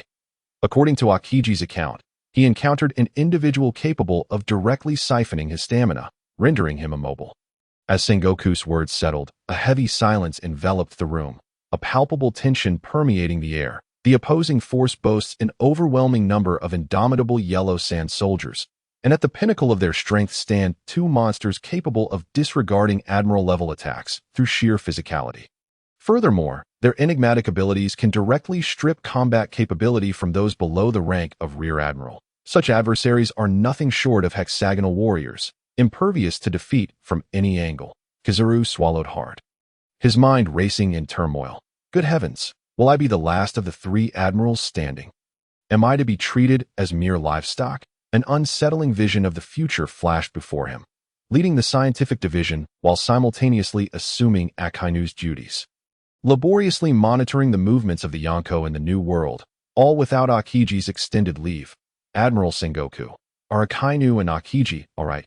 Little did Kizaru know how anxious he was when he uttered this question, internally praying fervently for the safety of his two colleagues. Fortunately, Akainu and Akiji are unharmed. Sengoku confirmed with a nod, addressing the somber assembly. What I am about to share is, indeed, a piece of good news. Shirima harbors animosity toward the world government, but holds no prejudice against the Navy. After capturing Akainu and Akiji, they compelled them to sign an equal treaty and requested a method for haki cultivation before allowing them to depart. As for the captured Navy personnel, an agreement was made to release them after the Navy delivered a batch of apprehended pirates to provide labor. This paints Shirima in a relatively favorable light. Indeed, they managed to capture both Admirals Akainu and Akiji, and the treaty signed was one of equality. Their legal system must be remarkably fair and just. The attendees began to express their opinions, until Rear Admiral Tsuru interjected, stating, "They have killed members of the world government. They will not let this slide, and we may very well find ourselves in conflict again." Tsuru's statement ushered in an eerie silence once more. After scanning the reactions of those present, Tsuru exchanged a brief glance with Sengoku before continuing. "However, that is no longer my concern. I have a multitude of matters to attend to." With that, Tsuru rose and exited the room. The remaining Rear Admirals swiftly followed suit, each citing various reasons to excuse themselves, eager to evade the impending orders from the world government. It is easy to imagine that the pirates currently wreaking havoc on the seas will soon face a comprehensive crackdown. Kizaru sat in a daze as he found himself alone with Admiral Sengoku in the conference room. As the admiral with the highest mobility, aside from overseeing the scientific division, his primary responsibility was to remain stationed at Navy headquarters to respond to any sudden events. Once the orders from the world government arrive, will I not be compelled to take action? Admiral Sengoku, Kizaru's lips parted in bitterness, unsure of what excuse he could muster to evade the impending turmoil. "You re on your own." Sengoku offered no solace. Patting Kizaru's shoulder before departing the dais, he surveyed the now empty conference room. Kizaru felt an unprecedented aversion to his previously leisurely duties, with their adversaries lacking haki. Both Akainu and Akiji had suffered a severe beating. Once these foes awaken their haki, will I not be utterly obliterated? No, I cannot remain idle. Kizaru's thoughts began to whirl, the brilliance of the Pika Pika no Mi igniting a spark of inspiration. If no emergencies arise, why not create one myself? Events capable of provoking an admiral include an assault on the celestial dragons or the four emperors. Eureka! I shall seek out Kaido for a confrontation. Kizaru declared, his hand striking his palm. His plan solidified at AS for Y Kaido. Big Mom's fruit powers are convoluted and troublesome. Whitebeard, though aged, remains a formidable gentleman. Shanks is perpetually elusive, making him difficult to locate. Thus, this task naturally falls into the hands of the Honorable Kaido. While Kaido is tough and resilient, I am swift. I can create a grand spectacle while minimizing the damage, merely skimming by for a light engagement. Although it is stipulated that conflicts with the four emperors require high-level approval. Who would care under the current circumstances? Life must be lived in a manner that brings comfort. At the Holy Land Mary Joa, the world government was not oblivious to these developments in the somber atmosphere of the council chamber. The four elders awaited in silence until the elderly, white-haired elder made his entrance. How did it go? Have you seen the dignitary? The round-faced elder inquired anxiously, while the others leaned in anticipation of his response. The white-haired elder shook his head in silence, plunging the assembly into a realm of quiet contemplation. This era is rife with individuals driven by ambition for wealth, fame, and power, while the revolutionary army lurks in the shadows. Poised to act, the chaotic state of the world is already a headache for them. Now, a nation has emerged from the annals of history, and their initial confrontation has dealt a severe blow. Defeating two Navy admirals while annihilating the accompanying world government personnel, this brazen act has unequivocally directed their ire toward the world government. They have unsheathed their blades. Given their exhibited strength, even the typically domineering world government, which is quick to obliterate nations, must tread cautiously, refraining from hastily declaring war. To return from the depths of history thousands of years past, who can assure that this adversary does not possess further hidden trump cards? The visible strength alone already surpasses the limits of their capability to contend. Despite appearing to sit atop the world's power structure, before the one seated upon the throne, they are but mere surrogates wielding authority. Engaging with such an opponent is no longer within their purview. Damn it all, buried deep within history, these individuals should remain underground. What compels them to emerge? Do they truly believe this is their era? The round-faced, irascible elder slammed his fist on the table, his visage a tapestry of fury and despair. The two self-proclaimed descendants encountered by Akainu and Akiji have been identified as Gaka, the former vice-commander of the Alabasta Royal Guard, and Bell, the Falcon. They managed to vanquish two admirals without even mastering haki, thus corroborating the rumors we previously heard. Shurima indeed possesses a power that grants individuals immense strength and prolonged life. It appears there are still many mysteries in this world that elude our understanding. The curly-haired elder shook his head in contemplation and remarked to the other 5 elders present, "Currently, our only course of action is to ascertain the costs or limitations of this power before Lord M gives his orders, as well as to gather intelligence on the weaknesses of those immortal sand soldiers, and to uncover information about the elusive Emperor of Shurima." His words were met with unanimous agreement from the others. Aside from the validity of his analysis, it was also a matter of necessity. At present, Vegapunk's research project remains in its infancy. Their available power consists solely of the Navy and the members of the CP organization. This strength may prove formidable against other national forces, yet it is merely the visible might of Shurima that places both sides in a precarious balance. Moreover, the Navy must contend with pirates scattered across the globe, making it exceedingly difficult to maintain the current situation, let alone allocate sufficient forces for coordinated action. Thus, the 5 elders solidified their forthcoming course of action that a substantial number of CP members, bearing various identities, received word and began their journey towards St. Ting Island from all corners of the world. Concurrently, they discreetly diverted a significant contingent of forces to set their sights on the East Sea, where individuals with abilities beyond their comprehension also reside. At St. Ting Island, within the palace of Shurima, the adage holds that a woman at 30 resembles a wolf, and at 40, a tiger. Having broadened her horizons at the age of 28, Robin fully embraced her newfound freedom. Utilizing the powers of the flower fruit, she engaged in a tactical retreat with Mo by escaping a desperate situation, coupled with the innate physical prowess of humanity in this world. Their fierce battle persisted until the break of dawn. The morning birds chirped outside, discussing the melodious warbling of the night before. Mo by awoke early, feeling invigorated by the previous night's skirmish rather than fatigued. Gazing at Robin, who lay peacefully in his embrace, he was enveloped by a profound sense of contentment. She was not merely his first love, she was family. Where there is family, there is home, for the first time. Mo by felt a sense of belonging in this world, reminiscent of an anime from his past life. Safety, warmth. You belong to me now, he mused, gently brushing aside her bangs and placing a tender kiss on her forehead. Mo by held Robin closely, inhaling the floral scent that clung to her. The warmth of their mutual embrace intoxicated him. The wildness of the previous night had not disturbed Robin's well-established biological clock. Amidst the birds' chatter outside, the owner of the melodious warble fluttered her lashes awake. Her gem-like eyes, tinged with sleepiness, beheld the smiling face before her. Awake? What would you like to eat? The gentle tone that reached her ears was a stark contrast to the insufferable rogue of the previous night. Robin draped her arm around Mo by's neck, pressing a light kiss on the corner of his mouth, and cheerfully replied, "Good morning. I would like a fried egg sandwich and a glass of milk." "Please, darling, not enough. The meal costs 2 sweet kisses," Mo by teased, pointing to his lips, demanding more. Without hesitation, Robin obliged, planting another kiss in the same spot. There was no need to venture out for ingredients. With a flick of his wrist, a feast appeared before them as if conjured by magic. His travels had not only involved acts of valor, but had also allowed him to gather a plethora of delicacies within his spatial ring. "How did you do that?" Robin exclaimed, approaching the table to inspect the spread, her mouth agape in astonishment. Mo by is indeed capable of anything," he boasted with a childlike pride, witnessing Mo by's exuberant display. Robin smiled, the relaxed atmosphere easing her spirit. "Impressive. Could you whip up another cheese toast?" she asked, resting her chin on her hand, gazing at him with admiration. Understanding and mature, Robin did not allow Mo by's boastfulness to create any awkwardness. After breakfast, as she expressed her desire to study the historical stone tablet at the Nefertali royal tomb, they set out together, observing Robin's continued vitality. Mo by found it hard to reconcile her present poise with the disheveled state from the previous night's chaos. Such a formidable force, and after merely one night of rest, she had returned to form. Shaking his head, he marveled at the resilience of humanity in this world.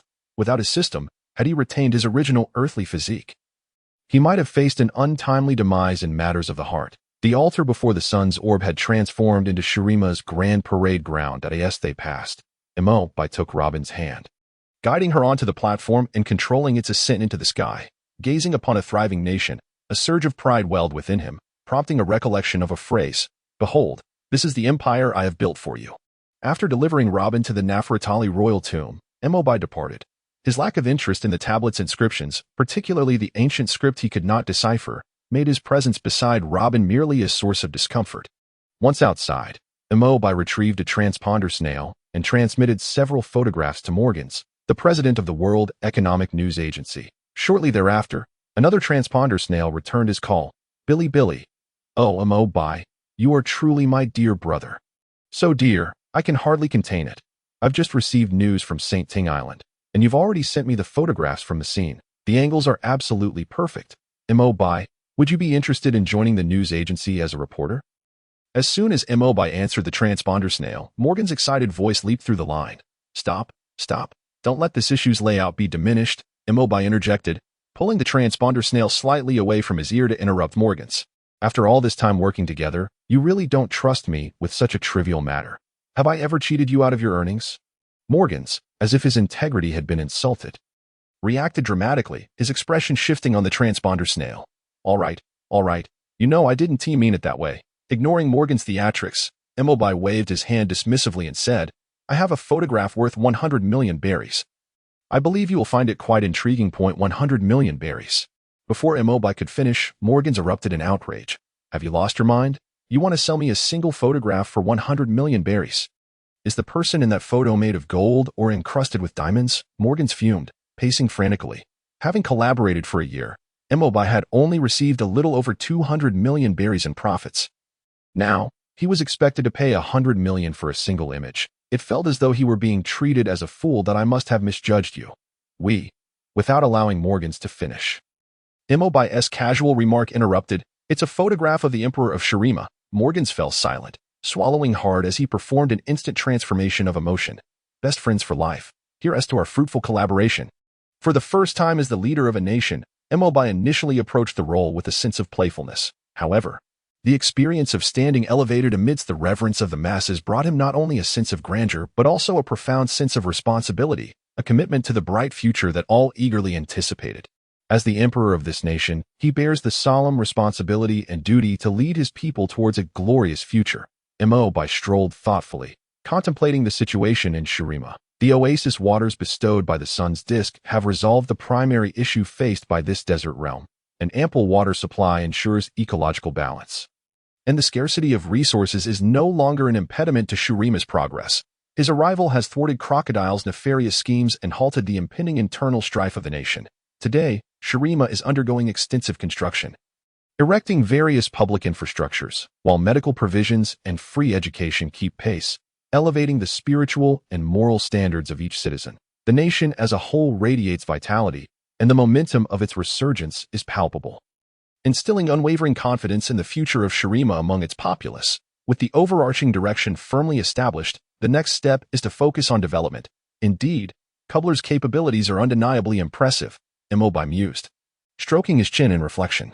Since assuming control of this nation, aside from bringing along 2 comrades from the Revolutionary Army and issuing a few broad policy directives, he has taken little direct action. The affairs of the state have been predominantly managed by Kubler.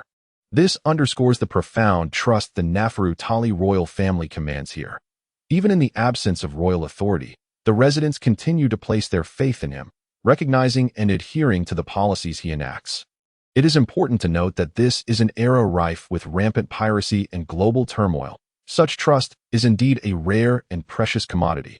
Thus, the only remaining concern is external threats.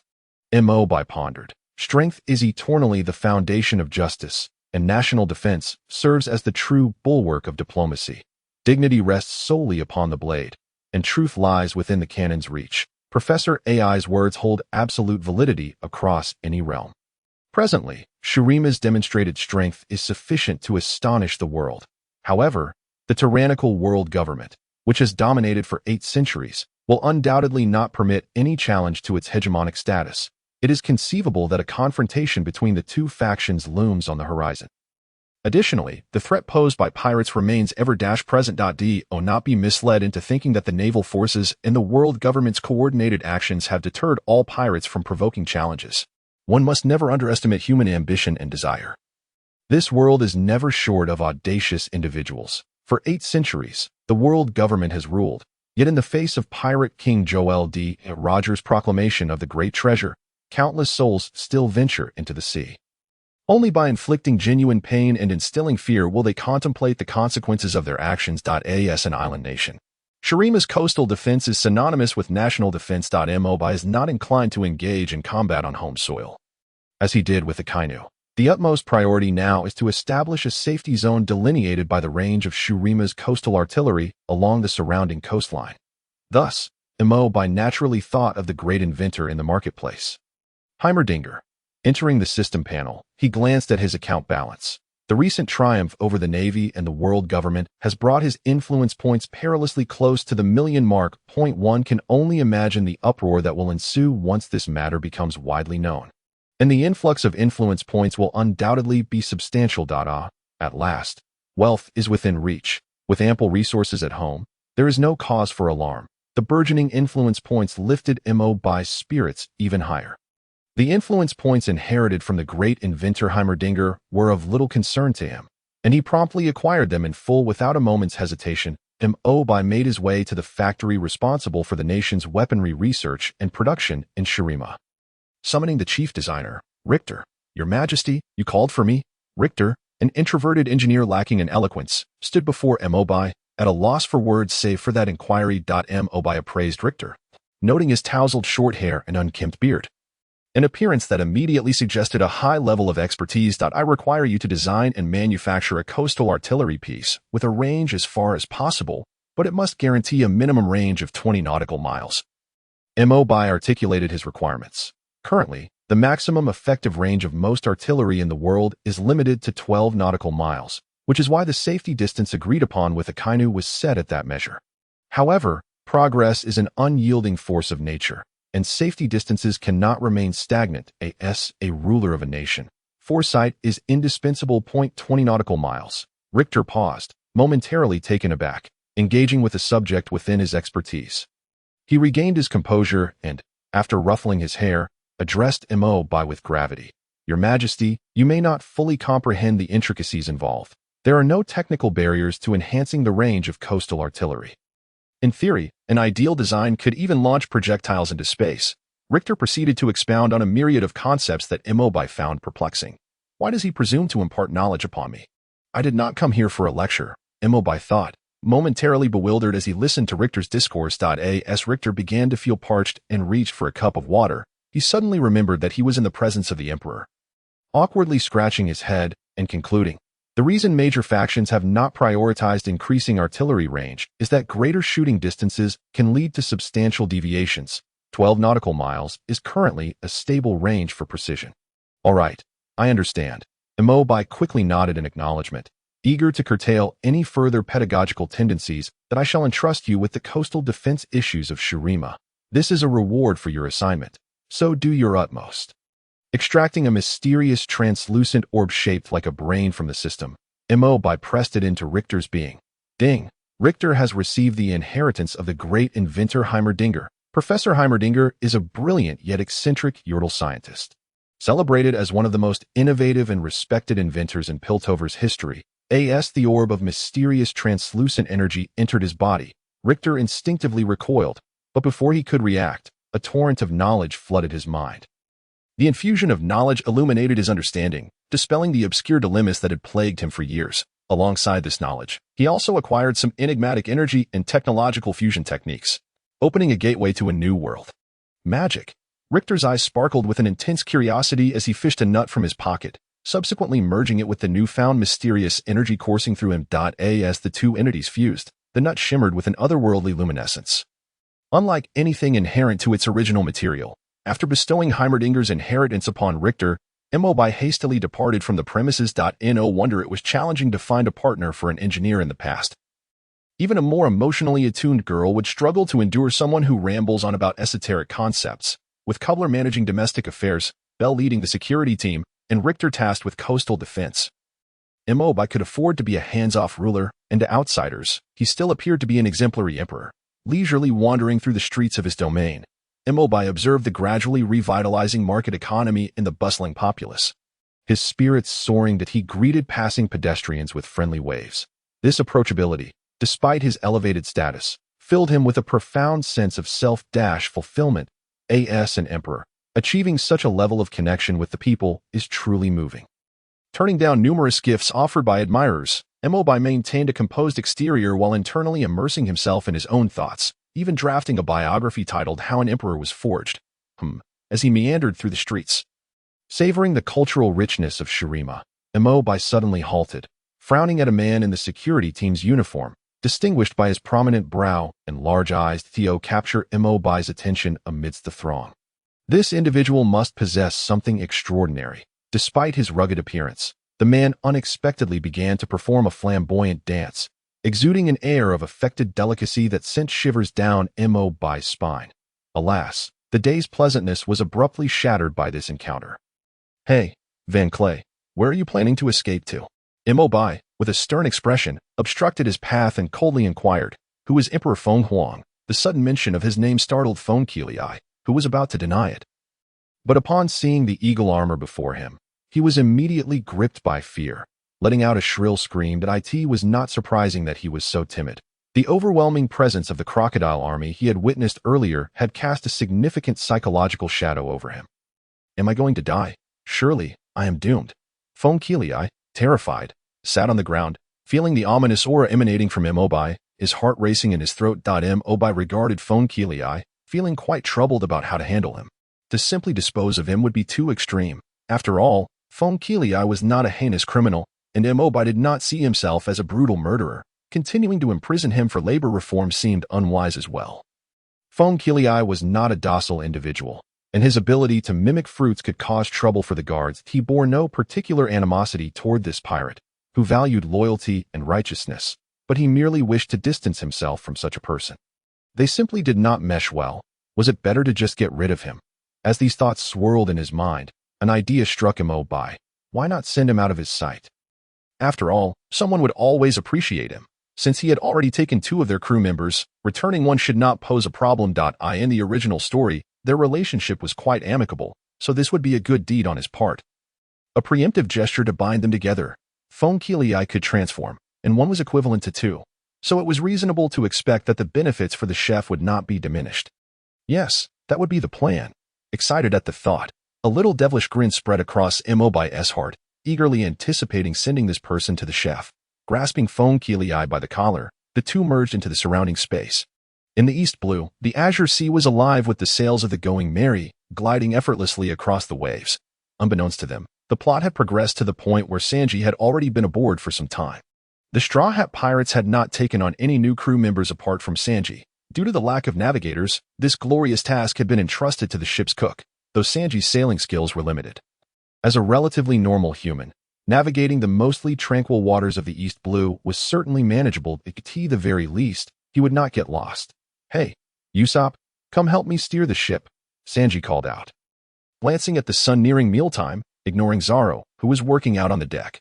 Learning from past mistakes, he initially let Zoro take the helm, only to have the man chase after a cloud until it dissipated.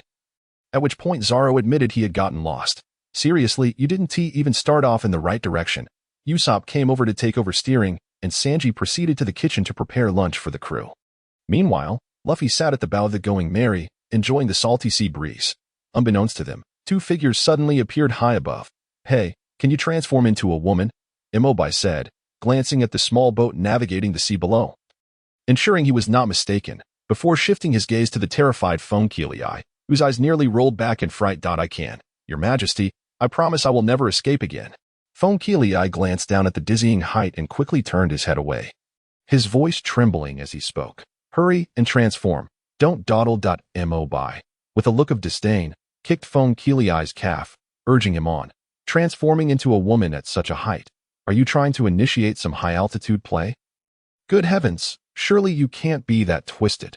Thoughts raced in Fong Qiliai's mind, but under Mobi's increasingly impatient gaze, he reluctantly complied and activated his mimic fruit ability, shifting his appearance. Next, Mobi said.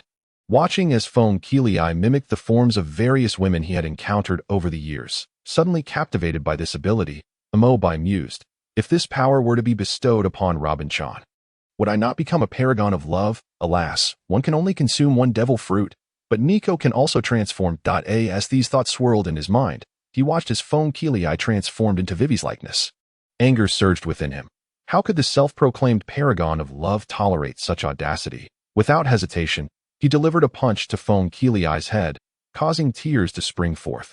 You are never to assume Vivi's appearance again. Do you understand? Mobi threatened, his gaze sharpening with unmasked murderous intent. Have you interacted with Robin? No. The vice captain seldom shows herself. I have had no opportunity to meet her, Fong Qiliai stammered, wincing in pain as he shifted from Vivi's form to that of a different, demure-looking woman. Very well. I hope you are not deceiving me. Mobi scrutinized Fong Qiliai for a moment before releasing his grip on his collar. Help? I truly am not lying, Your Majesty, Fong Qiliai cried. Overwhelmed by the sensation of weightlessness as he plummeted from the height, tears streaming down his face, and his pants stained with urine. This height. I am surely doomed, he thought in despair, when suddenly he felt a disorienting shift in space. And the once ant-sized ship below loomed larger before him. Bam! Fong Qiliai crashed onto the deck, the sound of his landing drawing the attention of several crew members. Who are you? Zoro, the closest to the scene, observed Fong Qiliai sprawled on the deck, his hand instinctively resting on the hilt of his sword, questioning with a wary tone. As the most experienced member aboard, he instinctively sensed that this unusual arrival was not benign. Watch your tone when addressing a lady, you insufferable moss head. Sanji, who had been preparing lunch in the kitchen, poked his head out and immediately noticed Fong Qiliai's delicate appearance. The sight of Fong Qiliai's terrified and disheveled state ignited Sanji's protective instincts. Abandoning his cooking, he rushed out, a flower inexplicably clenched between his teeth. Please do not fear, beautiful lady. I shall protect you. Saved. Thank you. At this moment, Kelai regained his composure, feeling the sturdy deck beneath him. And, upon glancing around and not spotting Mobai, he felt a weight lift from his heart as he addressed Sanji. Thank you for your kindness. Sanji, elated by the gratitude, began to dance joyously. Die for me. By the way, can you fly? Would you perform for us? At that moment, Luffy and Usopp approached, Luffy's eyes sparkling with admiration as he gazed at Kelai. Hearing the commotion, Kelai looked at Luffy, who was staring at him with awe. I can't fly, but as a token of gratitude for saving me, I shall perform for you. Kelai, feeling bashful under Luffy's adoring gaze, decided to forego the flying act, opting instead for a different performance. In front of the onlookers, Kelai suddenly slapped his hand against Luffy's face. Luffy. Zoro instinctively drew his sword. However, before he could act, Kelai merely adjusted his own face, transforming into Luffy's likeness. What is happening? The crew stood in stunned silence, their gazes darting between Luffy and Kelai, realizing that apart from their clothing, they appeared identical. Die for me, Luffy exclaimed, clapping his hands with excitement. Can you transform again? Of course, Kelai replied, not refusing Luffy's request, as he continued to flit around the crew, transforming into their likenesses. Much to their astonishment, I am Kelai. You may call me Little Fong. I am a mimic, endowed with the powers of a superhuman fruit, capable of transforming into the likeness of anyone I have encountered on the ship. I performed a little act, and upon reverting to my original form, Kelai introduced himself to several individuals with a flourish. I am Luffy, destined to become the Pirate King. This is Zoro, Usopp, and Sanji. Feng-chan, come join me as my companion. Luffy gestured towards his crew, extending his invitation to Kelai. Wah, thank you for your invitation, Luffy-san. I am deeply touched, Kelai exclaimed, tears streaming down his face, feeling a surge of emotion as he lamented the capture and confinement of his companions, unsure of where to turn. So this is your true form? Sanji interjected, moving closer to Kelai, scrutinizing his heavily made-up visage and playful expressions, filled with uncertainty. Indeed, this is my authentic self, Kelai replied, striking a pose reminiscent of a ballet dancer. Winking playfully. I am both male and female, a person of unique charm. If you, my benefactor, were to propose to me, I might consider it. So all along, I was fawning over a cross-dressing brute. Upon receiving this revelation, Sanji's heart shattered, collapsing to his knees, gazing skyward with a cry of despair, mourning the love that had perished before it even blossomed. Zoro cast a brief glance at Sanji before returning to his workout, while the rest of the crew, oblivious to Sanji's heartache, continued to frolic and enjoy their time together. Heartbroken, Sanji dragged himself back to the kitchen, feeling disheartened. Oh no, he gasped, suddenly recalling the fire he had forgotten to extinguish. Lifting the pot lid with a cloth, he was met with a charred mass of ingredients, his heart bleeding at the thought of wasted food. Frowning, he scooped up the burnt remnants and, as a form of self-punishment, stuffed them into his mouth, the bitter taste causing tears to flow from the corners of his eyes. Sanji silently vowed to himself he would never again be swayed by beauty. Never. After entrusting Kelai to the Straw Hat Pirates, Mobai first sought out a restaurant to address his lunch needs, then returned to Surima to oversee his empire. Given that most constructions were merely renovations of existing temples, the workload was minimal. Currently, Surima boasted 46 elementary schools, 22 middle schools, and 7 universities. In the administrative hall, Vivi, holding a stack of documents, reported to Mobai on the progress of national infrastructure development. Since learning of Mobai's contributions to Surima, she had come to idolize him, fervently working on the front lines of national construction. Gazing at the tall figure clad in golden armor, Vivi felt a thrill akin to that of a devoted fan. Some key hospitals and cafeterias were already operational, with the remaining projects set to be completed within the next 3 months. After hearing Vivi's report, Mobai nodded in acknowledgement. For a nation of 10 million, these foundational developments would largely meet the needs of its citizens. Following Surima's takeover of Alabasta, Mobai had instructed Cobra to allocate this year's celestial gold towards domestic construction. Indeed, as exploitation diminished, the populace thrived, and the nation grew stronger. Do you have time to take me on a tour of the 8th elementary school? With nothing pressing on his agenda, Mobai decided to check on how the little girl, Golden Week, was faring in her studies, inquiring of Vivi. Of course, I have time. Vivi readily agreed, her enthusiasm evident, in an effort to create an opportunity for Robin to have some time alone. Enel had sent Golden Week off to school as soon as the foundational projects commenced, even going so far as to enforce a boarding policy for elementary students, reflecting on how unreasonable that had been. The 8th elementary school was situated on a street in the northern part of the city. A few kilometers away, under Vivi's enthusiastic recommendation, Enel decided to experience riding a fast duck. More challenging to control than ordinary mounts due to their two-legged nature, maintaining balance while they galloped proved difficult. To avoid tumbling off, Enel leaned low, gripping the duck's neck tightly, nearly sending it to meet its great-grandmother. The once imposing figure of golden armor now appeared comically out of place atop the fast duck, eliciting laughter from Vivi, who had abandoned any initial shyness around her idol. The fast duck was swift, and within 5 or 6 minutes, they arrived at the entrance of the 8th elementary school. The school, essentially a transformed temple, bore the facade of a grand, multi-tiered cathedral. "Let us head to class 5-1, Enel suggested, dismissing the staff who had come to greet them. "Your Majesty, are you here to see Golden Week? Would you like to teach a few classes? The students and teachers here all admire you greatly." Vivi, upon hearing Enel's words, quickly deduced his intentions, recalling that she had been the one to enroll Golden Week. "Really? Well then, I suppose I could teach them a math lesson." Enel considered it and nodded in agreement.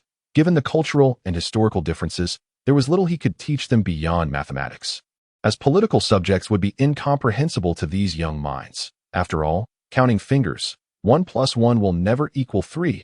Though not particularly well-versed in math, Enel felt confident when faced with a class of 5th graders. It would be a piece of cake. The news of Enel substituting for the class sent the students of class 5-1 into a frenzy, each sitting up straight, eager to receive him. Except for Golden Week, who, upon seeing Enel enter the classroom, seemed to wilt, her face expressing a profound disinterest, even as she maintained proper posture. "All right, students, who can solve this problem?" at Enel's prompt. The eager students below fidgeted, some scratching their heads in confusion, while others raised their hands, eyes bright with anticipation. "Come on, Golden Week, why don't you give it a try?" Enel called out, pointing at the despondent girl desuming in bar, separated by X meters. After C and D set off, Golden Week stood up and answered fluidly. "Hey, you didn't even pay attention in class, yet you got it right." To avoid seeming overly intentional, Enel allowed Golden Week to answer every other question, ensuring the difficulty was suitable for 5th graders.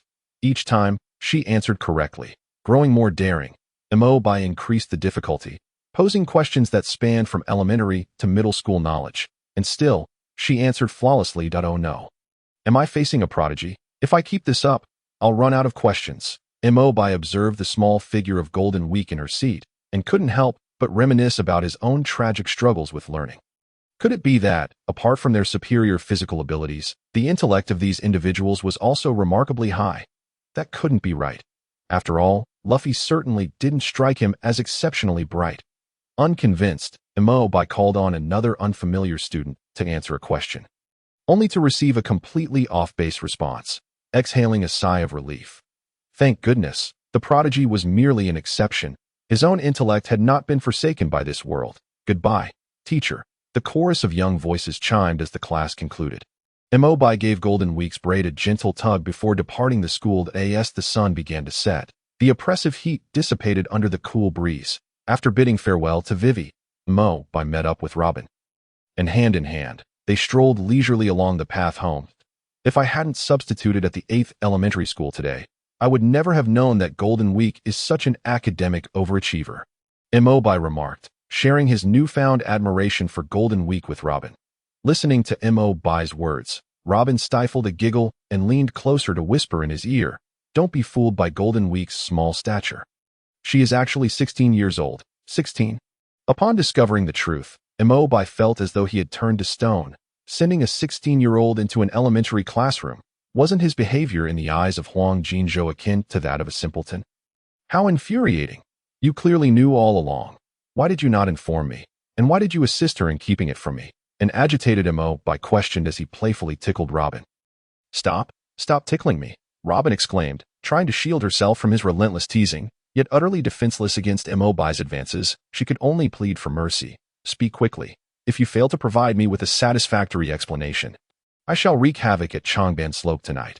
Upon hearing Bai's threat, Robin, familiar with the tales of the Three Kingdoms, immediately grasped the underlying implication. "However, I am quite looking forward to the general's performance on the battlefield. I believe I shall emerge victorious," Robin replied, unabashed and unfazed by the suggestive undertones, gazing at him with a playful smile. "Huang Jinzhou is quite afraid of you," Robin clarified. "Previously, I was surrounded by your soldiers on the battlefield and was utterly terrified. After learning that you spared her out of the belief that she was merely a child, I have since been playing the part of a child in your presence. How despicable, to exploit my kindness. And you, of all people, with our close relationship, why assist her in deceiving me?" Bai feigned an expression of grievance, yet secretly nestled into her embrace, indulging in a moment of intimacy. Robin, not wishing to shatter his tender facade, allowed their bond to flourish, with such playful antics merely serving as a spice to their romance. All right, I did tell you, and at that time, we were on the same side," Robin reassured him, gently patting Bai as one would a child. "On the same side? Do you comprehend how advantageous it was when I initially requested her assistance in crafting a casual attire strategy for you?"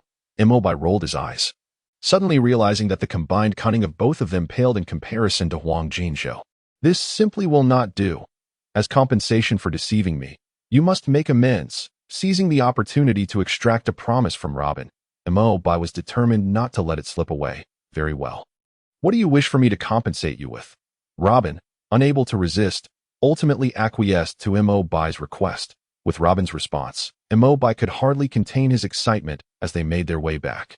Hand in hand, activating his spatial abilities to return directly to the palace, Bai's mind delved into the system, extravagantly ignoring the price.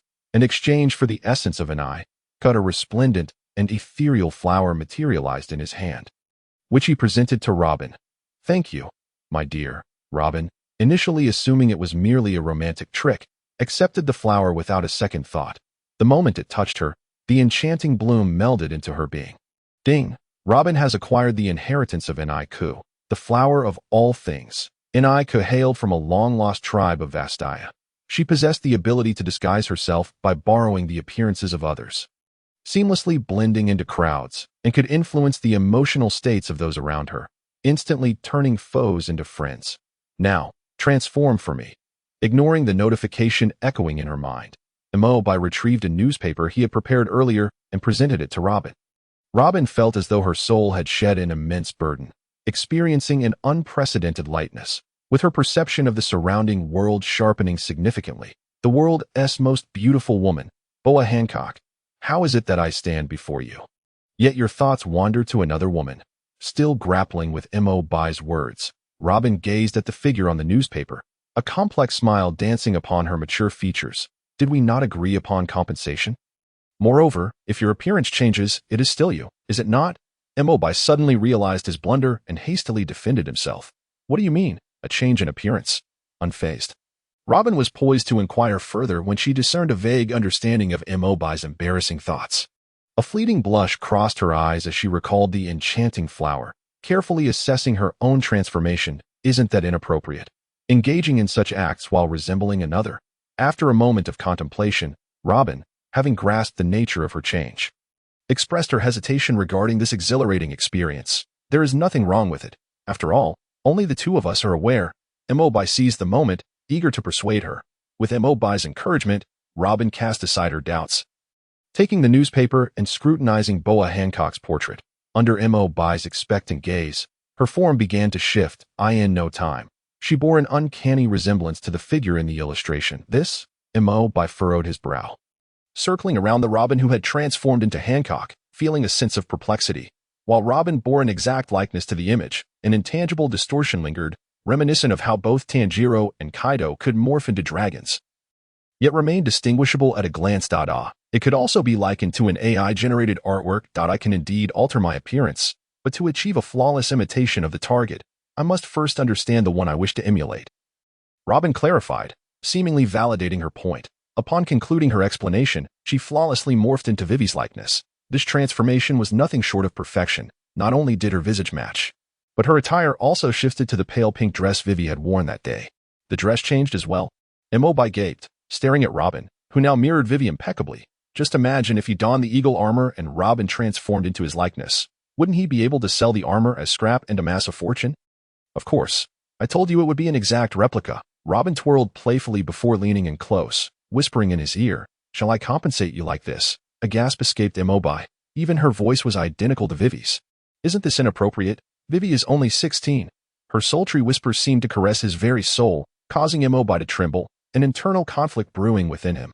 Yet, recalling Vivi's tender age, he hesitated.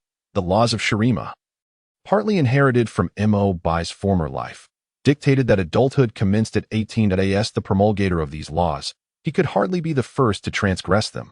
Could he?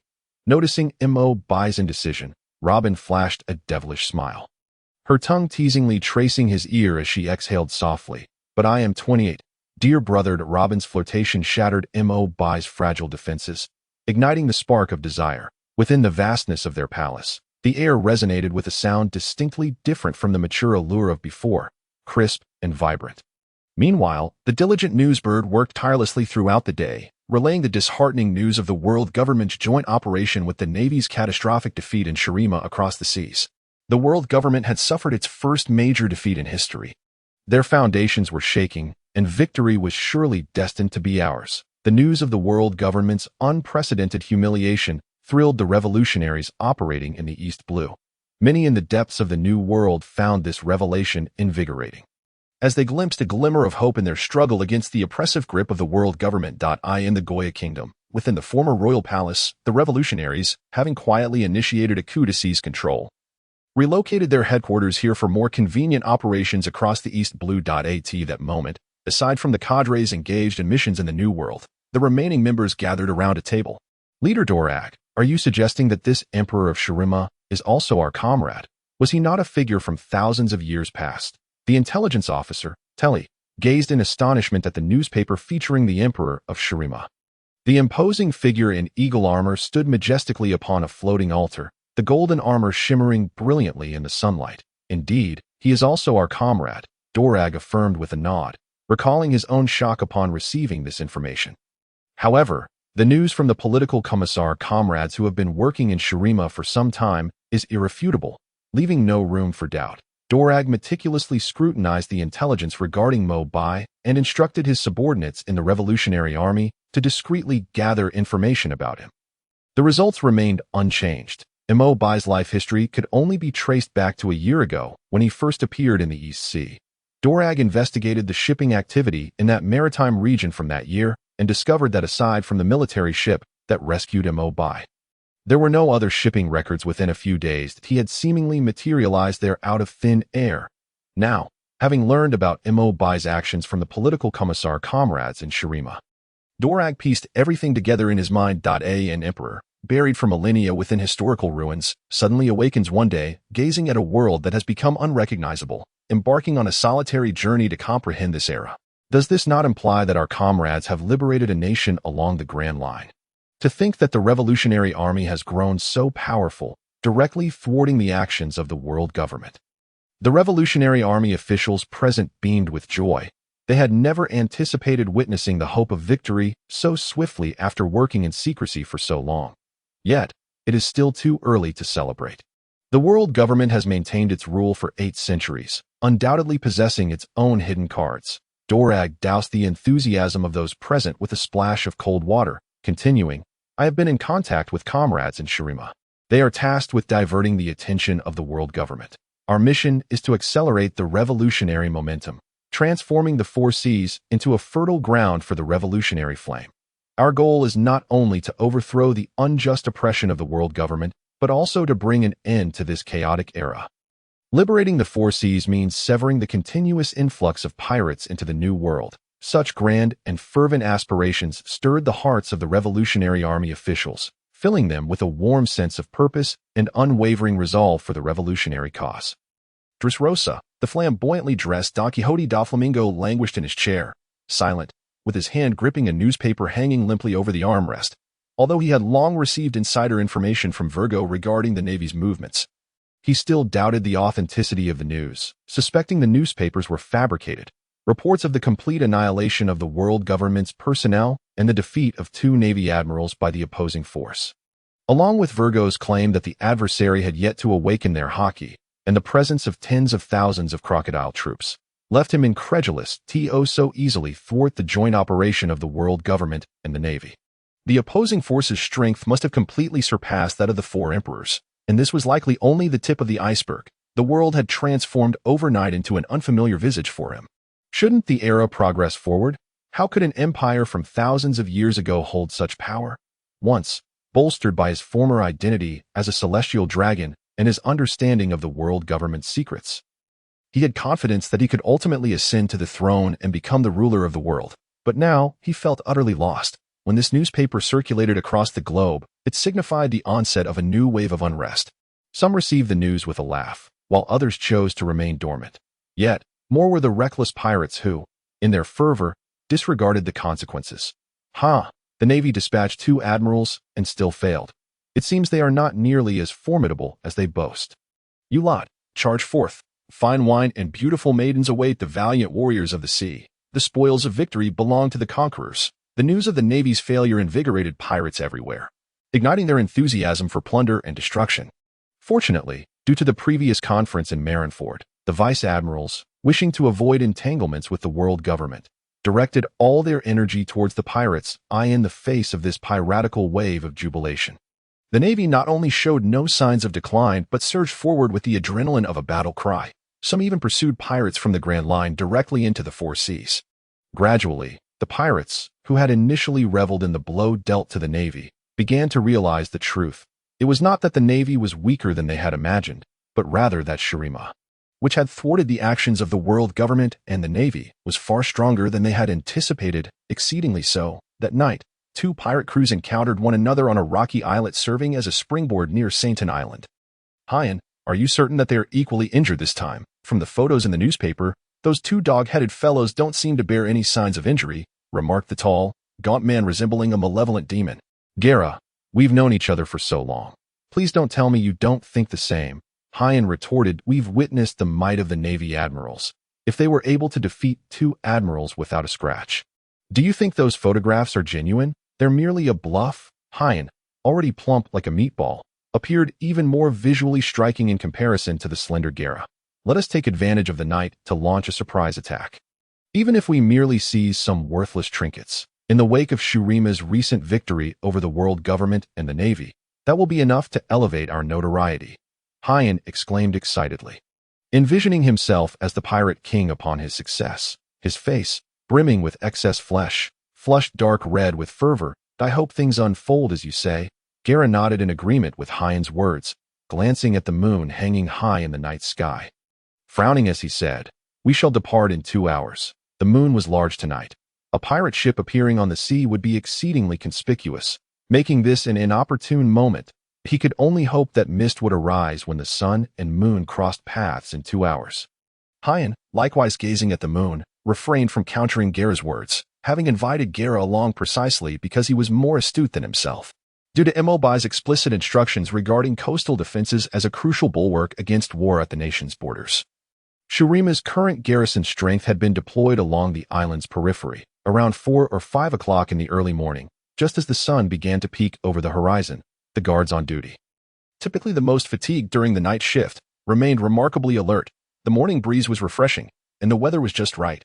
No mist arose over the sea to fulfill the pirates' desires. Instead, due to the backlighting, the 2 pirate ships were spotted the moment they emerged on the surface. Pirates are attacking. 2 pirate vessels were expected to cross the 12-mile warning line within an hour. The guards, upon spotting the pirate ships, immediately rang the alarm, relaying the news of the approaching vessels. In no time, the coastal defense forces sprang into action, preparing for combat at a moment's notice. The news of the pirates' presence quickly reached the mainland. The generals in charge of national security and the military, Bell and Gaka, swiftly reacted to the intel, setting off towards the borders. Meanwhile, Richter, who had been excitedly researching the legacy of the great inventor Heimerdinger and had remained awake all night, noticed the commotion among the troops outside. Realizing the urgency, he hurriedly intercepted Bell and Gaka. Generals, His Majesty's research has made some progress, and I would like to take this opportunity to test what shortcomings remain. Richter, with heavy dark circles under his eyes, could not conceal the excitement in his gaze that previous experiments. He had fused the magical energy manifesting within his body with existing metallic materials, resulting in astonishing transformations that endowed each metal with properties that defied common sense.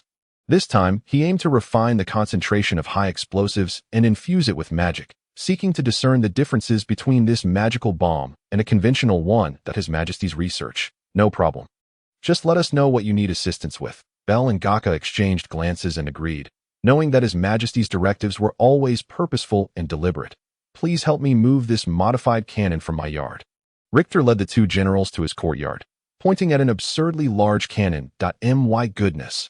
Is that cannon barrel so thick and long that you intend to shoot at the sun? Gaka found himself utterly captivated by the colossal object before him. Irresistibly drawn to the artillery as he affectionately polished the barrel, the bond between Bell and Richter was equally unbreakable. Ultimately, Gaka, relying on the formidable physique of an ascender, hoisted the artillery single-handedly and hurried toward the shore. Behind him, Richter struggled to keep pace, clutching two cannonballs the size of coconuts, infused with magical energy and enhanced explosive powder, his legs moving like those of a frantic duck on the surface of the sea. Two pirate ships sailed toward the distant Sainting Island. The two captains, who had previously maintained a cordial relationship, now found themselves drifting apart, their vessels separated by a considerable distance, looking at the conspicuous silhouettes of the ships reflected on the water. Shihan felt a surge of murderous intent toward GLA. It was a grave error to have once regarded GLA's intellect as astute. What good was it now? What was meant to be a stealthy ambush had transformed into a full-scale assault. Even if the plan succeeded, the losses would likely be substantial. Meanwhile, GLA, observing the elongated shadows of the ships on the water, felt a sense of foreboding. The ill-fated expedition had already instilled doubts in his mind. Were it not for the murderous glare Shihan cast upon him, threatening to sully his reputation by spreading tales of cowardice, he would have long abandoned the endeavor. "Captain, the enemy is firing upon us," shouted a lookout, having detected the imminent threat. "They clearly lack experience," GLA scoffed, dismissing the concern that we are nearly 20 nautical miles away. "I refuse to believe their cannons can reach us." "Captain, wait. Their cannon is several sizes larger than ours." "The projectiles are incoming," exclaimed the lookout, panic-stricken as he observed the approaching shells through his telescope, tumbling to the ground in shock. "What projectiles?" Boom! GLA's confusion was interrupted by a thunderous explosion. The ship trembled uncontrollably. Tossed by the shockwave, hiss, a fragment, the origin of which he could not discern, grazed his face, jolting him back to reality. What he beheld next left him utterly dumbfounded. The pirate ship Shihan had been aboard had vanished without a trace. Not even debris remaining. The ocean had been blasted into a deep crater, the surrounding waters struggling to settle, while a towering mushroom cloud ascended into the sky. The terrifying spectacle plunged GLA into despair, the stinging pain of his wounds serving as a grim reminder of reality. "Flee! Flee!" he cried to his paralyzed crew, tears streaming down his face. In that moment, he regretted agreeing to Shihan's scheme and lamented his reluctance to abandon the mission for the sake of his reputation. Due to the considerable distance of the residential area from the coast, the once deafening roar of cannon fire had diminished to mere firecracker-like sounds by the time it reached the palace. Hearing the commotion outside, Enel first comforted Robin, urging her to continue resting, before donning his attire to assess the situation. A surge of solar energy coursed through Enel, and the golden, wax-like armor of the majestic eagle materialized upon him. He then melded into the fabric of space, vanishing from sight. "What is the current situation?" Upon arriving at the coastal encampment, Enel inquired of Bell and the others, who stood at the ready. "Your Majesty, we are under attack by pirates." Bell promptly explained the circumstances to Enel, gesturing toward the artillery that Gaka was now intimately acquainted with. "This is the improved cannon designed by Richter. 20 nautical miles is not its maximum range. I estimate it to be around 3840. This test primarily aims to evaluate the power of this newly refined cannonball infused with magical energy." Richter revealed, displaying one of the projectiles from his possession. Was that commotion caused by this contraption? Enel, incredulous, observed the enormous artillery juxtaposed against the disproportionately small cannonball. Could they really be compatible? The distance from the residential area must have been dozens of kilometers.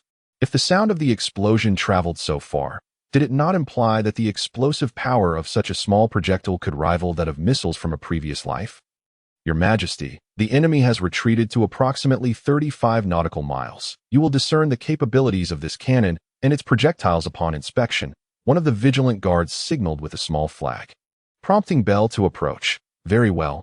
Proceed with your arrangements. Immobile nodded, anticipation building regarding the performance of the artillery.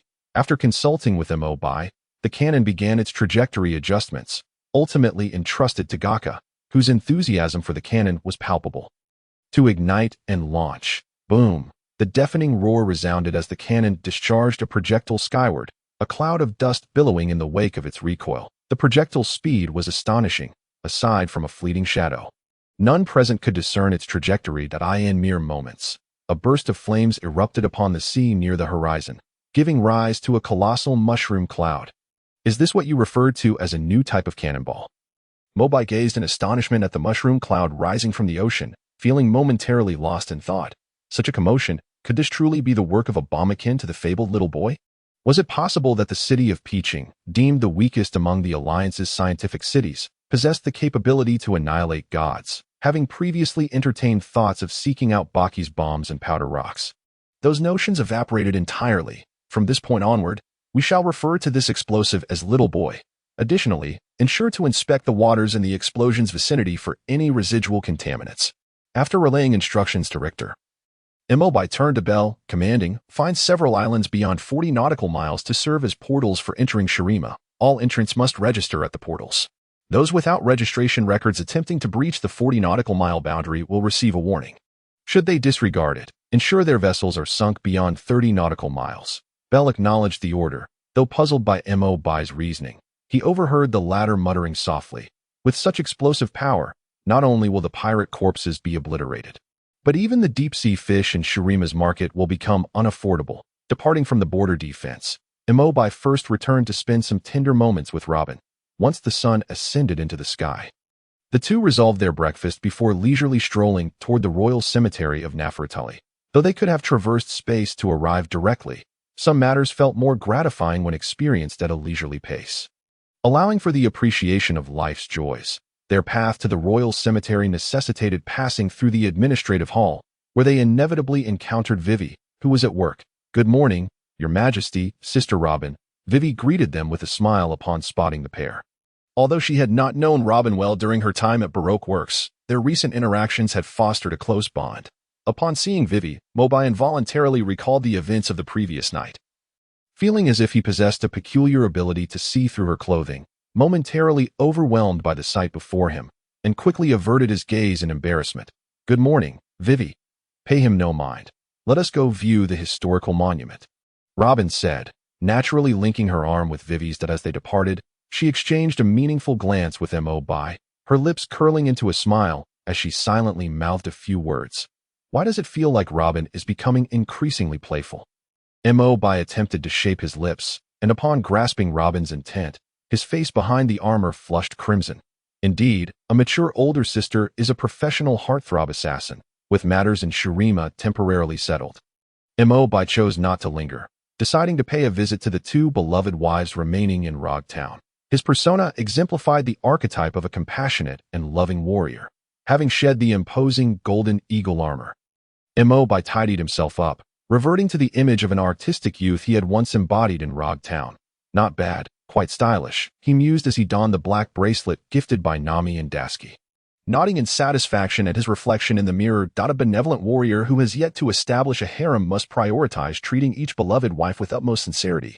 However, seeing Robin's playful demeanor, it seemed unlikely that she would mind should he choose to pursue a harem. Why dwell on such matters now? It is best to develop gradually, taking one step at a time. Immobile shook his head, collected his thoughts, and immersed himself in the surroundings. When he reappeared, he found himself in his home in Rogue Town. Nami, he called out, searching the house only to discover that she was not present. He thought little of it, surmising that she had gone to work and earned some influence points. Thus, he set off to the nearby naval base to seek out Dasky. Don't ask. The life of a traveler is often dull and monotonous. Lo and behold, has the East Sea changed to this extent? Upon stepping outside, Immobile was met with a shocking sight, whether it was the efforts of the Revolutionary Army or Nami's intimidating presence.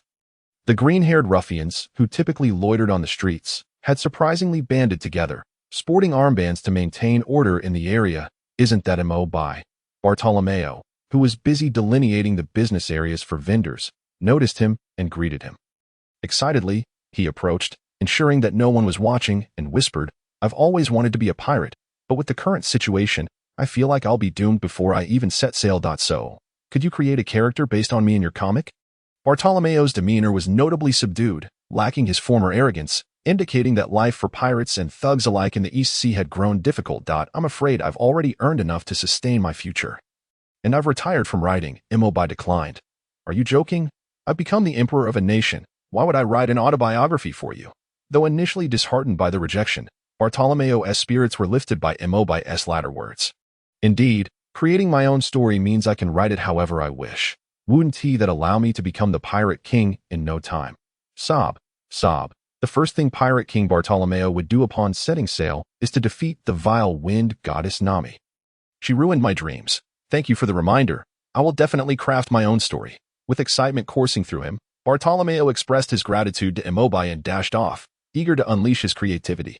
Another child reformed by the light of his arrival, Imobi reflected, realizing he had rescued yet another soul from darkness. Familiar with the guards, he exchanged a few words with the Navy personnel at the gate before entering the naval base. By this hour, the Navy had been on duty for some time, and without hesitation, Imobi proceeded directly to Smoker's office. A.S. Dasky was Smoker's assistant. This was undoubtedly the easiest place to find her. Smoker, where's Dasky?" Imobi entered the office, which was ajar, only to find Smoker alone, enveloped in a cloud of smoke. Upon seeing Imobi, Smoker's brow furrowed, and his expression darkened. "How dare you speak? It's because of your comic that Dasky has been hounding me for updates whenever she has a moment, leaving me to handle all the paperwork and deal with the Gold Lion Shiki situation." As Smoker vented his frustrations, his anger grew, regretting the day the Navy ship passed through that route.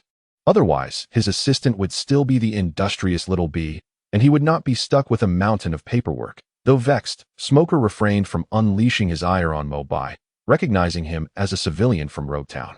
After airing his grievances, he returned to his chair, pinching the bridge of his nose, and remarked, "You should go to the training ground to find her. Ever since you gifted her that sword, she has been practicing her swordsmanship there whenever she has the chance." At this point, Smoker's grim expression softened considerably. After all, he believed that the Navy must confront the most ruthless pirates at sea, and focusing on enhancing their strength was clearly more beneficial than indulging in the entertainment of comics. All right. You should also exercise your brain. It's to prevent your mind from rusting." Imobi laughed as he glanced at the mountain of documents on Smoker's desk, giving his shoulder a playful pat. Imobi had no ulterior motive in letting Smoker vent. For men, such light-hearted mischief can serve to strengthen bonds. This was particularly effective with someone like Smoker, who appeared cold but was warm-hearted beneath the surface. However, just as Imobi's hand landed on Smoker's shoulder, he felt Smoker's entire body go limp and collapse to the ground. "What the hell? Are you faking it? What the hell? Are you ambushing me?"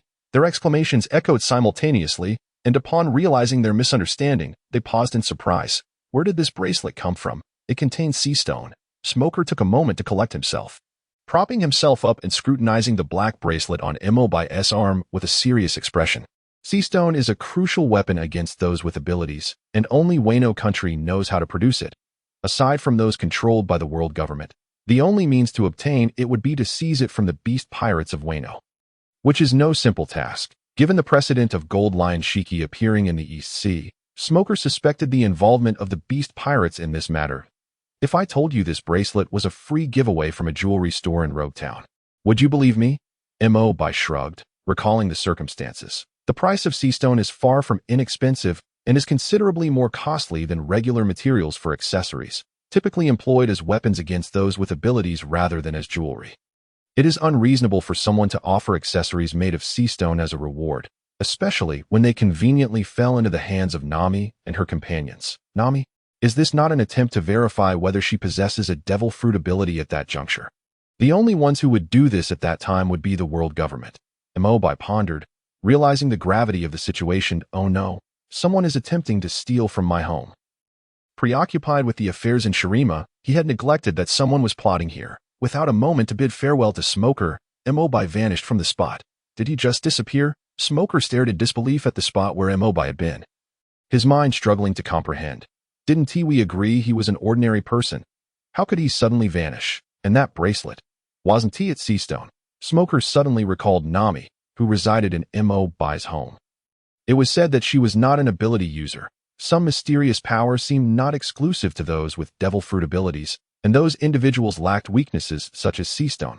Could it be that Dasky, who maintained a close relationship with Mobai, also possessed some mysterious ability? Smoker felt an overwhelming urge to inquire further, as a thought grew heavier in his mind. In a small town nestled on a half-island, dozens of pirates wielding weapons disrupted the once peaceful atmosphere. Flames erupted throughout the town, amidst the cacophonous cries and destruction.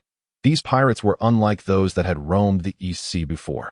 Their strength was formidable. Even the most experienced hunters found themselves no match for their blades. In the blink of an eye, lives were extinguished effortlessly. Flee. We stand no chance against them. They are demons. Despair echoed in the voices of the residents who attempted to raise arms in defiance, witnessing the gruesome fate of their fellow townsfolk. Hide quickly. No matter what happens, do not make a sound. A mother whispered urgently to her child. Great Wind Goddess, please have mercy on your faithful and deliver your divine punishment. The townsfolk, some weeping, some praying, could not fathom the emergence of such ruthless pirates during a time when the security environment had been improving. Amidst the chaos, the pirates continued their rampage, their hands steady as butchers, cutting down all in their path, regardless of age or gender. Stop. Just then, a sharp cry pierced the air, accompanied by a fierce wind capable of carving marks into stone. The wind, sharp as a scythe, swept through the streets like a steel blade, searching for any signs of life amidst the chaos wrought by the relentless marauders. The violent scene erupted into a gruesome display, flesh and blood scattering as those caught unawares were reduced to mere skeletal remains. Nami, hurrying to the scene, wore a fierce expression as she surveyed the devastation that had befallen the town. Ever since acquiring her powers, such a calamity had not befallen the East Blue. What baffled her further was the fact that in a region that had grown increasingly tranquil, multiple incidents of this nature had transpired on this very day. The reason for her delayed arrival was that she had just extinguished a fire at the previous site. With little to say to the vile perpetrators, Nami prepared to dispatch them with a mere wave of her hand. But her peripheral vision caught sight of a pirate brandishing a sword against an unsuspecting man on the opposite side of the street. Transforming into an ethereal gust, Nami raced across the thoroughfare and whisked the man away just before the blade could fall. Are you unharmed? She inquired, dispatching the pirate behind her with a swift gust of wind. I'm fine. Thank you for saving me. The man's expression still bore traces of panic, yet as he turned to express his gratitude, a sinister smirk curled upon his lips. Seizing the moment when Nami was caught off guard, he unleashed a beam of light, half black and half white, from his hand. What? In the scant distance between them, Nami realized she had been deceived, but it was too late. The light had already struck her that I have consumed the superhuman synchronization fruit. Those marked by my light will uncontrollably mimic my every movement. The man explained, his arrogance evident as he showcased several feats that exceeded human limits, seemingly to validate his claim. Crack. The sound of her bones grinding against one another filled the air, prompting Nami to transform into a formless wind once more. Though she felt slightly better afterward, she soon realized that even this could not grant her control over her own body. TSK. How dull. The target is captured. Let us retreat. The man, disappointed by the absence of the anticipated screams, called to his companions to prepare their exit. That moment, a fierce gale began to surge violently. Dream Eater. A muffled voice resounded as Nami, having summoned the tempest with her will, sensed a shadow approaching before succumbing to unconsciousness. Be cautious. She is no ordinary foe. The other three squads have already failed. That a figure cloaked in black murmured ominously. The port. The pirate flag was lowered, replaced by one representing the world government. After bringing the unconscious Nami aboard, the sails adorned with the world government insignia billowed as the ship departed from the harbor. The CP members aboard envisioned the rewards they would receive upon returning with their prize. Perhaps even the honor of being chosen as a favored companion of the celestial dragons. Unbeknownst to them, a subtle distortion rippled through the cabin, and a figure materialized silently. Mabai emerged from the spatial nexus, exerting control over those within the cabin. After a cursory examination confirmed Nami was unharmed, he exhaled in relief. Indeed, A special rules-type ability user was involved, yet they are not entirely foolish, Mokbai muttered, sealing the surrounding space before retrieving 2 fruits. The power of time swept through, siphoning the lives of the CP members present, their essence coalescing within the fruits held in Mokbai's grasp. Such special abilities tied to rules are often treacherous.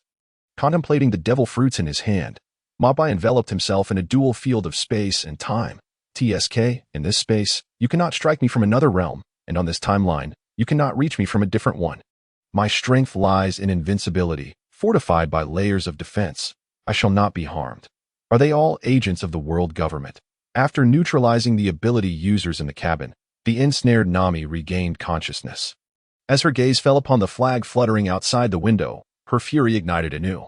She could not fathom why the world government would target her. As the rulers of the world, they ought to protect the innocent rather than unleash violence upon them. Should they not stand with the common people against the lawless pirates?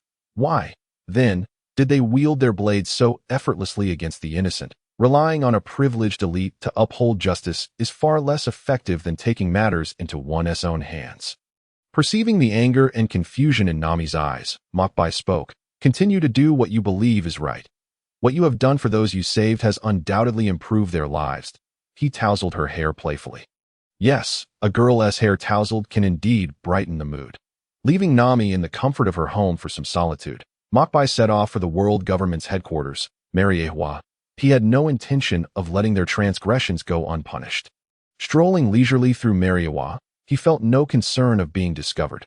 His mastery of spatial abilities allowed him to traverse the gaps in space, existing in a state akin to one-way glass, the residence of the celestial dragons for 8 centuries. Mariehua was undeniably vast. After meandering for quite some time, Mokbai had likely seen less than 1% of the entirety. Yet, even in this minuscule fraction, he bore witness to the arrogance of the celestial dragons. A rotund dragon, resembling a pig, required a beautiful slave of less than 100 pounds to ride upon when visiting neighbors, and when she stumbled, he prepared to execute her on the spot. Damn it! I can no longer tolerate this. I have ruled as emperor in Shurima, yet I have never witnessed such brazen insolence. Witnessing this scene, Mokbai sprang into action, rescuing the enslaved girl and unleashing a torrent of spatial chaos that obliterated the corpulent celestial dragon and the CP member attending to him. The space where they stood formed a slowly healing rift, the turbulent energy within suggesting an imminent shattering. Such immense power, however, made no sound as it was isolated from the surrounding space. Point 1 rescue is commendable. But saving them all is far better. Considering the repercussions of slaying a celestial dragon, Mokbai resolved to make a grander statement. After opening a direct spatial conduit to Shurima, he began his tireless work. Moving stealthily through various territories of the celestial dragons to liberate slaves, potential laborers for the future of Shai. In his quest, he would even benevolently guide the malevolent dragons back to the embrace of the earth. Unbeknownst to him, after a long day of labor, Mokbai traversed a significant portion of Mariehua, ultimately arriving at a resplendent treasury. The sea stone door, designed to thwart ability users, was rendered ineffective before Mokbai. Riches await. Gazing at the immense wealth within, he felt a surge of excitement, tempted by the notion of bathing in gold coins that a mere 100 placed before one may elicit indifference. However, when a mountain of banknotes piles up before you, even if you have become indifferent to wealth, one cannot help but acknowledge the sheer visual impact it presents. At this moment, Mokbai stands before an immense accumulation of riches. Without hesitation, he begins to plunder the treasury. Gold coins, jewels, and fine weapons are swept into his ring without a second glance, the quantities measured in heaps, while the devil fruits displayed on the shelves are taken along with their racks. Like a bird plucking feathers, he leaves nothing behind. Mokbai revels in his bounty, unaware that outside, alarm bells are ringing furiously. The prior rescue of slaves and the slaying of celestial dragons have been discovered by the patrols taking over. Ring, ring, ring, hurry! A villain has invaded Mariehua and is wreaking havoc. Damn it! 7 celestial dragons have already been confirmed dead. Someone has stealthily infiltrated the holy land of Mariehua and killed 7 celestial dragons. It is certain that tomorrow's headlines will be dominated by this incident. Close aides to the celestial dragons. Their dereliction of duty places them in a dire predicament. The guards and CP members of Mariehua grit their teeth in frustration. eager to capture the intruder and subject him to 1,000 tortures. This colossal machine, having operated in Dominion for 8 centuries, is undeniably formidable. Countless surveillance snail reports are swiftly organized, quickly revealing the ongoing disappearance of treasures from the treasury. Quick! The intruder has entered the treasury. In the conference room, the 5 elders have also received news of the invasion of the holy land of Mariowa. Damn it, this intruder is even more deranged than Fisher Tiger. The hot-tempered round-faced elder is seething with rage that it has been over a decade since the last invasion of Mariowa, and now another one occurs. Do they truly think of this place as a zoo? The intruder has breached the sanctity, and the knights of God should take action, remarked the elder with the long beard. Perhaps due to the smallness of his eyes, his expression remains calm regardless of the situation. With their intervention, we need not worry about this matter further. The sword-wielding elder nodded, stating, however, with more and more people testing our defenses lately, we must take action to warn those ambitious fools. You mean? My lord, by the time the guards and CP members finally arrived at the treasury, Imobi had already emptied more than half of its riches. How dare they steal from the celestial dragon's treasury? Upon entering the treasury, they were greeted by an expansive emptiness, with even the last glimmering corner vanishing at a visible pace. The guards and CP members stood aghast at the scene before them. Especially with the treasures continuously disappearing, their already simmering anger ignited further that we're all here, and yet you continue your actions as if we do not exist. How utterly disdainful. The guards and CP members, already aware they would be implicated and executed due to the deaths of the celestial dragons, acted out of rage without concern for damaging the remaining treasures, unleashing their abilities. Piercing shot, storm kick. In an instant, a multitude of attacks blotted out the sky, directed toward the vanishing treasures. Though the target was invisible, such a widespread assault could not possibly be evaded, right? Get away from my fortune. Seeing so many people, Imobi noticed them but, understanding he would not be attacked, continued his plundering with indifference. However, witnessing the overwhelming assault approaching, his expression darkened in frustration. Such reckless attacks would ruin the treasures here. In the end, the losses would be his. Subsequently, a spatial barrier materialized before him, intercepting the barrage of attacks, allowing him to continue collecting the remaining valuables. What was promised to be taken would indeed be taken. Let these celestial dragons face ruin. The collision between the myriad attacks and the spatial barrier stirred up a cloud of dust, adhering to the principle of causing no harm amidst smoke. The guards and CP members stationed outside did not relent. Rather, they intensified their efforts. Boom, boom, boom. In no time, the commotion surrounding the treasury reached a deafening crescendo. Some protected celestial dragons, upon hearing the ruckus, assumed the intruder had been cornered within the treasury. Ignoring the guards' warnings, they rushed toward the tumult, eager to punish the invader. Charlemagne Saint, the intruder has yet to be captured. The situation over there is perilous. A CP member, wearing a pained expression, urged him, if the celestial dragon he protected were to suffer even a scratch. His own demise would be imminent. I must witness the downfall of the descendant who offends the gods and has slain my father. Indeed, we must uncover his origins. Any place that could foster such a calamity is unworthy of existence. Charlemagne Saint's face was contorted with rage, disregarding the pleas of those around him, anxiously abandoning his mount and waddling toward the treasury. Cursing all the while, Charlemagne Saint suddenly found his path obstructed by a cloaked figure. You bastard! In keeping with Charlemagne Saint's arrogant and reckless nature, he instinctively drew his gun, ready to eliminate the obstacle. However, upon recognizing the insignia on the figure's cloak, his actions froze. Swallowing hard, Charlemagne Saint cleared his throat. Directing his ire toward the CP members accompanying him, retreat, retreat. The tumult of seawater stone bullets and aerial assaults nearly inundated the treasury, and only after an extended period did the guards and CP members cease their onslaught. How is this possible? Our attacks have had no effect whatsoever. After a moment, as the dust settled, the onlookers were left in shock. They found that their concentrated assaults had left not a single mark. With the remaining treasures continuing to vanish at the same relentless pace, an invisible wall. It must be what blocked our attacks. One guard, rushing to the spatial barrier, touched the imperceptible wall and discovered he could proceed no further. Damn it! Are we to simply watch as they empty the treasury? We'll block the treasury door. Even if they empty it, They won't be able to escape with the riches, one CP member suggested. The treasury door is made of seawater stone. The intruder must have accomplices that we should send some people to search for his associates. Through collective brainstorming, the guards and CP members stationed outside quickly devised a plan. Habitually assuming Mo to be a devil fruit user due to his elusiveness, some began to use seawater stone nets to constrict the area within the treasury where they could not see the hidden intruder, while others set out to search for Mo's non-existent accomplices. During this time, Mo had finally cleared the treasury of all its wealth. Having plundered everything, it was time to leave. However, the old man could not be overlooked. The vast treasury had enriched his material life, but the initial spiritual pursuit must not be neglected. Mo pondered, ultimately deciding it was necessary to teach the old man a lesson. After ensuring no valuable items were left behind, Mo vanished from the heavily besieged treasury. Tap, tap. Shortly after Mo's departure, footsteps echoed from afar, growing closer. "What are you all doing?" A cloaked figure stepped into the treasury, surveying the emptiness before him with a momentary look of astonishment.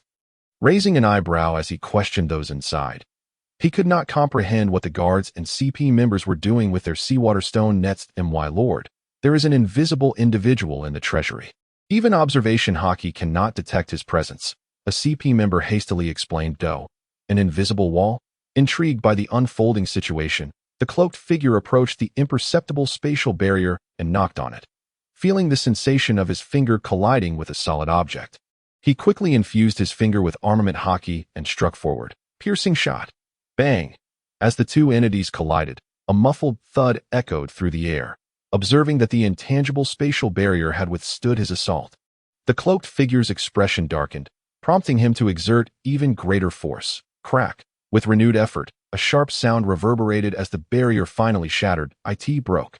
Truly remarkable. The guards and CP members present, upon hearing the noise, rushed forward to offer their accolades, only for their praises to falter as they caught sight of the cloaked figure.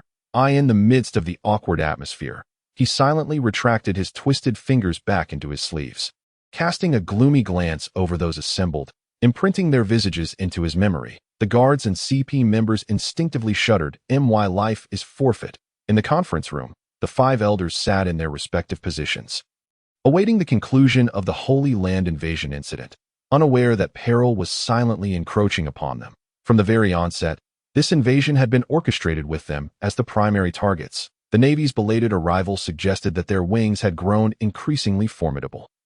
Given the recent volatility of the seas, they were well aware that it was already commendable for the Navy to manage to dispatch a single admiral under such circumstances. Gazing through the window, the 5 elders observed the swiftly approaching figure of Kizaru, conversing idly. While their words seemed critical of the Navy, they were fully cognizant that it merely served as an outlet for their frustrations regarding the invasion of Mariewa. Meanwhile, as their conversation unfolded, Mo had already materialized within the spatial crevices surrounding them. With a smirk curling upon his lips, a mischievous notion surged within him as he accessed the system. Ding! The inheritance of the fairy witch Lulu has been purchased and activated. Lulu, a Yordle witch, is renowned for her ability to summon dreamlike illusions and peculiar creatures. She possesses the unique talent to whimsically reshape reality, altering the very essence of the world. As he embraced this newfound power, Mo did not hesitate. A peculiar energy surged forth, penetrating the protective temporal domain, directly affecting the round-faced, mustachioed elder before their very eyes. The elder began to transform, ultimately morphing into a COW. Mo gazed upon his creation with satisfaction. There was no ulterior motive. He merely wished to temper the elder's foul temper, converting him into a docile creature devoid of any offensive capabilities. Who? The transformation of the round-faced elder did not escape the notice of the others present. Without hesitation, the knife-wielding elder unleashed a flying slash towards the origin of the strange energy. The remaining elders followed suit, enveloping themselves in armament hockey, hoping to counter any impending ambush. However, the so-called flying slash was utterly incapable of breaching Mo's surrounding domain, instead crashing into the rear wall and cleaving the entire second-floor conference room in half. This is disastrous. The 5 elders are under attack. The commotion drew the attention of the guards and CP members stationed outside, who hurried towards the source of the disturbance, while Kizaru, having just passed by, was compelled to return. Inside the conference room, Enel remained undeterred. As the flying slash sliced through the chamber, he transformed the long-bearded elder into a goat. That I hope that one is a female goat. He mused. Damn it. Their abilities are far too advanced. Our armament hockey is no match for them. Witnessing the long-bearded elder's transformation even beneath the protective veil of armament hockey, the expressions of the remaining 3 elders darkened considerably. Split up and seek an escape. It appears we require assistance. Cold sweat began to bead upon the bald head of the knife-wielding elder. With the speed he had just exhibited, he was confident that even the light-speed Kizaru would struggle to evade his strike. Yet he hadn't even glimpsed the opponent before being circumvented at such velocity. Even the entirety of the Knights of God would likely find themselves at a disadvantage as a governing body. Combat was never their forte. Upon hearing his words, the blonde and curly-haired elders exchanged glances and, without hesitation, darted in opposite directions. Unfortunately, before Enel, who could traverse space, their small maneuvers posed no challenge whatsoever. 2 beams of peculiar energy pierced through space, affecting the curly-haired and blonde elders, transforming them into a pig and a chicken, respectively, in the blink of an eye. The conference room was left with nothing but 4 livestock and the knife-wielding elder himself. Where is that wretched fiend? How did they strike? The knife-wielding elder leaned helplessly against the wall, his head slick with perspiration. From the onset of this upheaval until now, he had not even glimpsed his adversary, rendering him utterly powerless. Just then, a beam of light swept through as Kizaru's figure materialized in the conference room. Where is the enemy? Upon entering, Kizaru found no trace of his opponent, only the knife-wielding elder and 4 livestock. His glasses nearly slipped from his face in astonishment as he surveyed the scene, turning to the knife-wielding elder to inquire, "Are you planning to have hot pot?" "Hot pot? What the hell are you talking about?" The knife-wielding elder felt his heart leap into his throat, only to be infuriated back into his abdomen as he prepared to unleash a tirade. That moment, a peculiar energy enveloped him. Under Kizaru's astonished gaze, the knife-wielding elder was transformed into a dog. 5 elders. Kizaru glanced incredulously at the remaining livestock in the conference room, tentatively querying, could it be that these are all transformed elders? The cacophony of animal sounds responded in the affirmative. Alarmed at the thought of suffering the same fate as the knife-wielding elder, Kizaru hastily elementalized himself and dashed outside. "Kizaru, how goes it? Are the elders all right? Where are the invaders?" The guards and CP members, having rushed to assist, inquired upon seeing Kizaru outside. "I just arrived. Let us go in and take a look," Kizaru replied with a hint of awkwardness. He couldn't very well admit that the elders had been turned into livestock and that he had fled in fear, could he? After all, the conference room of the 5 elders, being one of the most confidential locations within the world government, was unlikely to be monitored by anything as trivial as a surveillance snail. That a small white lie would suffice. The guards and CP members, unaware of the truth, formed a group with Kizaru and entered the conference room. Upon discovering no trace of the elders, only the 5 livestock, panic ensued. "Damn it! The elders have been taken. We must search for them. If we fail, we are all doomed." The guards and CP members rushed in and out in a frenzy. Today would undoubtedly be the most despairing day of their lives. First, the Holy Land Mariwa was infiltrated, countless slaves were freed, 7 celestial dragons were slain, and now even the 5 elders had vanished. It was inevitable that the guards and CP members stationed in the Holy Land would soon be replaced. Kizaru, nonchalantly shifting his position to allow the guards and CP members to pass, contemplated the situation. Though the Navy fell under the purview of the world government, he was not specifically tasked with the security of the Holy Land. Even if blame were to be assigned, it would likely result in nothing more than a pay deduction or a verbal reprimand. At worst, he might lose his admiral status. Kizaru regarded the ruckus of livestock in the conference room with an odd expression. He pondered that even if his retreat were discovered, it wouldn't be such a grave issue, considering the meager salary he earned in a month. With that thought in mind, Kizaru calmed himself, abandoning the idea of turning the 5 elders into hot pot ingredients. Simultaneously, he felt a sense of relief at having evaded the fate of becoming an animal. Once he resumed his casual demeanor, he began to search earnestly throughout the Holy Land Mariwa. Chaos reigned in the Holy Land Mariwa. In the conference room, several high-ranking members from various celestial dragon families, upon hearing of the attack on the 5 elders, rushed in to devise a countermeasure. "What manner of beast is this? To abduct the five elders and leave behind mere livestock is an egregious affront to the descendants of the gods. The mastermind must be executed. The contemporary patriarch of the Roswad Saint witnessed 5 livestock in the conference room, and a surge of fury ignited within him. Without hesitation, he discharged his firearm, striking a passing CP member to vent his wrath. The remaining celestial dragons, heads of their esteemed families, were equally incensed by this affront. Indeed, the intruders deserved their fate, yet lamentably, these inept beings could not even discern the appearance of their adversaries, the celestial dragon. With a snotty visage and a vacant expression, expressed his dissatisfaction, lamenting that they were utterly ignorant of the identity of their foes. Retaliation had become a farcical notion. He was profoundly displeased with the performance of the guards of the Holy Land and the CP. Perhaps the exertion required to arrive with his corpulent frame had drained him excessively. The dazed celestial dragon gazed upon the 5 livestock in the conference room, feeling a pang of hunger. Addressing the attendants nearby, he declared, "I am rather famished. Let us roast this sheep and this chicken." At the utterance of this command, the 5 elders, who had remained quietly in the conference room, transformed into mere livestock, were instantly rendered speechless. They exchanged bewildered glances before erupting into chaos, particularly the 2 elders designated as chicken and sheep, who displayed the most frantic reactions. In an instant, the conference room descended into pandemonium, with chickens flapping and dogs barking, accompanied by the cattle, sheep, and pigs joining in the fray. However, those privileged to serve alongside the celestial dragons possessed sufficient strength to subdue even the transformed elders, who were swiftly bound and rendered immobile within moments. Take these beasts out for disposal.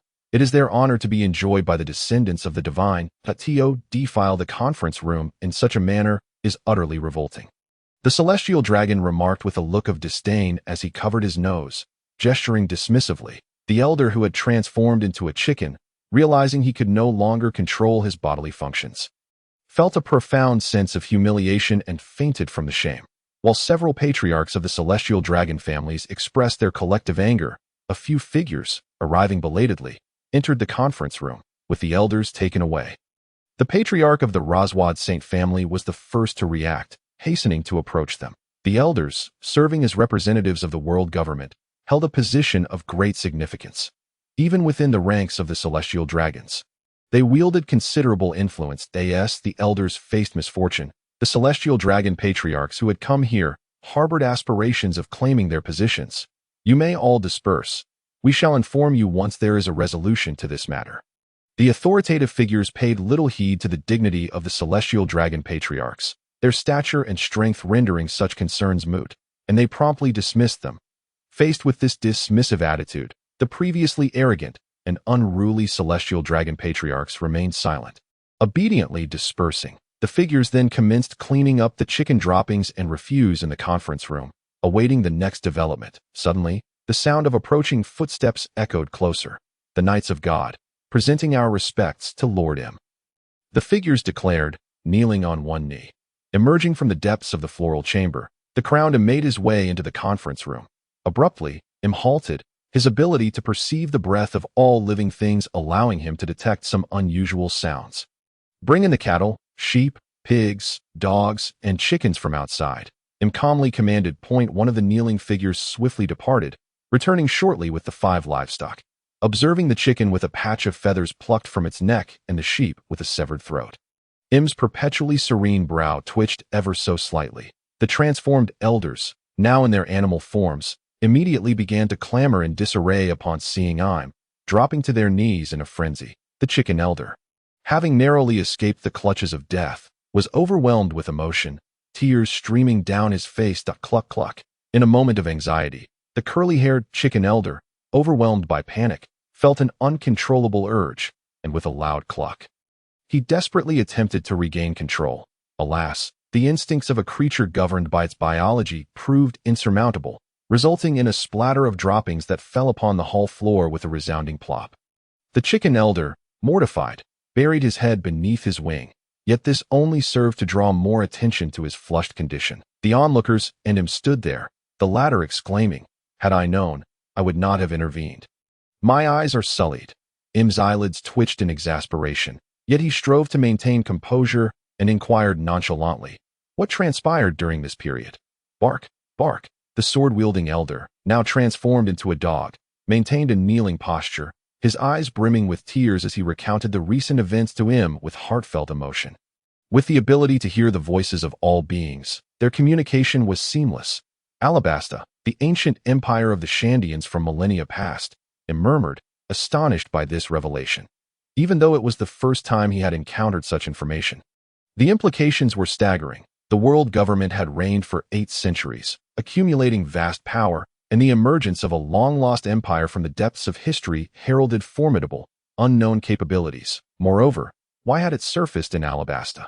The domain of the Nefertari family, dismissing the assembly, retreated to a private chamber, contemplating the enormous straw hat within. The prophecy foretold that the world government's adversary would be Joy Boy.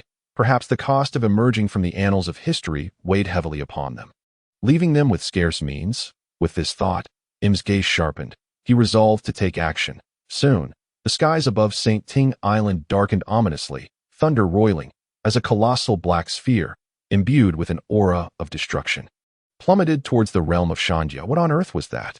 All inhabitants of Shandya beheld the immense shadow in the sky, the palpable energy of annihilation enveloping their hearts with despair. The vast reach of this calamity left no avenue for escape. The heavens crackled with wild arcs of electricity, cascading downwards, ultimately striking the solar disk that hung above Shandya. The assaulted solar disk abruptly activated, radiating an intensely brilliant light akin to a blazing sun. As if sensing the imminent threat, a layer of sacred light began to unfurl above Shandya. What could this be? Curse it! Just as we escaped the clutches of the celestial dragons, are we to perish now? The populace flooded into the streets, gazing at the descending harbinger of destruction, especially those recently liberated from the holy land of Mariawa, who had just shed tears of joy at newfound hope, now found themselves engulfed in despair. Amidst this atmosphere of hopelessness, dark clouds loomed over the city. The purple arcs of electricity struck the solar disk suspended above the city, the essence of destruction making contact. Yet it seemed to merely cleanse it of dust. Under attack, the solar disk ceased to release its life-giving waters. Its dazzling radiance flickered as it began to spin rapidly, gathering searing energy upon its surface. From the moment of its emergence, the oppressive weight of despair lifted from the hearts of the people. Wonderful!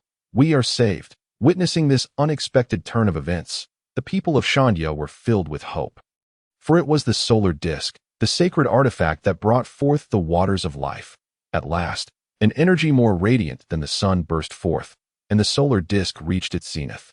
A blazing sphere, the size of a carriage wheel, descended to confront the colossal shadow plunging from above. One force was but a wheel's size, while the other loomed like a mountain. Yet the throngs below held unwavering faith in the fiery orb. As the moment of collision approached, sensing the solar disk's movement, Imo traversed the space to arrive on the scene. Goodness, just as I finish my misdeeds, trouble comes knocking at my door. Retreat, retreat. Imo observed the unfolding spectacle, shaking his head in disbelief. Without hesitation, he unleashed his intangible spatial power, enveloping the area in but an instant. The colossal shadow and the blazing orb vanished from the skies above Shandya. Has it disappeared? What on earth has transpired? The crowd, awaiting the collision results below, gazed in bewilderment at the suddenly vacant sky, utterly perplexed by the unfolding events. Yet, the vanishing of the imminent crisis was undeniable, and one by one, they began to rejoice. What splendid fortune today! All drinks at the tavern are half price, exclaimed one. Haha, I shall indulge myself thoroughly.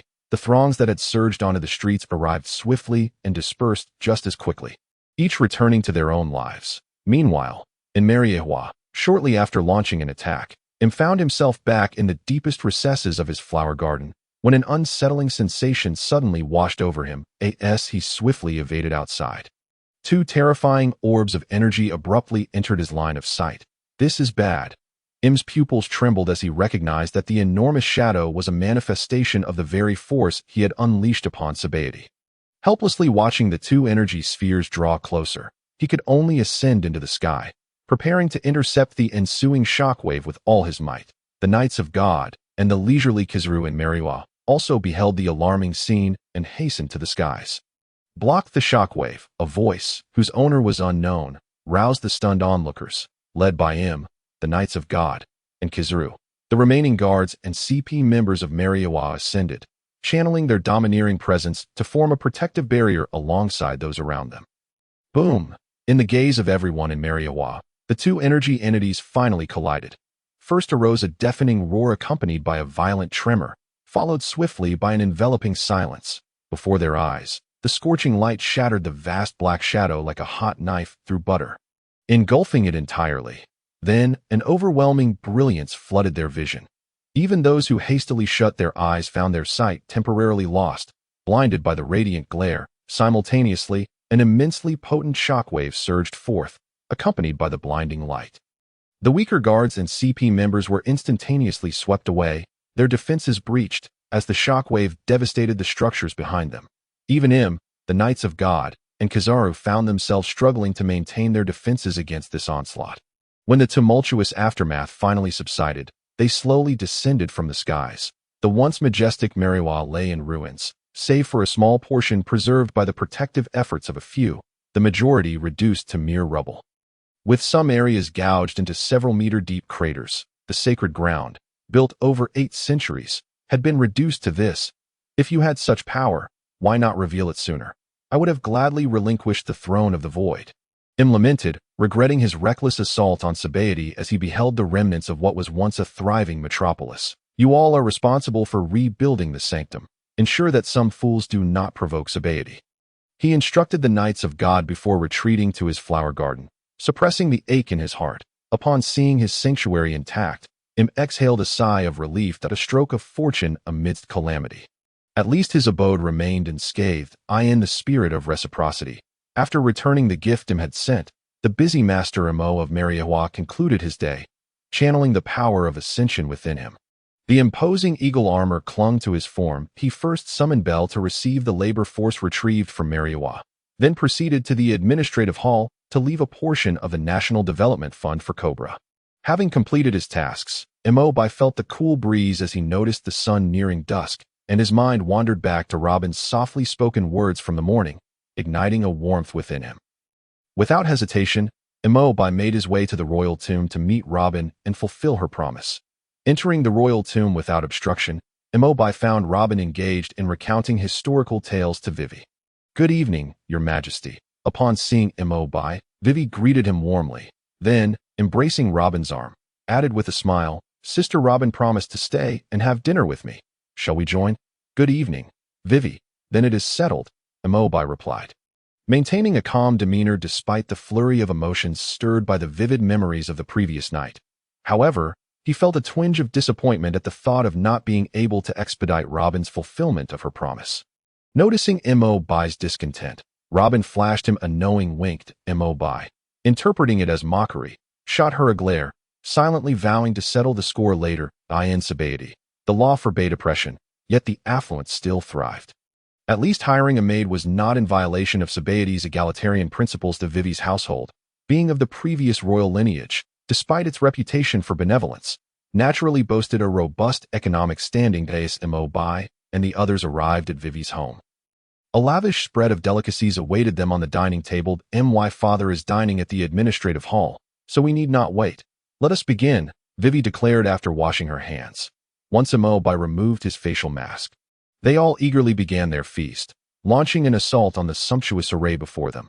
The sight of Vivi stirred memories of the previous night, leaving Mo largely silent throughout the meal, only occasionally responding while Robin and Vivi engaged in lively conversation. As the meal progressed, and Mo's appetite waned, he noticed Robin, who was conversing with Vivi, glance over at him, her lips curling into a smile as she continued discussing topics of interest to young women. Halfway through the meal, while Mo savored the dessert before him, he suddenly froze, sensing a soft touch that hinted at his future. Raising his gaze, he met Robin's playful smile, finally comprehending the meaning behind her earlier wink. "Is this ability of the devil fruit called flowering mouth? And, might I remind you, we are dining at the table." Struggling to maintain composure amidst the tantalizing sensations, he could only endure the delightful torment, akin to being trapped beneath the water's surface, yearning for relief. Every passing moment felt agonizingly protracted. Mo counted the seconds. Vivi noticed his lack of movement, and called for the maid to clear the table. "Sister Robin, see you tomorrow," Vivi said as she bid farewell to Robin, allowing Imo who had been waiting patiently, to escort Robin away. "I never expected you to be like this, Robin," Imo remarked upon returning to their quarters. Observing the impish grin on her face as he playfully tossed her onto the bed, just as Robin was about to fulfill her promise to change her appearance, Imo pinned her down. "No transformations allowed. Tonight, I intend to punish you." As the commotion unfolded in Mariawa due to the intruders, nearby journalists from the World Economic Journal captured photographs and began composing the following day's headlines.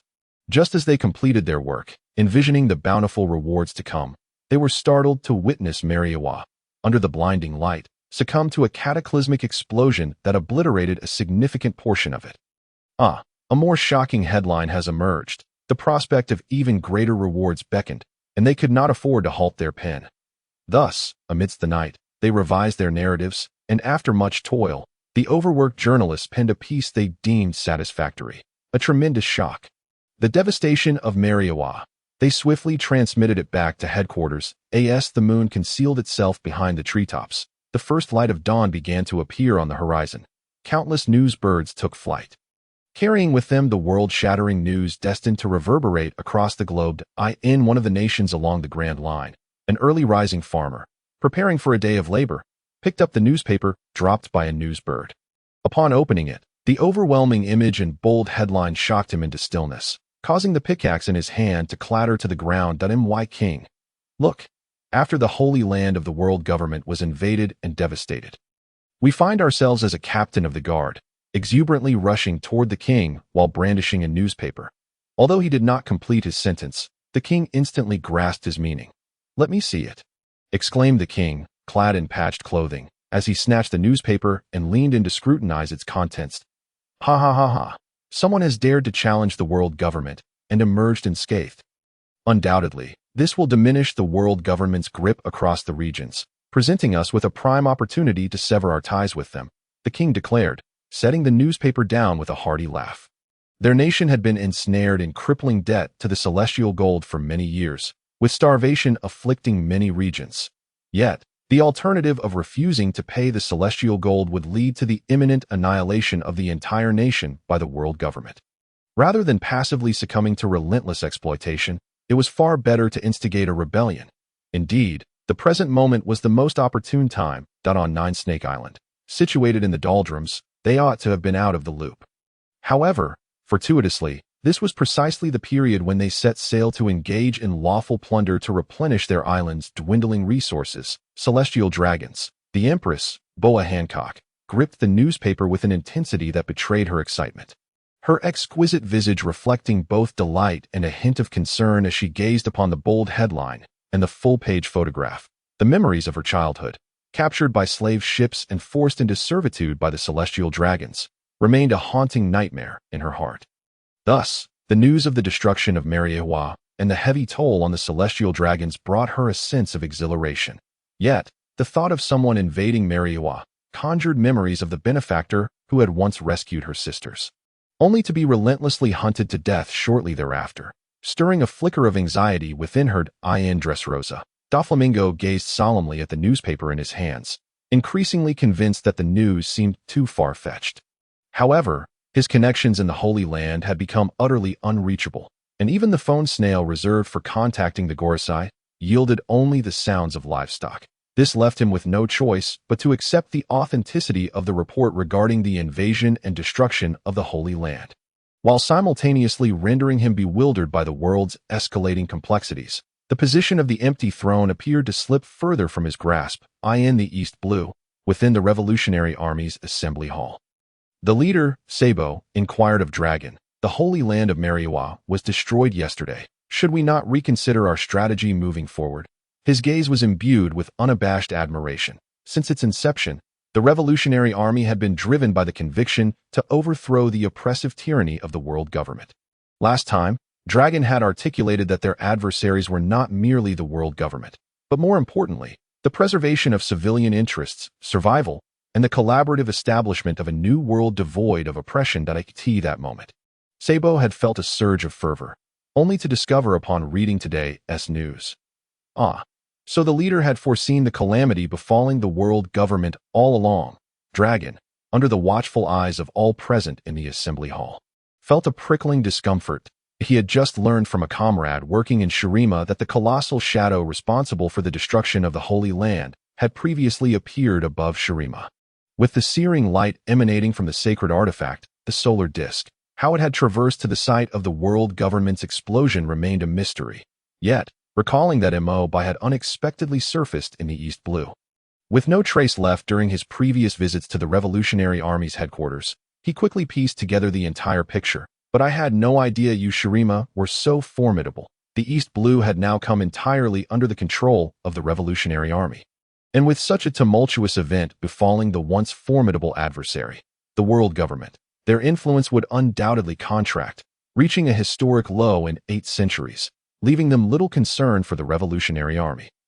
The original plan of gradually spreading from the East Blue to liberate regions worldwide was no longer suitable. Dragon, with a serious expression, surveyed the assembly hall and resolved that it was time to initiate the blossoming everywhere strategy. The world government could no longer afford to address the Revolutionary Army. We must seize this exceptional opportunity for growth. Abandoning the previous cautious approach, we shall diversify our efforts, sowing the seeds of revolution in every corner of the globe. In anticipation of future fruition, the news of the destruction of the Holy Land of Mariwa reverberated across the world, undoubtedly constituting a seismic upheaval. The throne, once perched at the pinnacle of power, now exhibited signs of precariousness, prompting all hidden ambitious figures to stir restlessly. Beyond the ever-present position of the Pirate King, it seemed the title of World King was also up for grabs. Among those most evidently and recklessly eager were the pirates, who had long harbored ambitions of venturing into the seas, while many self-proclaimed individuals chose to abandon their families and plunge into the ocean. Fortunately, naval commanders, previously wishing to avoid trouble with the world government and seeking tranquility, redirected their focus toward the pirates in various regions. Aside from being busier with work, the overall situation at sea remained manageable. Admiral Sengoku promptly seized the opportunity, gaining greater autonomy during discussions with the world government. When encountering the 4 emperors and uncooperative warlords, the decision to engage in warfare now rested firmly in the Navy's hands. Meanwhile, aboard the Straw Hat Pirates ship, the Going Merry had finally reached its last stop in the East Blue, Lobetown. Thanks to the dual efforts of Nami and the Revolutionary Army, the pirates in this area had ceased their activities.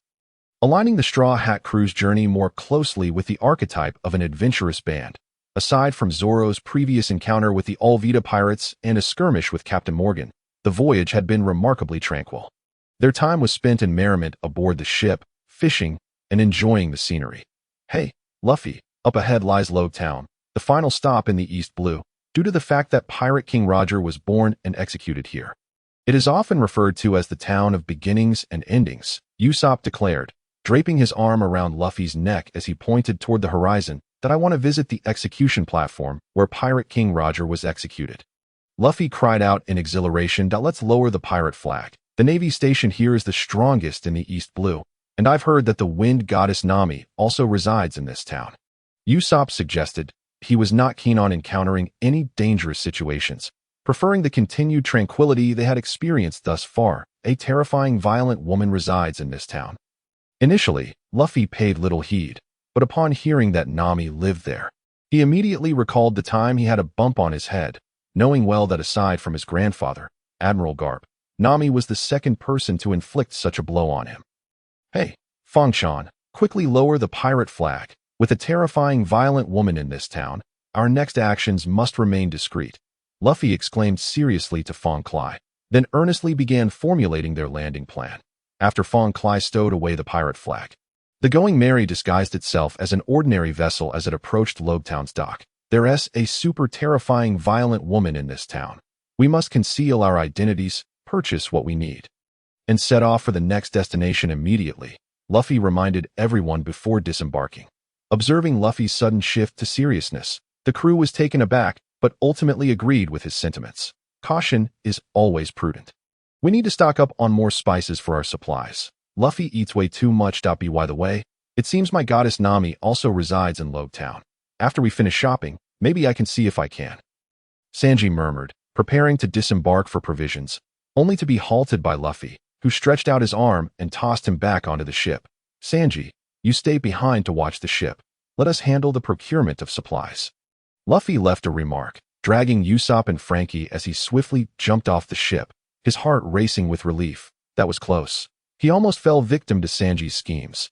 Luffy, Frankie, and Usopp were strolling through the town, gathering ingredients, while Zoro was, true to the original story, searching for a weapon shop to buy a sword. Perhaps due to the world's restoration, Zoro still encountered Shiki, but this time she stumbled and dropped her glasses due to her adorably clumsy nature. Zoro picked them up, but in a moment of excitement, recognizing her resemblance to his childhood friend Quina, he accidentally crushed the glasses. Thus, he unwittingly became the three-sword style cleaner, having not experienced the events in Cocoa Village. The Straw Hat Pirates were not under any bounty.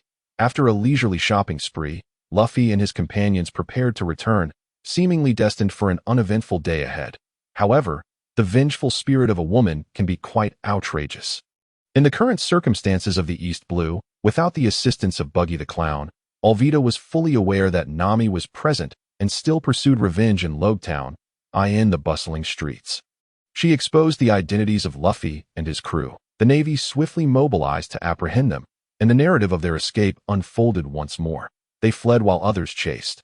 Meanwhile, Nami, stationed in Logtown, quickly grasped the situation regarding the pirates' appearance and sprang into action. Turning the tide against them at that moment, an unusual thunderstorm began to brew above Logtown. The skies darkened, fierce winds howled, and a gentle rain began to fall. Sensing that this tempest was not of her own making, Nami also took measures to suppress it while seeking the mastermind behind it all. Seizing the opportunity, Luffy and his companions made their escape, encountering a lost Zoro along the way and inviting him to join their retreat. As they dashed through the rain, a figure emerged from around the corner, a girl wielding a sword. It was Shiki. You never told me you were a pirate. Why have you chosen to disgrace yourself by becoming one? Leave the famed sword and the one-sword style behind, for a renowned blade should not accompany a fallen master. Shiki spoke with downcast eyes, drawing her sword to block their path. To her, the decision to become a pirate was a sacrilege against the esteemed sword. Shiki unsheathed her blade. The warlords, her gaze fixed intently on Zoro. The tranquility of the East Blue had allowed her ample time to train, and this was her first duel with a swordsman since acquiring the sword. Zoro, seeing Shiki draw her weapon, felt a spark of battle spirit ignite within him after a journey devoid of conflict. You all go ahead. I'll handle this, Zoro said to Luffy and the others. Brandishing his newly acquired sword, Snowwalk, and charging towards Shiki, her eyes unwavering, scrutinized Zoro for weaknesses as they closed in on each other. In the moment before their blades clashed, Shiki's sword, warlords, struck with lightning speed. The cold gleam of the steel flashed, and Zoro, suppressing the instinct to squint, felt a sharp pain in his hand. Yet, with unwavering resolve, he maintained his grip on the sword. Simultaneously, an overwhelming chill pressed against his throat. You've lost. Leave the famed sword behind. The battle commenced swiftly and ended even more rapidly. Shiki held her sword against Zoro's throat, exuding the presence of a master swordsman. That I concede, Zoro murmured, vowing never to be defeated again. That last strike had come without a blink, yet he had failed to discern even a hint of her movement. Gazing at the girl before him, who bore an uncanny resemblance to his childhood friend Quina, he couldn't help but reminisce about the times he had fallen to her blade. 2001 defeats. In this familiar scene, he silently wished this would not mark his 2002nd loss to her. Zoro, Luffy, and the others, having taken a few steps, halted upon witnessing Zoro's defeat, with Luffy extending his arm, preparing to attack Shiki. Just then, a gust of wind capable of sweeping one away filled the street, carrying the Straw Hat Pirates away. Nami, Shiki ducked behind a wall, attributing the sudden wind to Nami's intervention. Pondering over her inquiries later on a deserted rooftop, Nami stood face to face with Dragon, cloaked in shadows. That I never expected the son of the Revolutionary Army's leader to be a fool of a pirate, Nami remarked, observing Luffy and his crew being whisked away by the gale. Thank you for holding back. Should Luffy and the others act recklessly, I shall intervene myself. Dragon's lips twitched at the unflattering remark about his son. Yet he refrained from rebuttal. Nami exchanged no further words and nodded before taking her leave. The activities of the Revolutionary Army in East Blue were certainly under her scrutiny. She had been observant of their actions, harboring no doubts about Dragon's words. Thus, Alvida's revenge against the Straw Hat Pirates concluded with her capture by Smoker. Following his defeat at Tashiji's hands, Zoro returned to the ship, unrelenting in his training. He had rediscovered the state of pursuit he once held in the footsteps of Ka. Meanwhile, as the Straw Hat crew faced their trials in Lobe Town, Mokoku was not idle. After venting his emotions, Mokoku felt invigorated. Yet upon seeing Robin, punished yet unyielding, with a face full of vitality, he could only sigh in complex feelings regarding the inequities of the world. Big Mom could defeat a giant at 5. While a human child at 5 can't even handle their own mess, it was time to stir up trouble elsewhere. Shaking off those frivolous thoughts, Mokoku calculated that he had lingered in Shurima long enough and resolved to continue his mischief. Gazing at the clouds on the horizon, Mokoku determined his next destination for chaos in a certain area of the Grand Line. A yellow submarine emblazoned with a smiley face surfaced for air. Though submarines are more discreet than conventional vessels, the oppressive atmosphere of confinement had been arduous that moment. A group of individuals stood on the deck, inhaling the moist, salty sea breeze. This the Grand Line. It looks no different from the North Blue. Fool, we're sailing beneath the sea. Everywhere is shrouded in darkness, so of course it looks the same. The crew of the Red Heart Pirates engaged in casual conversation, with Beepo the bear sprawled on the deck, his fur ruffled by the wind. Captain Law sat beside him, smiling as he listened to his crew's banter. Their camaraderie was always relaxed and pleasant. As Mokoku stepped out of his space, he beheld this scene, glancing at Law's tattooed hand and inadvertently recalling the image of him raising his middle finger if Shurima's defeat of the Marine Admiral had enriched his family. The destruction of Mary Geos had made him a wealthy man. Entering the system interface without a second thought, Mokoku purchased the legacy of the Undying Storm, Volibear, extracting it, and casually tossing a tangible lightning rune toward the unsuspecting Beepo. The tangible lightning rune crossed the space and landed on the slumbering bear. Ding! Beepo had acquired the legacy of the Undying Storm, Volibear. Volibear is the embodiment of the storm, filled with extraordinary strength, wildness, and unwavering tenacity. He had existed long before mortals tread upon the frozen tundra of Freljord. What was that? The sudden appearance of the lightning rune roused the crew's attention. Law immediately became vigilant, scanning the vast ocean for any signs of danger. Finding none, they turned their focus back to Beepo. Beepo, are you all right? A chorus of concerned voices surrounded Beepo. Startled from his slumber, Beepo instinctively extended his paw to investigate the cause of the disturbance, only to find the electric arcs intensifying upon his body, growing ever more potent until they coalesced into a roaring thunderstorm. His form began to swell. Yet, contrary to the chaos that should have ensued, the tempestuous thunder did not wreak any havoc upon him. Simultaneously, ominous clouds and relentless storms began converging towards their location. Captain, what's happening? Save me, Beibo exclaimed, startled by the sudden changes around him, his face a mask of distress as he sought help. Just as he wished for the thunder and storm to drift away from him, he noticed the tempest gradually dissipating, and the rumbling thunder began to recede, ultimately coalescing into two crystalline formations. Pulsating with lightning, nestled against the fur on his shoulders, that he returned to his original size. Huh? Beibo blinked, realizing that the storm and thunder seemed to be under his control. Captain, I think I've become quite formidable. We can now pursue your goals, Beibo joyfully declared to Law. They referred to themselves as a pirate crew, but in truth, they felt more like family. He had known Law since he was 13. He was well aware of Law's youthful experiences and aspirations, and was eager to assist the members of the Heart Pirates in achieving Captain Law's ambitions. The transformation of the White Bear Beibo left the members of the Heart Pirates in awe. Especially the sudden convergence and dissipation of the thunder and storm over the tranquil sea created a phenomenon that stunned everyone in the vicinity. Beibo, are you all right? Law approached, circling around Beibo to assess him. Aside from the mysterious crystal with flickering lightning hanging from his chest, and the fact that his clothes had been torn apart by his enlarged form, no injuries were apparent, and he breathed a sigh of relief. Beibo, I will find a way to handle my affairs. You need not worry, Law said, gently patting Beibo's soft back. He was uncertain about what had just transpired with Beibo. The safety of his comrades was just as significant to him as avenging his benefactor Corazon. No, Captain. Babwa felt profoundly touched by Law's concern, but sensing that Law did not fully believe in his newfound strength, he pushed away from Law's embrace and explained, I truly have become quite powerful. To reassure Law, Babwa summoned the storm once more with a fierce roar as a white bear. Babwa's roar was comparatively juvenile, yet it summoned a terrifying tempest. The crystal bearing the lightning on his chest transformed into arcs of thunder coursing across his body. While dark clouds began to gather ominously, almost touching the sea's surface, an oppressive atmosphere enveloping all present as Babwa called forth the storm. His size visibly increased amidst the terrifying meteorological phenomenon. 3 meters. 5 meters, 10 meters. No one knew when this transformation would cease. Babwa, stop immediately. The ship will be damaged. The crew of the Heart Pirates, initially dumbfounded by the storm's return, snapped back to reality as the submarine swayed precariously. Calling out to Babwa, whose size was nearing that of the ship itself. Upon hearing their voices, Babwa dispersed the gathering storm, the thunder rolling back into the crystalline formations resting on his fur. And he returned to his original size. Hey, did you all see that? I really have become quite powerful, Babwa exclaimed excitedly to his companions. Wow, you did all that? That's amazing, Babwa. The crew of the Heart Pirates eagerly surrounded Babwa. Patting and ruffling his fur.it was evident that his fluffy coat was now a disheveled mess from all the attention.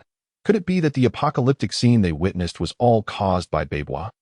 Law gazed at Babwa, now encircled by his crew, in disbelief. Suddenly, an idea struck him, recalling a story he had read in newspapers and magazines. The girl from the East Blue had also gained the recognition of a mystical and ancient wind spirit, acquiring immense power, and had even defeated the legendary pirate Don Quixote da Flamingo. Could it be that Babwa had experienced something similar? Did this mean he had the ability to avenge Corazon? Law's breathing quickened.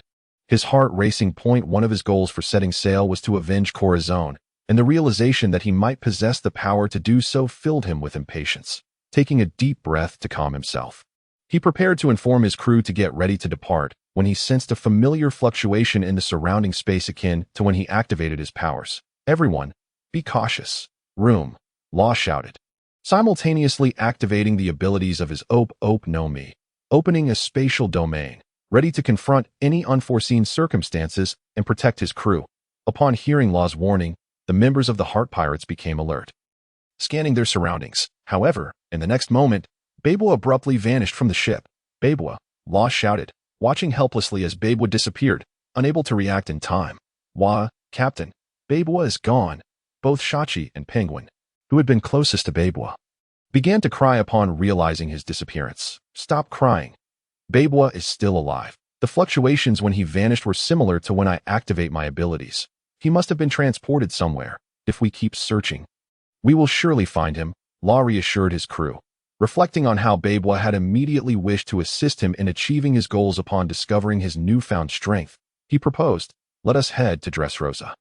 Babwa might be waiting for us there. He shared his concerns for Babwa, the white bear who always seemed to apologize in difficult situations. He feared he might be bullied while separated from his companions.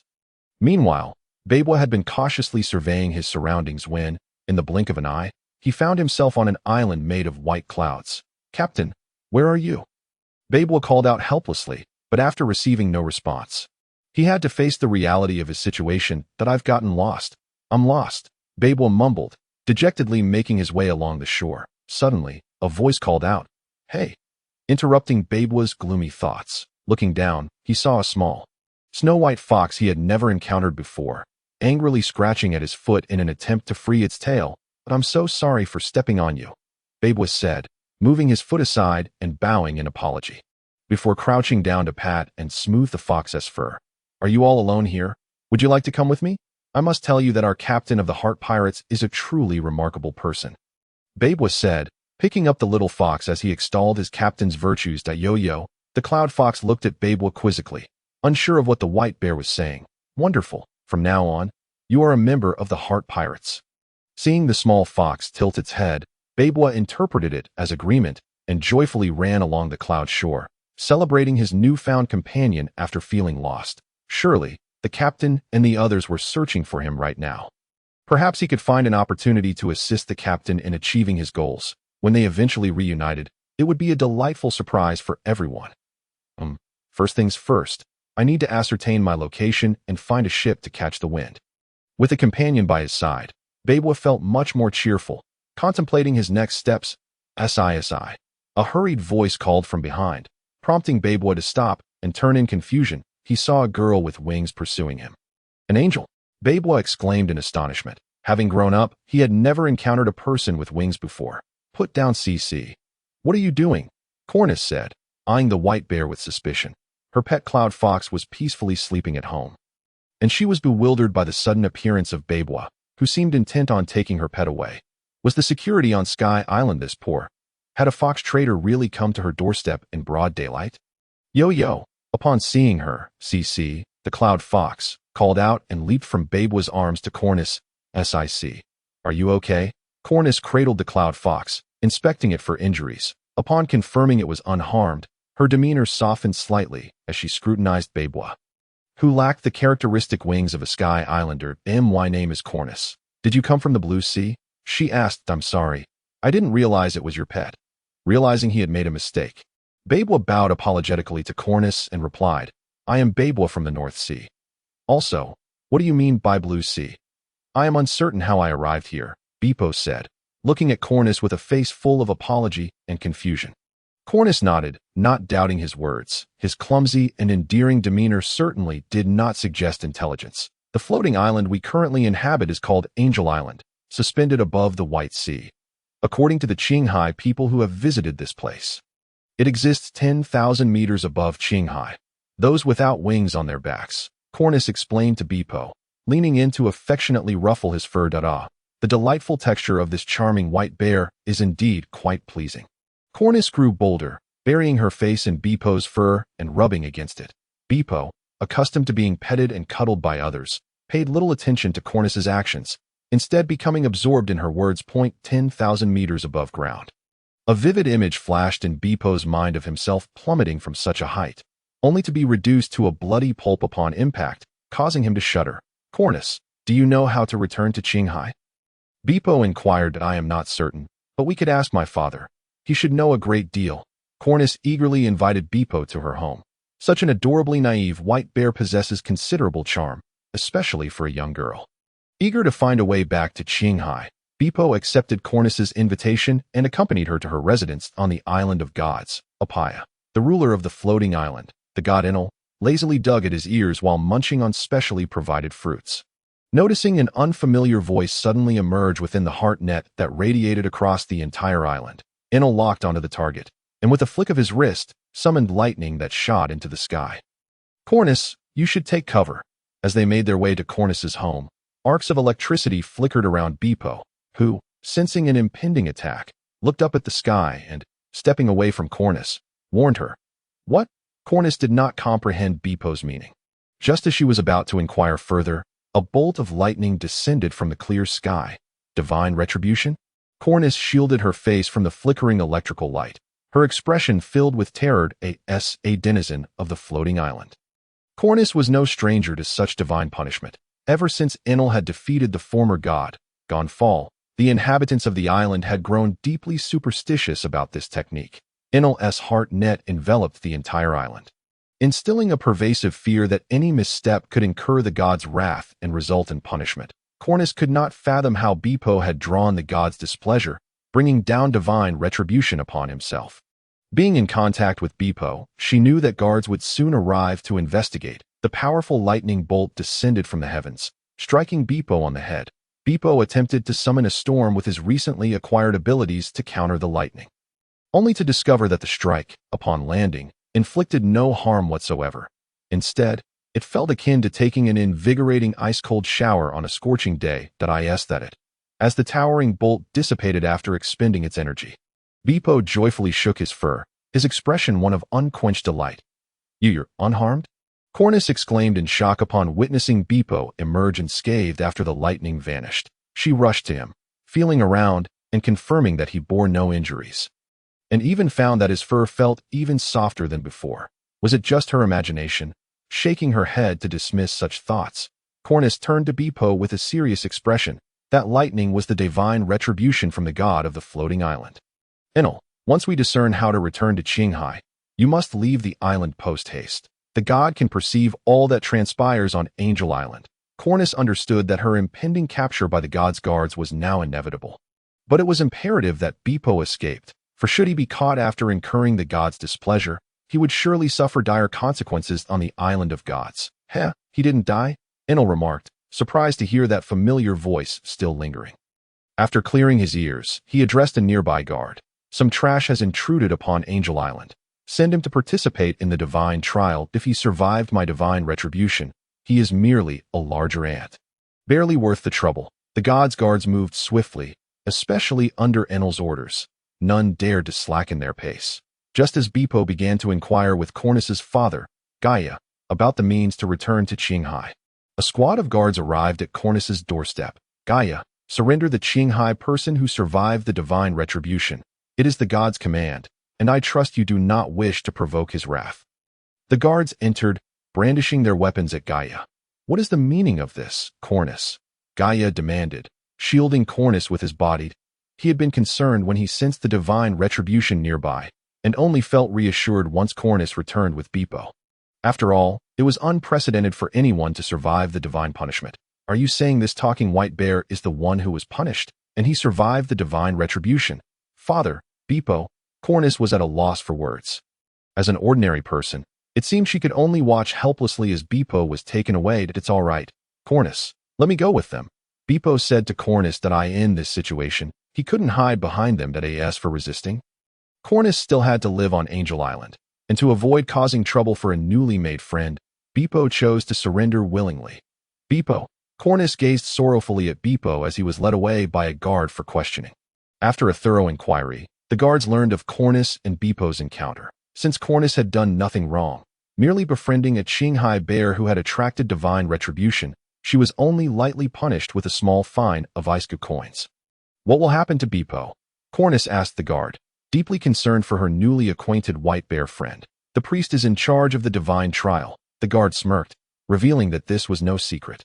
The divine trial administered by the priest was known to be the most lethal form of punishment on the floating island.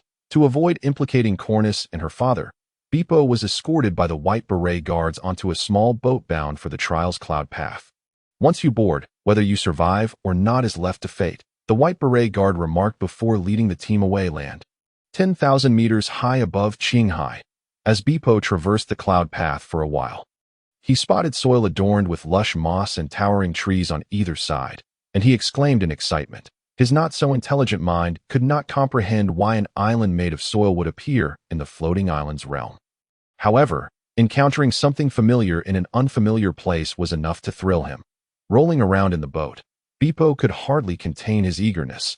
He wanted to return to Qinghai post-haste and reunite with his companions. The density of the forest indicated it was sparsely populated, prompting Bepo to curl up in the boat, cautiously concealing himself from potential fearsome predators. Grr. How hungry I am. When will I escape this forest? Hearing his stomach protest, Bepo rubbed his belly, realizing it had been quite a while since he had eaten. In pursuit of satisfying his hunger, Bepo turned his gaze toward the dense forest on either side.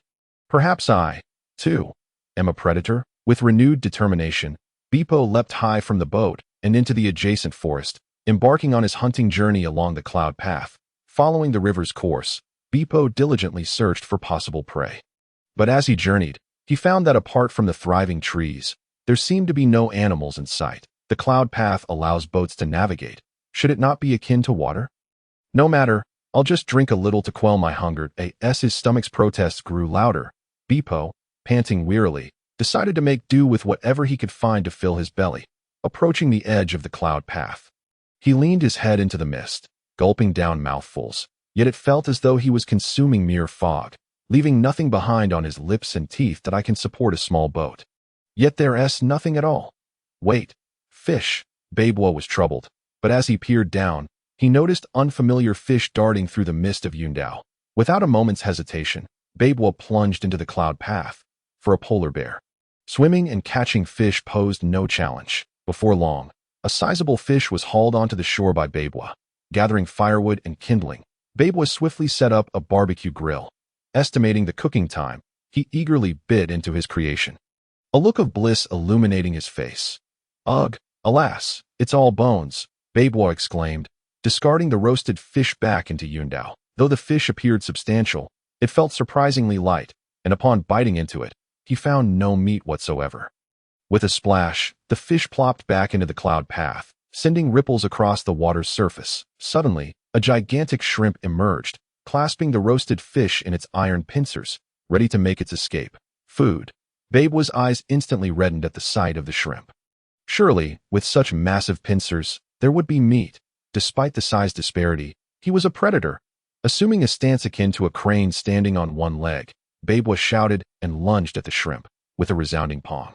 Even before the shrimp could sink beneath the surface, a small bare paw came crashing down upon its head. The shrimp's immense size contrasted sharply with Babwa's comparatively small paw, yet upon impact, the shrimp's head armor shattered, and its massive body quickly sank, creating a significant splash. Am I too strong? Or are the creatures of the Sky Island just that weak? Babwa scratched his head, observing the shrimp he had just slain bobbing on the water's surface.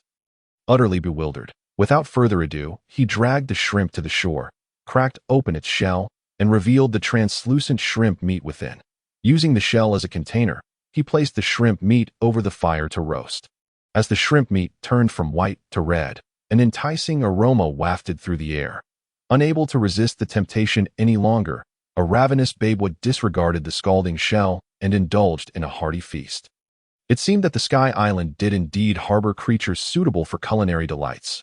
Content after his meal, Babwa extinguished the fire and reclined on the bank, his belly full in a bid to avoid waste. He had consumed the entire shrimp, leaving him so stuffed that he could barely move.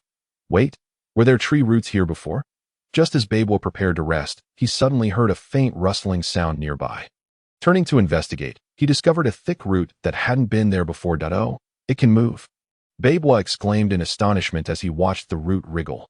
Then, with a tremendous noise, the once robust tree root revealed a snake's head. Lunging towards him, "Help! Save me!"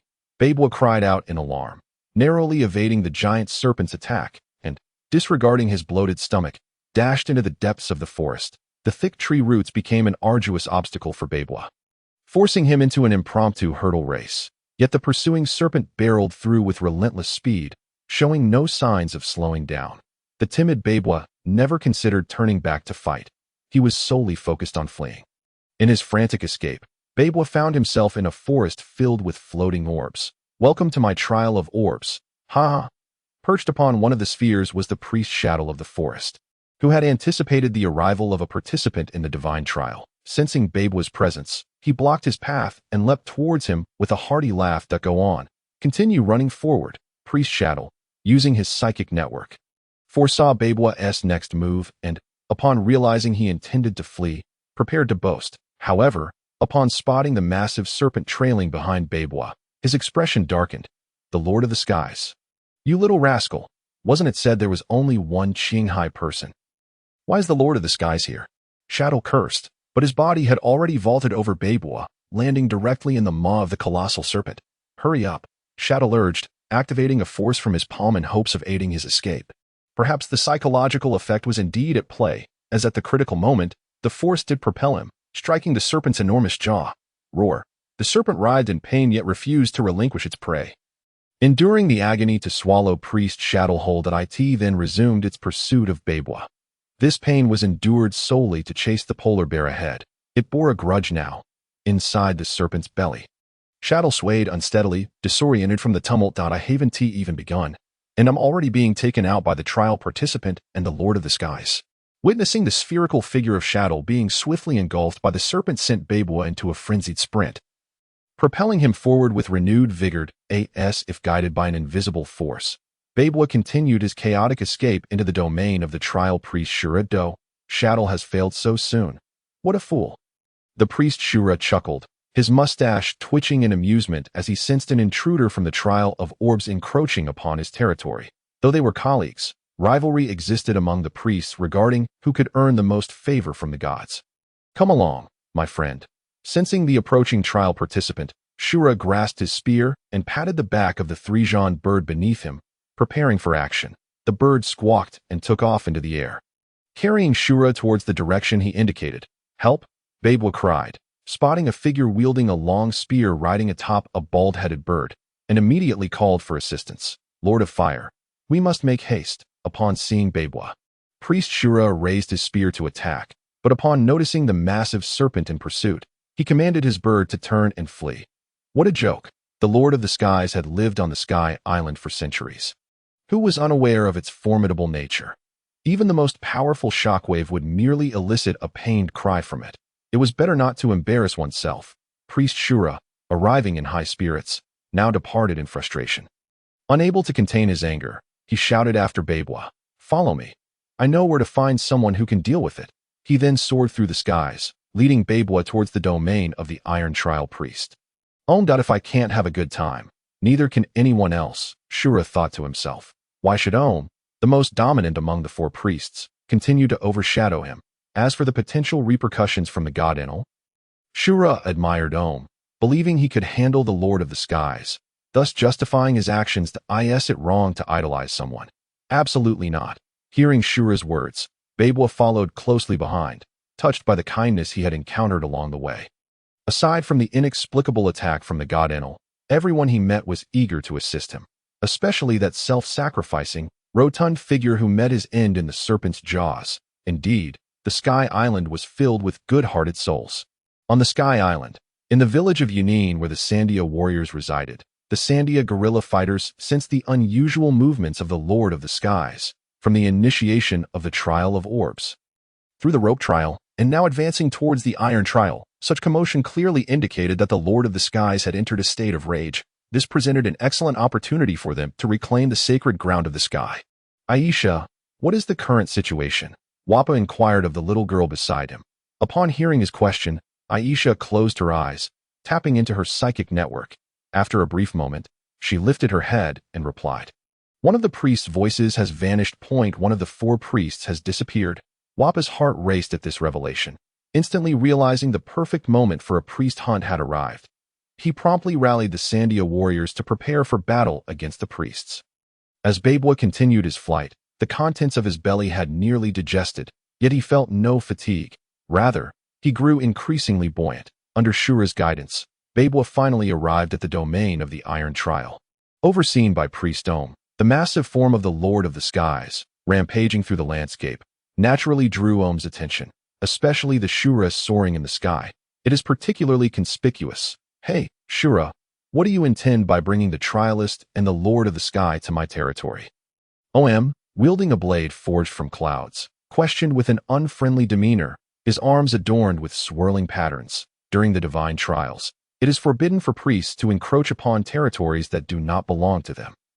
This is merely an accident. The Lord of the Sky unexpectedly appeared during the trials, and that fellow Shadali's ball trial was shattered in an instant, leading the Lord of the Sky right to my domain. "I am seeking your assistance," explained Shura, who had arrived first. "Shadali has not shown up for such a long time." Inquired, intrigued but not suspicious. Logically, even if they were seeking help, they should have come together. "Right, I haven't encountered him. Let us first drive the Lord of the Sky away, or the trials cannot proceed," Shura replied with a shrug. Nodded in agreement with Shura's reasoning. Babwa was rushing towards them alongside the Lord of the Sky when he suddenly felt an invisible resistance. As if unseen ropes were blocking his path, the colossal serpent approached from behind. Babwa shouted and sprinted forward with all his might. A series of bang sounds erupted as the resistance vanished, but after a short distance, Babwa stumbled and fell to the ground. Rolling over, he glanced back to see the person who had been soaring in the sky and a stranger standing before the giant serpent were saved. "Go, everyone!" Babwa cheered, finding a good spot to hide, and encouraged them. "Fire spear!" Shura raised his long spear, aiming for the Lord of the Sky's vulnerable spot. The flames of Enbei ignited, leaving only a charred mark upon the scales. The Threejong bird beneath him also retaliated, unleashing a torrent of fire towards the Lord of the Sky, yet met with little effect like its master. Iron Whip. OM's long blade morphed into an extraordinarily long whip, crackling through the air as it lashed toward the Lord of the Sky's eyes. The Lord of the Sky closed his eyes to withstand OM's assault, infuriated by the ants before him, and opened his massive jaws to devour them all in one fell swoop. OM's foresight had anticipated this, and he had already erected an iron cloud barrier in readiness. Bang! the two forces collided with a tremendous sound. The iron cloud barrier held firm for a moment before being shattered, allowing Oem and Shura to retreat swiftly. Such formidable power, truly divine, let the trialists have some exercise. Oem marveled at the destructive force of the Lord of the Sky. Suddenly noticing Babua watching the spectacle with nonchalance, he then commanded his loyal companion, "Are you merely here to spectate while we fight? How navi?" "Woof," the loyal creature replied seriously, then approached Babua, mimicking a series of boxing moves. Indeed, they were engaged in battle. Babua, watching the massive dog perform its boxing routine, was puzzled by its intentions and could only respond in his own way. "Woof woof," the dog, receiving a response, gestured again with several boxing motions. "Yes, they are indeed formidable," Babua nodded, suggesting, "Come, let us sit here and watch together. Do not miss the thrilling battle." Upon hearing the word sit, the dog immediately complied, sitting down and wagging its tail as it joined Babua in watching. As Shura and Oem united against the Lord of the Sky, on another front, the warriors of Shandya set forth towards the island of the gods. Utilizing wind-enhanced sliding shoes, the Shandya warriors moved at an incredible speed. Navigating the winding cloud paths, armed with various weapons, they soon arrived at the domain of the priest of the swamp trial, Nirvana. "For our ancestors, reclaim the island of the gods. Illuminate the lamp of Kandora." Vepa shouted to the Shandya warriors behind him, leading the charge into the territory of the swamp trial. The fervent Shandya warriors followed closely on their wind-enhanced shoes, having learned from Aisha's heart network and the commotion that had ensued. They understood that the Lord of the Sky had already driven away the other three priests and was currently wreaking havoc within Oem's trial domain. The swamp trial stood as the final obstacle before them. A challenge against the god, Enel was the closest they had been in centuries to reclaiming their sacred land and reigniting the lamp of Kandora. The area of the swamp trial was shrouded in swamp clouds. Should one unwittingly fall within, the more they struggled, the deeper they would sink, ultimately becoming mere pawns. Shortly after their arrival, several unfortunate Shandya warriors found themselves ensnared by the swamp cloud trap. The Shandya warriors had battled the residents of Sky Island for 400 years. Well versed in their tactics, by maximizing the power of the wind beneath their sliding shoes, they harnessed the strong gusts to free themselves from the swamp's grasp. They encountered the master of this trial, the priest Nirvana, without incident. "Gorillas, the omnipotent god has no interest in your antics. Cease your advance," Nirvana declared upon seeing the intruding Shandians. Ascending high on his wind shoes, he unleashed a mass of swamp clouds from the clouds in his hands. Raining down upon the Shandya warriors below, as the large mass of swamp clouds descended, the Shandya warriors scattered to evade, yet some were unfortunate enough to be struck upon the head. "Mantis, do not struggle. The more you fight, the deeper you'll sink into the swamp clouds," Raki urged as he approached the mantis. Kamachili, who was gasping for air after being hit by the swamp clouds, he activated the wind beneath him to disperse the entangling swamp clouds. Understanding one's opponent allows for a composed response. Among the four priests, Nirvana of the swamp trial was the most manageable foe for the Shandya warriors. Witnessing his attack easily countered, Nirvana prepared to switch his assault strategy. But Vepa would not grant him that luxury, having already pulled the trigger on his rocket launcher. Boom! The wind beneath the shoes, charged with natural gas, ignited and exploded, sending a fiery tongue towards Nirvana in the sky. No, Nirvana watched helplessly as the flames approached, having no time to activate his wind shoes to escape. The powerful explosion consumed him, reducing his form to ashes. Vepa's formidable shot had clearly been meticulously planned. "Let us move. With the god defeated, the sacred land will return to Shandya," Vepa exclaimed to his fellow warriors, leading the charge towards the island of the gods with fervor. On the island of the gods, Enel expressed his dissatisfaction. "The priests truly disappoint me, allowing the mice to invade." Sensing the advance of the Shandya warriors towards the island, Enel spoke with displeasure. Being connected to the heart network that enveloped the entire Sky Island, he was acutely aware of the events unfolding, though he remained unconcerned. After the completion of the arc, his recent actions on the Sky Island were merely indulgences before pursuing his dreams in the boundless lands. "Very well, as a benevolent god, I shall reluctantly amuse you for a while." Discarding the bitten fruit, Enel transformed into a bolt of lightning, vanishing from sight. Almost there, the sacred land stolen from Shandya will finally be reclaimed. Vepa thought excitedly as he gazed at the distant island of the gods that it was the land where their ancestors had lived for generations, the sacred place they had longed to reclaim for centuries. Raiden, a voice called from beside the pea leaf, followed by a bolt of lightning shooting straight towards them. God Enel. Upon encountering his nemesis, Vepa instinctively recognized his adversary, skillfully evading the incoming lightning bolt while raising his burning cannon towards the direction of the pea leaf. As a wielder of nature's abilities, Enel paid no mind to such an attack, allowing the cannonball to pass through his form, detonating behind him. Mantis. Vepa evaded Enel's attack, but the mantis following closely behind was not so fortunate. Struck directly and left smoking. Raki anxiously shouted at the sight of the mantis being electrocuted. Curse it! Vepa gazed at the unscathed Enel with growing irritation, and upon hearing the noise and witnessing the fallen mantis, his mood soured even further. You didn't dodge the swamp clouds before, did you? Now you've taken another hit from the lightning. Are you here solely to absorb damage? Ha! When challenging a god, one must be prepared for the possibility of failure. You are all truly pathetic. Enel taunted Vepa and his companions with a mocking grin, unleashing another bolt of lightning to whip the fallen mantis. How dare you?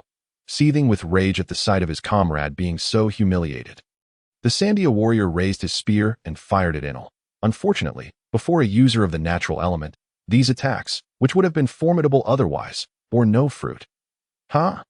Do you still not understand? Standing before you is a god. Enel spread his arms wide and laughed exuberantly, relishing the futile attempts of the ants before him to inflict even the slightest harm. This invincibility filled him with an immense sense of satisfaction. Feeling unsatisfied, he transformed into a flash of lightning, darting among the Sandia warriors and occasionally discharging electricity to topple one. If someone attempted to rescue their comrades, he would shift to a new target. If no one came, he would continue to whip the fallen. This served to provoke the hearts of these ants, compelling them to reveal their vulnerable and disheveled forms for his amusement. The Sandia warriors were compelled to scurry among their fallen comrades, only to find no one could save them. Enel. Vepa's eyes widened in despair as he watched his companions fall one by one. Feeling utterly powerless, he raised his burning cannon, watching Enel weave through his allies. Yet his finger could not pull the trigger to end this one-sided massacre. Soon only Vepa, Lachi, and Enel remained standing. Ha! Let me see who the next unfortunate soul is. Is it you? Enel sneered at the two. He would show no mercy to women either, but he was aware that in many teams, women often received more protection. Before him lay a mere game of mockery, though fear gripped her heart. Lachi, the only female warrior of Sandia, did not lack courage. As Enel prepared to continue his taunts, Lachi seized the moment and raised her spear, pulling the trigger. I hit, she exclaimed. But as she watched the bullet strike Enel's face without any reaction, his grin still intact, she saw the bullet dissolve into a puddle of liquid on the ground. Attacking while others speak is not a wise choice. Lightning can nullify any physical assault. Enel replied darkly, his mood soured as he swiftly appeared behind Lachi, striking her down with a powerful surge of electricity, rendering her unconscious. Now, it's just you, my little ant left. Are you the battle demon of this generation? Enel turned to Vepa, disdain dripping from his words. With a captain as weak as you, your comrades are truly pitiable. Enel, as Vepa witnessed his companions succumbing to Enel's might and realized the burning cannon was ineffective against him, he resorted to a stream of nonsensical insults. Silence. Enel's face darkened at the insults, and with a swift gesture, he unleashed a bolt of lightning towards Vepa. With a crackle, the bolt struck, and the scent of scorched flesh filled the air as Vepa collapsed to the ground. Enraged by the nonsensical taunts, Enel heated his golden staff with lightning metallurgy, advancing towards Vepa and scorching his back, sending plumes of smoke into the air. Ants dare to insult a god. Damn you! Enel continued to stomp on Vepa's head, venting his frustration. However, before Enel could continue, the tenacious Vepa managed to place his foot, embedded with sea prism stone, against Enel, using this opportunity to roll and pin Enel beneath him. Huff, huff, Vepa gasped heavily, pressing the cannon against Enel's heart. It is futile. A god cannot be defeated, Enel replied, his expression devoid of emotion as he regarded the cannon aimed at him while preparing to elementalize and evade, only to find he could not. A wave of weakness washing over him. Let us talk this out. Enel's previously aloof demeanor cracked, his voice trembling as despair gripped him for the first time since gaining his powers. If he could not transform into lightning, and was struck at the heart by the far more powerful cannon. He would surely perish. Dear God, have you heard of sea prism stone? Vepa smirked, revealing that this was his secret weapon, a prize he had exchanged with the Qinghai people for years, waiting for the perfect moment to confront Enel. With that, Vepa activated the cannon. A thunderous boom echoed as a cloud of dust erupted, the force of the shot causing Enel's chest to cave inward. One more time, Vepa muttered, blood seeping from his mouth as he shook out his arm. Feeling the pain radiate through it, pressing the cannon again against Enel. Just as he was about to pull the trigger, a foul stench enveloped him. Ho ho ho! How dare you disrespect a god? You shall not be forgiven. The horned military officer, Zhengwu, arrived, dancing as he spoke. Cough, cough. Idiot. Vepa dispelled the foul air with a wind cannon, steeling himself.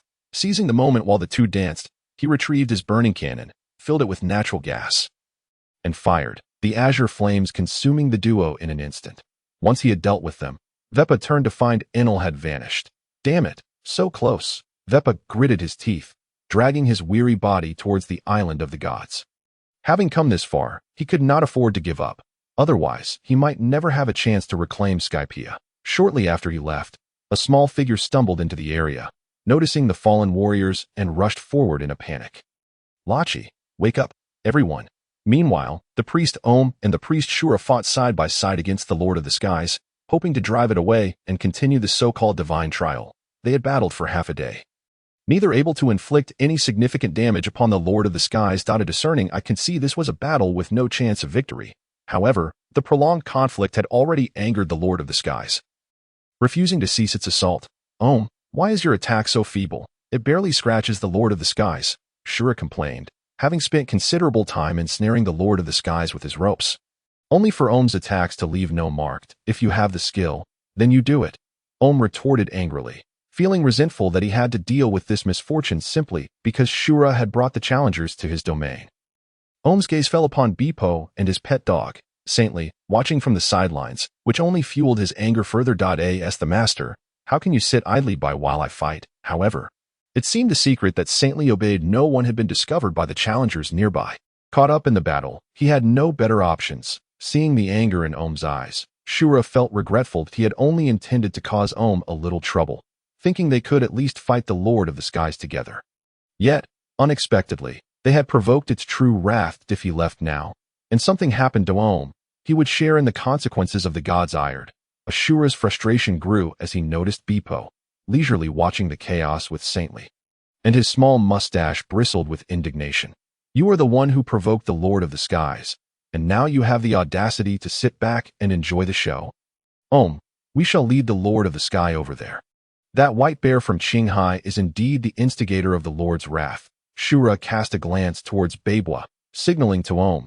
Upon hearing this, Om nodded, his long-standing displeasure evident, leaving him with no reason to refuse. Thus, the two shifted the battlefield towards the location where a dog and a bear were spectating.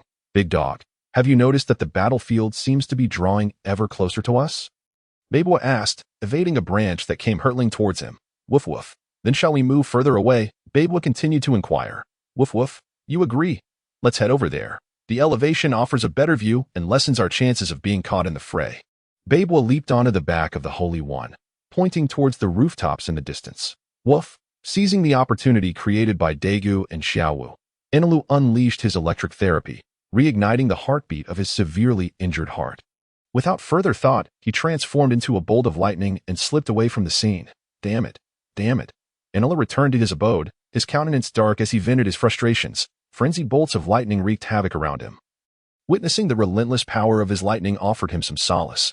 How dare they humiliate me so?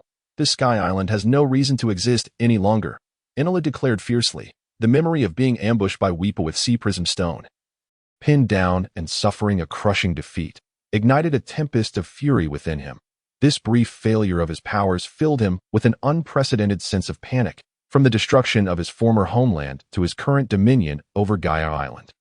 All his strength stemmed from his mastery of lightning, that if this ability were to falter, what would he be but a mere mortal? Determined to obliterate this Sky Island, Enelu ascended to the Ark proverb, crafted from gold, and commanded the lightning to propel it into the sky. That he had no desire to linger on this island that had nearly seen his downfall. He yearned to conquer the boundless lands of his dreams. The Golden Arc proverb, powered by the electric force, gradually took flight, and under Enelu's command, it began to conjure dark storm clouds. Yahaha! This once revered temple of the gods has become obsolete, just like the city of Sandora below. Enel laughed maniacally as with a mere gesture, a thick bolt of lightning descended from the storm clouds, annihilating both his temple and the remnants of the city, with the enhanced electrical energy coursing through the storm clouds. The lightning he could control grew even more formidable. Yet, there remains one aspect of this nation that piques my interest, Enel mused, raising his gaze towards the pinnacle of the colossal vine. There lay the fabled location of the resounding bell that echoed through the heavens 4 centuries ago. Even after nearly meeting his demise at the hands of Weepa due to his arrogance, Enel remained unrepentant in his haughty demeanor that as he prepared to unleash destruction upon the Sky Island with the Ark. Members of the Divine Guard transmitted this alarming news far and wide. Perhaps this was his cunning ploy to incite panic among the populace. Everyone, flee. The god Enel intends to annihilate the entire Sky Island. The impending destruction of the Sky Island sent ripples of terror through the inhabitants, the pathways leading to the surrounding islands filled with those desperate to escape. Not long after Babwa was escorted away, Cornus, despite her fear, hesitated but ultimately resolved to seek out the adorable white bear with an excellent tactile feel. Meanwhile, her father, Pygaya, upon discovering his daughter was missing alongside Weiba, hurriedly sought a vehicle to venture towards the island of the gods. At that moment, Cornus navigated through the forests of the island of the gods. Utilizing her local knowledge, she cautiously explored the periphery of the trial area, hoping to intercept Babwa before he ventured into the trial. As she walked, Cornus suddenly perceived a dragging sound in the distance, her expression shifting dramatically. Being a local, she was acutely aware that aside from the trials of the 4 divine officials, the most perilous entity residing here was the colossal serpent. The Lord of the Sky, stay away, Cornus whispered, concealing Weiba and hiding behind a massive tree, silently praying. Yet, the dragging sound drew nearer, causing her heart to race and beads of cold sweat to form on her brow. Cornus, where are you? Just then, a man's voice echoed from afar. Instantly recognizing her father's voice, Cornus could no longer remain hidden and shouted towards the distance. Father, it's dangerous here. You must leave at once, as she spoke. Her anxiety intensified, fearing not only for her own life but also that her actions might endanger her father. Upon hearing Cornus's urgent warning, Pygaya's concern heightened. Particularly regarding the mention of danger, he hastened the pace of Weiba. Appearing before Cornus moments later, Cornus, where's the danger? Pygaya inquired, apprehensively checking to ensure his daughter was unharmed. With her father now by her side, Cornus felt an overwhelming sense of guilt yet also warmth from her father's love. Father, I just heard something dragging on the ground nearby. Realizing the noise no longer warranted concealment, Cornus gestured towards the direction of the sound. Ha, guerrilla fighters. Cornus exclaimed, spotting several guerrilla fighters sprawled on the ground. Long dragging marks trailing behind them, with a young girl standing defiantly in front of them, glaring at Cornus and her father. I am a warrior of Sandia. You must leave this place immediately. Aisha stood protectively before her comrades, glaring fiercely at Cornus and her father, baring her teeth. The warriors of the Sandia guerrilla faction and the inhabitants of the Sky Island had battled for dominion over the land for 4 centuries. Thus both sides were well acquainted with one another. However, since Enelu's rise to power over the Sky Island, any conflict with the guerrillas had been relegated to the Divine Guard, as ordinary citizens. Cornus and her father bore no deep-seated enmity towards the guerrilla fighters. Little girl, we harbor no ill intentions. Sensing Aisha's wariness, Cornus remained stationary, refraining from advancing, and spoke. I wish to inquire if you have seen a white bear here, one that can speak. White bear? Aisha murmured, noting that Cornus and her father did not approach. Momentarily choosing to trust their words, she simply wished to dismiss them and retreat with her comrades. Thus, she calmed herself and activated her innate heart network. Once composed, Aisha heard distant voices, Om, Shura, and the Lord of the Sky engaged in battle. Babwa and the Holy One analyzing the situation, and the alarming news that Enel intended to destroy the Sky Island. The Sky Island is to be destroyed. Aisha's expression shifted dramatically as she turned to look towards the immense vine. There, the storm clouds loomed larger, with flickers of lightning dancing within. The white bear you seek is over there, Aisha said, collapsing onto the ground, utterly disheartened as she addressed Cornus and her father. After a moment's thought, she added, Enel plans to obliterate the Sky Island. If you have the chance to escape, you must do so at once. What? Enel intends to destroy the Sky Island. Upon receiving this news, the father and daughter, Cornus and her father, were taken aback. They turned their gaze in the direction of Aisha, and upon witnessing the ominous thunderclouds hovering over the tangled vines, they began to believe her words. Father, I must go find Bepo. Cornus declared resolutely to Pagaya. Having come this far, she could not bear the thought of abandoning the search for Bepo and fleeing alone. It would be a mark of disgrace upon herself. Let us go together. Pagaya nodded in agreement, accepting his daughter's decision, and turned to Aisha, saying, We will take a Waiba. You can keep this one. If the opportunity arises, you should leave. Pagaya glanced at Aisha, then at the group of Sandia guerrilla fighters scattered on the ground, wanting to urge her to escape, but finding the words stuck in his throat. After speaking, Pagaya mounted Cornus's Waiba, and together they rode towards the direction indicated by Aisha on the battlefield of Om. Shura and the Lord of the Skies. The two struggled against the Lord of the Skies. They noticed a bear and a dog in the distance leisurely observing the battle, occasionally offering commentary to boost their morale, which infuriated them to no end. What a bunch of scoundrels, Om thought, irritated by his teammates, the opponents, and the two cheerleaders nearby, feeling as though he might vomit blood from the frustration. At that moment of distraction, the Lord of the Skies seized the opportunity and swung its tail heavily at him. Bang! An explosive sound echoed. Om was struck down by the Lord of the Sky's iron tail, crashing into the ground and falling into a deep pit, truly coughing up blood now. Shura, utilizing the mobility of the three-legged bird he was riding, managed to evade injury, aside from being unable to break through the Lord of the Sky's defenses. Witnessing Om's severe injury at the hands of the Lord of the Skies filled Shura with dread. If God Enel finds out that I was the one who led the Lord of the Skies here, wouldn't I be electrocuted to death? As this thought crossed his mind, Shura's gaze shifted towards Om, who lay in the pit, and his expression changed. I'm sorry. He murmured quietly before secretly directing the rope cloud towards Om, just as the Lord of the Skies lifted its tail once more. Om was preparing to dodge when he found himself ensnared by an invisible rope cloud, his fury coalescing into a tangible form. The trouble was brought upon by you, and now you want to finish me off? I am truly astounded to have a colleague like you, Shura. Om cursed in agony, unable to do anything but watch as the Lord of the Sky's tail came crashing down upon him. Boom, boom. After a prolonged assault, the Lord of the Skies finally ceased its onslaught, having dispatched one of the pesky interlopers and let out an excited roar. Now it's just the challenger and Om's pet left. Shura felt a measure of relief upon seeing Om dealt with. He turned his attention to the bear and dogs spectating the battle. If he could eliminate them, no one would know of his actions, perhaps allowing him to escape the wrath of the gods. With that thought, Shura urged his three-legged bird towards Bepo's direction. Without Om's presence, Shura no longer needed to restrain the Lord of the Skies, granting him complete freedom of movement. In the blink of an eye, he arrived above Bepo. Swiftly maneuvering around Bepo, he set down an invisible rope cloud before raising his knight's spear and diving towards Bepo.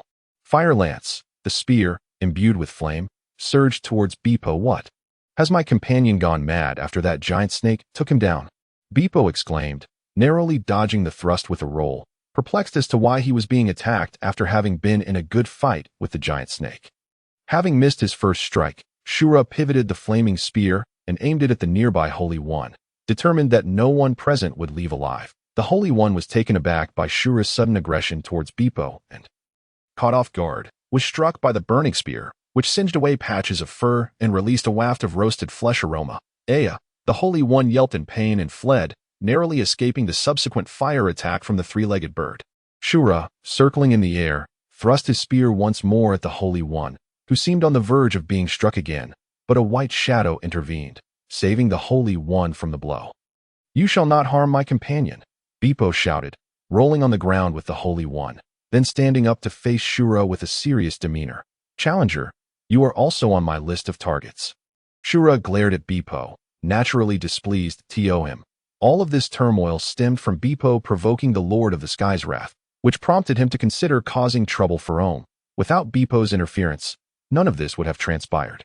You are surrounded by invisible rope clouds. If ensnared, you will be powerless to resist and will be at my mercy, Shura declared confidently, stroking the neck of his three-legged bird, which instantly understood its master's intent and unleashed a torrent of flames towards the wounded Holy One. As the flames approached, the Holy One instinctively sought to flee, seemingly confirming Shura's words. In the next instant, the Holy One found himself immobile. Beepo, witnessing this, immediately lunged towards the Holy One, only to be obstructed by the rope cloud. Even with his formidable strength, he was a moment too late. The Holy One was engulfed in flames, collapsing and losing consciousness. "Big dog!" Beepo cried out, tears welling in his round eyes as he clutched the unconscious Holy One. He then turned to Shura, stating, "I warned you not to attack my companion." Gently placing the Holy One on the ground, Beepo rose, his expression resolute as he stepped closer to Shura, though timid and easily frightened. Beepo could summon extraordinary courage when it came to protecting his friends. Having already invited the Holy One to join him, he considered the Holy One his companion, and he was prepared to fight for that bond. With a fierce expression, Beepo felt his anger surge, and the electric patterns on his chest began to pulse with energy, arcs of lightning swirling around him. It was as if a premonition had arrived. For a distant thunderclap rent the skies. Simultaneously, an aura of primal ferocity emanated from him. The Lord of the Skies, rushing towards them, felt this energy and suddenly froze, then turned and fled in terror. Beepo's claws elongated inch by inch, lightning crackling within, and with a mighty leap, he charged towards Shura, arms raised high. Lightning? Shura gasped in terror, recognizing the power associated with God Enel.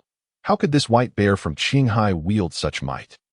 Watching the currents of electricity enveloping Beepo, Shura trembled uncontrollably. Enel's long reign of terror over the Sky Island had not only oppressed its inhabitants but had also made him an unpredictable tyrant, feared by the priests. Consequently, lightning had become a symbol of terror and invincibility in the hearts of all on the island. Beepo's charge was swift. Even the agile three-legged bird could not evade in time. "No!" Shura cried out, his eyes wide with dread as the crackling arm hammer loomed closer, almost upon him. Bang! The resounding crash erupted as the arm hammer collided with Shura, sending him and his steed. The three-legged bird, plummeting downwards, the overwhelming force piercing through the layer of the Sky Island and sending them spiraling towards the white sea below. Beepo had merely unleashed a fraction of his power, exceeding what Shura could withstand. Beepo, Cornus cried out dreamily upon witnessing this scene.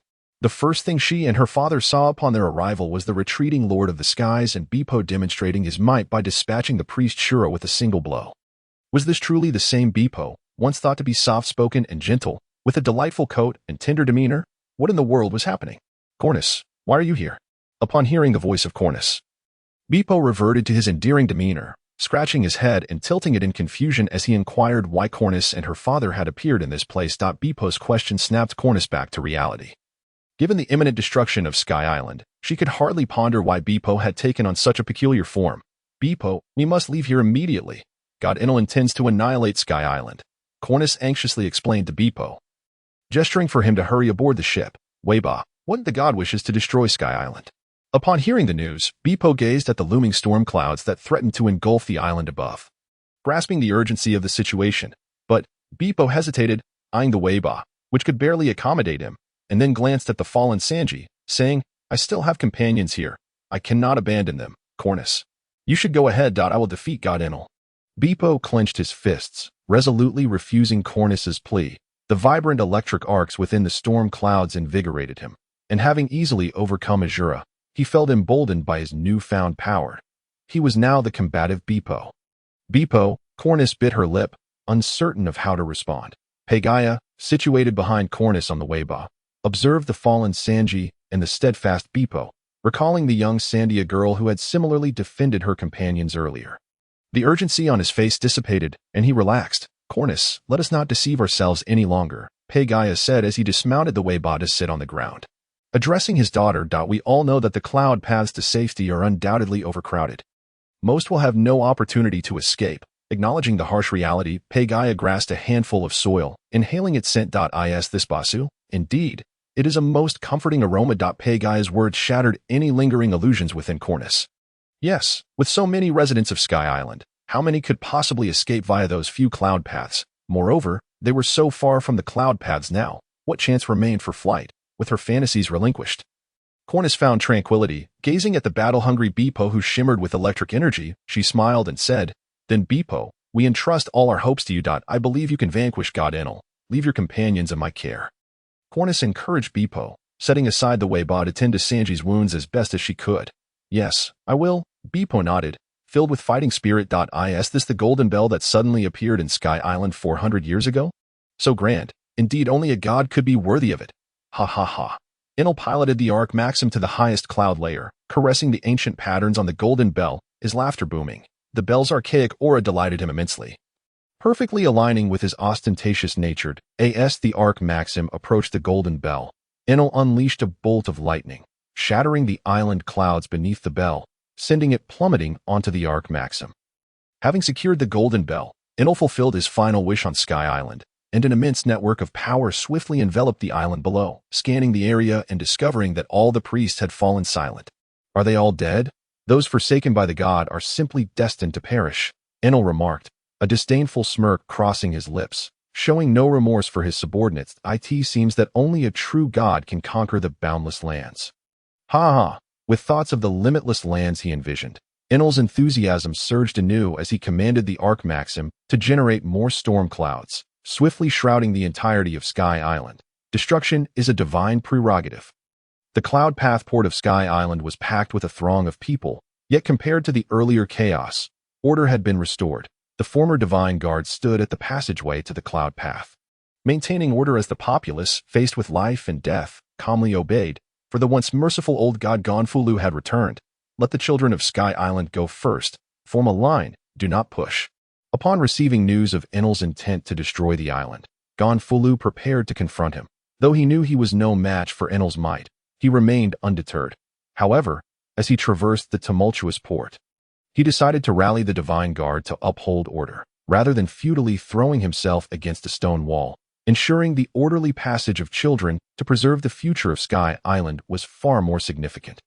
Observing the orderly lines forming, Gonfulu raised his gaze to the ever-expanding storm clouds, determination etched on his face, and he patted his companion beside him. Pierre, let us depart. Pierre understood his master's intent, and, with a shrill cry, transformed into a Pegasus, Gonfulu mounted Pierre and soared toward the heart of the storm clouds. This was his homeland. These were his people, and he was their god. A god is not a distant ruler, but the guardian of this land. The ominous storm clouds loomed, with countless arcs of electricity flickering within. Gonfulu flew low on Pierre, encountering no obstacles along the way. The rumbling thunder overhead weighed heavily on his heart. This phenomenon enveloping Sky Island was undeniably beyond mortal comprehension. For Sky Island, Gonfulu swallowed hard, reaffirming his steadfast belief. Finally, at the epicenter of the storm clouds, Gonfulu beheld the Arc Maxim soaring through the sky, its surface shimmering with lightning, and he instantly recognized the ostentatious figure aboard. Aware of Enel's formidable mind control abilities, Gonfulu did not hesitate to conceal himself, charging upwards with Pierre while brandishing his spear. Enel. As he drew nearer, Gonfulu swung his spear, unleashing a slashing attack aimed at Enel. The strike sailed through the air, yet Enel remained unmoved, allowing the attack to pass harmlessly through him and land in the open space behind. Isn't this the old god? Such a feeble attack. Have you not eaten? Enel yawned, exuding an aura of invincibility, a stark contrast to the earlier disarray he had faced. Enel, as the god of Sky Island, you cannot hope to succeed in your destruction. Gonfulu had anticipated the ineffectiveness of his attack, directing the wind shell in his hand towards Enel. Whoosh! The long-extinct wind shell contained winds multiple times more potent than its predecessors. The furious gust swept past, dislodging Enel's headscarf and revealing his wild hair beneath. Although he suffered no physical harm, Enel's expression darkened. You old fool. You sought your own doom, Enel declared, pointing his finger at Gonfulu. Divine judgment, with a command. A massive bolt of lightning descended from the storm clouds above. The speed of the lightning was so swift that there was no time to evade. Gonfulu and his steed were struck instantly, held in place for a moment before plummeting downwards amidst dark smoke. And you, infuriating pest, thunderstorm. After eliminating Gonfulu, Enel turned his gaze toward the vines. Countless bolts of lightning erupted from the storm clouds, crashing down and obliterating that area entirely. The battle-hardened Weibo, who had just begun to ascend the vines, lost consciousness before he could reveal himself, tumbling downwards. Ha! I am the true god of Sky Island. Watching his previously troublesome adversary fall victim to his attack, Enel erupted into raucous laughter. I remain invincible. This is the posture a god ought to possess. Now, let the god bestow upon you the arrival of destruction. Enel cackled, channeling the tumultuous currents within the expansive storm clouds enveloping Sky Island, commanding them to coalesce into a colossal black sphere, so immense that all inhabitants of the island could behold it. The astonishing winds and lightning surged within, radiating an aura of annihilation, despair blossoming in the hearts of all. Ha ha ha. I am God, Enel bellowed, directing the black sphere of storm clouds towards Sky Island. In this moment, he brimmed with confidence, for he had previously used this very technique to obliterate his homeland, Baika. With this strike, the entirety of Sky Island and its people would be reduced to dust. Sky Island is doomed. Cursed Enel, our children have yet to depart.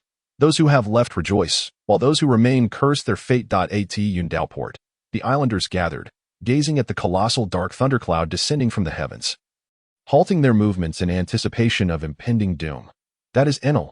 Beepo stared at Enel atop the Arc Maxim, and the ominous black thundercloud plummeting from above, his body trembling not from fear, but from exhilaration. Amidst this relentless storm of thunderclouds, he felt as if he had heard a call, every cell in his being greedily inhaling the energy emanating from it. I shall defeat him. Roar! Beepo clenched his fists and bellowed at the dark thundercloud, unleashing the power that lay dormant within him. The thunderclouds above gathered ominously. The vast expanse of sky that had been vacated by Enel's creation of the black thundercloud was once again shrouded. Roar! Beepo's form surged amidst the thunder and storm, his youthful roar growing increasingly formidable. The thunder responded to his call. An endless torrent of lightning emerged from the clouds, converging upon Beepo, with the colossal black thundercloud being the first to bear the brunt. In an instant, the lightning unraveled, enveloping Beepo, who then soared to unimaginable heights under its augmentation. As the storm continued to gather above, his power only grew. What is this? Enel observed the thundercloud above him being swiftly replenished. And before he could rejoice, he saw his powerful move, Raijin, dissipate, revealing before him a colossal bear wreathed in lightning. A thunderous bear. Enel's interest was piqued at the sight of the massive Beepo, this robust physique. The oppressive aura of lightning draped over him. Was not this the perfect candidate to become a god's pet? You are worthy of being a god's companion. Come, kneel and express your gratitude for divine favor.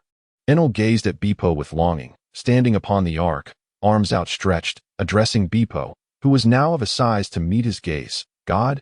Beepo scoffed at the notion, raising his arms. Within him burned an insatiable fighting spirit. The gods should fear me. With that thought, Beepo gathered the boundless lightning in his elevated arms, striking down upon Enel with the force of a tempest. It seems I must teach you a lesson before you can be tamed. Enel thought as he began to elementalize, intending to ignore Beepo's assault, but as soon as he elementalized, his expression froze. Oh no. Just as he realized, Beepo's thunderous strike was already upon him, and Enel, now enveloped in lightning, was instantly struck, scattering sparks everywhere, while the ark beneath him suffered a similar fate. Dong. Boom! The golden bell atop the Arc Maxim resonated with a sound that echoed throughout the Sky Islands before it shattered. Along with the ark, under the force of Beepo's mighty blow, countless fragments of gold scattered in all directions, with the larger pieces piercing through the island clouds below, plummeting into the azure sea beneath. Ah, I want you dead. Witnessing the Arc Maxim's destruction before his very eyes, Enel's eyes filled with fury. The vessel, crafted from the gold he had looted from the entire Sky Island, lay in ruins. How would he conquer the boundless lands now? In that moment, his admiration for Beepo transformed into an all-consuming hatred. Thunderstorm. Enel's eyes bulged with rage. The destruction of the Arc Maxim equated to the shattering of his dreams. The lightning within the thundercloud above raged under his control, raining down chaos upon Beepo. Countless bolts struck the colossal bear, yet could only barely cover a fraction of its size. Moreover, those bolts, upon landing upon the bear, harmoniously adorned it like a suit of armor. God, such feeble attacks. Beepo stood tall amidst the storm of thunder, devoid of his previous frailty, every cell within him yearning for a thrilling battle, yet Enel's assault left him profoundly disappointed. Roar! Beepo howled to the heavens. Countless lightning bolts answered his call, cleaving through the thundercloud above and hurtling towards Enel. Boom! Crack! Bang! The clash of the lightning and elementalized Enel erupted in a shower of sparks. As Enel was engulfed in a torrent of lightning, piercing through the island clouds and descending further below. Huff huff. Enel halted his descent, quickly ascending back into the sky, his chest heaving, though natural elementalization could evade a great deal of physical harm. Elemental clashes were clearly an exception, and elementalization drained his stamina. You have enraged a god. Your demise is imminent. Allow me to show you what a true god is, despite his labored breaths. Enel maintained his imposing demeanor. With that, he unleashed his most potent technique, 200 million volts of Raijin.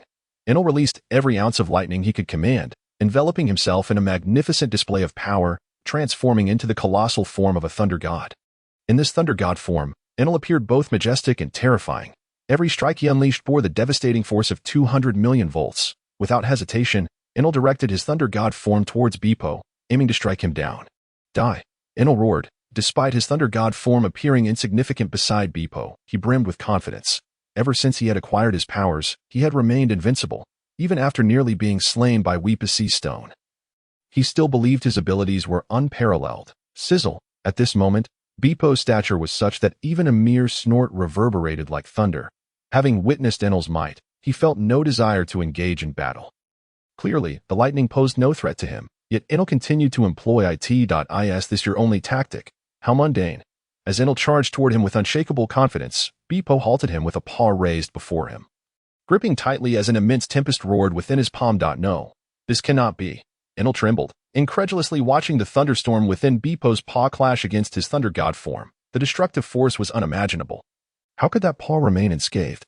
Under Enel's anxious gaze, Bepo's paw tightened, and even the thunder god form could not withstand the immense pressure, disintegrating into scattered electrons that dissipated into the air. How could this be? Just as Bepo's paw was about to close, Enel transformed into lightning, desperately attempting to escape, hoping to evade the impending doom. Yet, upon elementalizing, he realized he could not escape the bear's grasp, no matter how hard he tried. The bolts of lightning within Bepo's paw, which did not belong to him, remained as docile as obedient children. In the depths of Enel's unwillingness, Bepo's colossal paw closed, the thunderstorm within clashing and annihilating everything, including him, into oblivion. A once arrogant god ultimately met his end. Crushed within a single hand. Disperse, storm. After vanquishing Enel, Bepo, though unsatisfied, let out a roar towards the thundercloud above. In an instant, the thundercloud enveloping the entirety of the sky island visibly disintegrated, revealing a clear blue sky. While Bepo's form quickly shrank back to its original size. Did I do this? How do I get out of here? As Bepo returned to his original form, his fervor for battle waned, surveying the ravaged forest and scratching his head. These deep footprints, dozens of meters in size, rivaled the depth of a valley. Would he have to slowly climb back up? At Yundaoport, the massive thunderous bear, even from a great distance, was clearly visible to the islanders. What was that bear? The thundercloud above had vanished, and so had the bear. Is this the end? Enel has been defeated. The Sky Island shall not be destroyed. The bear is undoubtedly our island's guardian deity. The residents of the Sky Island, one by one, expressed their joy at having survived, cheering exuberantly, with some even proposing to erect a grand statue of Bepo upon the island. None could deny that Enel's intent to obliterate the Sky Island had been terrifying. And everyone had braced themselves for death. Bepo's triumph over Enel undoubtedly marked him as the savior of all. On the island of the gods, the young girl Aisha remained steadfastly by her companion's side. At that moment, some of the more robust Sandia warriors had regained consciousness, with a few even able to sit up unaided. The previous chime they heard was undoubtedly the bell of the Pandora lantern. Wasn't it? Sitting on the ground, Raki grasped a handful of soil, inhaling its scent as she inquired. This was the aroma of their homeland, for which they had fought so valiantly, and the resounding of the golden bell. Igniting the Pandora lantern was a long-held aspiration spanning 4 centuries. Indeed, that sound was the legendary golden bell said to resonate in heaven. Even amidst the deafening thunderclaps, it could still echo across the Sky Island. The bandaged Manus, lying on the ground, excitedly replied. They had pursued this sound for generations, and even if they had never heard it before, he could ascertain that this was the fabled Pandora lantern. How wonderful it is. I hope our ancestors can hear it. Surely they can hear it. After all, this is the sound of the bell that is said to resonate in heaven. Your friend is truly remarkable.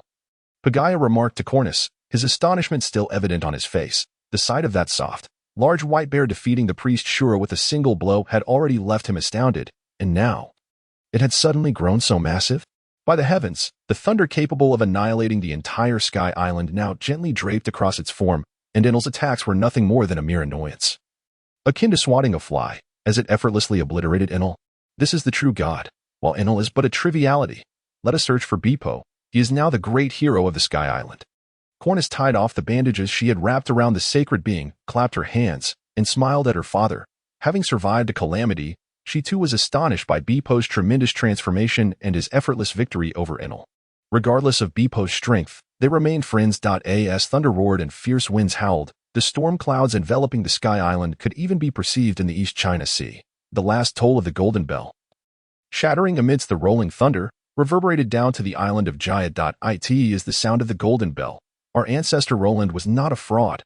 Uncle Kulik, with his tuft of hair, exclaimed in excitement upon hearing the bell toll amid the thunderclaps. He had spent years diving underwater in search of the existence of the Golden Country, determined to clear his family's name and prove that his ancestors were not deceivers, and this sound was undoubtedly the best proof. Simultaneously, a massive piece of the Golden Bell swung down towards the castle cottage. Boom! The Golden Bell's pendulum, carrying terrifying potential energy, obliterated Kulik's modest cottage, leaving a deep crater in its wake. This is the Golden Bell pendulum. Unscathed, Kulik rushed over upon hearing the sound, astonished by the sight of the golden pendulum amidst the ruins. If the previous toll had solidified his belief in the existence of the Golden Country, this pendulum before him was the stark reality.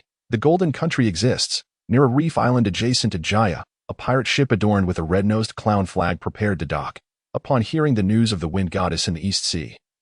Captain Buggy, adhering to a principle of caution, held back until he confirmed the authenticity of the news. Once assured, Buggy led his crew out of the East Sea without a second thought. One monster isn't enough. Another comes. Whoever wishes to remain in the East Sea may do so. I shall seek treasures in another place. And so they arrived here. What peculiar weather. It was fine just a moment ago. How did it suddenly change like this? This is the Grand Line.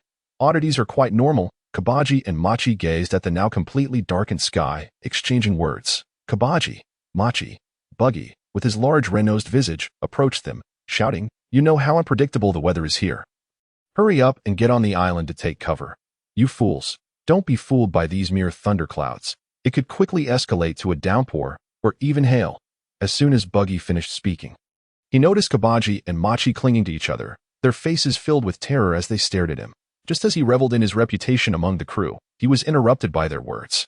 "See, Captain Buggy, something is flying towards us." Kabaji and Machi exclaimed in horror as they gazed behind Buggy, where a multitude of unidentified flying objects was hurtling towards them, one of which was nearly the size of their ship. What? Buggy immediately turned around to see a massive shadow descending upon their vessel. The crew scrambled to disembark onto the island in a frantic bid for safety, while Buggy split off to reduce his chances of being hit. Boom, boom, the unidentified objects collided with their ship, sending plumes of dust into the air, but fortunately, no crew members were struck. Cough, cough. Buggy coughed violently, surveying the chaos enveloping their ship, and shouted in fury. Who dares to attack Captain Buggy? He was incensed, for he had always been cautious and had never experienced such a significant loss. As the smoke began to clear, revealing the wreckage of their ship, Buggy's rage suddenly froze. He wiped his nose and blinked. Gold! Buggy exclaimed, unable to believe his eyes at the sight before him. The gold was so massive it nearly rivaled his ship. Who on earth would use such a thing to attack? Please, just use the gold to crush me instead.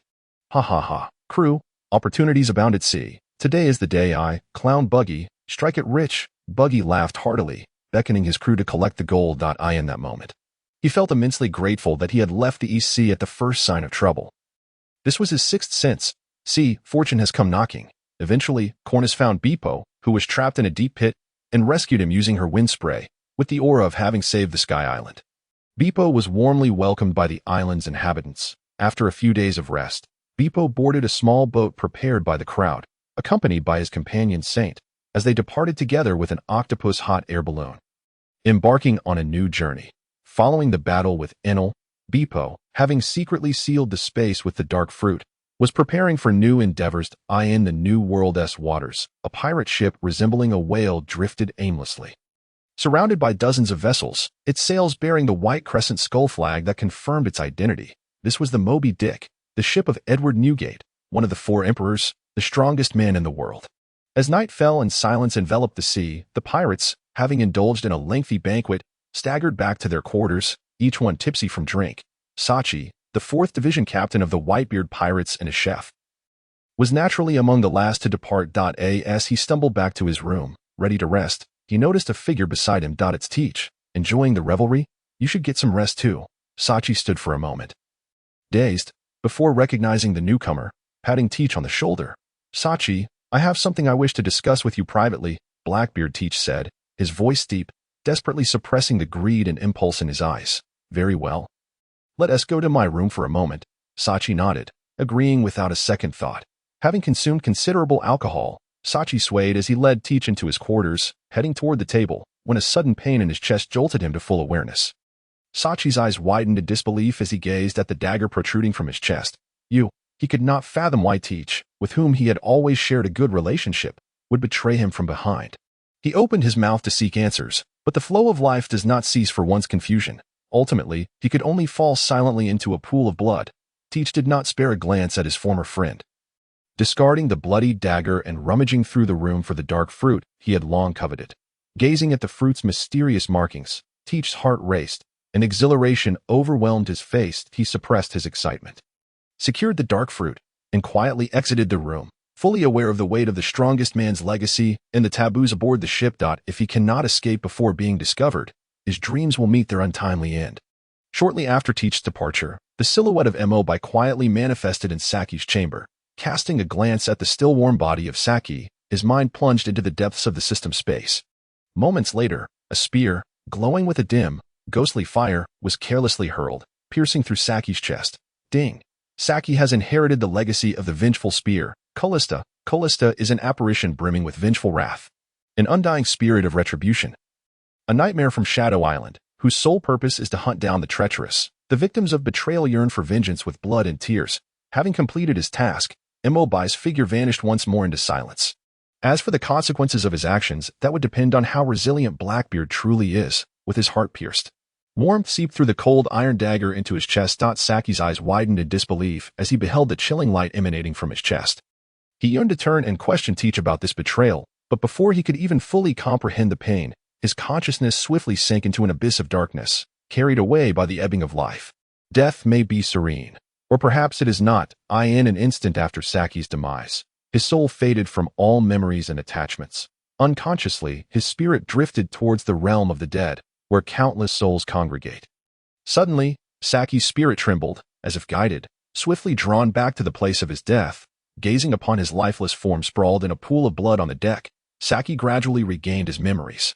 Invited aboard by the old man, cooking for the crew, reveling in feasts, and ultimately, the treacherous stab that pierced his heart. Teach, Saki murmured the name of the betrayer, instinctively gripping the spear, now seared with icy ghostly flames, that had appeared on his corpse. In that moment, as the spear was grasped, Saki's spirit began to coalesce, transforming into a dark, ethereal form that shimmered with a ghostly glow, bearing the same wound as his lifeless body, an injury that would never heal. Teach, Saki once again invoked the name of the betrayer, finally experiencing the sharp sting of the gaping wound in his chest. His spirit trembled, not from the wound itself, but from the agonizing betrayal of a once dear friend. Pain, rage, and an unquenchable fury. Teach, Saki's spirit erupted in anger, calling out Teach's name for the third time, his voice cold and foreboding. Betrayer, 1,000 cuts and 1,000 tortures. Having uttered this, his spirit delved into the darkness, vanishing without a trace. As the sun rose high, the pirates aboard the ship gradually awakened from their drunken stupor. A pirate from the adjacent cabin blinked awake, still reeling from a hangover, only to be jolted back to reality by the scent of blood. Following the trail of the metallic odor, he arrived at Saki's door, sighing in relief. After all, as the ship's cook, a bit of blood on Saki was entirely normal. Saki, are you awake? The brothers are waiting for you to showcase your skills. The camaraderie among the crew had always been strong. As the pirate spoke, he pushed the door open, only to be greeted by the sight of Saki lying in a pool of blood. The pirate instantly sobered up, shouting, Captain Saki is dead. In no time, a throng of crewmates rushed to the scene. The assailant who had stealthily attacked Saki had not raised any alarm. It must have been someone from the ship. Who could it be? Betrayal among comrades is utterly intolerable. After a thorough examination, the crew quickly reached a unanimous conclusion. There was a traitor among them. They began to scour the ship for clues regarding the killer, soon identifying that the only person unaccounted for was Teach. Why did Teach kill Saki? Their relationship had been so amicable. Betraying one's comrades is an unforgivable act. Teach is one of our 2nd Division members. I will take charge of this matter. Ace, with a pained expression, stood forth, memories of his past with Saki flooding his mind. Just last night, they had been toasting together, after Blackbeard escaped the Whitebeard pirates with the power of the dark fruit. He swiftly contacted a few pre-planned crewmates and established the Blackbeard pirates. Lafitte, go through the Navy to relay our intent to become one of the 7 warlords of the sea to the world government. Blackbeard instructed Lafitte, the navigator. Although the news of the Holy Land Mariawa's destruction had severely tarnished the world government's reputation, the betrayed Blackbeard desperately needed a stronghold. Becoming one of the 7 warlords of the sea under the world government was undoubtedly the best choice. Given the world government's current predicament, a voluntary alliance was akin to a lifeline, leaving no grounds for refusal. Lafitte did not argue, sprouting wings from his back before departing. Keek keek. It seems the king's fruit here in Drum Island is rather impressive. Let us take a look. Blackbeard chuckled heartily as he gazed at the nearby Drum Island. As the modest raft reached the shore, they were immediately surrounded by a battalion of armed guards from the Drum Kingdom. Halt. Pirates are not welcome here. A warning rang out from the guards, ready to pull the trigger at any sign of disturbance from the Blackbeard pirates. Leave these scum to me, volunteered the fighting champion Bayas. The helmsman of the Blackbeard pirates, striking a few poses to showcase his muscles, Bayas crouched low and leaped high from the ship, launching an elbow strike towards the guards on the shore. Counterattack. Quickly counterattack. Upon witnessing the Blackbeard pirates initiate the assault, the guards of Drum Kingdom retaliated in kind. In an instant, gunfire erupted, yet against the Blackbeard pirates. The so-called hail of bullets had no effect whatsoever. Wave elbow strike. Bayas confidently soared into the air before crashing down upon the guards in their densely packed formation. Boom. With a single blow, an overwhelming force sent several guards flying. Bayas seized one guard, spinning him around and hurling him towards the scattering crowd, taking down more guards and demolishing a building in the process. Demons, they're demons. Witnessing Bayas barreling through the hail of bullets, dispatching foes with ease. The remaining guards were paralyzed with terror and fled in panic. Ha. They truly are weak. Bayas laughed heartily at the fleeing guards, not bothering to pursue them. However, the fleeing guards had barely made it a distance before collapsing, their faces ashen, unable to even muster a cry of despair. The ship's doctor's methods were always shocking, no matter how many times one witnessed them. Then Oka adjusted his glasses, reflecting light as he complimented the ailing Poison Q. Poison Q merely smiled in response, saying nothing. King, this is dire. The Blackbeard pirates are attacking Drum Kingdom and heading this way. An official from Drum Kingdom rushed to Wapple, panic evident in his demeanor. What? It's Blackbeard, who defected from the Whitebeard pirates. Wapple, who had been munching at the table, rolled in shock upon hearing of the impending attack. Realizing the gravity of the situation, he immediately called out to his guard captain Dalton. Dalton, take some men to intercept them. Buy me some time to escape. With that, Wapple hurriedly boarded a cable car with 2 of his aides and 20 doctors, swiftly fleeing down the path. In the face of national peril. Was he truly so cowardly as to choose flight? Dalton watched Wapple sprint away, disappearing from sight, his expression filled with disappointment. Arrogant, tyrannical, selfish, he could rationalize Wapple's character as a king who might change. Yet, this act of abandoning his nation and his people was something he could no longer tolerate. We move. Dalton drew his iron shovel, rallying his subordinates as they charged outward. This time, he was not fighting for the king but for the citizens of this nation, descending the snowy mountain. Dalton soon encountered several members of the Blackbeard pirates. This kingdom does not welcome you, Dalton declared, transforming into a beastly form reminiscent of a minotaur, charging at the Blackbeard pirates with incredible speed, leaving only a blur in his wake. Hey, let me handle this. Bajish stepped out of the ranks with a grin, his right fist enveloped in haki, and swung heavily towards Dalton. Thud. The iron shovel collided with his fist, abruptly halting Dalton's advance. Bajish chuckled, exerting even more force. With a resounding crash, Dalton was mercilessly slammed to the ground, losing consciousness. Is there anyone among you who finds this ability user appealing? Blackbeard inquired of his crew. If I can't withstand even one punch, I certainly won't covet such an ordinary fruit, Bajish replied, and the others nodded in agreement. Thus, Blackbeard and his crew continued their journey towards the palace, ultimately failing to find even a trace of Walbo. Kekiki, have they fled in fear? It seems the name of the Blackbeard pirates is gradually gaining notoriety. He laughed heartily at the desolate palace, displaying no disappointment over the absence of prey, since this was merely a detour. The rest of the crew found it unremarkable, and they retraced their steps, departing from this winter. Sachi's spirit, guided by Blackbeard's aura, traversed through the darkness, arriving at the Kingdom of Drum. After searching the Winter Island thoroughly without catching sight of Blackbeard, Sachi was about to leave when he was drawn in by a torrent of hatred emanating from a nearby cottage. A woman stood before the fireplace, her vacant gaze fixed upon the corpse of a man lying on the bed. All that had once mattered in her life had vanished, leaving only an abyss of sorrow and loathing. Years ago, amid an ordinary cold wave, a simple ailment had snatched away her child, who was still learning to speak.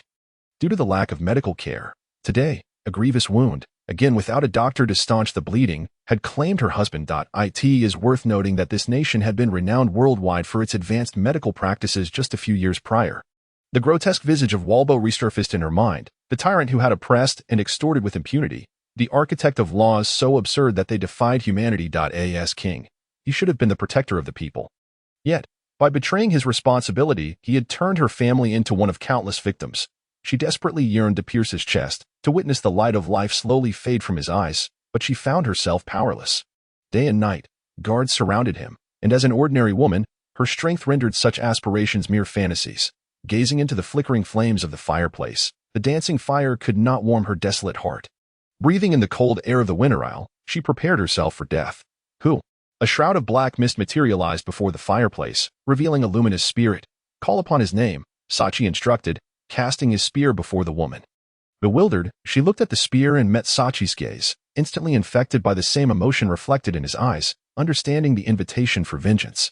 Walbo, she declared, feeling the need for precision, and added, King Walbo of the Kingdom of Drum. Help me kill him. With that, the woman grasped the spear, directing its tip towards her heart, and forcefully pushed it deep within. Her eyes bulged in horror as she spat blood. As her life slipped away. A remnant soul crawled from her lifeless body, and she beheld her ethereal hands, realizing a tenuous bond had formed between her and Sachi. Your vengeance is now mine, Sachi intoned coldly, drawing her lingering spirit into his own chest. Sachi's form solidified slightly as visions of the woman's suffering flooded his mind. We shall merge into one and walk the path of revenge together, he shouted in fury, his anger towards Walbo matching her own. Their spirits melded into the darkness, vanishing without a trace, leaving only the corpses of the woman and the man by the hearth. After Walbo and his crew escaped from Drum Island, he immediately utilized the powers of the Munch Munch fruit to construct a large, stealthy sailing vessel, naming it the White Iron King. Disguised as pirates, they took to the seas, engaging in acts of robbery.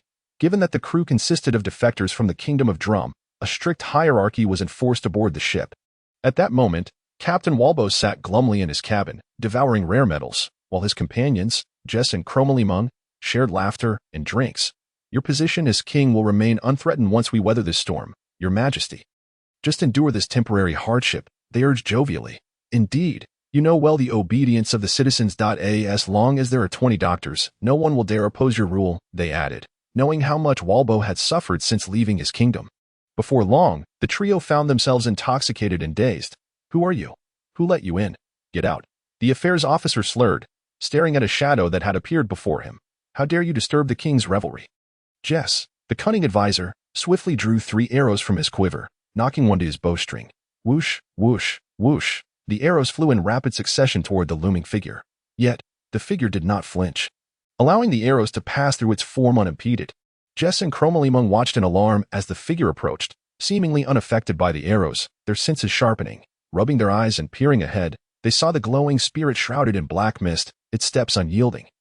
Drawing ever closer. Help!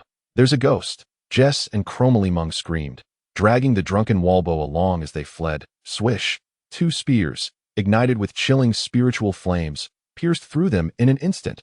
The 2 men widened their eyes, gazing at the spears embedded in their chests, attempting to utter something, but their consciousness swiftly faded. In the next moment, their lingering souls rose, merging with the spears as Sachi reclaimed them.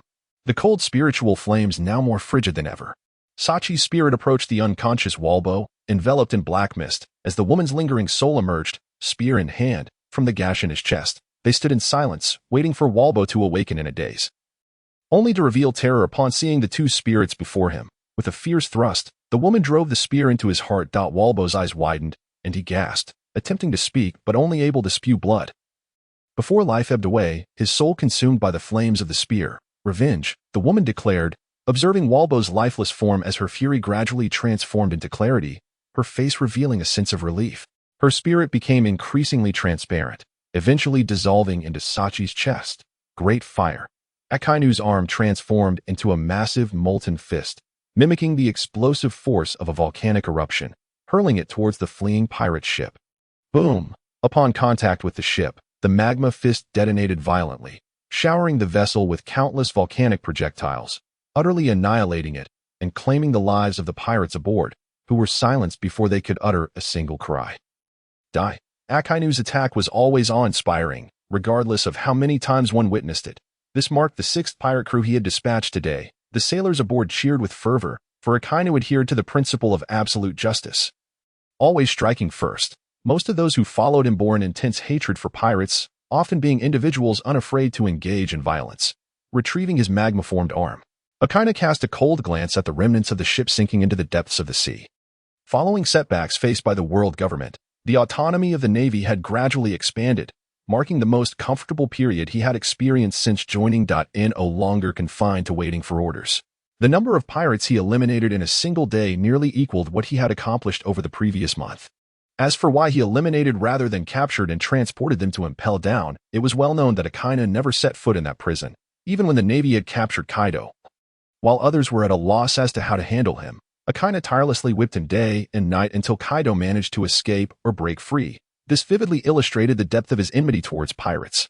A ringing sound echoed from the transponder snail at his chest, and Akainu retrieved it from his pocket, glancing at the transformed visage of the creature before answering. Fleet Admiral Sengoku, what is the matter? Are you aware of the news regarding Blackbeard Teach's defection from the Whitebeard pirates to form his own crew? The voice of Sengoku resonated from the other end of the line. It is merely a case of dogs biting dogs among pirates, Akainu retorted disdainfully. He had grown weary of the betrayals in the pirate world, his ears calloused from the incessant gossip. Today, members of the Blackbeard pirates approached the Navy, expressing their desire to become warlords of the sea under the world government. What are your thoughts on this? Upon hearing this, Akainu's grip on the transponder snail tightened, veins bulging on his hand. My opinion on the warlords of the sea has remained unchanged. A pirate is still a pirate. We share the same sentiment. But the Navy's adversaries are pirates. As the warlords of the sea serve the world government, we are not at liberty to intervene. Hence you have but one opportunity. Sengoku on the other end discarded any pretense, responding with stark clarity. After discerning the general direction of Blackbeard's whereabouts from Sengoku, Akainu concluded the call. Full speed ahead, change course and set sail, Akainu commanded, stowing away the transponder snail. He felt invigorated, wishing to confront the current warlords of the sea, especially since Blackbeard had yet to officially join their ranks. On the surface, a makeshift large raft, propelled by the diligent efforts of a few individuals, swiftly pursued a pirate ship. The Lone Wolf, Poison Sting Hots, a Zoan-type user of the wasp fruit, bore a bounty of 108 million berries. As a token of our entry into the warlords of the sea, this would suffice. Blackbeard glanced at the bounty poster in his hand, nodding in satisfaction, with a resounding bang, as Blackbeard signaled his intent to engage in battle. The sniper Van Oka raised his weapon and shot down the opposing pirate flag. Killing comrades and defecting from the 4 Emperor's Whitebeard pirates, you were still wanted by them. Why not hide your tails? Howitt's expression soured. Having just entered the Grand Line, he was reluctant to become embroiled in conflicts involving the 4 Emperors too soon. However, the pirate flag, a symbol of their crew, being shot down was akin to a slap in the face. If he did not retaliate, he would lose all face on the sea. Perfect. Capturing you will allow me to seamlessly join Whitebeard's ranks, Hotz declared, transparent wings sprouting from his back as black-purple venomous stingers emerged from his arms and tail. Launching towards the Blackbeard pirates. Let me handle it. Byers, filled with enthusiasm, surged forward, swinging his fists at the swiftly approaching Hotz. Fool, Hotz remarked, observing Byers leaping into the air to attack him. With a flap of his transparent wings, he vanished, leaving no trace behind, and in the next moment, the venomous stinger pierced Byers' arm.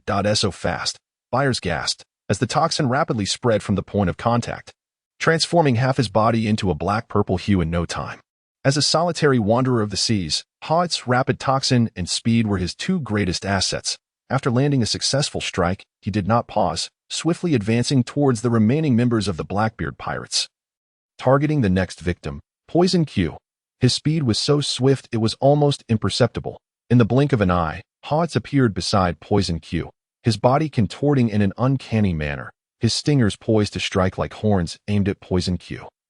Bang! Just as Hotz was about to secure his next victory, a bullet hurtled towards his face. Damn it! Hotz's pupils dilated in shock, realizing it was too late to evade. He instinctively fully transformed into his beast form to bolster his defenses. With a crack, the bullet shattered a significant portion of his wasp-like visage, pain coursing through his brain like wildfire. Before he could recover from the agony, a figure lunged towards him, reaching out to seize him. Gritting his teeth, Hotz raised his stinger, his tail muscles coiling as he aimed all his venomous spikes at the assailant. However, during the thrust, an unexpected force pulled at him, causing his stingers to vanish and reverting him back to his human form. Ha ha ha ha, did you see that? This is the power of the fruit said to be the most dangerous among all devil fruits, Blackbeard cackled, grasping Hods firmly, then turning to his crew. Inquiring, is there anyone here interested in this fine devil fruit? Stealing a devil fruit? How is that even possible? Hods was shaken to his core upon hearing this. Wasn't it customary for a devil fruit to reincarnate randomly in the world only after its user perished? Unfortunately, no one was there to answer his question. After receiving treatment from the ship's doctor, Poison Q had recovered and replied to Blackbeard, "Captain, a real man should fight like a real man." With that, Byers struck a pose, showcasing his muscles. Van Oka shook his head in response. As a sniper, this fruit might provide him some assistance, but certainly not much. As for Poison Q, already possessing a fruit's power, he naturally had no interest. In light of his crew's reactions, Blackbeard remained jovial, subsequently utilizing his ability to seize Hod's devil fruit. Selling it isn't a bad plan either. As captain, one must be financially savvy. Blackbeard chuckled as he pocketed the devil fruit, calculating his increasing operational funds. "Captain, a Navy warship is approaching," Van Oka reported, his transparent glasses reflecting the light. As a sniper, his eyesight was exceptional. "The Navy? We are at a critical juncture for joining the warlords of the sea. Let us avoid conflict with them. We must retreat," Blackbeard commanded, waving his hand decisively. The crew picked up their paddles, vigorously rowing onward. At this juncture, one must commend Poison Q, who, despite often appearing feeble, was now putting in as much effort as Byers. "Captain, it seems they are indeed coming for us." After rowing for some time, Van Oka, taking a moment to wipe his sweat, glanced back at the increasingly close Navy ship. "Coming for us. Very well, let us give them a proper send-off. If they seek death, we shan't deter them." Blackbeard, feeling exhausted, took a seat on the raft to rest. "Admiral Aquino, just as you surmised, their ship has come to a halt." A Navy officer entered the cabin to report. "Excellent. Notify me when they draw near." Aquino sat quietly in his quarters, having realized the weight of his position as an admiral amidst the flurry of activities. To prevent the enemy from fleeing upon sighting him, he had deliberately left the lower-ranking officers on deck. Backed by the world government, the Navy's warship was undeniably swift. Before long, another Navy officer entered to report that the two vessels had made contact. Upon receiving the news, Aquino ascended to the deck, his gaze sharpening at the sight of the opposing wooden raft flying a pirate flag. Meteor Volcano. Without a moment's hesitation, Aquino's fists instantly turned to magma, launching a barrage of molten fists into the sky. Subsequently, the magma fist rained down like a meteor shower. "Damn it. Aquino was hiding in the cabin and has only now revealed himself." Blackbeard grimaced as he dodged the deluge of magma. "Captain, think of something quickly. The raft is about to sink," Van Oka exclaimed, narrowly avoiding a chunk of molten rock, observing the raft engulfed in flames and emitting thick smoke. "Let us board their warship. We won't escape so easily this time. Byers, find a way to sabotage their power system," Blackbeard decided, gazing at the flaming raft with resignation. The crew sprang into action, agilely leaping onto the Navy ship. Even the ailing Poison Q performing admirably. "Admiral Aquino, we are about to become colleagues. There's no need to be so excessive, is there?" Upon reaching the Navy ship, Blackbeard addressed Aquino as a competent, ambitious man. He never engaged in meaningless conflicts, and this skirmish seemed utterly pointless to him. It is only natural for the Navy to capture pirates, colleagues. "Spare me the flattery, you hellhound." Aquino snorted dismissively, his magma-imbued arm extending swiftly towards Blackbeard in an aggressive assault. "What a troublesome fellow," Blackbeard muttered, clearly exasperated by Aquino's readiness to engage. Among all the high-ranking officers of the Navy, he most wished to avoid a confrontation with Aquino. Unfortunately, fate had dealt him the hand of facing the very man he dreaded. Utilizing the powers of the Yami Yami no Mi, Blackbeard unleashed a torrent of darkness, drawing in and crushing the magma emanating from the Cerberus. Ha ha ha. "Did you see that? This is my power." Blackbeard cackled, now emboldened by his newfound abilities, convinced that he surpassed even the legendary Whitebeard. "Now, unleash," Blackbeard commanded, manipulating the dark energy into a swirling vortex that wreaked havoc upon the warship's deck. Cut. Great fire. Without a care for the destruction of the vessel, Aquino formed his arm into a colossal magma fist, channeling the explosive force of a volcanic eruption to launch it forward. Do you not comprehend?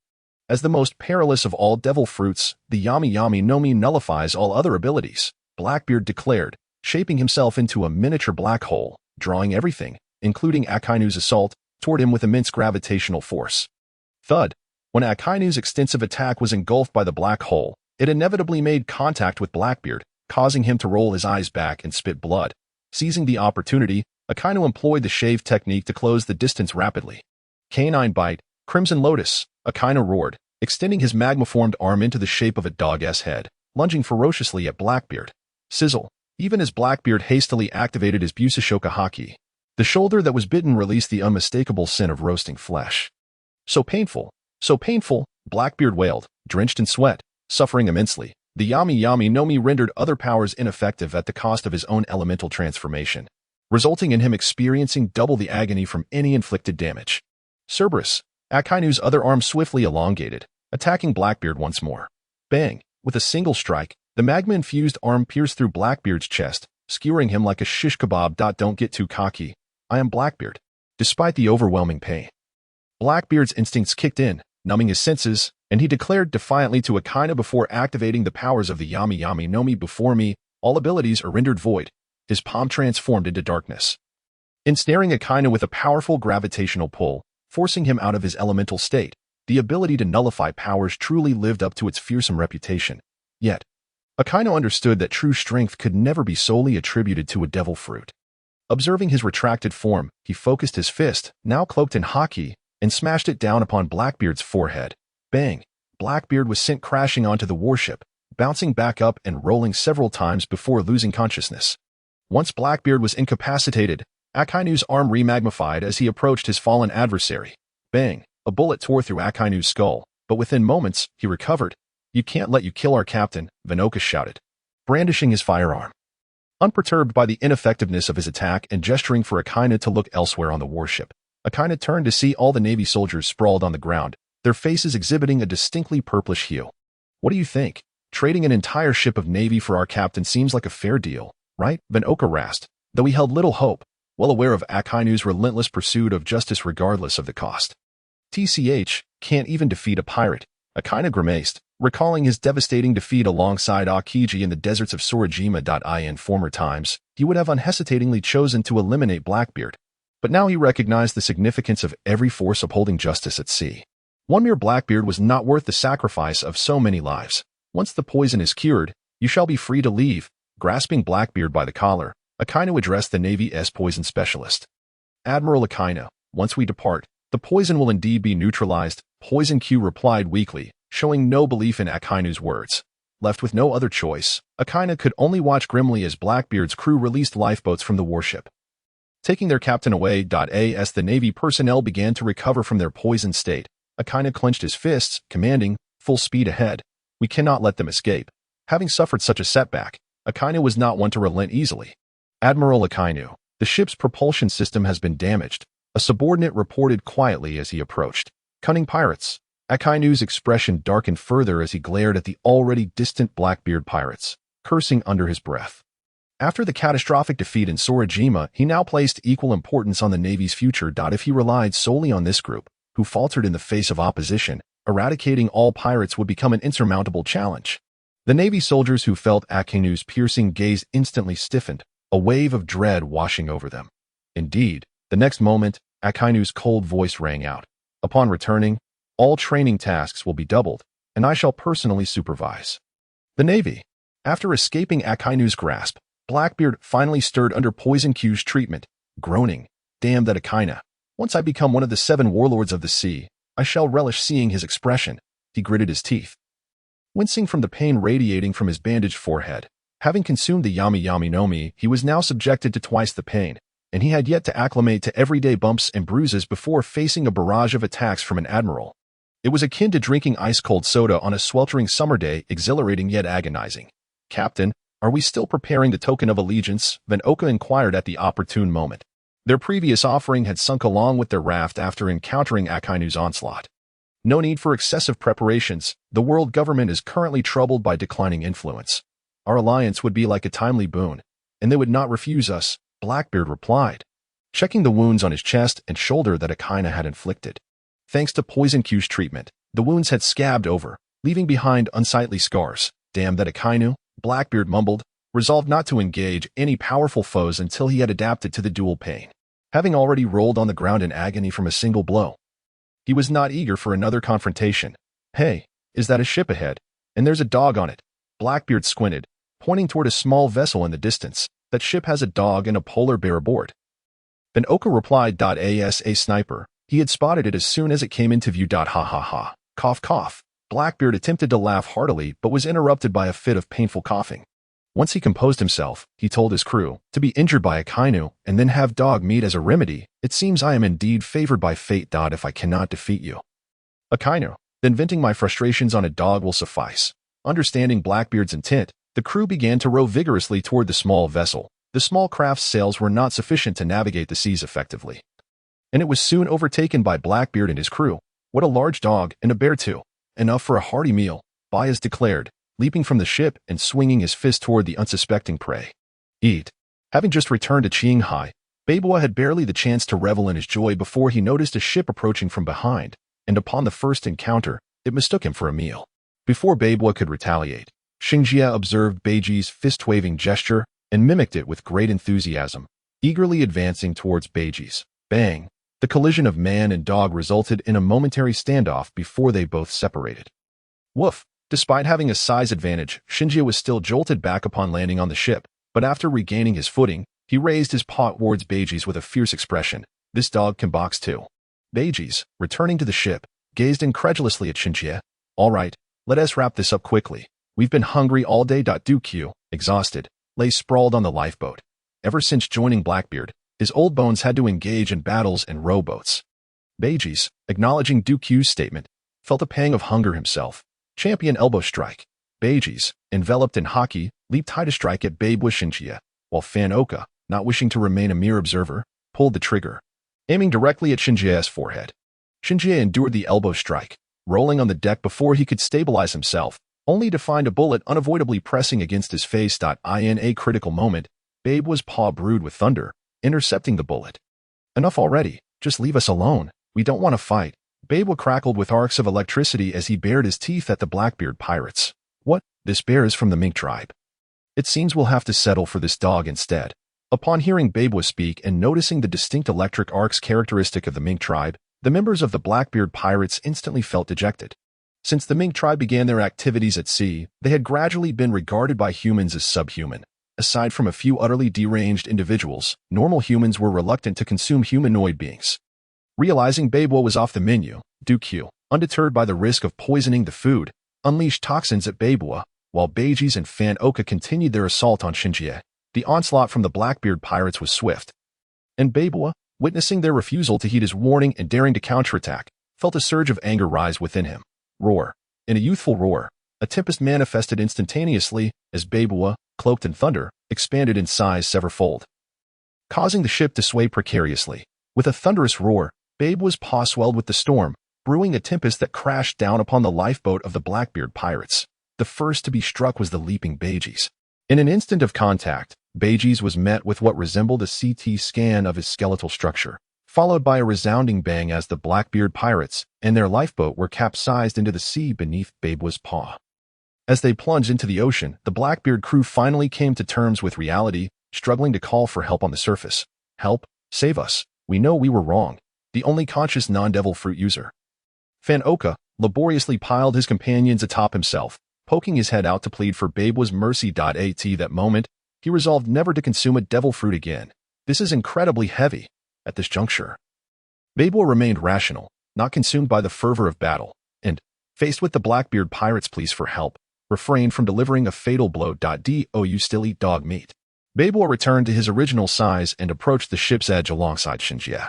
Squinting as he inquired, "No, we won't eat it anymore," Fan Oka replied, choking on a mouthful of seawater. Beibua nodded, and ultimately, his inherent kindness compelled Xingjie to pull the capsized lifeboat back up, returning it to the Blackbeard crew.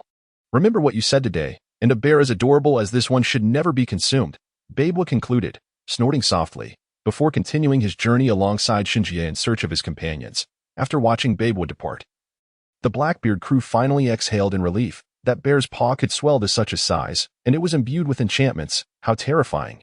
Blackbeard lay feebly on the lifeboat, his newly formed pirate crew having suffered 2 heavy blows right after their inception, causing his inflated ego, bolstered by the dark fruit, to plummet into despair. Could it be that the dark fruit is truly weak? Time flew by. The Marines underwent rigorous training under Akainu's watchful eye. while Blackbeard lamented his inability to feast on dog meat, and Mobai, after successfully bringing back a complete piece of the historical stone tablet from Sky Island, indulged in several days of delightful white rabbit candy. After a series of adventures, the Straw Hat pirate ship Dr. Chopper boarded the ship as well. At this moment, the Straw Hat crew arrived at the fortress of Shirima, preparing to enter the next chapter of their journey. How strange. Why must we apply 2 days in advance to enter Shirima? Luffy submitted the entry application, feeling disheartened that they would have to linger here for 2 more days before resuming their adventure. Haha, you could bypass the application and just charge in, but I fear you wouldn't even make it 30 nautical miles. A merchant nearby chimed in with a laugh upon hearing Luffy's words. Mister, do you know why that is? Luffy immediately leaned closer, intrigued by the interjection, Mister. The merchant, taken aback, tilted his head and, touching his thinning hairline, offered a wry smile over his premature receding hairline. Anyone wishing to enter must apply 2 days in advance. Otherwise, they will be deemed malicious intruders, and after 3 ineffective warnings, they will be obliterated by Shirima's formidable coastal defenses. What a tyrannical regulation! Chopper exclaimed, poking his head out from behind Luffy. What an adorable raccoon. However, we can't blame Shirima. With so many pirates at sea, such measures are indeed necessary for the nation's security. The merchant praised Chopper before elaborating. Raccoon, even if you praise me for being cute, I won't forgive you. You jerk, Chopper retorted, twisting in a huff, while the rest of the Straw Hats nodded in understanding. Thus, they lingered at this fortress. Due to Shirima's formidable strength, the excellent public order was evident, even as a mere fortress. Commerce thrived, preventing them from feeling bored. After dinner, Luffy planned to head to the deck to stargaze when he spotted Fong Keelii sitting alone in a corner, looking despondent and lost in thought. Hey, little Fong, if something's bothering you, you should speak up. We're partners. Luffy approached and threw an arm around Fong Keelii's shoulders. Startled at first, Fong Keelii calmed upon realizing it was Luffy, touched by the concern evident on Luffy's face. Luffy-san, before I joined the Straw Hat Pirates, I was part of an organization called Baroque Works here. Fong Keelii recounted his past, then added, Luffy-san, I want to rescue my former companions. Hiki, that's the spirit. Your friends are our friends. And we will definitely help you rescue them. Luffy cheerfully patted the earnest Fong Keelii on the back. That's right. We are partners. Usopp and the others, who had been lurking in the shadows, also emerged to chime in. Everyone. Fong Keelii was overwhelmed with emotion, soon laughing and chatting amiably with Luffy and the others. 2 fleeting days passed. The Straw Hat crew set off from the fortress, heading towards the heart of Shirima. As they sailed, fleets patrolled the waters, their massive gun turrets gleaming with metallic brilliance, making Luffy and his crew gaze in awe, yearning to touch them. Upon reaching the shore, the sun, suspended in the sky, greeted them, while streams of oasis water branched out, creating expansive patches of greenery in the desert. After walking for a while post-landing, they encountered merchants renting camels. After parting with a bag of berries, they successfully set off with the camel in tow. With the oasis and ample water supply, their journey was far less arduous than anticipated, allowing them to reach the central city with ease. Walking through the streets, Fong Keelii stared in disbelief at the bustling scene before him. So lively. Is this really the same desolate desert nation from before? Little Fong, rest assured. We will certainly help you defeat that emperor and rescue your friends. Luffy discerned that Fong Keelii was lost in thought and spoke words of encouragement. However, Fong Keelii, swallowing hard, was oblivious to Luffy's remarks, as his gaze was engulfed by an overwhelming sense of unfamiliarity. The group first sought out a restaurant to satiate their ravenous hunger before procuring essential supplies for their journey ahead, ingredients, medicines, and various daily necessities. After deliberation, they resolved to embark on a mission to rescue Fong Kelei's companions. The prison in Suarima has been repurposed from a temple. Follow me, Fong Keelei announced, taking the lead as the most familiar figure in the area. Under his guidance, the group navigated through winding paths and stealthily infiltrated a hospital. Goodness, this place is equipped with the most advanced medical apparatus. What wealth! Chopper exclaimed, his eyes sparkling with envy as he gazed at the instruments within the facility, reminiscent of the affluent elite in the desert. Little Fong, you hopeless navigator, you've taken us the wrong way, Zoro remarked, exasperation etched across his face as he rubbed his forehead, displaying a clear sense of embarrassment at being associated with him. Nearby, Usopp and Sanji exchanged conflicted glances, their expressions betraying their desire to speak yet ultimately refraining. Please trust me one more time, Fong Keelei said, wiping non-existent sweat from his brow, his voice tinged with awkwardness. Subsequently, under Fong Kelei's guidance, the group meandered again, only to find themselves entering a school. Baka, you still claim not to be directionally challenged. How could you miss the massive sign saying 8th elementary school? Once again, Zaro was the first to voice his frustration. Please, just give me one more chance. Phone Kale, now genuinely perspiring, pleaded. How could things have changed so drastically in such a short time? I've lived here for several years. Phone Kale lamented, taken aback by the transformations around him. Just as he was about to leave, a familiar figure caught his eye in his peripheral vision. Shh, don't speak. It's me. Phone Kale swiftly pulled Gold Week into a corner, glancing around to ensure they were not observed before releasing his hand from her mouth. Initially startled by the sudden encounter, Gold Week calmed upon recognizing Phone Kale's voice. After scrutinizing the Straw Hat crew, she quizzically inquired, Mr. 2, what brings you here? Wah. Gold Week, I've come to rescue you all. Phone Kale exclaimed, tears streaming down his face. The significant changes in the area made finding a familiar face feel like a stroke of luck. That was close. I almost ended up in the same directionally challenged category as Zaro. Rescue us. Goldweek scrutinized the Straw Hat crew once more. With just these people, she questioned, her throat tightening as memories of being surrounded by thousands of sand soldiers flooded back, trapped and unable to fight back or flee. She recalled the relentless monsters that had besieged them. Even a heart full of resolve to perish together was futile. Tsuruima had defeated 2 admirals and thwarted a joint operation by the world government and the Navy. I think you should reconsider your plan. I have no intention of resisting. Goldweek shook her head defiantly. Having been discovered and forced to reveal her true age, she now lived a comfortable life as an art teacher. With no desire to seek suffering. At that moment, a bell rang, and clutching a book, Goldweek hurriedly dashed away. I have to go to class. Please, think this through. With that, she vanished into a classroom, teaching a group of children of similar stature while her heart raced with anxiety. She sensed that, if all went according to plan, this group would soon find themselves in peril. Perhaps it's best to minimize our contact. The Straw Hat crew peeked into the classroom, observing Goldweek animatedly teaching at the blackboard, leaving them bewildered. Little Phone, are you certain your companion needs rescuing? Luffy queried, skepticism evident in his tone, as Goldweek appeared to be thriving in her current situation. This is an anomaly. Yes, an anomaly. Phone Kale recalled his own experiences as a laborer here. The routine of 8 to 5, followed by mandatory ideological education, was far from a pleasant existence. He vividly remembered the president being forced to sell meat and give speeches in the bustling market. Surely, a companion awaits my rescue. Phone Kale shook his head, his eyes brimming with newfound determination. Thus, the group set out once more on the quest to liberate Phone Kale's comrades. As they wandered, they encountered various former members of the Baroque Works, workers like Ms., the Mole fruit user, Mr. Point 1, and Mr. 3, all diligently engaged in their tasks, outright rejecting Phone Kale's offer for assistance. This led Luffy's crew to question Phone Kale's assertions. Is Tsuruima truly oppressing the workforce? Perhaps, maybe not. Phone Kale responded hesitantly, grappling with self-doubt about whether his memories had betrayed him. Was it possible that Tsuruima treated the Baroque Works members exceptionally well? That couldn't be right. He had witnessed the president's 2 conspicuously large buttocks. Captain Luffy, from the adjacent room, I can hear the agonizing cries of my companions. Just as Phone Kale contemplated his life choices, a different sound pierced through the air from the neighboring warehouse. Snapping him back to reality, with utmost caution, they circumnavigated the guards and scaled the walls to enter the factory. As they drew closer, the haunting cries within became increasingly unsettling. Indeed, what we witnessed earlier was merely a fade of Tsuruima. The true horrors lie within. Usopp's throat constricted as his mind conjured images of various tortures. The group stealthily advanced towards the source of the cries. Bang! Upon nearing, Phone Kale could no longer contain himself and kicked the wall open, shouting, Mr. 5, I've come to rescue you. However, the moment the words escaped his lips, his expression froze. Before him, Mr. 5 was crouched before a large basin, his backside exposed as he strained to relieve himself. Mr. 5's eyes widened in terror upon seeing Phone Kale burst through the wall. Realizing a crowd stood behind him, he hastily pulled up his pants without a moment's thought. Oh, Mr. 2, it's been a while. What brings you here? He asked, desperately maintaining his composure, grateful for his sunglasses that concealed his expression.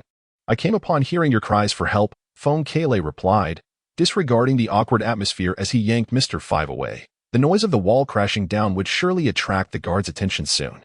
Help me, Mr. 5 questioned, perplexed as he freed himself from Phone Kale's grip. You mean the noises earlier? I'm an exploding fruit user. Both my bodily fluids and excrement can explode. To assist Dr. Richter in researching new weaponry. I've been consuming beans daily, which has led to some constipation. Researching a new excrement weapon. Luffy, Chopper, and Usopp were left utterly dumbfounded by Mr. Five's explanation, their minds racing back to the image of a massive cannon firing a substantial amount of fecal matter. Yikes, I certainly don't want to engage with such an opponent. They shuddered in collective horror. Little Fong, it seems your companions do not require rescuing. Let us hasten our departure, Luffy urged Fong Kale, eager to escape the bizarre realm of excrement weaponry. But Fong Kale felt a complex mix of emotions, having set out with the noble aim of rescuing his companions, only to find himself in this predicament. Observing the guards approaching, he could only grit his teeth and concede. Very well. Thus, the group scattered to evade the guards and ultimately reconvened in the desert. Let us set forth towards our next destination, Luffy declared, raising his arm in a rallying cry. However, he noticed Fong Kale's troubled expression and inquired, Little Fong, what troubles you? But the recording pointer is full. It will take 5 days, Fong Kale replied. The crowd gazed at the vast, desolate expanse of the desert juxtaposed against the lively scenes of the central city. Were this group of adventurers truly destined to endure 5 days of wilderness survival in such an unforgiving landscape? Given the insatiable appetite of the gluttonous Luffy, the provisions seemed woefully inadequate. Would they not perish from hunger within 2 days? They managed to peacefully pass the night. As dawn broke the following day, Sanji dispatched Luffy and the others into the desert in search of sustenance. Lizards, sand crabs, scorpions, adhering to the principle of accepting all that came their way, they effortlessly captured every creature encountered along the way, stockpiling provisions for the days ahead. Hey, Chopper, don't you think we're missing something from our supplies? I've heard reindeer are quite delectable, Usopp jested, addressing Chopper. Is it really that tasty? Luffy exclaimed, his eyes sparkling with delight as he fixated on Chopper. Alarmed, Chopper clung tightly to Zoro's head with his hoofs. Usopp may have been merely teasing, but Luffy, the true foodie, could very well be tempted to indulge. As the sun climbed higher in the sky, the group bore their catch back home when suddenly a sandstorm erupted in the distance, swirling ominously before vanishing as if by instinct. That's the president, Luffy exclaimed. That's the president of Baroque Works, once one of the 7 warlords of the sea, Crocodile. Fong Kale squinted into the horizon, his eyes lighting up with excitement. The 7 warlords of the sea? Luffy, lacking in knowledge, looked perplexed. Fong Kale proceeded to elaborate. The 7 warlords of the sea are notorious pirates recognized by the world government, possessing catastrophic destructive power and combat capabilities that rival nations. They stand alongside the 4 emperors and the Navy headquarters as the 3 great powers of the Grand Line. Only those pirates with immense fame or formidable strength, capable of instilling fear in the hearts of many, are deemed worthy of becoming 7 warlords of the sea. 3 great powers alongside the 4 emperors and the Navy. Upon hearing Fong Kale's explanation, Luffy and his companions stared in astonishment at the distant figure of the man clad in a coat. Such a person was defeated by Shirima. Usopp's throat went dry as he looked at Fong Kale, a mix of disbelief and dread on his face. Damn it, if such a strong individual was defeated by Shirima, are we really here to help you rescue your comrade? Isn't this just leading us to our doom? Shirima is incredibly powerful. The opposing emperor didn't even have to lift a finger. Just the countless undead sand soldiers were enough to easily overpower us. Fong Kale, who shared Luffy's singular mindset, recounted the scene from their previous encounter. Gulp. Usopp and Chopper huddled together, their faces etched with fear. It was terrifying enough to imagine the might of Shirima. They had been stealthily moving in such a country? Hey, President. Fong Kale waved his arms, calling out to Crocodile. In just a few minutes, they found themselves face to face with Crocodile. President, I've brought people to rescue you, Fong Kale declared, his face alight with enthusiasm. He vividly recalled their purpose for coming to Shirima. The president's expression of indignation during his speech in the bustling market was still fresh in his memory. He absolutely needed rescuing. It's been a long time, Mr. 2, Crocodile greeted, not acknowledging Fong Kale's exclamations. The more he learned about Shirima's strength, the more his spirit sank. The unfamiliar soul within him was becoming increasingly adept at seizing control of his body, which was why he had the autonomy to act alone. In any case, he had long given up hope of escaping this place. Crocodile waved his hand dismissively, continuing to use his abilities to search for hidden veins within the desert. President. Fong Kale gazed despondently at Crocodile, who seemed indifferent to his words. He could not comprehend why the once ambitious president had devolved into the image of a weary worker. Hey, Crocodile, little Fong brought us here specifically to save you. If you wish to escape this life, just say the word. I will help you defeat that emperor, Luffy declared, his expression grave. Upon hearing this, Usopp and Chopper clung to each other in despair, their faces reflecting a sense of impending doom. Oh, Crocodile paused momentarily, his gaze fixed on Luffy, who seemed oddly familiar to him. What is your name? Monkey D. Luffy, the man who will become the Pirate King. Luffy responded with fervor. The Pirate King. Crocodile chuckled at Luffy's naive declaration. He had once believed he would be the next Pirate King after Roger, but Shurima's emergence had shown him just how hollow that title became in the face of absolute power. What is your relationship with Vice Admiral Garp? Crocodile inquired directly. You mean my grandpa? Vice Admiral Garp is my grandpa, Luffy replied, scratching his head. Garp's grandson, the son of the Revolutionary Army's leader. Then my freedom is entrusted to you, Straw Hat Kid, Crocodile said, narrowing his eyes at Luffy. If both the Marines and the Revolutionary Army acted together, Shurima would descend into chaos, and perhaps he could finally break free from control. Yes, I will definitely help you defeat the Emperor and restore your freedom, Luffy assured solemnly. Defeat the Emperor? Crocodile's pupils widened in shock as the soul within him stirred, instantly asserting control over his body. How dare you disrespect His Majesty? With a swift motion, Crocodile's left arm, adorned with a golden hook, lunged forward, piercing Luffy's body and lifting him aloft as the enraged Crocodile spoke. Luffy. Zoro and the others exclaimed in alarm. They could not comprehend why Crocodile would suddenly attack after such a cordial conversation. However, they acted quickly. Zoro drew his swords, slashing towards Crocodile's left arm. Crocodile's injured limb instantly turned to sand. Evading the damage before restoring itself, his right hand coalesced into a spear of sand, retaliating against Zoro with a thrust. Deadly Star, Firebird, Usopp and Chopper joined the fray, one launching projectiles while the other transformed to strike at Crocodile. Crocodile withdrew his arm from Luffy, deflecting Zoro's assault with his golden hook, and then aimed a foot towards the downed Luffy. Human Frog Fist. Foam Kale intervened just in time, intercepting the blow. Hey, Crocodile, what is going on? Answer me. Luffy, having regained some strength, stood up with a scowl directed at Crocodile. Anyone would be displeased at being attacked, especially when they had come with good intentions to rescue him. Regrettably, Crocodile, deprived of control over his body, remained silent. Useless. The President's body has been seized. Foam Kale explained. Then I shall have to defeat you first, Crocodile, Luffy declared, clenching his fist. He charged at Crocodile, launching an attack. Gum Gum Pistol Barrage. He rapidly swung his fists, creating a flurry of punches that rained down upon Crocodile, yet all were evaded by his sandy form, inflicting no harm. Controlled by the soul within, Crocodile transformed into sand and surged towards Luffy. Remembering this audacious intruder, Luffy, blinded by sand, was caught off guard as the gleaming hook neared him, exuding an icy menace. Luffy. Zoro and Usopp shouted in panic. The menacing golden hook was almost upon him, and they could not react in time. Luffy's eyes widened in shock, helpless as the sharp point drew closer. Fire Pistol. Just as disaster loomed, Crocodile's golden hook was deflected by an unexpected attack from the side, and a barrage of bullets rained down upon him, transforming him into a sieve, sand scattering in every direction. Hey, Luffy. Long time no see, Ace called out, maintaining a gun stance with both hands, addressing the bewildered Luffy. It's you, Ace, Luffy exclaimed, momentarily stunned before turning to greet Ace with a broad smile and a wave. Sand and fire are difficult to determine winners. Crocodile. It's time to call it quits. Ace first smiled at Luffy before turning to Crocodile. He had finally reunited with Luffy and wished only to converse a little longer.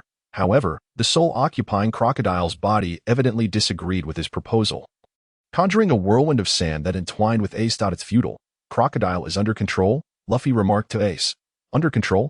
Ace's heart sank upon hearing this as he scrutinized Crocodile amidst the battle. To his knowledge, Crocodile had remained here since his defeat by Shurima. If he was indeed under control, then the one controlling him could only be from Shurima. You've stirred up trouble with Shurima right after arriving. Does your grandfather know? They recently defeated 2 Marine admirals and still loom over the remnants of the world government. Ace swallowed hard. We should pause to discuss what trouble Luffy and the others have caused. After elementalizing to escape Crocodile, he continued. He believed that Shurima adhered to the law, and if the issue Luffy caused was not severe, it would still be handled appropriately. After all, antagonizing such an opponent could very well end Luffy's journey here. Ace. Luffy inched closer, looking at Ace in confusion. Ace shook his head, signaling him to leave it to him. This guy has insulted His Majesty the Emperor, and according to the law, he should be sentenced to less than 3 years. The soul within Crocodile declared angrily. As the Emperor's most loyal soldier, he could not abide any disrespect towards the Emperor. Ace was momentarily stunned, gazing at the oblivious Luffy, unsure of what to say. This brother is a liability. He can't even keep his mouth shut. They were surely caught now, facing 3 years of imprisonment. Luffy's crew tightened their grips on their weapons, ready to resist. Seeing this, Ace could only brace himself to accompany them, igniting his fists in flames, preparing to break free together. Just then, the surrounding wind and sand intensified, and as they raised their arms to shield against the storm, once the wind subsided, they found themselves frozen in place. Before them stood a dense array of yellow sand soldiers, their bronze and crystal armor gleaming like wax under the sun, with the swirling dust behind them resembling undulating silks, exuding an imposing aura. Glup! In the eerie silence, someone swallowed audibly, snapping them back to reality. Surrender, Luffy. We cannot defeat this monstrous battalion, Ace said, beads of cold sweat forming on his forehead. If it were just Crocodile, he would have had confidence in leading Luffy and the others to safety. However, with the appearance of these soldiers, that notion evaporated. Each of these soldiers possessed an indomitable, elementalized body capable of shocking the world. Moreover, they were merely the weakest front line of Shurima's displayed might. No. I am destined to become the Pirate King. My dream shall not be halted here. Luffy resolutely shook his head in refusal. In his mind, the Pirate King embodied the utmost freedom. If he were to be trapped here for 3 years, how could he ever achieve that dream? With that, Luffy charged ahead, swinging his rubbery fists towards the soldiers. Now that's our captain, Zoro smirked, swiftly following with his three-sword style. Usopp and Chopper, trembling with fear, nonetheless managed to launch their own attacks. Seeing this, Ace could only offer a wry smile as he joined them. There was no choice. What else could he do with such a troublesome brother? All their attacks proved futile, even if they managed to create a void. It would quickly be restored by the quicksand.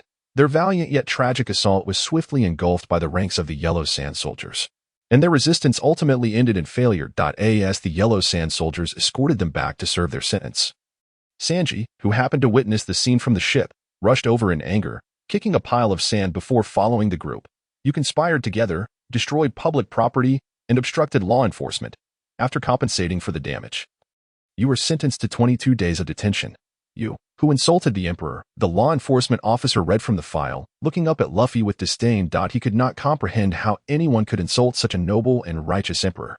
Free education, free healthcare, and a strong national power. I would even consider changing my gender to marry such an emperor, sentencing you to 2.5 years. The officer disdainfully closed the file, not even bothering to glance at him. Mobai was entirely aware of everything that transpired in Shurima. He held neither hatred nor fondness for Luffy and his crew. The unrestrained adventure was a dream shared by every young person. However, after the Impel Down incident, the Straw Hat Pirates inevitably became tainted by crime. The destruction and bloodshed caused by countless heinous criminals who escaped, though not directly instigated by them, would certainly be accounted against them. As for the subsequent clowns like Buggy and Crocodile, it seemed that merely associating with the main cast and incorporating some humorous or touching elements could easily cleanse their reputations. There were even those who claimed that the world of pirates lacked purely evil individuals. Such notions were a gross affront to the understanding of human nature. Mobai firmly believed in karmic retribution, that good and evil are cyclically rewarded, and that minor transgressions may be forgiven, but major offenses must be punished. For instance, he had no intention of letting Crocodile, who had previously attempted to overthrow the nation and artificially induce drought for 3 consecutive years, off the hook.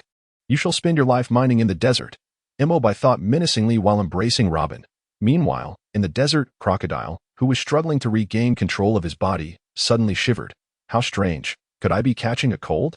He mused, glancing up at the blazing sun, continuing to excavate the sand in confusion. A desert nation may sound like a place of hardship and uninhabitability, but if it were to acquire a sufficient water source, everything would undergo a transformative change. Vast expanses of vegetation could effectively block the wind and sand, suitable food crops could thrive, and widely distributed oases would alleviate the intense heat of the desert, resolving all living issues. And that was the current status of Shurima. Moreover, the desert was rich in mineral resources, and Crocodile, with his sand fruit powers, was the perfect mining expert in this land. Numerous mines, both large and small, had already been discovered, significantly increasing the nation's wealth. At this moment, it had been a month since Luffy and his crew were captured, having served their sentences for damaging property and obstructing law enforcement. They were now released. They had opened a restaurant in the city to pass the time and earn some money while waiting for Luffy's sentence to conclude. Sanji's culinary skills were exceptional, and within a short period, the restaurant gained a reputation, promising that they would soon recoup their initial investment and begin making a profit. I have matters to attend to, so I shall take my leave. By the way, here is my life card. I leave Luffy in your hands. He has an uncanny knack for causing trouble, Ace said after finishing his meal, addressing the group. His primary purpose for coming out was to find Blackbeard and avenge Sachi. Visiting Luffy was merely incidental, and he hadn't even had the chance to express brotherly affection before Luffy got him incarcerated for over 20 days. Life card. Sanji stepped out of the kitchen. Accepting the unfamiliar card with curiosity, such items were only found in the New World, impervious to both water and fire. When torn, the two pieces would attract each other, even if separated by vast distances. There will always be a day for reunion, Ace explained with a smile before waving goodbye and departing. Hey, did you see that? Zoro turned to Sanji. Indeed, the mark of the Whitebeard pirates. His grandfather is a naval hero, and his father is the leader of the Revolutionary Army. Luffy's family is quite remarkable, Sanji remarked, suddenly breaking into a wry smile. Remarkable? ISNT sentenced to 2.5 years, all for a single statement. I'm sorry. Everything is because of me, Phone Keeley mumbled, his head lowered, feeling dejected since the group had been apprehended. Knowing it's because of you. Just wash the dishes properly. Luffy possesses an insatiable appetite. And before we can release him, we must amass a sufficient quantity of berries, Sanji exclaimed, turning toward the kitchen. Meanwhile, in the cafeteria of the iron mine, the laborers huddled together, whispering about Luffy, the boy who could consume 100 portions in a single sitting. Ever since he arrived, the cafeteria had urgently added 3 more stoves and hired 6 additional cooks. I'm so full. Yet, alas, the meat is scarce, Luffy lamented, clutching his round belly with a dissatisfied expression. The fare here pales in comparison to Sanji's culinary creations. However, he paid little mind, primarily because the meat was indeed insufficient. Where is the staple of rice? I demand a buffet of bone marrow. The kitchen overseer lamented once more. This lad consumes 100 meals yet only performs the work of 98 men. We had to urgently expand the kitchen staff. This cost-benefit ratio is rather unfavorable. As part of Shirama, he had always been dedicated to the nation's development, and encountering such unprofitable circumstances was more painful than losing a piece of his own flesh. Since Enel agreed to assist Robin in her quest for the historical stone tablets, she had felt at ease, embracing a tranquil life filled with intimacy that she had never experienced before. The moonlight filtered through the branches, casting a hazy glow upon the night, lying amidst the disarray of the battlefield. Robin found herself enveloped in Enel's embrace. He traced the elegant curve of her neck and inhaled the floral scent lingering in her hair, before leaning closer to whisper teasingly in her ear.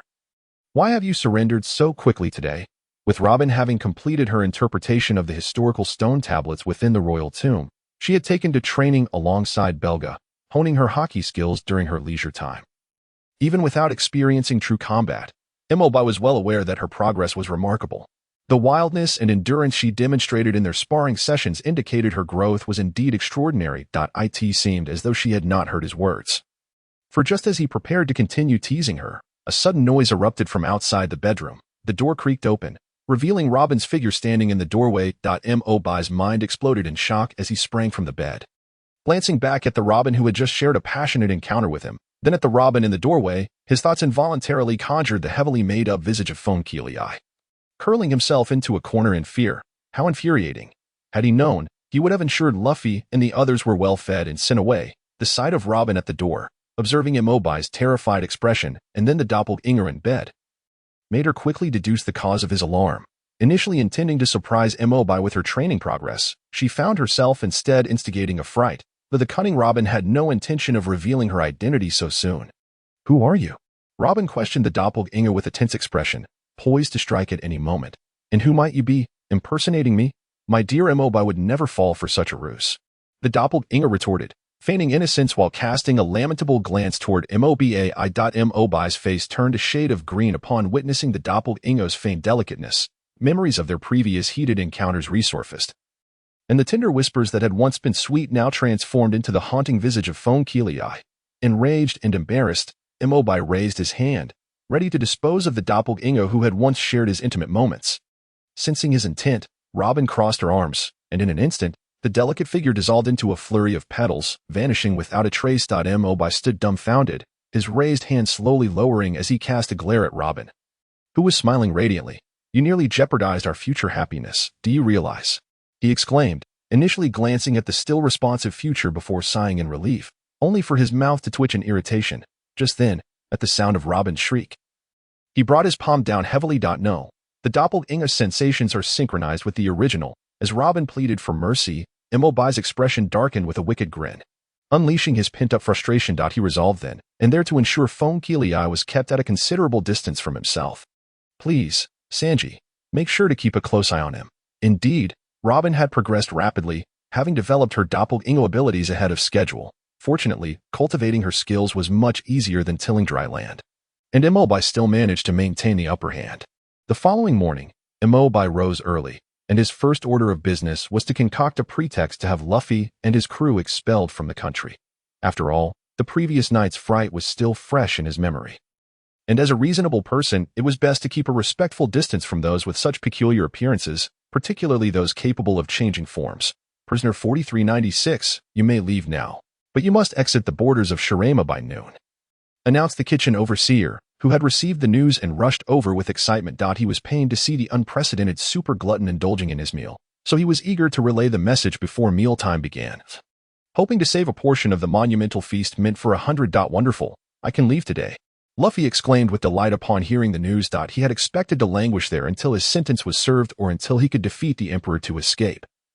Never anticipating that he could leave so soon, ecstatic, he dashed out of the iron mine, much to the kitchen overseer's chagrin, and raced to the spot where the others had docked their ship.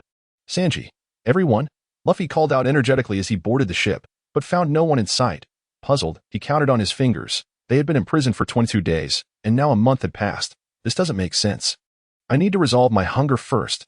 Having not found anyone, Luffy's initial excitement waned as his stomach grumbled, prompting him to decide to fill his belly first. He retraced his steps, stretched his arm to reach the door, and slipped back into the cafeteria, where he devoured 100 portions of breakfast under the kitchen overseer's woeful gaze. There was no other place in Shirama where he felt more at home when it came to satisfying his appetite. While Luffy feasted, the kitchen overseer arranged for someone to inform Sanji and the others, who were operating a restaurant in the city, of Luffy's early release. He was eager to expedite the departure of this voracious glutton. Upon hearing the news, Sanji and his crew hurried to the Iron Mine cafeteria, where they found Luffy gorging himself. Releasing Luffy early and expelling us from the country, surely it can't be due to their inability to provide for his appetite? Sanji mused, observing the kitchen overseer's disgruntled expression and Luffy's round belly. Lighting a cigarette, he inhaled deeply and exhaled smoke rings as he slowly spoke, recalling his own efforts to prepare meals for everyone aboard the ship. He pondered whether he should enlist some helpers. Indeed, you were correct. Luffy can eat far too much, Zoro replied seriously, gazing at the towering stack of dishes. A thought crossed his mind. Perhaps as long as the provisions were ample, they would have no reason to fear capture. Indeed, that makes sense. I can try increasing my portion when I return. The memory pointer has been fully charged by this time, after Luffy has eaten his fill. The group tidies up the pots and pans, as well as their travel necessities, before continuing their journey to the next destination. The consular officer in the cafeteria watches the glutton depart with a sigh of relief, while discreetly observes the departure of Luffy and his companions, equally relieved. Now, there is no fear of mistaken identity, allowing for carefree enjoyment.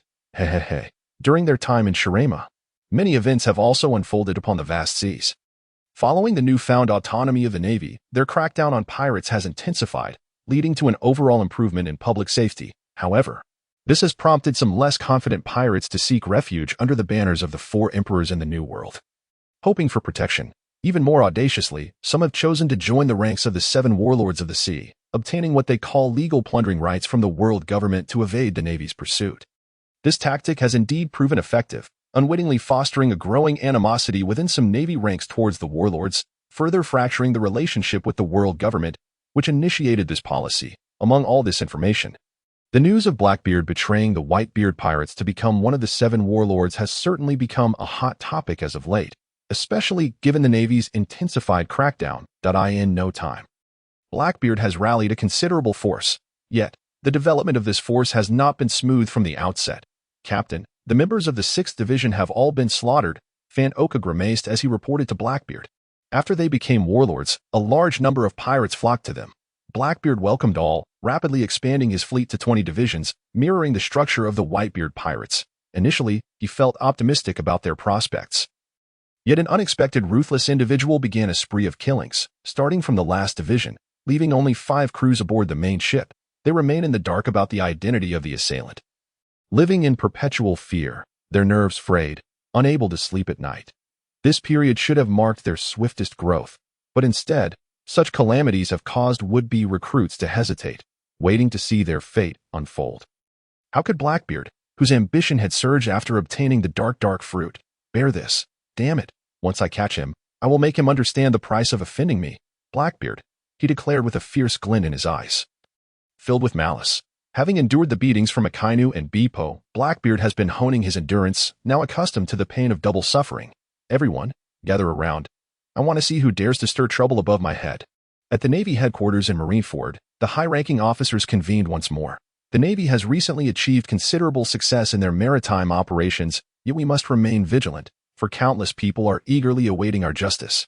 After this opening remark, Admiral Sengoku shifted his tone to announce significant news. News from the New World indicates that Red-Haired and Whitebeard have met. The meeting of two Emperor crews? The conference room fell silent for a moment, only to erupt into fervent debate. What major event is about to unfold? The meeting of two Emperor crews? Could a confrontation occur? Perhaps this could be our opportunity. Silence. Sengoku interjected, observing that everyone had expressed their thoughts. Regardless of whether this is an opportunity, it is of little importance to us. The balance of power in the current maritime situation is shifting in our favor, and we cannot afford to lose any leverage.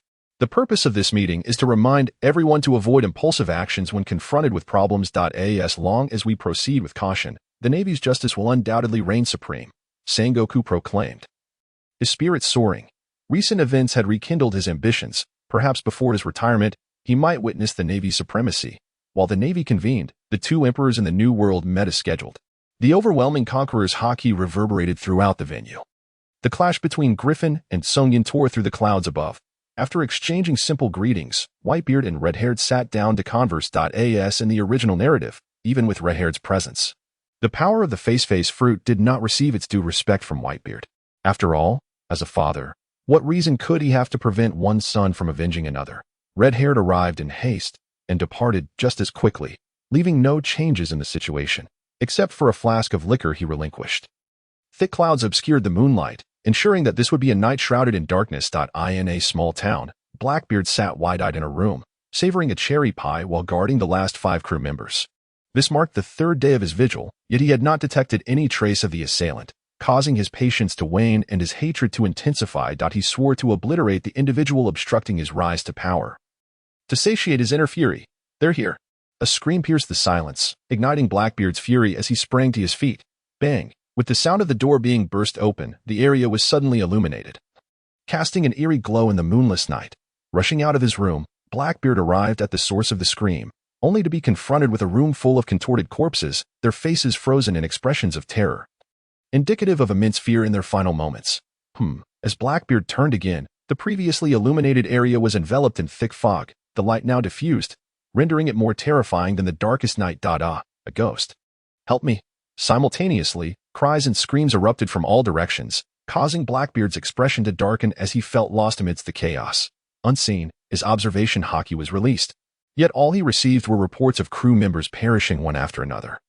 There were no signs of any intruders. This absurdity, coupled with the surrounding atmosphere, sent shivers down Blackbeard's spine. Could it be that there really are ghosts? Gulp.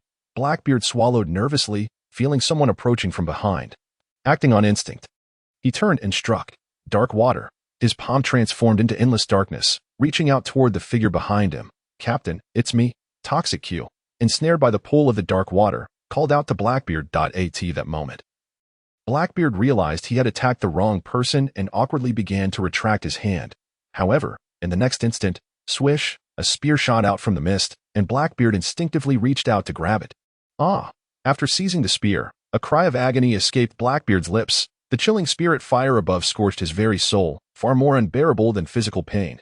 Witnessing this, Blackbeard swiftly activated the powers of the dark fruit, his palm transforming into darkness, which promptly devoured and crushed the spirit fire.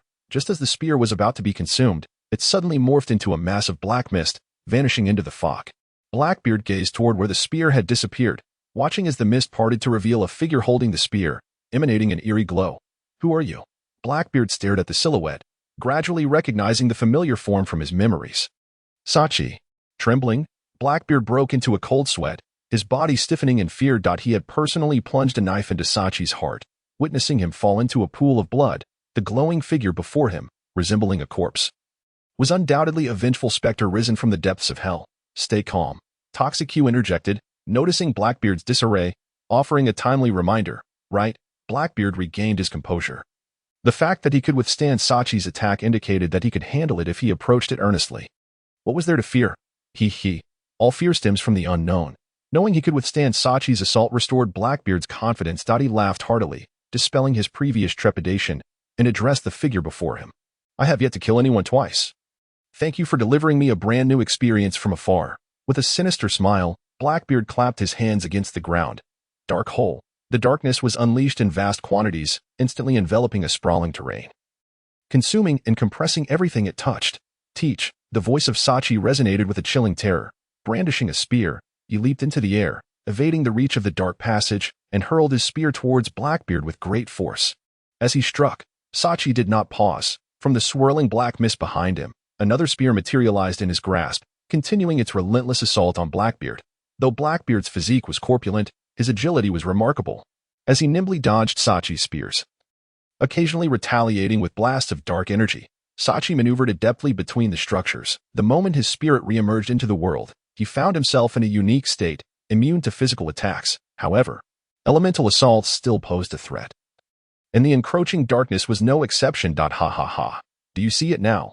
This is the power of the devil fruit you acquired previously, a capability I have long coveted.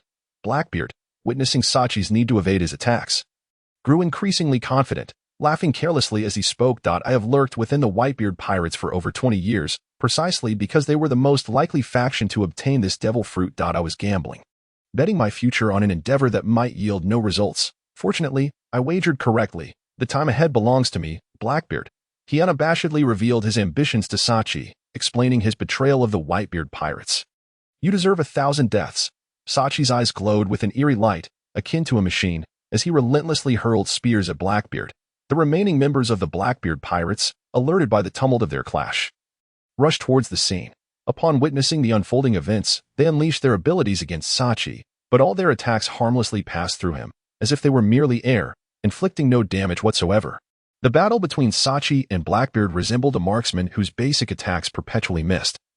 Confronting a mage without designated skills, their clash appeared spectacular in execution, yet the damage dealt was truly difficult to articulate. Enraged by the assaults from the other members of the Blackbeard pirates, Sachi momentarily regained his focus, resolving to adhere to his prior strategy of eliminating Blackbeard's allies first, saving the main course for last. Shifting his target, Sachi's spear pierced through the ranks of pirates, claiming their lives while Blackbeard watched in a mix of fury and helplessness. The soul fragments were purified by the spiritual flame upon the spear, gradually nourishing Sachi's spirit, drawing him closer to a corporeal form. Ugh! The fleeing pirate faltered, glancing down at the spear that had pierced through his body from behind, radiating an icy aura.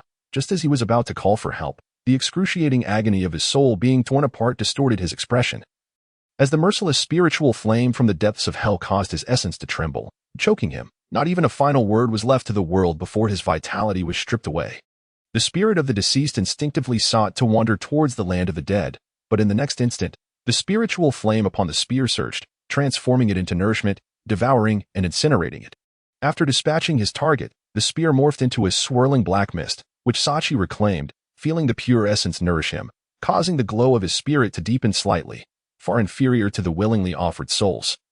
Sachi mused inwardly, reflecting on his transformation. During his pursuit of Blackbeard, he had been drawn by hatred, and the souls that had invited him to join their quest for vengeance, once released, provided him with a far greater nourishment than those he had directly slain. Returning his gaze to the battlefield, Sachi, upon realizing he could not easily threaten Blackbeard, redirected his focus towards Blackbeard's crew. Only a few of Blackbeard's initial core members remained in the fray. Teach, savor the essence of my vengeance. Sachi's voice, saturated with enmity, echoed as he once again coalesced a spear in his hand. This time, the target was the seemingly frail poison Q among the remaining few. The spear propelled forth with unmatchable speed, aimed directly at him. He wished to render Blackbeard a solitary figure, forced to witness the shattering of his ambitions. You all should leave now. Blackbeard interposed himself before Poison Q, intercepting the spear with his devil fruit ability. His expression grim as he addressed his core crew. He had realized that Sachi's peculiar form could only be engaged by his dark powers, while all other means, including Haki, were rendered ineffective and disregarded by Sachi. These comrades would only become the next targets in his hunt, hampering his progress. Such crew members were the foundation of his ambitions. They could not all perish here. Captain, we'll wait for you at the port. Then Oka and the others, clearly understanding the situation, declared before making their way toward the harbor, attempting to flee. "Do you truly underestimate me?"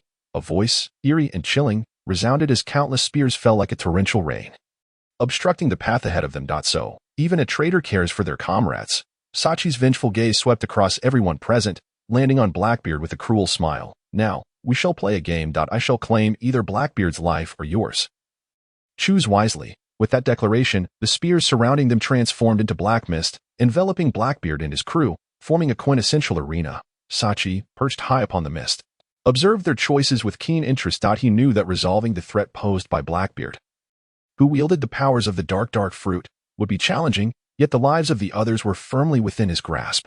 "What shall we do, Captain?" Burgess inquired, staring at the arena formed by the black mist. As one of the initial core members of the Blackbeard pirates, his loyalty to Blackbeard remained steadfast. The devilish officer Lafitte, Van Oka, and Poison Q also looked to Blackbeard, awaiting his decision. Ha ha ha. "You think to sow discord among us with such tactics? How naive!" Blackbeard laughed heartily at Sachi, addressing his crew. "I'll lead you out of here first." With that, Blackbeard unleashed a vast wave of darkness, the gravitational pull consuming the surrounding mist, slowly expanding the arena. Observing the sluggish expansion and Blackbeard's composed demeanor, Sachi remained unfazed. Poison Q and Van Oka exchanged knowing glances, silently deciding to strike at Blackbeard simultaneously. Bang!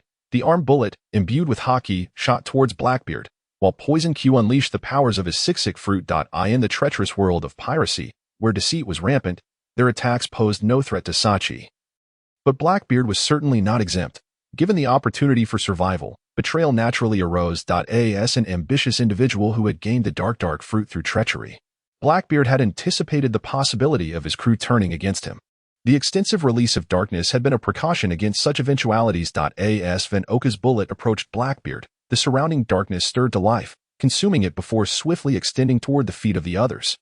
The devilish officer Lafitte, who had maintained a jovial demeanor, did not hesitate for a moment upon witnessing the internal strife and, with wings unfurled, took to the skies, intending to escape the crumbling team. "Oh, you think you can disregard the rules of the game, as if I don't exist?" Sachi observed this scene, his form abruptly vanishing. In the next instant, a spear pierced through Lafitte's body, and Sachi reappeared with the roasted pigeon Lafitte in his grasp. Continuing to watch the unfolding drama, "Captain, you..." Burgess gaped in shock at the betrayal among comrades, still reeling from the revelation when he was ensnared by the gravitational pull of the darkness, rendered immobile on the ground. "Burgess, once I deal with the traitors, I shall release you," Blackbeard said, his face grim yet still sporting a smile. He was not at all surprised by the treachery of his subordinates. "Sachi, quite an entertaining game you propose. But I am not so foolish as to leave my back unguarded." Blackbeard cast a sidelong glance at Saki and then pressed his hands firmly against the ground, unleashing darkness with unrestrained fervor. What had previously occupied a vast area now surged with newfound vigor, allowing the shadows to spread at an accelerated pace, swiftly ensnaring the unprepared Van Oka. "You boast of your speed, yet since joining the crew, what have you achieved aside from flaunting that wretched gun against seagulls?" Blackbeard taunted Van Oka. The crew he had assembled, driven by ambition and dreams, had been plagued with misfortune since its inception. Despite recruiting crew members of notable repute, they had merely engaged in petty skirmishes, and when faced with formidable opponents, they either found themselves being ruthlessly beaten or were on the verge thereof. "How dare you flaunt your bravado?" The recollection of these dismal experiences hardened Blackbeard's gaze. "Van Oka, perish, you pitiful weakling. I regret ever bringing you aboard." With that, Blackbeard commanded the darkness to completely engulf, crush, and obliterate Van Oka. "Such is fate," Van Oka remarked, his expression devoid of emotion as he beheld the encroaching shadows through his telescope. The moment he aimed his gun at Blackbeard in defiance, he had foreseen this very scenario. Yet, compared to an end where one's soul is utterly torn asunder, this might well be a more favorable outcome. After vanquishing Van Oka, Blackbeard, who had been in a state of battle readiness from the outset, merely took a few breaths before regaining his composure. He required no respite. His extraordinary physique not only granted him significantly more time than the average individual but also allowed for remarkable recovery of stamina. It could be said that even while engaged in combat, his endurance was perpetually revitalizing. Now its return, Blackbeard sneered cruelly at Poison Q. Anyone dealing with a traitor yearned for their utter annihilation.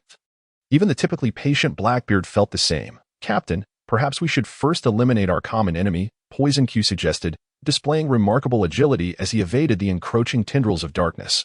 Gesturing for Blackbeard to first deal with Saki, who was observing with interest. I will handle him, but before that, let me escort you on your way. Blackbeard glanced at the spectator Shiki, and although displeased, he recognized the difficulty of dealing with Shiki and opted to address the traitor Poison Q first. Dark water. Blackbeard's hands transformed entirely into shadows. Under full force, the gravitational pull was exponentially stronger than before. Poison Q, evading the encroaching tendrils from a distance, stumbled unexpectedly, his body being uncontrollably drawn towards Blackbeard due to the immense gravitational force. UVE forced my hand. Poison Q's eyes hardened as he, realizing escape was futile, unleashed a swarm of invisible pathogens towards Blackbeard. Ha ha ha. Is this your strategy? Blackbeard bellowed with laughter as he consumed the evident toxic miasma with his dark fog. Yet, amidst the laughter, tears of mirth streamed uncontrollably down Blackbeard's face. Equally pitiful, the recollection of his consecutive failures gnawed at him, and he gritted his teeth in frustration. The previous crew members had been dispatched with ease by Shiki, while the contributions of these core crew members were negligible in comparison. Contemplating this, Blackbeard's resolve to seek powerful crew members grew ever stronger. As Poison Q was drawn into Blackbeard's grasp, a mysterious smile adorned his face. Blackbeard, witnessing this expression, felt his already foul mood worsen. Just as he was about to deal with Poison Q, his countenance shifted abruptly, though the exterior of Poison Q's corpulent form showed no signs. Blackbeard, as the owner of this body, distinctly felt the fat upon his chest thickening, leaving him feeling hollow beneath. When did you make your move? Blackbeard inquired darkly. Subsequently, he unleashed his haki with all his might, neutralizing the effects of the female pathogen released by Poison Q, restoring his vitality momentarily. However, the instant he ceased to channel his armament haki, his expression relaxed only to freeze again in shock. His vitality vanished once more. Ha ha ha. Futile. Once you decided to strike against your captain, I certainly wouldn't hold back. This time, I've rendered the virus non-contagious, embedding it deeper. Unless you maintain your armament haki at full capacity, you'll find it exceedingly difficult to sustain your combat prowess, Poison Q explained, laughing heartily at Blackbeard's expression. Blackbeard's face turned pale upon hearing this. He had no descendants, without vitality. What could he rely on for sanity? Release your powers. Blackbeard seethed, gritting his teeth as he grasped Poison Q's neck, the veins on his hands bulging as he choked him to the point of rolling his eyes back. Cough. The next user of the disease fruit cannot undo the previous user's abilities. Only while I am alive do you have a chance at vitality, Poison Q gasped, desperately clutching at Blackbeard's hand around his throat. Though Blackbeard was ruthless, he recognized that in order to preserve his vitality, he must ensure his own survival, which had been his contingency plan for turning traitor. A guarantee he could not refuse. Hearing Poison Q's words, even with his boundless hatred, Blackbeard found himself compelled to spare his life. Cuff him with sea stone. Blackbeard growled viciously, tossing Poison Q to the ever-loyal Bagus. His gaze then turned with fury towards Shiki, who had been enjoying the entire spectacle. Blackbeard had not forgotten that the root of all this turmoil stemmed from him. Shiki, if I can kill you once, I can do it twice. With those words, Blackbeard unleashed all his pent-up fury over his indirect loss of vitality towards Shiki. Darkness, seemingly endless, surged forth from Blackbeard, devouring the surrounding shadows that had formed a coliseum. As souls traverse the world, they are gradually eroded by time. The dark fog serves as the most hospitable environment for souls, preserving their essence. As the curtain fell on the performance, Shiki ceased to maintain the dark fog of the Colosseum, allowing it to be consumed entirely, retracting it all. With the cage vanished, the two combatants were once again poised for battle. Even though Blackbeard's shadows had enveloped the entire town, Shaki's spiritual form was not constrained by the terrain. The skies and depths below, where darkness could not spread, were all his domain. Thus, the battle devolved into a cat-and-mouse game of pursuit and evasion. Damn it, Shiki muttered as he hurled another spear only to have it consumed and shattered by the darkness. He longed for his former corporeal body. If he could still wield haki, perhaps Blackbeard with the dark fruit wouldn't be so difficult to contend with. Yet, the thought of being able to reclaim his existence through his soul and have the opportunity for revenge made those fleeting thoughts dissipate naturally. Realizing he could not overcome Blackbeard at present, Shiki turned his attention once more to the weak link among his crew. I told you to become a lone wolf. Now you shall truly become one. A multitude of spears surged forth like a thunderstorm towards Bagus and Poison Q, blotting out the sky. With swift, chilling sounds, the spears descended in a saturated assault upon their heads. Seeing the impending doom, Bagus seized the sea stone handcuffs binding Poison Q and bolted towards safety. Yet, under the onslaught of the spears, human effort appeared futile. No. Bagus exclaimed, his eyes widening as he beheld the approaching deluge of spears. In the nick of time, a familiar figure darted past. Captain Bagus felt a surge of excitement, but his grip suddenly slackened as Blackbeard, dragging Poison Q, turned to vanish. In the next moment, the storm of spears rained down upon Bagus, piercing him like a sieve, pinning him firmly to the ground. His body shattered beneath the barrage, and his soul was torn asunder by the spears. Yet, what pained him more was the realization that Captain Blackbeard had chosen to save the traitor Poison Q rather than the ever-loyal Bagus. Did his vitality mean more to him than his loyalty? He desires leeches, not me.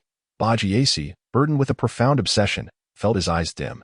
His soul was seared by a spear, carried away as pure energy. Duque watched as Bagiasi was abandoned by Blackbeard, a mocking smile etched upon his pale face. Had it not been for his own contingency concerning Blackbeard's leeches, he too would have been cast aside without mercy. To a self-serving ambition like Blackbeard's, loyalty is utterly worthless. Dignity, emotions, everything can be discarded. His heart knows only profit. Even the one true loyalist has been forsaken by you, Blackbeard. You truly present a pitiful sight. Sachi's voice was cold, reveling in Blackbeard's solitude. If Blackbeard were to perish, his satisfaction would be even greater. TCH, one must be prepared for a fatal demise the moment one steps into the sea. This world ultimately belongs to the strong. Blackbeard disregarded Duque, casting him aside as he spoke indifferently. Ha ha ha. Look around you. My darkness has consumed all that surrounds us, Blackbeard declared. From the moment he recognized Sachi as a formidable opponent, he resolved to engage in a protracted battle. During this time, he continuously absorbed the soul flames from the spear, as well as the surrounding structures, vehicles, pirate corpses, and even the very land itself. The darkness collapsed, accumulating a vast amount of debris. Once unleashed, it would undoubtedly be his most devastating strike. Blackbeard gazed at Sachi, a wicked grin spreading across his face, the darkness enveloping the entire town under his command swiftly gathered above him. The gravitational pull ceased, coalescing into a tornado-like formation, releasing all the debris he had previously consumed in all directions. In an effort to strike at Sachi's spirit, Blackbeard infused the remnants with an inescapable darkness. Unleash it. Ha ha ha. Amidst Blackbeard's reckless laughter, the dark tornado hurled forth an oppressive cascade of debris. The island was torn asunder by the frenzied force, its immense power and reach obliterating the already chaotic surroundings. As Sachi faced this unavoidable saturation of attacks, his spirit was inevitably struck by the dark debris. The moment the dark remnants made contact, the darkness clinging to them seemed to come alive, attaching itself to Sachi's spirit, resurrecting the gravitational collapse and tearing gaping holes in his once stable form. Ugh! The pain piercing his soul was far more intense than any physical injury. Sachi let out a tormented roar, his face contorted in agony, his glowing spirit appearing ghastly as an apparition. Ha ha ha. Captain Sachi, it seems you were destined to be slain by me for a second time. Blackbeard observed Sachi's suffering, laughing arrogantly to the heavens. To kill a man twice, one of whom had clawed his way from the depths of hell, is a tale that even the pirate king, Roger, may never have experienced. Teach. Sachi howled Blackbeard's name in fury, his spectral voice echoing with a chilling resonance. Blackbeard's words resurfaced memories of his betrayal, filling Sachi's soul with hatred and resentment, overpowering the pain inflicted upon his spirit. The ghostly light in Sachi's eyes blazed like a fierce fire. Ignoring the relentless barrage of dark debris, Sachi transformed into a wisp of black mist, condensing before the still laughing Blackbeard, driving a spear, ablaze with cold, ruthless soul fire, fiercely toward him.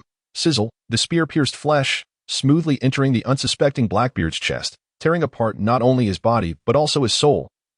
Blackbeard let out a scream. His face contorted as he rolled on the ground. The soul flames on the spear danced, searing through the ruptured essence of his being. In that moment, he too felt the excruciating agony that struck at his very soul. Sweat poured from Blackbeard's brow like rain, as he hastily encased the spear with darkness, preventing it from passing through completely. The anguish of his soul being scorched by the icy flames finally subsided.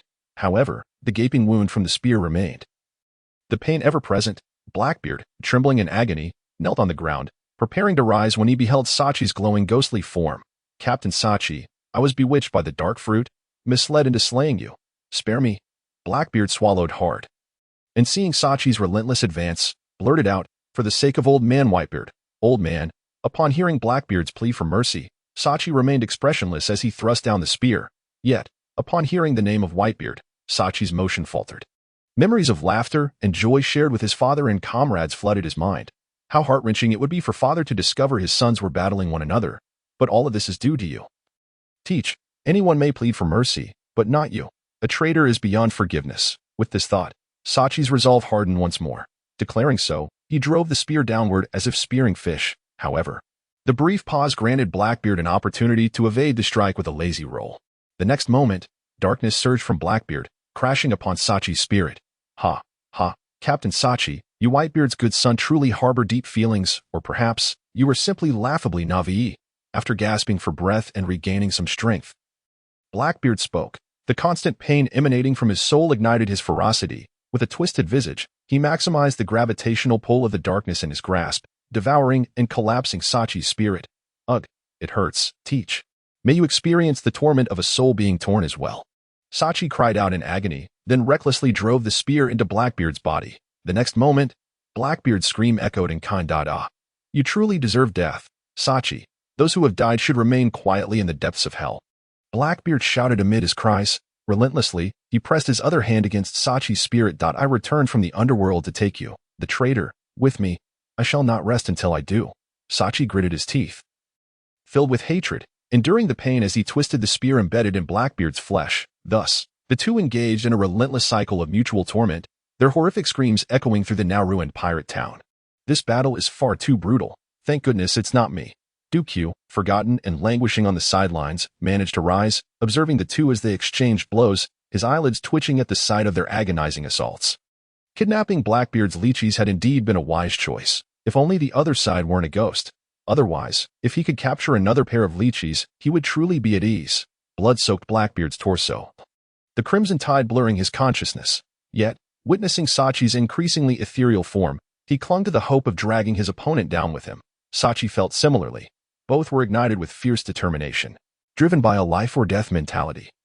Their torment enduring until dawn broke. As the crimson sun ascended, its fierce rays pierced the clouds, illuminating the earth. The sunlight, an elemental force, was inherently feared by spiritual beings, for intense sunlight holds a power that can rival darkness.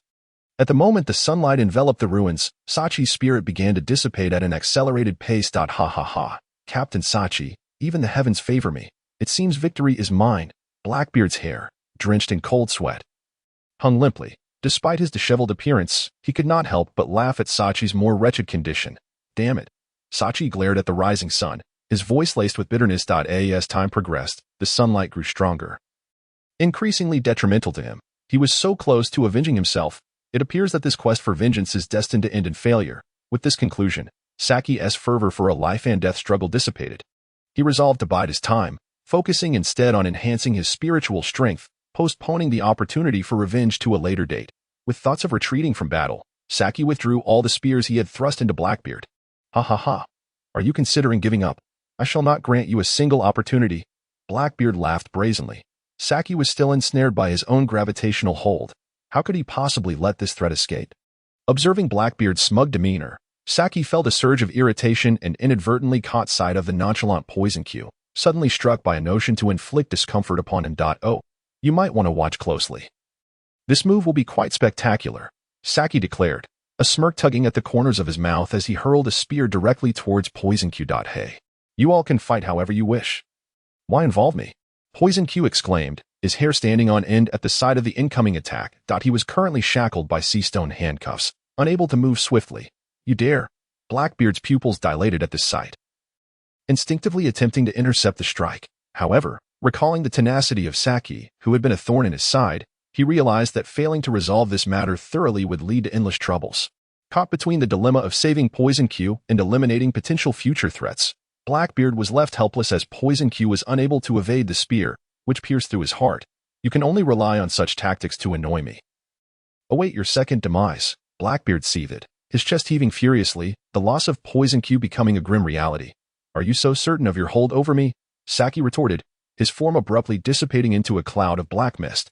Free from the constraints of gravity, Saki reappeared beside Poison Q, extracting the spear from his chest before turning to the dazed Blackbeard. Tiki, the next time we meet, it shall be your demise. Enjoy these final moments. With those chilling words echoing in the air, Saki faded into the black mist, leaving behind a scene of devastation and a solitary, grievously injured Blackbeard.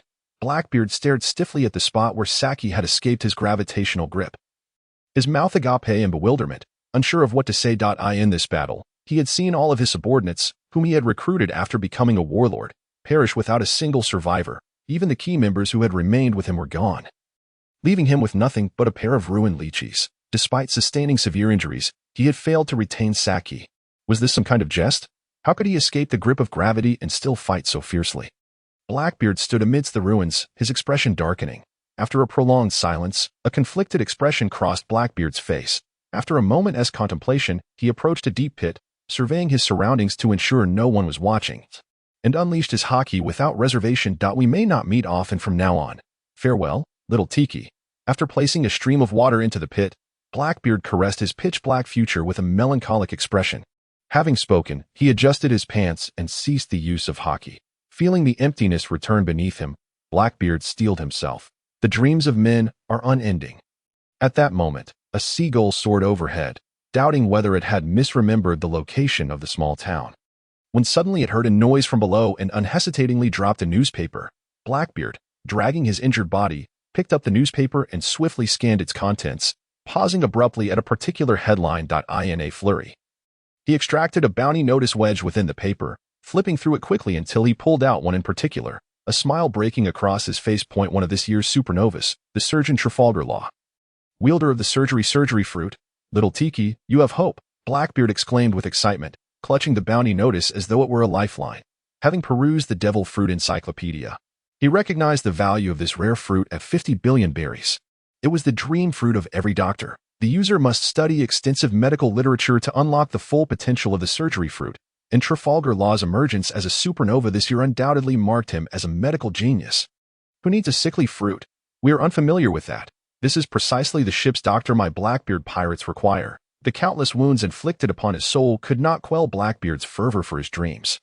With his injuries, Blackbeard boarded a makeshift raft and set sail toward his objective. Shortly after his departure, a small boat powered by flames raced across the sea, creating towering waves as it approached the now-ruined island. The island, split apart and littered with debris, bore no signs of life. It had witnessed a brutal battle. Could it be Blackbeard? Ace pondered, having circled the island in search of survivors. Finding none, he departed on his small boat toward a nearby island. In the pirate world, betrayal is ever present. Yet, every faction simultaneously abhors such treachery while tolerating it for the sake of ambition and profit. However, the Whitebeard pirates, one of the four emperors, stood apart. They were a family forged by bonds of affection, treating each other as siblings and kin. Betrayal of family, a violation of trust, was utterly intolerable. As the captain of the 2nd Division under Blackbeard, Ace vowed that he would make Blackbeard pay, even if it meant pursuing him to the ends of the earth. Sending him to the underworld to apologize to Shiki. Blackbeard's extraordinary constitution allowed him to recover slowly from his injuries without treatment. However, the relentless, gnawing sensation of his soul being torn apart tormented him continuously, forcing him to endure through sheer willpower. From the latest intelligence, Blackbeard confirmed the last known location of the Heart Pirates. In this sea, the only suitable place for replenishing supplies was none other than the Kingdom of Heron.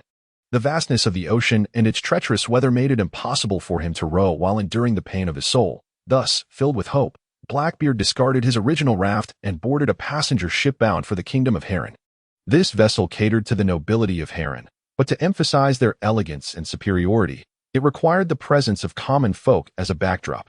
Even though everyone understood this reality, those ordinary individuals, dreaming of winning the favor of the nobility and soaring to new heights, continued to fawn over their betters. Blackbeard seized the opportunity to board the ship, depleting his remaining funds in the process. Fortunately, as a vessel dedicated to serving the nobility, despite their disdain for commoners, they still provided free and bountiful meals on the lower deck to showcase the disparity of the world and flaunt the wealth of the aristocracy. At this moment, Blackbeard was indulging in the complimentary fare. Ha ha ha. Look at that glutton down there devouring food like a pig. He probably has never witnessed such a scene in his life. Without a doubt, the price of my meal could buy dozens of such slaves. On the 3rd level of the passenger ship, several noble youths from the Kingdom of Heron, accompanied by a gaggle of women, reveled in their superior existence, casting disdainful glances at the lower deck where the commoners feasted voraciously. We ought to give these people a chance to rise. Otherwise, if they were to revolt, it would create quite the hassle for us, remarked a blond youth with dark circles under his eyes and pale lips, as he probed a nearby maid's clothing while discussing matters of importance. With a shift in tone, he added, "Let us play a game. This time, Whoever surrenders first must marry that large, dark fellow as a concubine. The blond youth's face wore a mischievous grin as he surveyed his companions, already envisioning the amusing scenes that would unfold next. This is pushing it too far. Several of his companions, equally weary, hesitated at the thought of marrying such an unattractive, hefty individual, even if only as a secondary spouse. It would be enough to make them the laughingstock of their social circle. Not only that, but they would likely struggle to hold their heads high within their own families. Yet, just then, the blond youth's taunting voice echoed once more. Those who think they can't handle it are welcome to withdraw. Can't he handle it? Which man could endure such humiliation, especially when he must admit it himself? Indeed, swearing upon the honor of his family, no one shall resort to deceit. The others promptly echoed his sentiments. In an instant, the top platform was filled with a spectacle of absurdity. Within just a few minutes, however, the movements of several young nobles came to a halt, their breaths laboring like the wind stoking a furnace. Struggling to recover. Ha ha ha ha, Gavas, congratulations on receiving your 48th concubine. We truly cannot compare to you. After catching his breath, the blond youth struck a fierce pose, insincerely complimenting the first to surrender. Gavas, who was sweating profusely, oblivious to the mocking expression of the female attendant beside him. Congratulations, congratulations. We did swear upon our family's honor, so do not go back on your word. The other slightly more fortunate youths urged Gavas with mischievous grins to accept his punishment quickly. Humph, the integrity of my Negal family is beyond question. Despite his pallor, Gavas stubbornly declared, I rather enjoy this abundance of flesh. You simply do not understand its allure. Under the scrutinizing gazes of his companions, Gavas stepped toward Blackbeard. Though revolted by his appearance, he suppressed his disgust to avoid losing face before his peers. The formidable Blackbeard naturally noticed someone approaching him deliberately, pondering what the unsteady Gavas intended to do. Suddenly, a hand landed on his posterior, the fat rippling like waves, causing him to stiffen, overwhelmed by an unprecedented physiological reaction. The sensation was indeed rather pleasant. Previously feeling like a condemned man, Gavas, caught up in the moment, groped again, only to be met with the utterly repulsive visage of Blackbeard as he turned around. Woman, you are fortunate. From this day forth, you shall be my 48th concubine. Quickly retracting his hand, Gavas suppressed the urge to retch and addressed the oddly flushed Blackbeard. What are you saying? Blackbeard, caught off guard by the sudden assault and further humiliated by his own reaction, felt an overwhelming sense of shame, especially as the audacious individual before him proclaimed such intentions. Thief, ha ha ha. It seems that since I, Blackbeard, ascended to the rank of 7 warlords, no one fears to insult me anymore. All of Blackbeard's pent-up frustrations ignited, and with a swift motion, he severed Gavas's head from his shoulders. Holding it aloft and laughing maniacally to vent his fury. He was also deep in self-reflection. After merely a few failures, how could he act like a cowardly waste, boarding a ship and paying for a ticket? I am a pirate on the path to becoming a king. Ah, murder. The ordinary people on the deck fled in panic at the sight of such bloodshed. Meanwhile, the young nobles atop the platform turned pale at the sight of Gavas's demise. Quick, guards, seize him. He must be executed for daring to harm a noble. Indeed, who could mistake Blackbeard for anything but a man?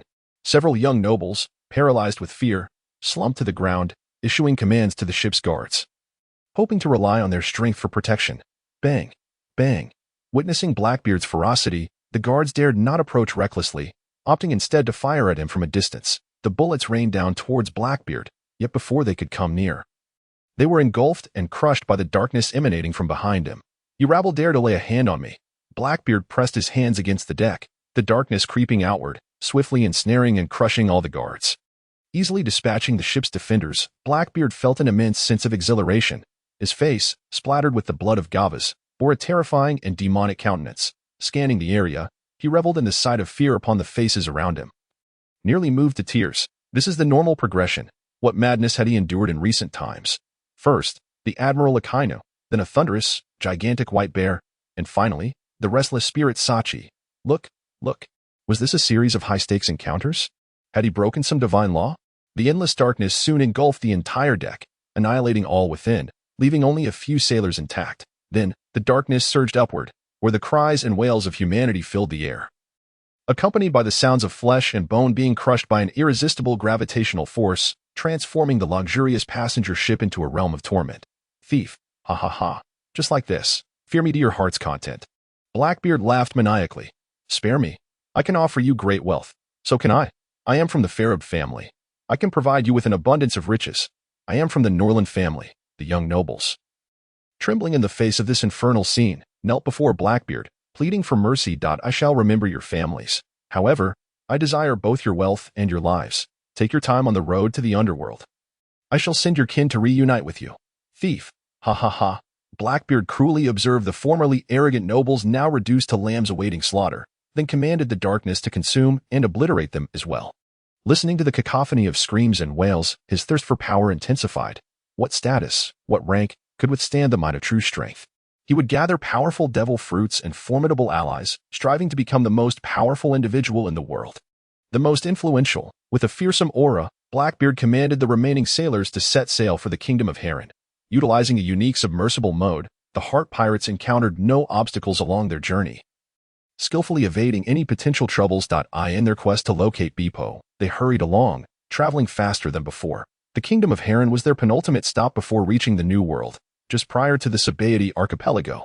After leaving a few crew members behind to guard the ship, Law led the Heart Pirates ashore to the coastal town of Heron, where they aimed to replenish their supplies for the journey to the Deity archipelago. With a clear sense of purpose, they quickly acquired all necessary provisions and returned towards the shore. Captain, do you think we will find Bepo before reaching Dressrosa?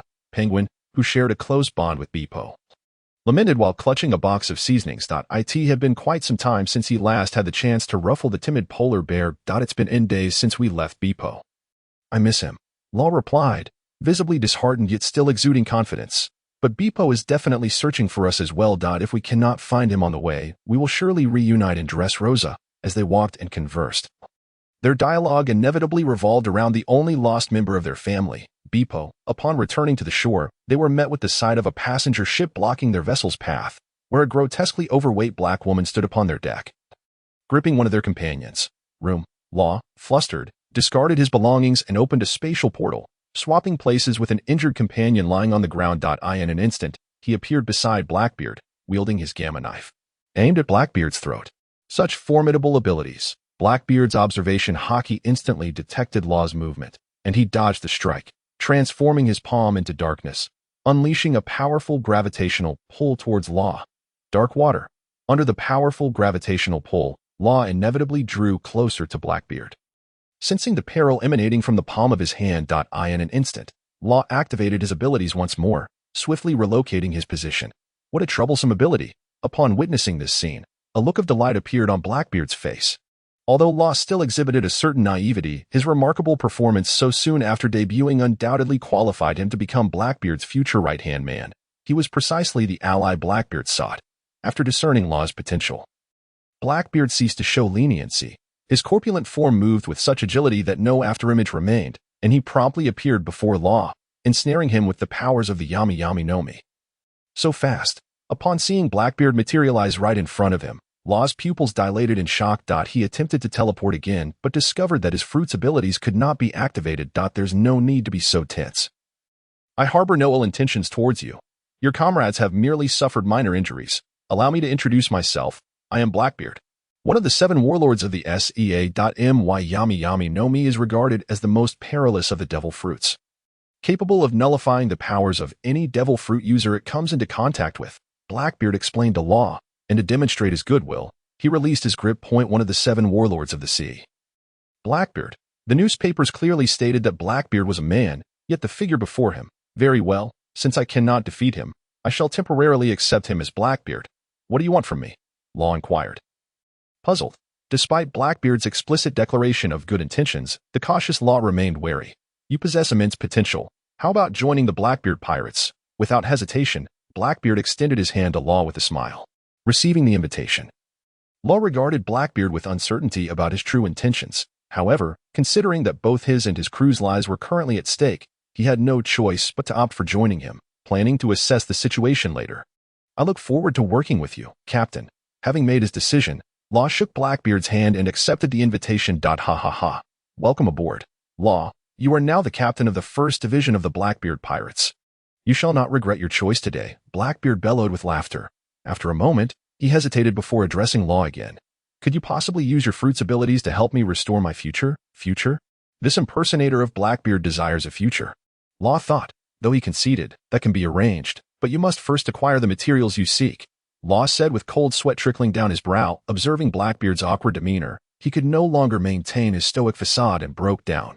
Materials? Blackbeard's expression brightened at the prospect, but quickly darkened as he recalled the alternate title of the surgery fruit user, the free modificator, realizing that Law had misunderstood his request that I am a man. Recently, I was ambushed and afflicted with a stubborn female ailment, Blackbeard grimaced, releasing his hockey before LAW.AS Law's shocked visage bore witness. Blackbeard's feminine features gradually vanished, revealing a throat bulge and a loss of fatty tissue. Transforming into the Blackbeard depicted in newspapers. So, do you have a solution? Blackbeard inquired, his expression dark as he retracted his hockey. Such an occurrence would be utterly unacceptable for any normal individual. Law stammered. Captain, the cause of your condition stems from uncontrollable surges of female hormones within your body. My medical expertise is currently limited to surgical procedures and cannot yet isolate specific hormones. Noticing Blackbeard's increasingly darkening expression, Law hastily redirected the conversation. You might consider seeking out Ivankov, the Okama king from the Revolutionary Army. He is a paramecia-type hormone fruit user and an expert in manipulating estrogen and testosterone. Ivankov, the Okama king? Blackbeard murmured, repeating the name. Upon receiving news of a potential solution, Blackbeard's countenance brightened significantly. Captain, during our previous encounter, I noticed an issue with your soul. I can assist you with that, Law quickly proffered. Recognizing the immense pressure they faced against a warlord of the sea, upon hearing that Law could address his soul's affliction, Blackbeard's spirits soared. If Blackbeard's appearance and future were at stake, the torment of his soul was an immediate threat to his present. Who cares about the future? This is truly a stroke of fortune. I shall rely on you, Law, Blackbeard expressed with anticipation. Leave it to me. Room, Law affirmed, nodding as he opened the surgical space. His fingers glided across the blade, extending to its tip, and he gestured toward Blackbeard from a distance. Blackbeard observed Law's performance with his heart racing. Recently betrayed, he held no complete trust in Law, remaining poised with his hockey and yami no mi at the ready. Should Law exhibit the slightest irregularity, Blackbeard would swiftly regain control of the situation. Understanding the disparity in their strengths, Law harbored no ill intentions as he diligently performed the soul-repairing procedure on Blackbeard.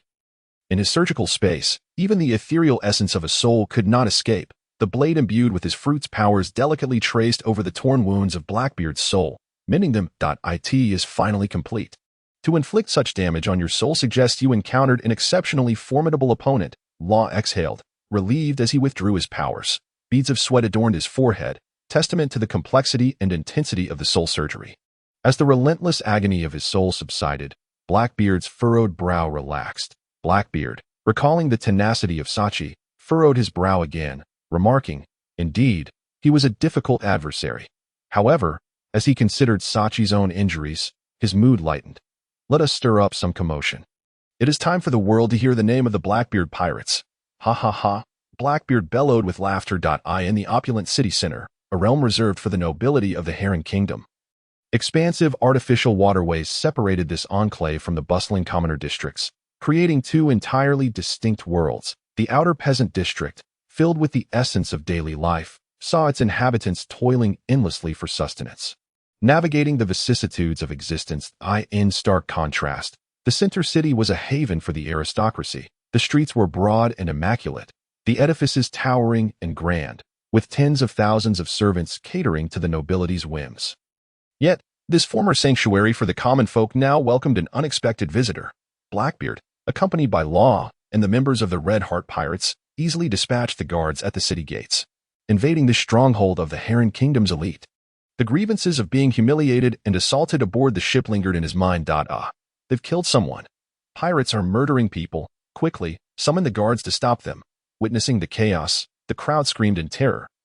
Scattering to spread the alarm, Blackbeard, observing the scene, did not intervene. He was ruthless and despicable. All the traits expected of a pirate were embodied within him.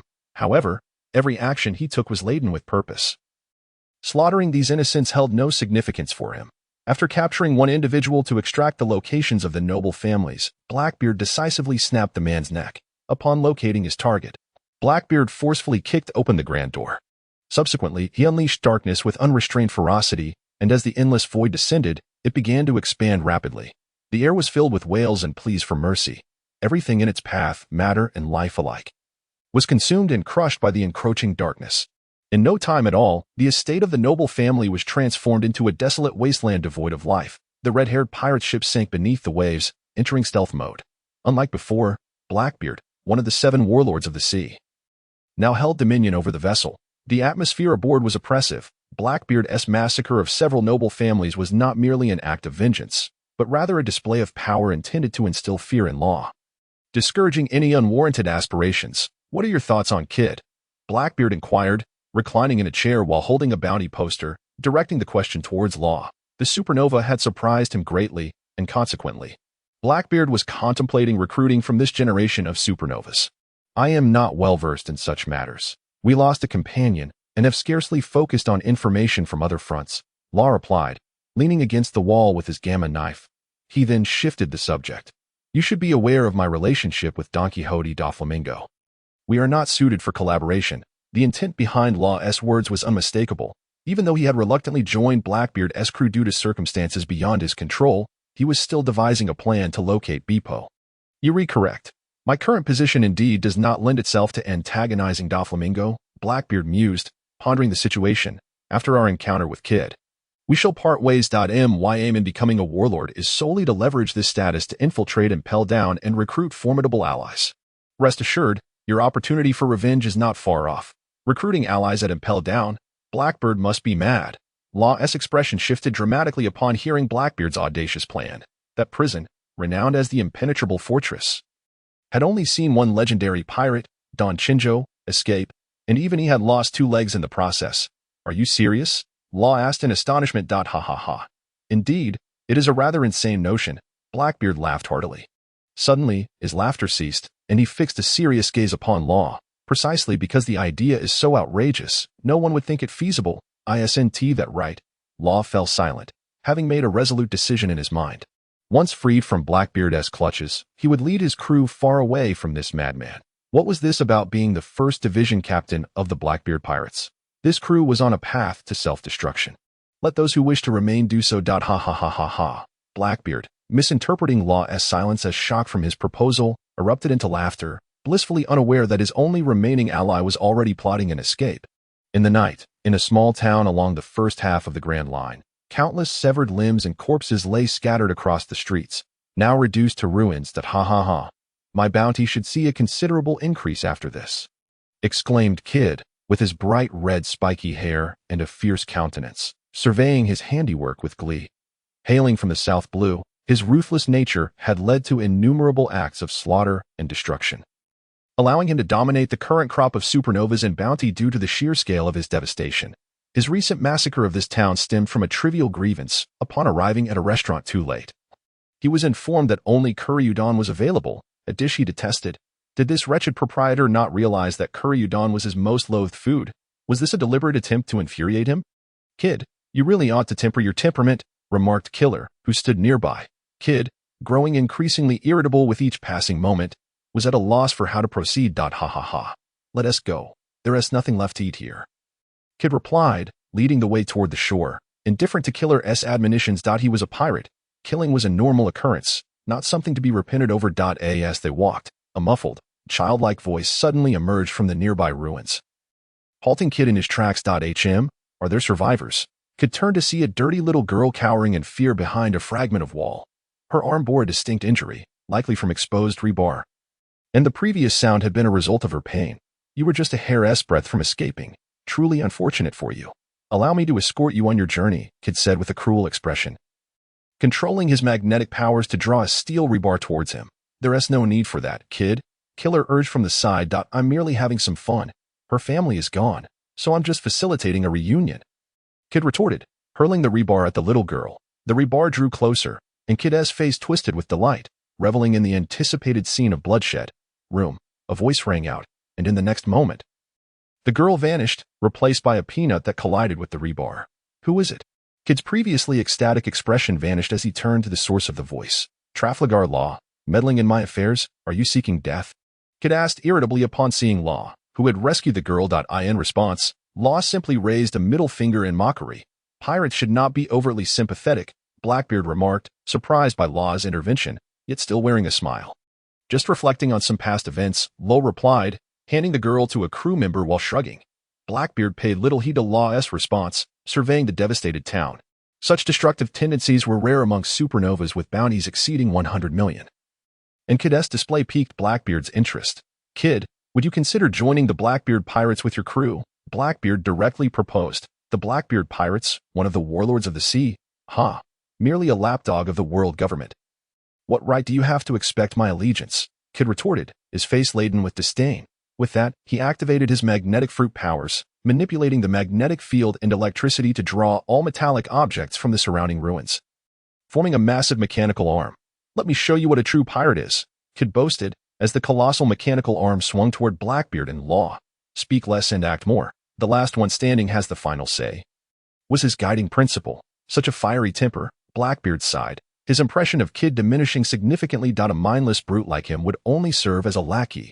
Sending him out on missions would likely result in disaster. Blackbeard's palm transformed entirely into darkness, and he nodded at Law. Law instantly understood Blackbeard's intent, unleashing his surgical space and tossing a peanut toward Blackbeard's hand, swiftly swapping the positions of Kid and the peanut. In the next moment, Kid found himself grasped in Blackbeard's hand. The darkness rendered Kid's powers useless, causing the massive mechanical arm to disassemble into a flurry of uncontrollable metal parts, hurtling toward Blackbeard. Blackbeard? Witnessing this scene left Blackbeard momentarily dumbfounded. He hastily released a wave of darkness, absorbing and shattering the incoming debris. He then turned to the bewildered Kid, who still could not comprehend how he had ended up in Blackbeard's grasp, and reiterated his invitation. "Would you consider joining the Blackbeard pirates?" Kid, now regaining his senses from Blackbeard's words, attempted to retaliate with his magnetic powers and electricity, only to find that his abilities were completely inaccessible. "Impossible. Where is my devil fruit ability?" Kid incredulously declared. "My dark fruit ability allows me to nullify the powers of any devil fruit user I come into contact with. Let me ask you one last time. Do you want to bring your crew into the Blackbeard pirates?"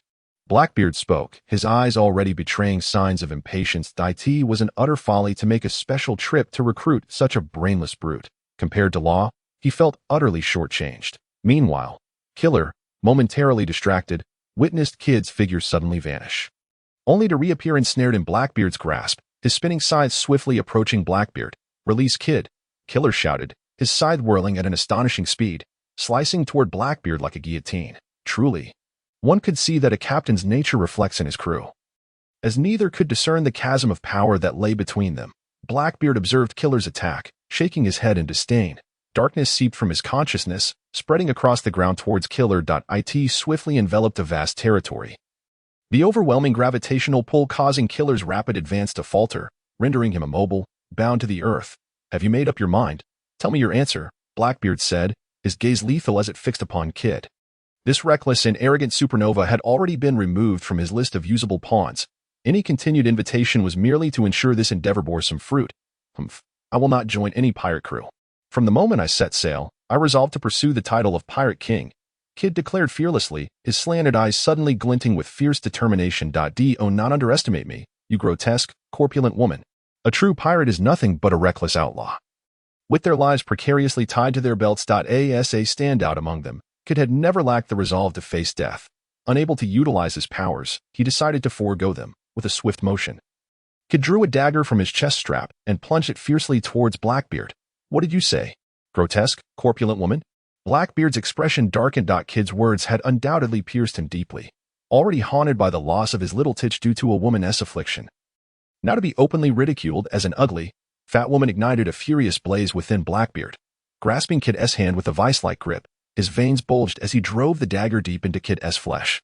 In the face of the incoming dagger, Blackbeard cast a disdainful glance. With a swift motion, his other hand, clad in armament hockey, struck the dagger without flinching. A sickening sound of metal colliding resounded as the dagger splintered under Blackbeard's fist, offering no resistance as it crushed Kid's arm bone completely. Kid cried out in agony but then gritted his teeth, refusing to utter another sound, merely returning Blackbeard's gaze with defiance. He might fail, but he would never concede. "Why does such a pitifully weak being wear such an infuriating expression?" Blackbeard remarked cruelly, as he continued to manipulate the darkness, devouring and crushing all of Kid's crew before him. The air was filled with wails, screams, and the sickening sound of bones shattering. Amidst this hellish scene, Blackbeard remained eerily calm, even sporting a smile. In comparison to Kid's brutality, Blackbeard clearly outmatched him. "Killer, I will undoubtedly kill you. You shall feel the pain of Killer and all the members of the Blackbeard pirates. You will accompany Killer in death, Kid shouted, his teeth clenched as he watched Killer being gradually engulfed and shattered by the darkness. Hurling curses at Blackbeard. However, given the limitations of his vocabulary, his tirade consisted of just a few repeated phrases, the impotent rage of the weak in their final moments. Blackbeard, observing Kid's hysterical outburst, felt his mood improve considerably. After summoning a fruit from the red-haired pirates, Blackbeard thrust his arm forcefully into Kid's chest, crushing his heart. Simultaneously, the dark fruit's ability activated, drawing forth the mysterious energy that had yet to escape Kid's body and anchoring it to the fruit in his hand. Before the astonished gaze of the red-haired pirates, the fruit swiftly transformed into the paramecia-type magnet fruit that Kid had consumed in life. He can strip away devil fruits. Does that mean, should he desire, my Opo fruit could also fall into his grasp? Law watched in shock, the threat level posed by Blackbeard escalating dramatically in his mind. Blackbeard, satisfied with the stunned expressions of the red-haired pirates, contemplated that they would likely think twice before opposing him now. Surely, his recruitment progress would now be deemed satisfactory. Law, we shall part ways here. Continue your search for your lost companions. I will inform you should an opportunity to enter Impel Down arise. Blackbeard retracted the magnet fruit and handed Law a transponder snail, stating, with Kid's demise, his desire to recruit supernovas had waned. Throughout history, how many supernovas had truly remained at the forefront of their era? Talents like Law were but a rare few. His current objective was simply to observe the tides of the ocean, awaiting the chance to enter Impel Down, recruit a formidable crew, and then strike it rich. Meanwhile, the Straw Hat Pirates, having departed from Skypiea, sailed smoothly to Water 7. There, they encountered Uncle Curry, who had confirmed the existence of Sky Island and wished to witness it firsthand. With Uncle Curry's company, they successfully boarded the rising current and, without incident, entered Sky Island. Thanks to Beepo having resolved Enel prior to their arrival, the Straw Hat crew's adventure on Sky Island turned out to be a delightful escapade. They beheld the colossal statue of the White Bear, visited the legendary city of Gold, Shandora, experienced the culture of Angel Island, and savored cuisine that was entirely different from the East Blue. Their journey in Sky Island concluded simply and joyfully. As Blackbeard extinguished Kid's life, the Straw Hat Pirates had already entered Water 7. With funds acquired through encounters with other pirate crews, they sought to repair their ship, only to receive the disheartening news that the Going Merry was beyond repair. For safety's sake, they reluctantly abandoned the effort. Meanwhile, Usopp had left the crew and engaged in a duel with Luffy. At this moment, Usopp, bandaged and clutching a pile of planks, was attempting to patch up the Going Merry. He believed that by doing so, he could salvage the bond with a companion that had journeyed alongside them. Hey, don't waste your effort. Here, and here, Frankie said, pulling Usopp away as he inspected the myriad of repair marks on the Going Merry. Ultimately pushing him into the water, the keel is cracked. The ship is beyond saving. He did not grasp the deep bond shared between the Straw Hat crew and the Going Merry. However, as a skilled shipwright, he could not allow a ship destined to sink to set sail again. That would be an irresponsible act towards the lives of its passengers and a profound insult to the profession of shipbuilding. Get away. The Going Merry will be fine. Usopp, holding back tears, shook off Frankie's grasp, obsessively continuing to hammer and nail at the ship's myriad of cracks. The Going Merry was a gift from Miss Kaya. A token of their journey together. It had become more than just a vessel. It was a cherished companion. Why can't my skills be better? Perhaps then I could save the Going Merry and fulfill our dreams together. Just as Frankie was about to offer further advice, CP9, having successfully obtained clues about the ancient weapon Pluton, burst through the door into the shipyard. What are you doing? Frankie, seeing his subordinates kicked aside, charged angrily at CP9, swinging his iron fist. Iron block. Just before his fist connected with Khalifa, Bruno intervened and blocked the blow. Seeing this, Frankie immediately swung his other fist at Bruno's face, his modified steel fist stunning Bruno momentarily. Bruno, what the hell do you want? Frankie demanded, gripping Bruno's head. Still oblivious to CP9's true identity, Frankie merely assumed Bruno to be an ordinary bar owner. Bruno, unwilling to back down, retaliated by grasping Frankie's face in turn. Yet, as Frankie intensified his efforts, he ultimately found himself lifted by Frankie. Under the stimulus of pain, Bruno instinctively prepared to retaliate with a finger gun, only to be swiftly halted by his companion, who effortlessly sent Frankie tumbling to the ground with a kick. After CP9 rendered Usopp unconscious upon witnessing this scene, they departed with Frankie, ready to report back, following the destruction of Mary Geos. The world government now urgently sought every means to enhance its power, and the blueprints of the ancient weapon Pluton were naturally among their most pressing needs. Meanwhile, Luffy and his companions encountered the Mayor Iceberg, who had been gravely injured in an assassination attempt. Were you not in search of an exceptional shipwright to join your crew? If possible, please take Frankie with you. He, like me, is a disciple of the shipwright Tom. Unlike me, who has abandoned my craft, he has steadfastly maintained his skills and is undoubtedly the finest shipwright here. With Chopper's assistance, Iceberg had tended to his wounds, now bandaged as he conveyed this to Luffy and his crew. Upon learning that Frankie was also a pupil of Tom, the shipwright who crafted the Pirate King's vessel Roger, Luffy immediately declared that he must join their crew as a companion. After discovering the injured Usopp in the dock, they received word that Frankie had been taken by CP9 and successfully infiltrated the sea train before its departure. Utilizing his powers from the clone fruit, Fong Kale rescued the controlled Frankie from the carriage, leading to a confrontation between the Straw Hat Pirates and CP9, akin to the original narrative. However, at this moment, CP9 had yet to consume any devil fruits. The battleground for this clash was the moving sea train. Aside from Fong Kale, who took Nami's place to battle Khalifa, the matchups between the Straw Hats and CP9 remained faithful to the original story. Finger gun. Within the carriage, Lucci's figure vanished in an instant, only to reappear before Luffy, unleashing a barrage of finger jabs that punctured Luffy's body multiple times almost simultaneously. Storm leg. Seizing the opportunity as Luffy coughed up blood, Lucci executed a sideways whip kick that struck Luffy's abdomen with tremendous force. Bang! Luffy's body was propelled backward, crashing through several rows of seats before coming to a halt. With such feeble strength, I truly wonder how you nameless rookies dare to obstruct the world government's operations. Lucci remarked, observing Luffy, who was panting and struggling to support himself. This was his first encounter with a pirate so eager to seek death. Pointing a finger at Luffy, Lucci unleashed a flying finger gun.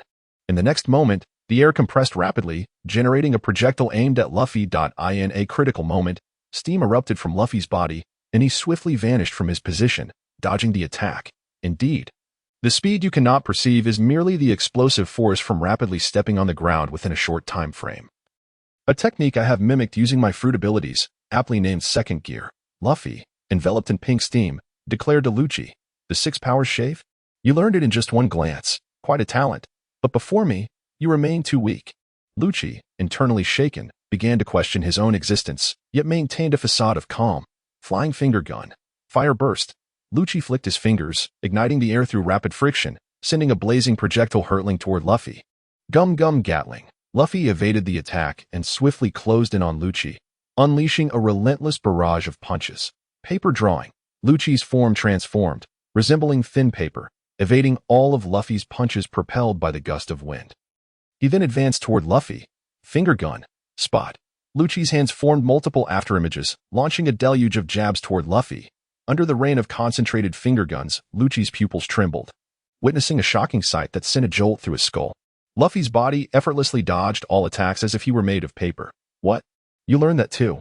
Are you here to study? Lucci's face darkened from the impact, his gaze growing serious, not wishing to prolong the battle. Lucci resolved to end it swiftly.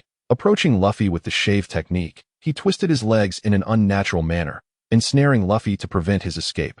Maximum wheel. Lucci pressed his fists against Luffy's body, channeling the strength of every cell within him into his fist before releasing it all at once. 6 King's gun. Bang! The force of Lucci's strike penetrated Luffy's body, creating a long shockwave behind him, ripping a large hole in the carriage and demonstrating the immense power of the blow. After delivering this attack, Lucci, panting heavily, turned to leave, but at that moment, he heard Luffy's voice again from behind. Ugh! Luffy roared as he rose once more, glaring fiercely at Lucci. Gum Jet Gatling. Luffy gritted his teeth, articulating each word. The cells within his body channeled energy toward his hands, unleashing a frenzied assault upon Lucci. Unlike his previous rubber Gatling, the Jet Gatling, fueled by energy from his entire body, was so swift that even the punch's shadows vanished, leaving only torrents of air exploding before him. This is an evolved technique of life return. Did you truly come here to study? Lucci's expression turned blank, his pupils constricting to the size of pinpricks. The world government's most formidable CP9 in 8 centuries. Surely, that title must be a jest. Iron block. Amidst the cacophony of explosive airwaves, Lucci hurriedly tensed every muscle in his body. In the next instant, countless invisible punches descended upon Lucci like a torrential downpour, causing him to spout blood and his consciousness to grow hazy.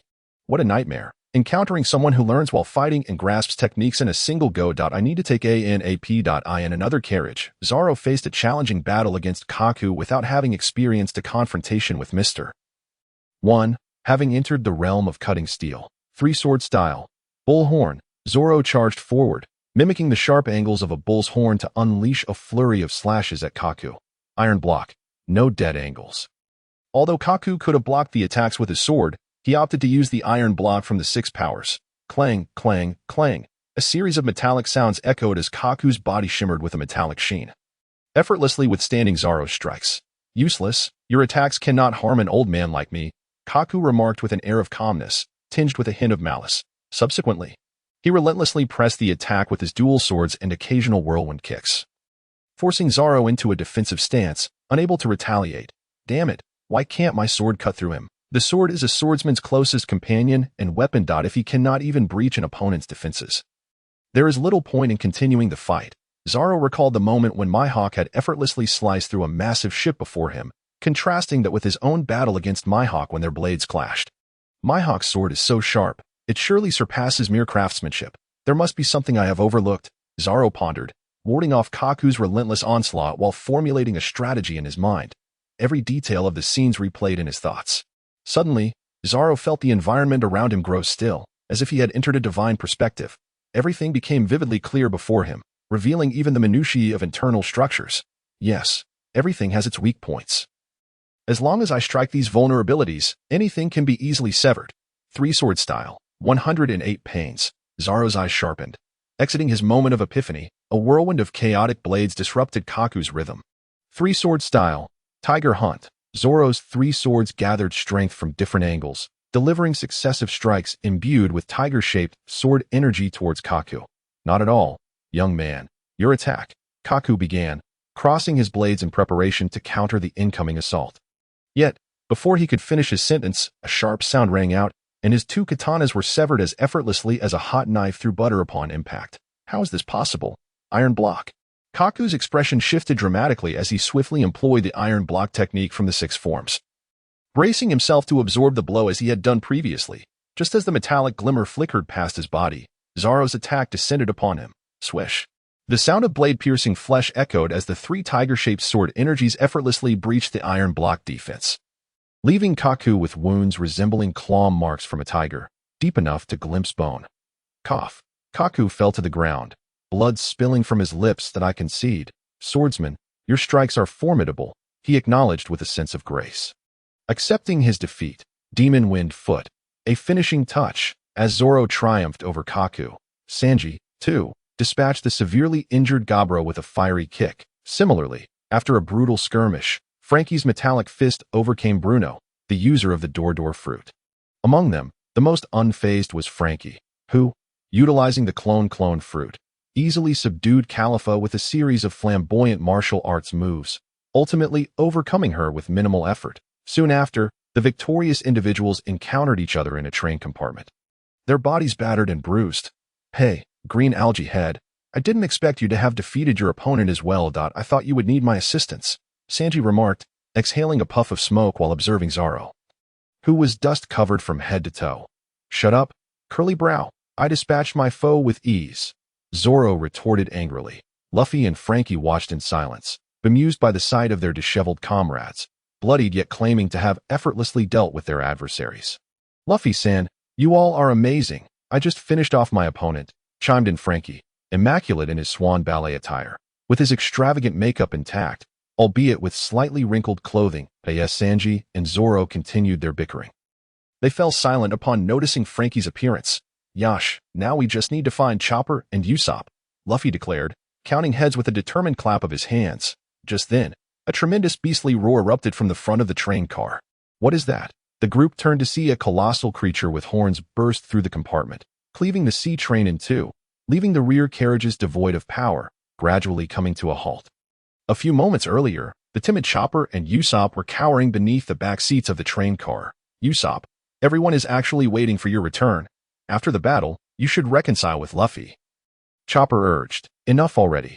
I came along only to avenge the beating we took in the dock. Don't get the wrong idea. Despite his concern for their safety, Usopp's discontent over Luffy abandoning the Going Merry led him to respond with a scowl. Usopp, we all miss the Going Merry, Chopper attempted to reason, but was interrupted by a voice nearby. Hey, there are two little mice hiding here. The figure of the headless owl pointed beneath the seats. Where? Where? Let me see. The lion of the beast leaned down, peering through the gap. Indeed, he spotted Usopp and Chopper concealed below. You really know how to hide. But unfortunately for you, you've been discovered, he declared, his wild hair extending towards them. Usopp, run. We've been found, Chopper exclaimed, darting out with remarkable speed, but he was halted by Usopp's voice calling him back. Hey, monster, put me down. Usopp dangled helplessly in the air, ensnared by the lion's hair, though fear gripped him. The adventures he had endured had fostered growth within him. He brandished his slingshot and fired a projectile at the lion. Bang! The projectile struck the lion. I've been hit. I'm going to die. The lion feigned injury, clutching his chest, but his expression quickly shifted to one of amusement as his metallic body glimmered. Unfortunately, you won't be able to kill me. Not injured? Usopp and Chopper were left dumbfounded, having never witnessed such a display of resilience. This is one of the Navy's 6 forms. Iron Block, which significantly enhances one's defensive capabilities, the lion boasted, reveling in their astonishment. After years of training on land and sea, and with guidance from a master, I have finally reached a level where I can control every cell in my body. Such an impressive sensation, Usopp and Chopper gulped, unable to fathom the terrifying potential of techniques honed over such a lengthy period. In truth, I am only 34 years old, and this technique is the ultimate secret of the Navy's 6 forms. Life return, the headless owl interjected, quickly zipping his mouth shut in fear of the lion's ire. It matters not that you know. Life return, lion's pincer, with his playful demeanor fading, the lion's unruly hair transformed into numerous fingers, lunging towards Usopp, who hung helplessly in the air. Usopp, Chopper shouted, immediately swallowing a rumble ball to complete his transformation. Racing towards Usopp in an attempt to save him before the attack could land. Your opponent is me. Life return chaos punch. The headless owl blocked Chopper's path, delivering erratic blows that hindered Chopper's advance. In that fleeting moment, the lion's pincer struck Usopp, who was unable to evade the onslaught. Thud, thud, thud. The barrage of strikes caused Usopp's body to cave in, rendering him unconscious. Yet the lion showed no sign of halting his assault. Usopp. Chopper's heart sank at the sight, and he summoned all his strength. However, the headless owl's defenses held firm, and even Chopper's has failed to yield a decisive advantage. Get out of the way, Chopper growled. Noting the pool of blood gathering beneath Usopp, that he understood that if the lion's attacks continued unchecked, Usopp's life would be in grave danger. But I cannot allow you past, the headless owl declared, using Iron Block while spinning rapidly towards Chopper.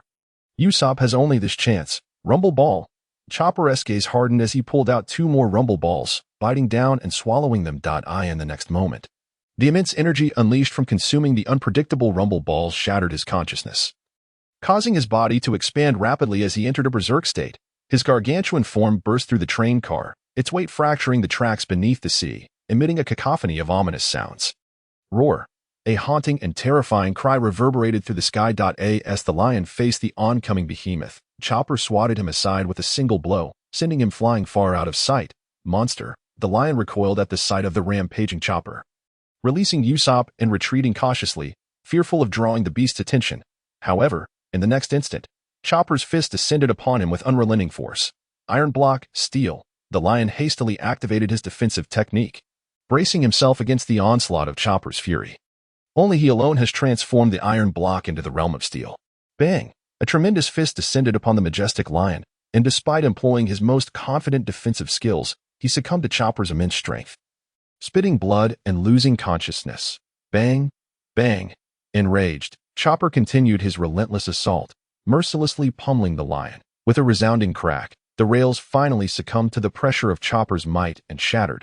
Ultimately, a series of carriages, along with the crowd that had rushed to the scene, plunged into the SEA.AS. A power user, Luffy, along with Frankie, sank into the depths, only to be rescued by Zoro and Sanji. That's Chopper and Usopp. Hey, Frankie, hurry and save them. Luffy, perched on Zoro's back, urgently called out to Frankie upon spotting Usopp floating on the surface and Chopper, who had transformed into a colossal beast, submerged in the water. Leave it to me. Frankie twisted his wrist and launched his hands toward Usopp and Chopper, grasping them and pulling them back. we have to swim all the way back from such a distance. And Frankie, even if you don't look like this, I wouldn't abandon you. Sanji, floating on the water with Frankie on his back, shouted to Frankie, who had transformed into a woman. Are you doubting my character? Frankie retorted, but there was no choice. The track was broken, and they could only swim back. Zoro carried Luffy, expressing his concern about the exhaustion he had already endured from the previous battle. Now, he was uncertain if he could manage to swim back to Water 7 while carrying someone. Look, just then, Luffy, sitting high and seeing far, suddenly spotted a very familiar ship floating on the distant sea. The Going Merry. A look of delight spread across Luffy's face as he waved his arms at the ship. How is this possible? In disbelief, the Straw Hat crew watched as the unmanned Going Merry sailed straight toward them. Eventually, the Going Merry brought everyone back to the port of Water 7. Just as the last person stepped ashore. The Going Merry emitted a crisp sound and split apart in the middle, revealing a massive crack. Going Merry, Usopp and Chopper, slowly regaining consciousness, shouted at the sight. I am truly happy to have shared so many joyful moments with everyone. But alas, this is my final journey with you. An ethereal voice echoed from nowhere, resonating in the ears of all present. Going Merry. Upon hearing this voice, the members of the Straw Hat Pirates were moved to tears. Their minds flooded with memories of their adventures aboard the Going Merry. It is said that only ships that have experienced heartfelt companionship can give birth to a ship spirit, allowing it to depart in peace. It can no longer travel safely with you. Frankie, gazing at the Going Merry, advised Luffy and the others. Since the appearance of the unmanned Going Merry, he had maintained his silence. He had only heard of the ship's spirit in stories. And this was his first time witnessing it. This clearly illustrated the profound bond between Luffy and his crew and the Going Merry. Yet, this was a ship destined to sink, a companion they were fated to lose. Going Merry, watching the ship split in two and hearing the ethereal farewell, Usopp, no matter how unwilling, had to accept the reality of the Going Merry reaching the end of its life, accompanied by Luffy casting aside a torch. The Going Merry slowly sank into the depths of the sea as everyone bid a tearful farewell, due to the Straw Hat crew's rescue of Frankie, even though they lacked sufficient berries. Frankie decided to repay them by constructing a ship from Adam's tree. As for Luffy's invitation, Frankie didn't hesitate to decline outright. He had the support of his mentor, Iceberg, in Water 7, and there were companions from the Frankie family who needed his care. Why would he go out to sea and become a pirate? In the following days, Frankie poured his heart and soul into crafting a perfect masterpiece, a culmination of his skills. This is the new ship I have built for you. And now it's time to witness the miracle. On the day the new ship was launched, Frankie led the crew to the mysterious giant object draped in a tarp. As he spoke, he pulled away the covering. Wow, it's incredible. What a beautiful ship. It's so big. The crew expressed their admiration, especially Luffy and Chopper, whose eyes sparkled with excitement. This is my proud masterpiece, and I have named it the Thousand Sunny. Seeing the crew's satisfaction, Frankie joyfully introduced the ship's features and some of his designs. Now that the new ship is ready, you can set sail. I wish you all the best in achieving your dreams. The port. After Frankie concluded his words, he turned to leave the ship. Luffy and the others exchanged knowing smiles. In the next moment, as if in agreement, they simultaneously sprang into action, swiftly pinning Frankie down. Luffy's arms and legs stretched, wrapping around him several times. Hey, you bunch of idiots, let me go. Frankie, securely bound, lay on the deck, struggling but exerting little effort. When the Thousand Sunny was just completed, Iceberg had sought him out for a private conversation. The world government would never allow the design of the ancient weapon, Pluton, to fall into the wrong hands. They would do everything in their power to obtain it, even if he had destroyed it in front of them.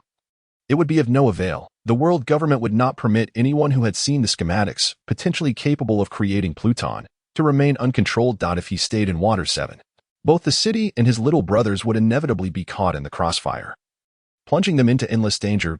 He had already prepared himself to join the Straw Hat Pirates. A crew capable of giving birth to a ship spirit would surely be far from dull. He had simply rejected their invitation before, feeling a bit embarrassed. Being forcibly taken aboard like this wasn't so bad after all. Iceberg, everyone, leave Frankie to us. We will take good care of him. Luffy waved goodbye to Mayor Iceberg on the shore and Frankie's admirers. Frankie, we will miss you. The Frankie family bid a tearful farewell. Mayor Iceberg, true to his name, simply watched in silence. Toot, the Thousand Sunny sounded its horn, bidding farewell to their friends in Water 7 as its power system came to life and began to move slowly. At that moment, a voice resonated in everyone's ears. I am so happy to continue traveling with you all. Let us set off toward our dreams together. An ethereal and elusive voice filled the air. and an invisible shadow, unseen by anyone, swiftly traversed the deck of the Thousand Sunny, gently brushing past each person. Going merry. It's going merry. Did you hear that?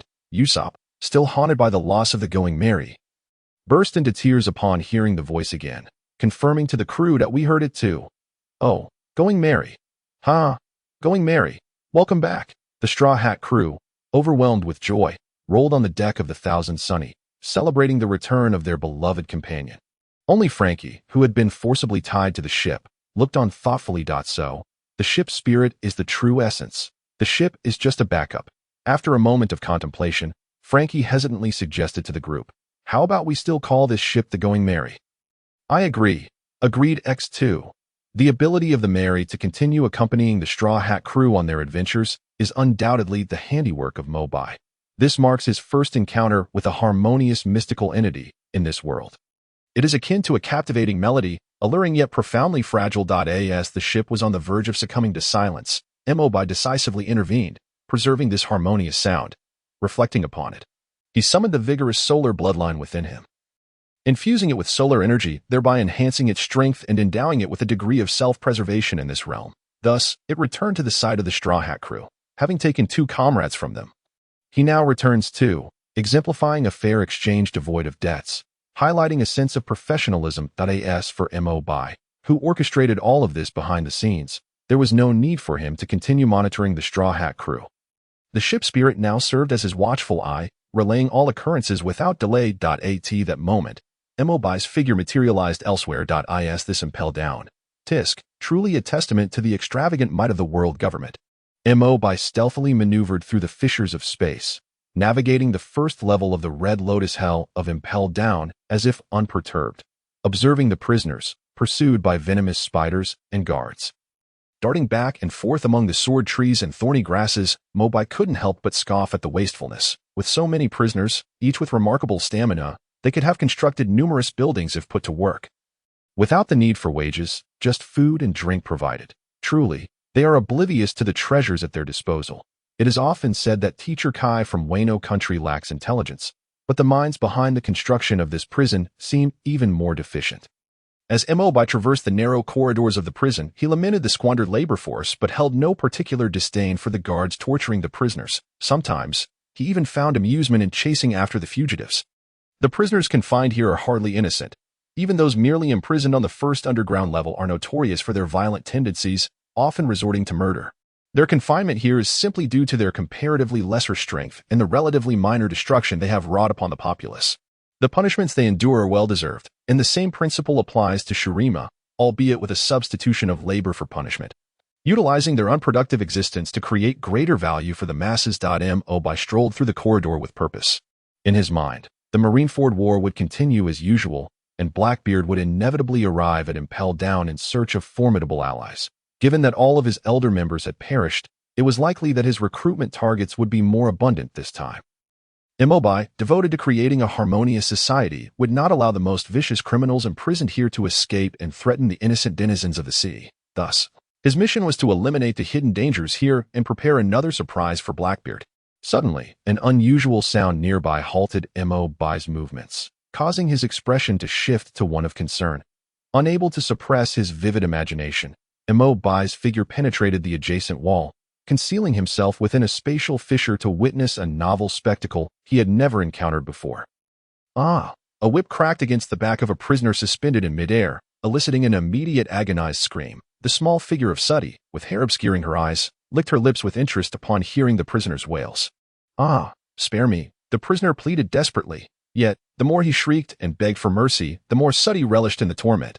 Whether it was mere interest or a twisted hobby, she thoroughly enjoyed her role in the interrogation process. A guard stationed at the door wished to interject, but upon hearing the agonizing cries, he ultimately chose silence. It was only when the prisoner fainted from the lashes that Sooty, still unsated, decided to cease her actions. Take him away, but rest assured, I left him with a breath. He truly is resilient. Not uttering a word, Sooty remarked, observing the guards who seemed hesitant to speak. The 2 guards at the door said nothing, lowering their heads as they dragged the unconscious prisoner away, almost in flight. Sooty was truly ruthless. She hadn't even asked the prisoner any questions, which was undoubtedly intentional, merely to satisfy her peculiar penchant. Once they had distanced themselves, Guard A dared to wipe the cold sweat from his forehead, muttering softly, "Perhaps it was accidental." Guard B defended, "What do you know, you newcomer? I've been here for years and have never seen Suddy question a prisoner." This was undoubtedly intentional, Guard A asserted, citing his experience to conclude the matter. Upon hearing this, Guard B immediately recoiled, falling silent. Afterward, as if struck by some psychological trigger, he trembled uncontrollably upon encountering the matron guard. Once the guards departed, Suddy, still trembling, leaned against the table, savoring the sensations from earlier, observing the torment from a distance. Immobile ensured the interrogation room's door was securely locked from the inside before revealing himself before Suddy. "Care for a bit of fun? Though we must switch roles from earlier," Immobile proposed, his gaze sweeping over the instruments of torture in the room, a faint smile gracing his lips. His fingers lightly caressed Suddy's jawline. His curiosity piqued. Such a scenario, set in this environment, was an experience he and Robin had never attempted. Even before it commenced, his excitement surged. "Intruder," Suddy gasped upon seeing Immobile suddenly appear before her. Her heart racing as she struggled to comprehend the presence of an intruder who had arrived without a trace. Although she knew she should call for the guards, her body betrayed her, compelling her to immerse herself in the unfolding scenario. "Humph. What will you do?" Suddy exhaled, her face flushed with a noticeable hue. Such behavior and words clearly indicated her intentions at this juncture. Immobile had no intention of letting the opportunity slip away. The interrogation room was filled with an array of Suddy's instruments, silks, clamps, and an overwhelming variety of other tools. Although Immobile had never engaged with such implements, he had certainly lived through the information explosion of the digital age, where understanding often hinged on experience. Now, Immobile found himself presented with the chance to practice that. Soon, the screams of the original owner of the room echoed through the interrogation space, observing Suddy, who had already succumbed to unconsciousness before even participating. Immobile contemplated for a moment before exchanging for the legacy of Soraka, the child of the stars from the system. "Ding. You have acquired the legacy of Soraka, the child of the stars. Soraka is a wanderer from the celestial realm. She forsook her immortal divinity to protect the mortal races from the harm of their own violent instincts. She bestows compassion and mercy upon every soul she encounters." Subsequently, Immobile placed his hand upon Suddy, emerald light spiraling across her form, visibly restoring her to her original state. As he beheld this familiar scene, he involuntarily uttered, "Optimization." Soraka's healing was comprehensive, under the influence of her restorative power. Suddy swiftly regained her senses. The first thing she did upon awakening was gaze at the instruments laid out on the interrogation table. Noticing Suddy's reaction, Immobile's displeasure grew. "You fainted with delight. And I am left here waiting. Let us set these aside for now. I'm quite irate," he declared, sweeping the instruments off the table before silencing Suddy's attempts to speak. Surely, his ascended form, tempered by solar power, was far more formidable than these trinkets. Thus, under the relentless optimizations administered by, Little found herself incapable of even fainting, and the next scene was hauntingly familiar. "Optimization. Master, I am utterly exhausted," Little lamented, her body limp as she lay on the table, her tone almost pleading. "Then let us grant you a moment of respite," replied, his fingers gently entwining in her hair, his voice imbued with a surprising benevolence in response to her soft entreaty. Having unlocked a new facet of gameplay within the oppressive confines of the deep-sea prison, felt a remarkable lightness enveloping him. After tidying up the surroundings and learning of Deputy Warden's whereabouts from Little, departed the interrogation chamber. His target this time was in the original narrative, this man, ensnared by lust and ambition, constantly sought to shift all blame onto his superior in a bid to usurp his position. While this inclination revealed his untrustworthiness, rendering him unfit for high office, musings remained mere thoughts, devoid of action. Even when besieged by the notorious, and despite sustaining grave injuries, he still managed to rise again. Clinging to the resolve to fight until his body could no longer withstand. He was an imperfect minor character, yet one endowed with a resilient spirit and a heart that yearned for something greater. How enviable, seated regally in a grand chair, his visage dark as a malevolent specter, rested his chin on his hand, lost in reverie about the various scenarios in which he ascended to the role of warden. The deputy warden, that position is tantamount to the warden's. Saluted while dutifully reminding him, "One day, it shall be mine," replied nonchalantly, never concealing his ambition, even in the presence of warden, often letting slip his desires for ascension. Noting demeanor, ceased her remarks. Such scenes had unfolded countless times before. Warden spent the majority of his day isolated in the cavernous lavatory, detoxifying, while seized every opportunity to bask in the prospect of occupying the coveted position. The duties within the underwater prison were predominantly tranquil, with the arrival of new inmates occurring at fixed intervals each month. Upon careful reflection, it became evident that indeed spent more time in the warden's office than anyone else. As indulged in his fantasies, followed the route provided by Little and boldly approached him, enticingly stating, "Do you wish to claim the position of warden for yourself?" With a grin of anticipation, S' expression morphed into that of a lovesick fool. Envisioning himself as the warden, basking in the adulation of many deity that moment, alerted by his words, scanned the surroundings, attempting to locate the source of the voice, while simultaneously pressing against the wall to activate the alarm bell. Ring, ring, ring. A cacophony of piercing bells erupted throughout the advancing city. Snapping from his reverie, he quickly grasped his trident. Intruder, or perhaps a fleeing inmate, trident raised, scanned his surroundings, his somber visage betraying a serious demeanor, regardless of who you are. "I shall not allow your escape. Surrender at once." In the face of their vigilance, stepped forth from the spatial rift before them and reiterated, "Do you not desire to occupy the position of warden that you so covet?" "Intruder, I shall personally attain the warden's position. For now, remain here in the prison." Chose to disregard S' words and thrust his trident toward him. Like an illusion in water, S' attack failed to connect.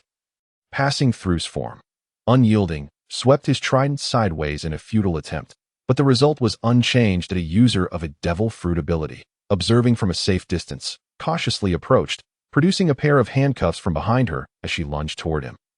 "Gotcha." As she closed in, her face blossomed with a triumphant smile, only for her expression to freeze in disbelief the next moment. The anticipated contact was non-existent. S' figure seemed to transcend the very fabric of reality. In a fleeting moment, propelled forward by her own momentum, passed through his form and plummeted toward the ground. Extended his hand, catching and preventing her face from meeting the unforgiving floor. "Be careful. Do not mar your appearance." The imagined pain failed to materialize, and, momentarily taken aback, realized she had been saved by, who even offered her a word of caution, leaving her bewildered. "We seem to be apprehending you, don't we? Is this truly acceptable?" Thank you." Finally managed a grateful response. Then, she swiftly secured the handcuffs around his wrist. "Do take care. I am the head guard here. Given your amiable disposition, I shall ensure you receive some leniency once inside." Adjusted her attire and nodded affirmatively. "Well done. Take him below." Hehehe. The advancing city has encountered a formidable invasion, and under the illustrious leadership of Warden, we have successfully captured the intruder. With such an achievement, the warden's position draws ever closer, does it not? Aha! As spoke, he envisioned himself ascending to the role of warden, his hands on his hips as he erupted into hearty laughter. "Hey, if you're going to steal the credit, at least wait until I leave," retorted, covering her face in exasperation. The dynamics of their work were troubling. Their superior was often absent for an entire month, while this second-in-command was perpetually scheming for top position. "Do not treat me as if I am invisible," interjected, drawing the attention of both in astonishment. They beheld as casually slipped his hands through the handcuffs. Staring at the handcuffs he held, felt a profound sense of confusion. How could such an essential item be absent from Little's assortment of props? "I shall not be returning these handcuffs," he declared, shaking his head. He then stowed the handcuffs within a spatial ring, contemplating trying them out again with Little later. That has no effect on you," and gaped in disbelief at who, despite possessing an exceptional ability to evade attacks, was seemingly immune to the suppressive effects of the. In the next moment, both recalled the widely circulated tales of the Wind Goddess, who, despite her extraordinary abilities, was not classified as a user of such powers, a fearsome entity who had vanquished the legendary pirate at the tender age of 16. "To be frank, I have come to the advancing city with the intent to kill." Gazed at the two, who were momentarily rendered speechless, and smiled. "Whom do you intend to kill?" S' throat constricted slightly. He wondered whether could withstand such an entity, one who bore the weight of a name synonymous with divinity at sea, likely incapable of enduring the onslaught. "Which inmate on the 3rd level?" Before could respond further, interjected eagerly. "Just a couple of inmates will suffice. I merely wish to expedite your departure," stated with calm assurance. "All of them?" Was left dumbfounded, his face a mask of incredulity. How many individuals resided on the lower levels? Moreover, the inmates confined in the 6th level, the infinite hell, were notorious figures, erased from history due to their extreme malevolence. Even the ruthlessly cruel would likely refrain from such declarations, The gentle smile that had perpetually graced face transformed into a chilling symbol of merciless intent. Impossible. If that were the case, what purpose would the advancing city serve? I can unilaterally offer you 2 or 3 inmates from the 5th level. His countenance darkened with anger, yet he understood that all his measures would be futile against. It was better to negotiate than to be left with nothing. That I am not here to negotiate. I am here to inform you to conjure a lantern adorned with a hook and chain. Allow me to present you with a gift. Warden. Having spoken, Enel cast the object towards Hannibal, his figure slipping into the rifts of space, vanishing before the two. Reacting instinctively, Hannibal caught the hook-chain lantern that had been thrown at him.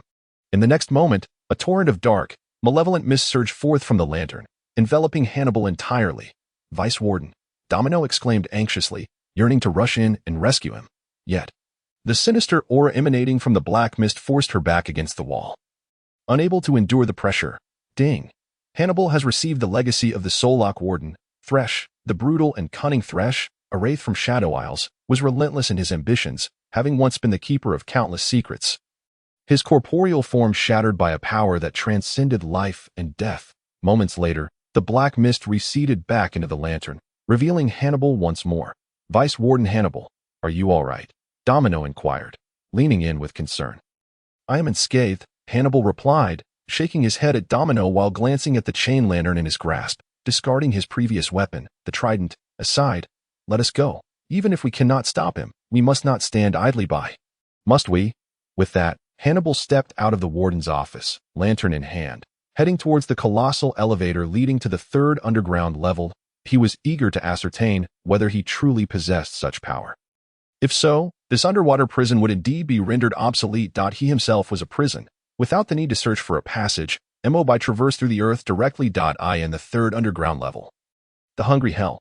Here, the guards seldom provided the prisoners with food or warmth, leaving most in a state of near death, suffering from hunger and cold.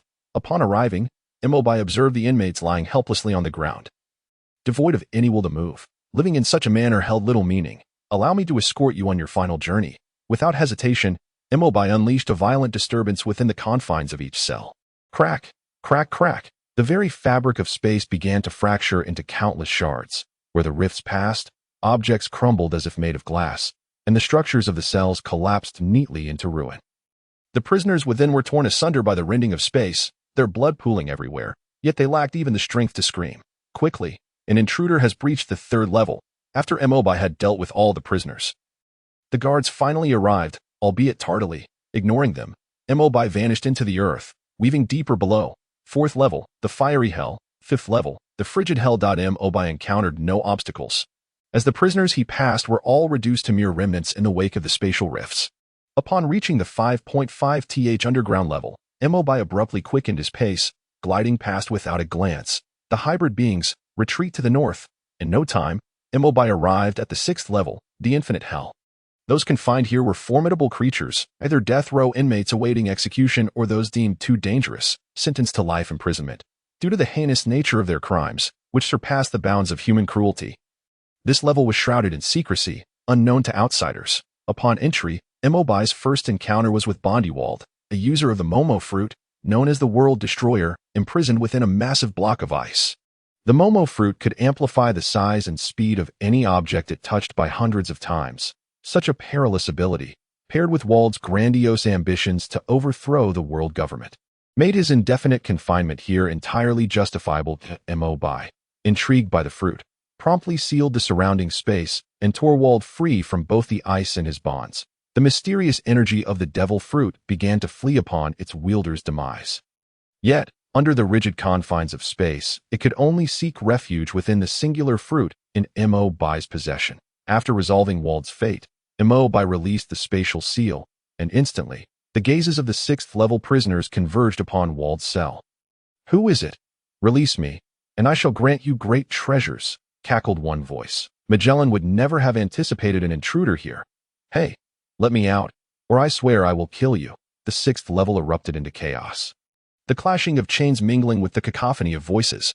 Although the intruder remained unseen, the upheaval clearly signified an incursion into Impel Down.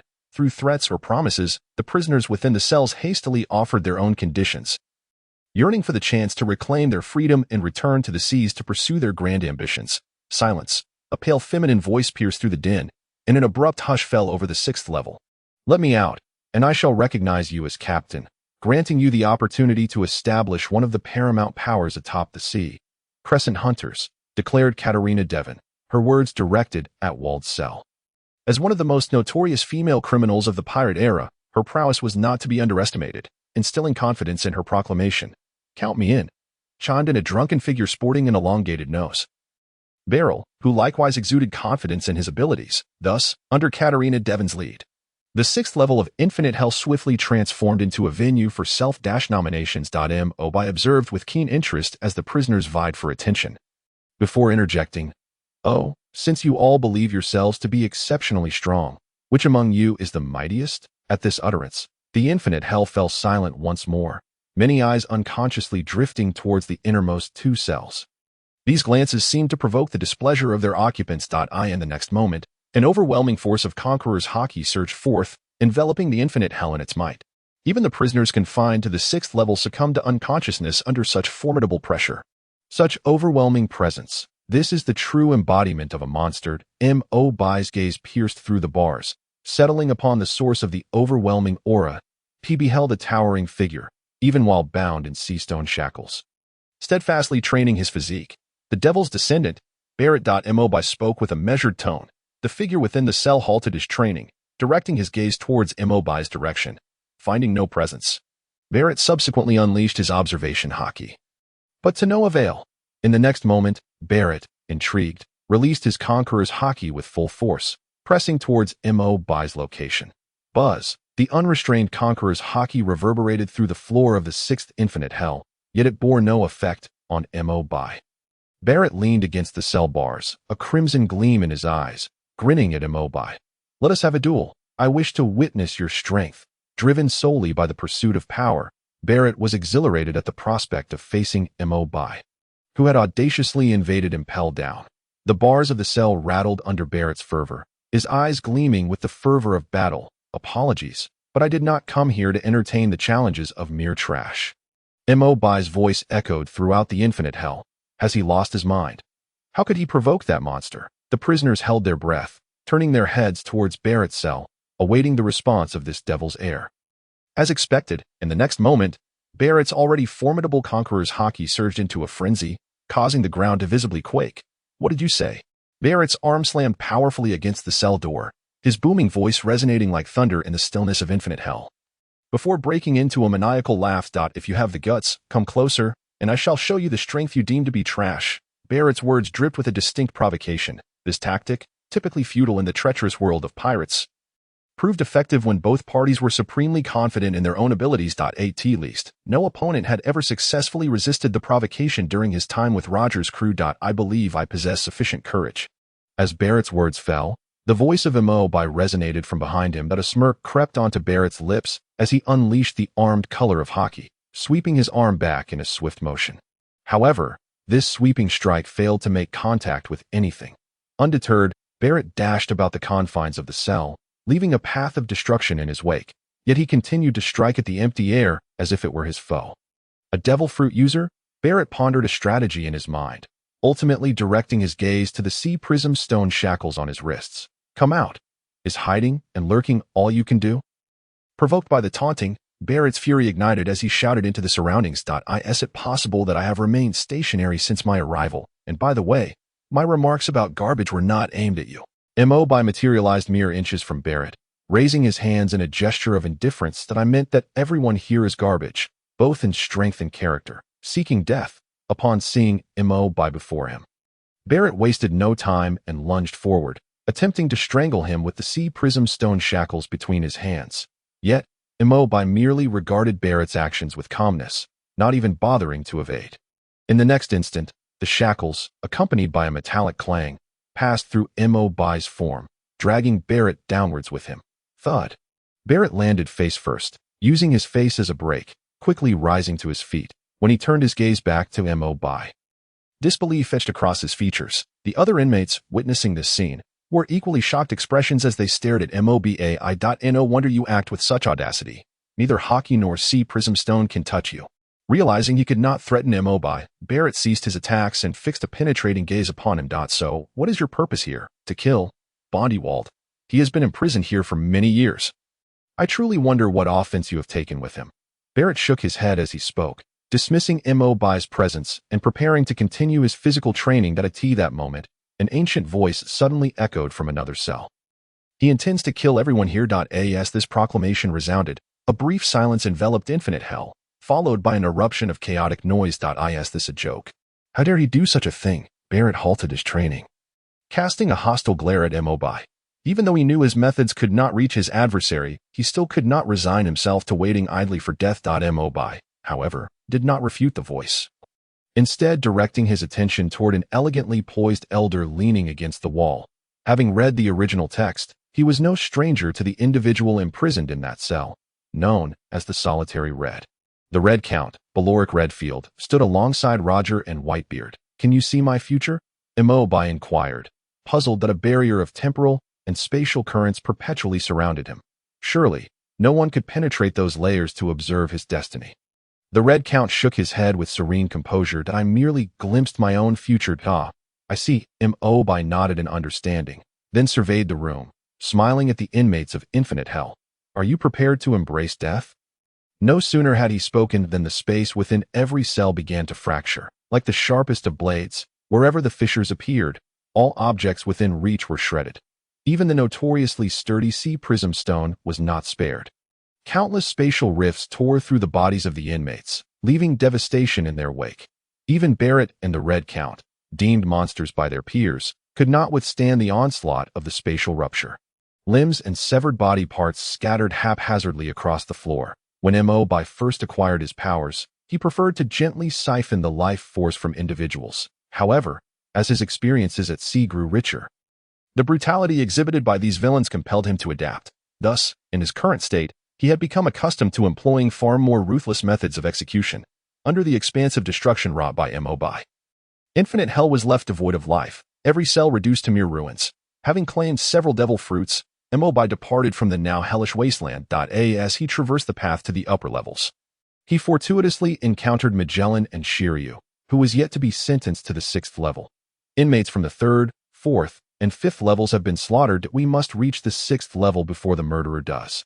The fates of these prisoners are of no consequence. However, some possess particularly troublesome abilities, and should they emerge upon the seas, it would spell further chaos. Magellan, his countenance grim, spoke to Shiryu about the gravity of the situation. He had been in the restroom when the alarm rang. In the brief moment it took to fasten his pants, he emerged to discover that several layers of inmates had been slaughtered.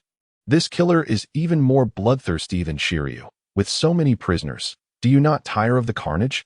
Shiryu silently followed behind Magellan. Upon receiving this news, he hastily rushed to the 3rd level, only to be greeted by a horrific scene of severed limbs and remains, each wound peculiarly neat, prompting even the swordsman within him to concede defeat. As he continued to the 4th and 5th levels, he ran without encountering the murderer, only to find a landscape of ruin. Moreover, this individual was so ruthless that they had cleaved through the very cells. Thinking of this, Shiryu instinctively recoiled. Warden, you know all the monsters confined to the 6th level. The murderer would only be courting disaster there. Shiryu addressed Magellan, accustomed to tormenting prisoners within the 3rd to 5th levels, aware that the monsters held in the 6th level were no easy prey. The sea prism stone merely limited the troublesome abilities of devil fruit users, leaving their physical prowess intact. Yet, those imprisoned within were not solely users of abilities. Many possessed the Conqueror's Haki. It is vital to note that even during routine inspections, only a handful of individuals are capable of reaching the 6th level to assess the inmates. Do not underestimate the situation.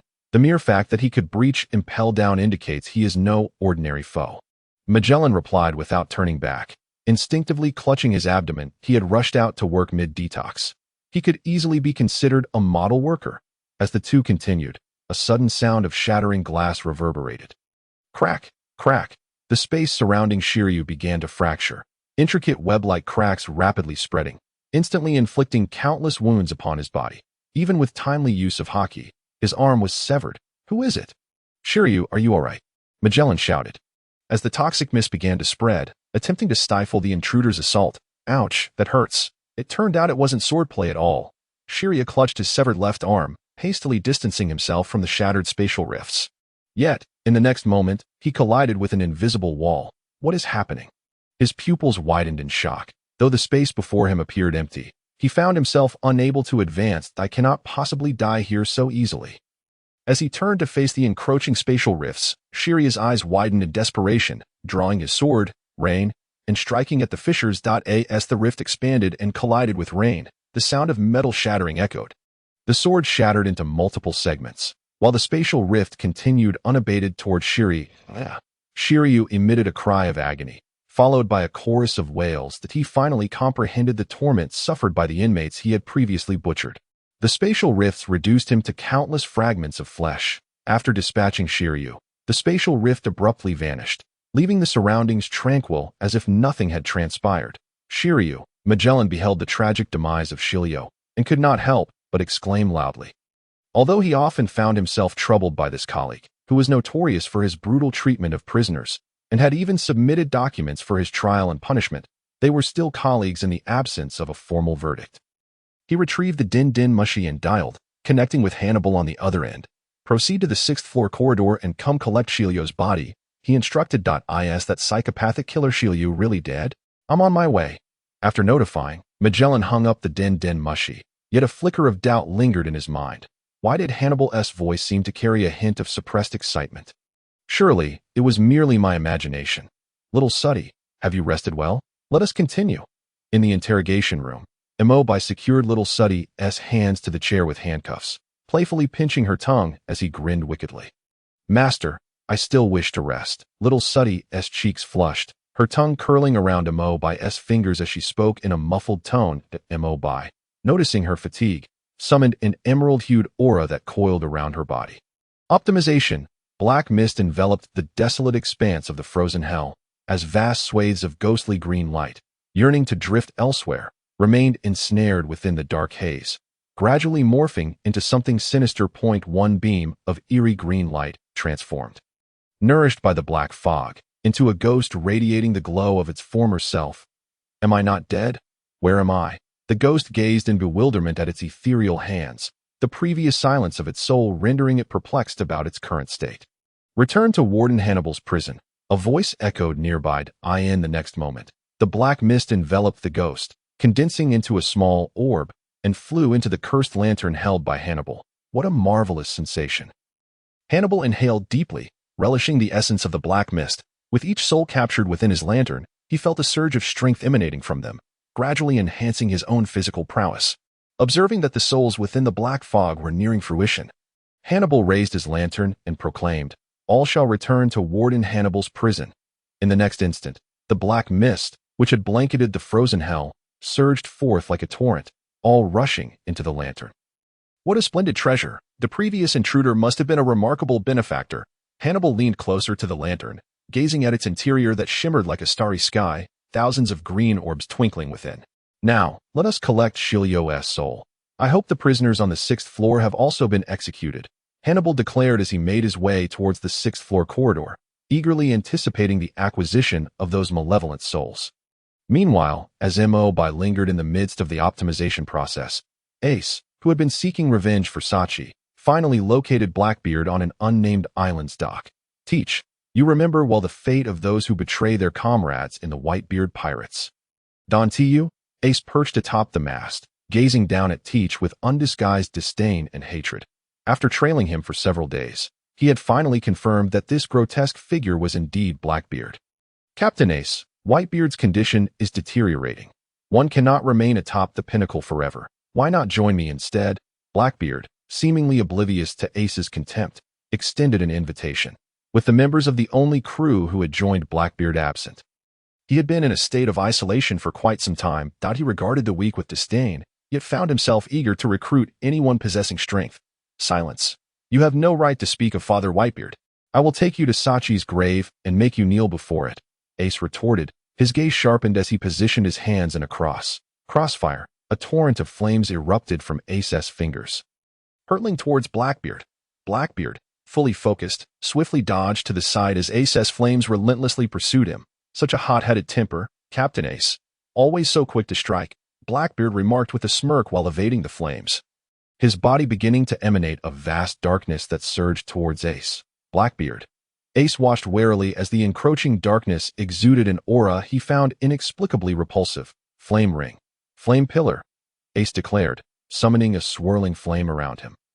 The flame seized the surrounding space and shot upwards towards the sky, then descended upon Blackbeard with devastating force. As the flames made contact with the ground, the energy within erupted, sending tongues of fire lashing outwards, reducing the surrounding structures to ruins. However, to Ace's astonishment, this ferocious assault was devoured by the darkness upon contact, as if a stone cast into the ocean, its terrifying might swallowed whole and rendered formless. Ha ha ha. Do you understand now? Ace, this is the power I have acquired. Blackbeard laughed heartily at Ace's stunned expression. Before he could utter more, a multitude of green firefly-like lights appeared around him. Before he could comprehend the situation, Ace's voice rang out. Firefly Dama. Ace conjured numerous small fireballs resembling fireflies that floated around him. Ace's words fell. The fireballs converged upon Blackbeard, subsequently erupting in a fierce explosion. Ah, it's so hot, so hot. Blackbeard collapsed amidst the blast, rolling on the ground as the flames seared his body, eliciting cries of pain. Blackbeard hastily unleashed the darkness to consume the flames clinging to him. Finally finding some relief, the gravitational pull of darkness can accurately absorb the gravitational force of the user, he gasped, rising to his feet, his gaze fixated on Ace like a ravenous wolf. In the next moment, tendrils of darkness sprouted behind him, exerting a massive gravitational force that pulled Ace towards him, culminating in Blackbeard seizing him with a single hand. You see, Ace, my body, Blackbeard proclaimed with a triumphant smile. His infatuation with the dark fruit had led him to languish in the Whitebeard pirates for over 2 decades, all for the sake of acquiring the power of this notoriously perilous Logia-type devil fruit, capable of countering all abilities like Sea Prism Stone. Could it be? Ace's eyes widened in realization. Grasping the implication behind Blackbeard's gaze, he attempted to utilize his elemental transformation in disbelief, only to find the fruit's powers utterly inaccessible. In the next moment, Blackbeard's fist came hurtling towards Ace, as if to flaunt his newfound abilities, his punch devoid of hockey. Bang! Ace bent under the force of Blackbeard's strike, then swiftly soared into the debris, crashing onto a stone. Cough cough, Ace spluttered, expelling blood. Seizing the opportunity before Blackbeard could engage him again, he swiftly formed a cross with his hands. Crossfire. The flame shot forth, aimed directly at Blackbeard. Yet, before they could touch him, they were consumed entirely by the dense darkness surrounding him. Ace, I offer you one final chance. Join me in seizing the world. I have meticulously planned the path to dominance. The era of Whitebeard has come to an end, Blackbeard declared, gazing at Ace, bloodied and battered, extending one last invitation. Ace, who had received an invitation from the Shichibukai shortly after setting sail and had battled Jinbe for 5 days and nights to a standstill, was precisely the powerful ally Blackbeard yearned for. However, as an ambitious individual with a clear objective, he would not squander excessive time on a single person. To succumb to power would be to forfeit his manhood. I shall not allow regret to mar my life. Do you understand, fool? Ace, in a state of disarray, managed to rise to his feet and addressed Blackbeard. He had foreseen his own defeat, yet he would never acknowledge a traitor like Blackbeard, who betrays his comrades for power. Great Flame Ring, Flame Emperor. At that moment, enormous spiraling flames encircled Ace, swirling majestically to envelop a vast expanse of the sky. Ace's body released spiraling fire, consolidating the surrounding flames until they coalesced into a colossal fireball. Radiant like the sun, he lifted the gigantic fireball and hurled it at Blackbeard. In this era where survival equates to victory, it is truly a pity. Ace. Blackbeard suspected that Ace was mocking his lack of a future, and his expression darkened further. His body began to unleash darkness on a grand scale. The darkness and the immense fireball each consumed half of the sky, transforming the dock into a desolate wasteland under the weight of their titanic clash. As the darkness steadily devoured the light, the energy within the colossal fireball gradually dissipated, ultimately engulfed entirely, while Ace, having expended too much flame, collapsed to the ground, exhausted, and was captured by Blackbeard. Ace. Blackbeard, upon seeing the unconscious Ace, was preparing to strike the fatal blow. Gazing at his face, he couldn't help but recall the rumors circulating within the Whitebeard pirates regarding him being the son of the Pirate King. Gold. Roger. This matter had previously led to a conflict between Squardo and Ace, indicating that it was certainly not baseless, if the son of the man who initiated the Great Pirate Era. Gold. Roger were to be delivered to the Navy, the world government would undoubtedly make a grand spectacle of his public execution to quell the rampant tide of pirates flooding the seas. This would undoubtedly attract the attention of all forces worldwide, creating an opportune moment for an invasion of Impel Down, and Whitebeard would certainly not stand idly by while his son faced death. A monumental clash between the two parties was inevitable. The Navy would find it difficult to decline such an opportunity to eliminate one of the 4 emperors of the sea if fortune favored him. He might even emerge as the greatest behind-the-scenes victor. Ha ha ha. Captain Ace, you have truly delivered unto me a grand gift. Blackbeard laughed joyously, dragging the unconscious Ace, his face alight with delight. He had long awaited the chance to infiltrate Impel Down. And today Hall exceeded his wildest expectations. The world's strongest man, the one dubbed as possessing the ability to destroy the world, the fabled strongest paramecia user. He finally glimpsed the opportunity to seize it. With this thought, Blackbeard retrieved a den mushy that allowed direct communication with the world government, since he became a warlord of the sea. Ring, ring, ring, ring. What business do you have? A distorted electronic voice quickly answered, conveying an unmistakable tone of impatience. Esteemed Gorosei, I indeed have significant news to impart. I have captured the 2nd Division commander of the Whitebeard Pirates, Fire Fist Ace. Although puzzled as to why the den mushy took on a dog-headed form, Blackbeard clearly articulated his message. However, before he could finish, he was abruptly interrupted from the other end. Just a Fire Fist Ace? Hand him over to the Navy directly. You need to inform us of such a trivial matter? I seriously doubt your capability to hold this position. The voice on the other end belonged to a bald, knife-wielding Gorosei, transformed into a canine by a mysterious invader, his temper exacerbated significantly. Had it not been for the language converter developed by Vegapunk, he would still be in a state of barking at anyone he encountered. Although he could speak now, he adhered to a principle of remaining out of sight unless absolutely necessary. Given the den mushy's remarkable mimicking abilities, he felt perpetually on the brink of losing composure as soon as the call was connected. Not at all, Gorosei, Blackbeard exclaimed, taken aback. He had hoped to leverage this identity to infiltrate Impel Down. He quickly elaborated to the den mushy. Fire Fist Ace has another identity. He is the biological son of the Pirate King. Gold. Roger. Is that truly the case? The Gorosei on the other end paused, then quickly sought confirmation from Blackbeard. If this were true, the capture of Gold. Roger's son would carry immense symbolic weight. It would demonstrate the world government's resolve to combat piracy, reminding the nations under its jurisdiction that it remains a formidable force, while also serving as a powerful deterrent to the pirates wreaking havoc on the seas. Look, even the bloodline of the Pirate King has been severed. How long can you ruffians continue to stir trouble? I assure you, this matter is well known among the old crew of the Whitebeard Pirates. Blackbeard, glancing at the still unconscious Ace, spoke with barely contained excitement. You have done well. I will send someone to contact you. Once Ace's identity is confirmed, the world government will grant you a reasonable request. The Gorosei on the other end echoed his excitement. From the dispatch of troops to Sabaody Archipelago, to the subsequent capture of Nami, who possessed mysterious powers beyond the devil fruit, to the invasion of Mariwa by the intruders that turned them into livestock, leading to significant destruction, and the failed search for the blueprints of the Pluton. One piece of good news amidst a slew of calamities. Meanwhile, as Blackbeard communicated with the world government regarding Ace's capture, the defeated members of CP9, under the blame of Commander Spandam, found themselves in a perilous situation, being hunted down by the world government.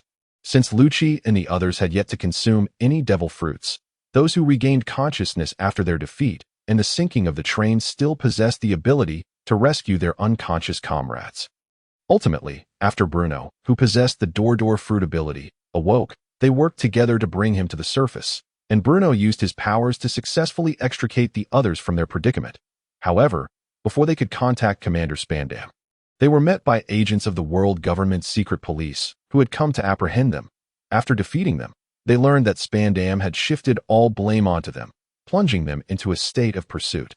Thus, They found themselves evading their pursuers while trying to earn money in passing towns to care for the severely injured Lucci and Kaku. Having not consumed any devil fruits, they refrained from performing, instead earning their keep through manual labor, genuinely sweating for their hard-earned money.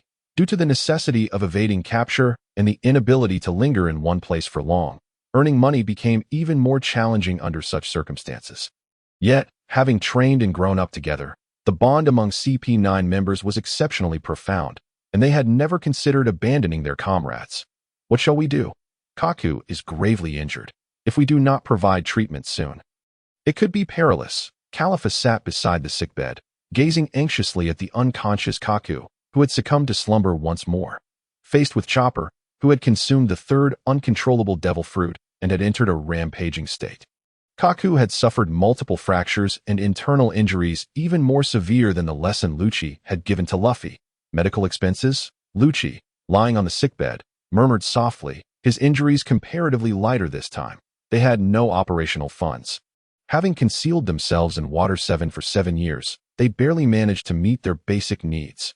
Now, having been abandoned after a single failure and thrust into a situation of being hunted, he found himself deeply questioning the justice of the world government. Indeed, justice. The man who labeled the weak as criminals and had once killed 500 soldiers taken hostage by pirates also harbored his own warped sense of justice, a reverence for necessary evils, and a commitment to dark justice.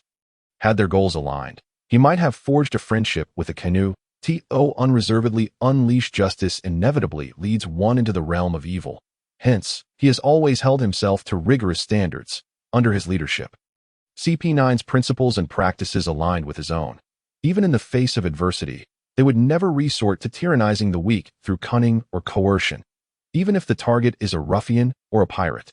The ill-gotten gains will remain untouched. However, if such action could save a comrade, then, with his eyes shut, Lucci appeared to be enduring immense torment.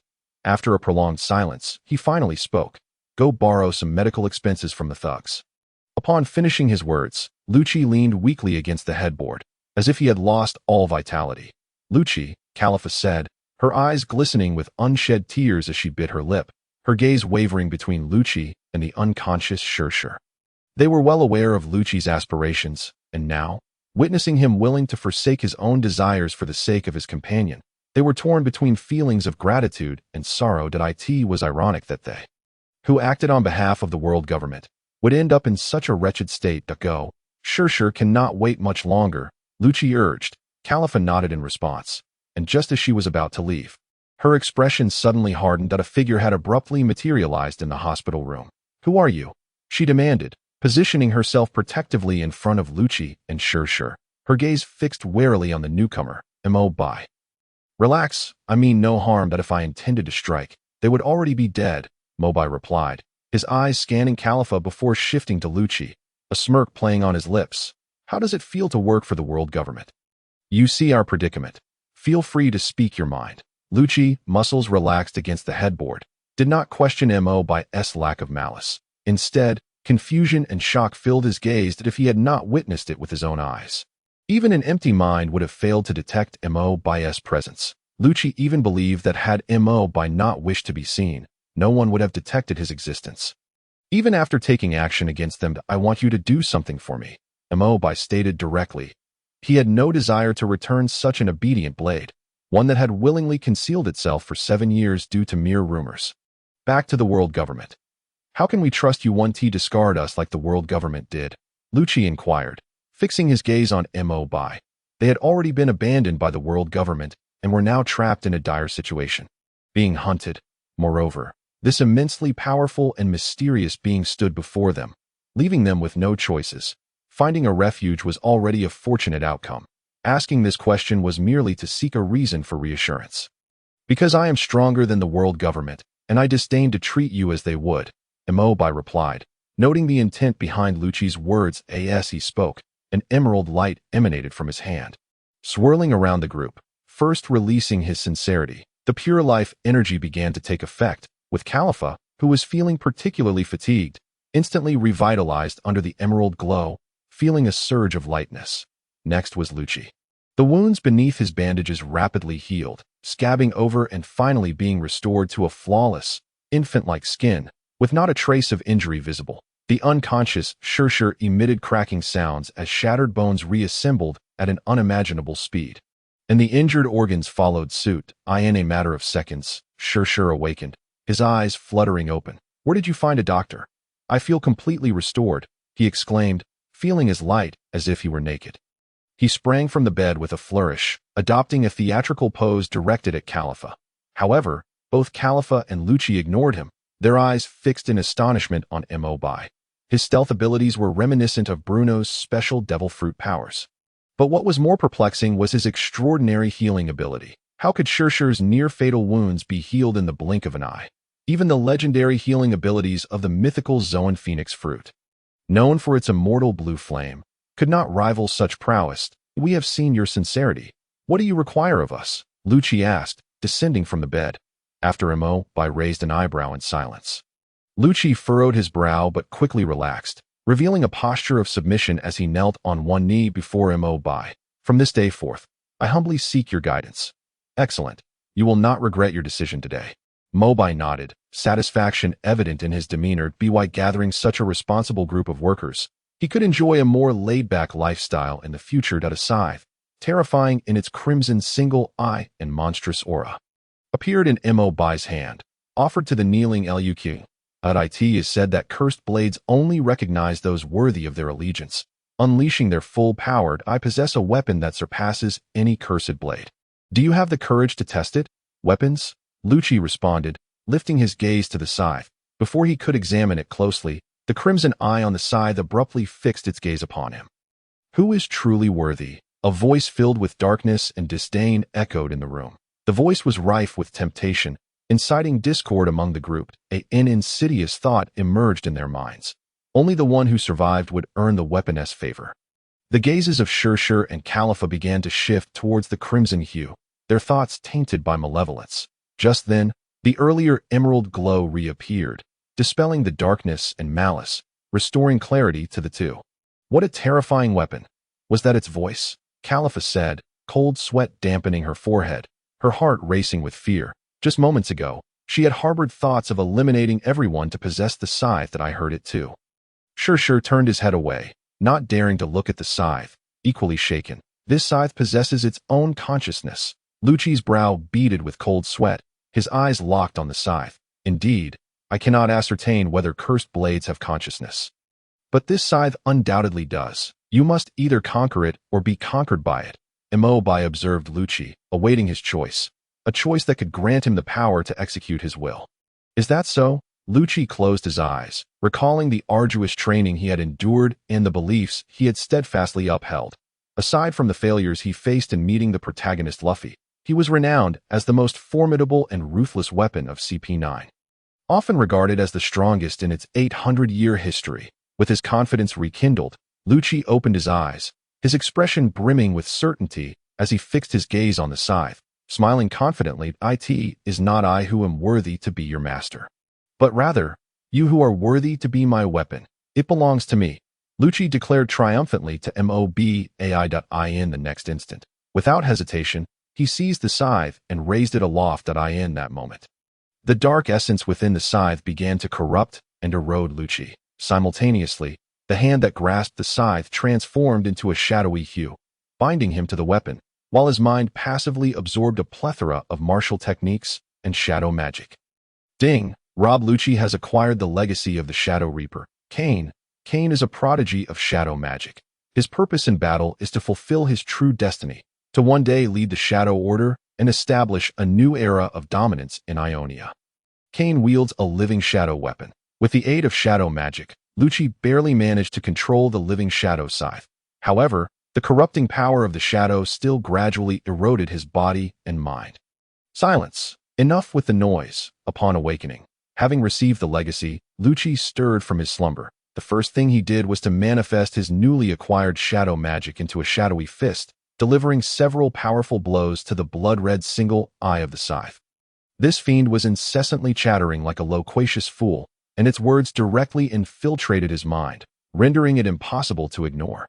Fortunately, the shadow magic he had mastered proved effective against the scythe. After a few forceful punches, the consciousness within the weapon fell silent, as anticipated. Having subdued the weapon with sheer force, Lucci turned his gaze towards Mo Bai. "How may we assist you?" he inquired, bowing with utmost respect, following the acceptance of the legacy. He had come to fully comprehend Mo Bai's mysterious strength. The shadow magic granted him the ability to transform into a shadow, enabling him to evade harm like a natural elemental user, without the vulnerabilities associated with sea stone. Additionally, the scythe in his possession possessed extraordinary capabilities. Decay, destruction, and ruin. It was an unparalleled instrument of death. The legacy had also revealed that should he conquer this weapon completely, he could learn blood magic from it, becoming a truly immortal being. Such power, beyond that of the devil fruits, naturally led him to think of the wind goddess, the ascendant of Shiki, in his mind. Mo Bai's might and status transcended even that of the world government, evoking a genuine sense of allegiance. "You are to venture to the South Sea, where you shall deal with thugs, mountain bandits, pirates, gangs, and certain undeserving nobles and royalty. In short, all entities obstructing the execution of justice are entrusted to you," Mo Bai instructed Lucci, recalling the incident where he had slaughtered 500 soldiers taken hostage. He cautioned, "You must exercise even greater caution than before. Do not fall into darkness, for it will ever watch you, seeking the opportunity to consume you." Mo Bai gestured towards the shadowy scythe in Lucci's grasp, offering a stern warning. Lucci, upon hearing this, glanced at the scythe in his hand and nodded. He had gained a formidable power that could crush his former self, but with that power came the risk of the living scythe seeking to corrupt and erode him at any moment. As he pursued the path of dark justice, he must tread carefully, maintaining his light amidst the shadows. A single misstep could lead him to irreversible doom. When the other CP9 members returned from their side jobs, Lucci informed them of how Mo Bai had rescued him and the lion from peril, and that they would henceforth be serving Mo Bai. Subsequently, Mo Bai opened a spatial portal leading to the South Sea, transporting them to their destination. With a weapon capable of supervising its master, Lucci's future path could hardly narrow. Mo Bai bid farewell to the CP9 members and vanished from the infirmary. What? Impel Down has been invaded. The prisoners of Infinite Hell have all been killed. The news of the invasion of Impel Down, along with the massacre of all prisoners from the 3rd to the 6th levels, echoed with thunderous roars in the conference room of the 5 elders in Mariawa. In order to avoid tarnishing the already crumbling image of the world government, they begrudgingly swallowed their anger and suppressed the news, covertly seeking the identity of the assailants. However, good news soon followed. After retrieving Ace from Blackbeard, the world government's informants quickly returned with confirmation that Ace was indeed the son of the Pirate King, Gold. Roger. This revelation invigorated the 5 elders, restoring their spirits. "Blackbeard, you have done well. You may be the newest addition to the 7 warlords, yet your contributions are no less significant than those of the veterans. I can promise you one reasonable request," the sword-wielding elder declared, his dog-like face breaking into a grin as he spoke to Blackbeard through the Den Mushi. He disregarded the Den Mushi's remarkable mimetic abilities. Blackbeard was the sole bearer of good news in this period, which elevated the elder's regard for him. Even Blackbeard's grotesque visage began to appear somewhat endearing. "You flatter me. Serving the world government is the duty of a 7 warlord," Blackbeard laughed, feigning humility. Although he harbored ambitions of infiltrating Impel Down to recruit powerful allies, he knew he could not allow the world government or navy to catch wind of his plans. Otherwise, his bounty would skyrocket, marking him as a target for both the world government and navy. The resurrection of the Pirate King, Gold. Roger, would be of no concern to him if he were first to eliminate his own enemies. If only the other 7 warlords shared your sense of duty. Though you seek nothing in return, your contributions cannot go unrewarded, the sword-wielding elder mused, leaning on his canine companion. He contemplated the plundered treasury, stating, "I shall arrange for a medal of honor, recognizing your outstanding contributions to the world government. Then I thank you in advance," Blackbeard replied with a beaming smile. However, once the Den Mushi call ended, his expression darkened. "A medal? Who cares for your medal? Only a fool would cherish such trinkets. I'll wager only a Kainu would have any use for a medal," Blackbeard grumbled, his face contorting in anger. "You give me a measly medal while Ace's bounty is 550 million berries. I hand him over to you, yet you dare not mention the bounty. Is it that a miser has become a 5 elder? Once I recruit a cadre of powerful comrades and become the pirate king, I shall raid your treasury without hesitation. Calming his tumultuous emotions, Blackbeard began to devise his next course of action. Ace's public execution was scheduled for 2 weeks hence at Marineford, and Whitebeard would undoubtedly come to the aid of his son. The impending confrontation between the pirate emperor, the world's strongest man, Whitebeard, and the Navy would undoubtedly capture the attention of the globe.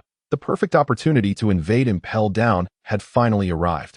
With this in mind, Blackbeard retrieved a den mushy from his pocket and initiated contact with his only recruited crew member, Trafalgar LAWAS. The den mushy rang incessantly.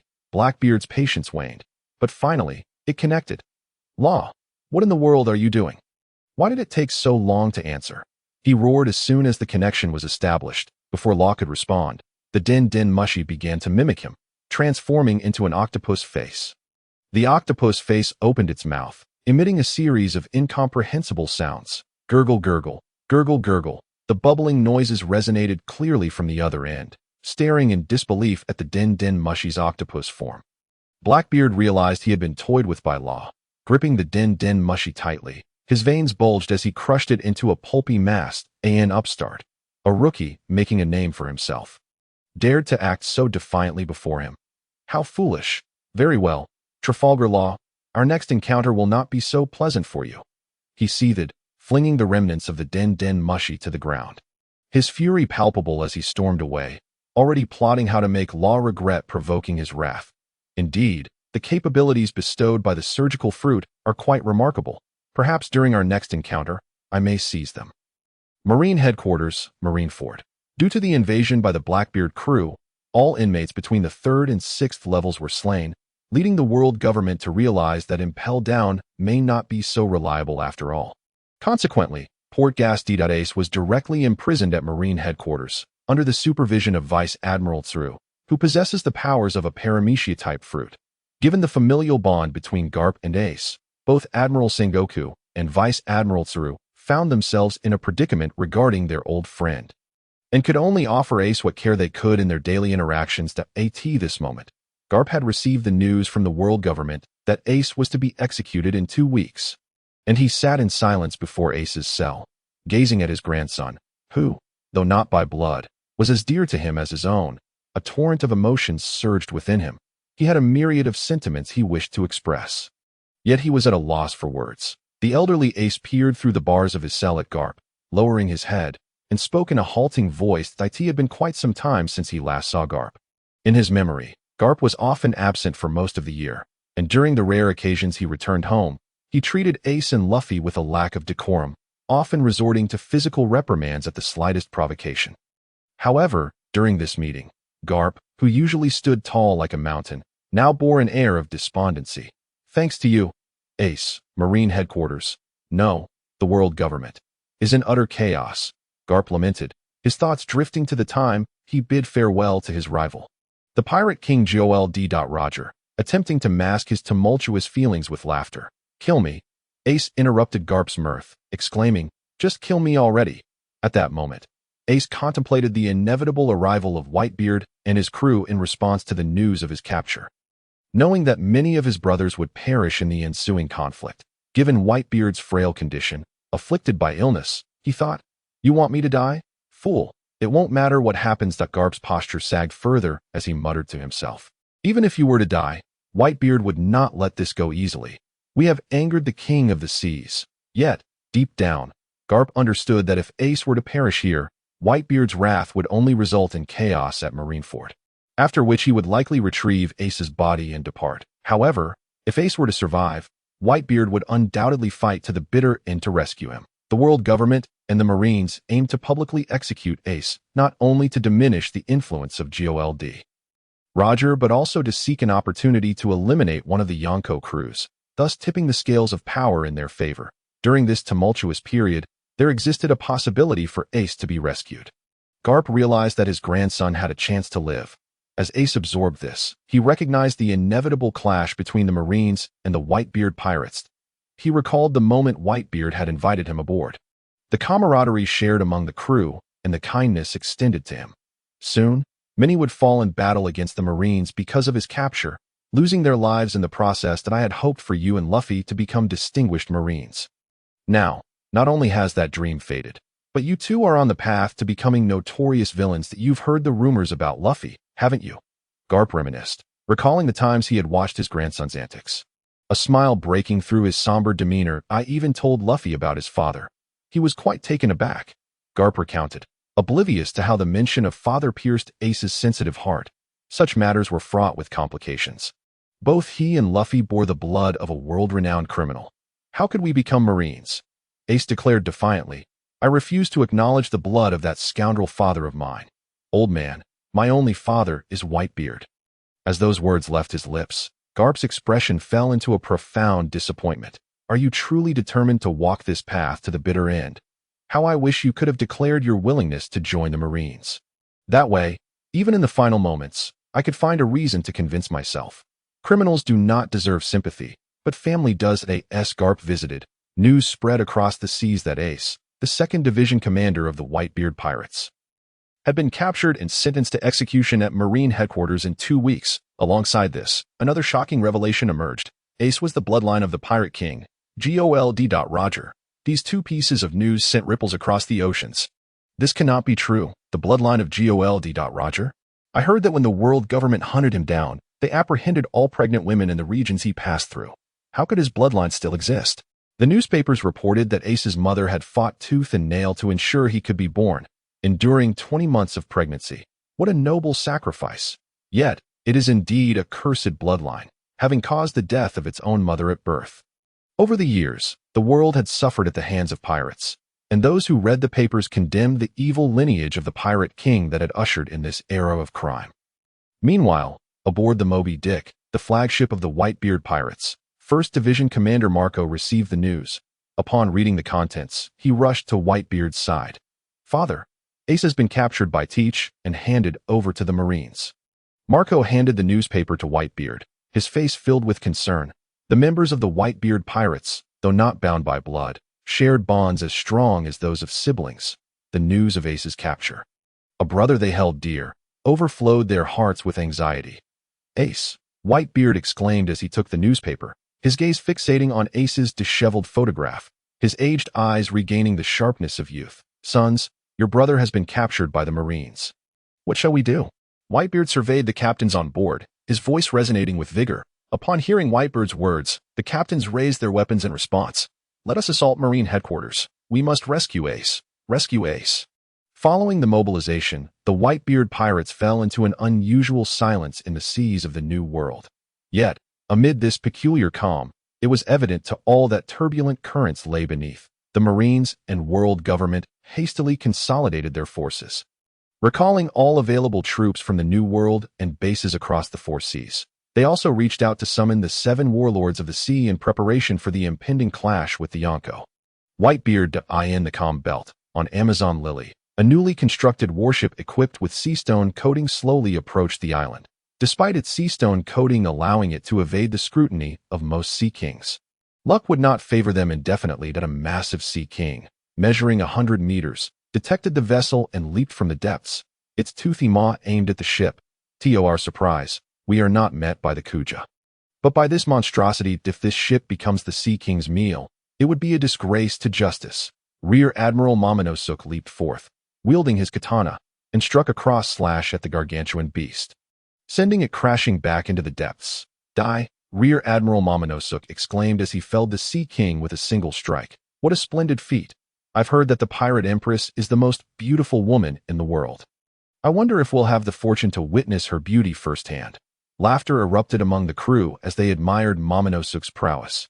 Yet, unbeknownst to them, someone had sparked a conversation, and soon they were all eagerly anticipating their encounter with the Pirate Empress.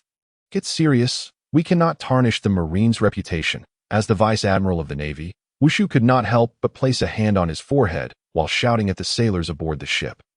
Nevertheless, he understood the excitement of these young naval officers. It was entirely natural for such a spirited group of energetic youths, eager to meet the woman famously dubbed the most beautiful in the world.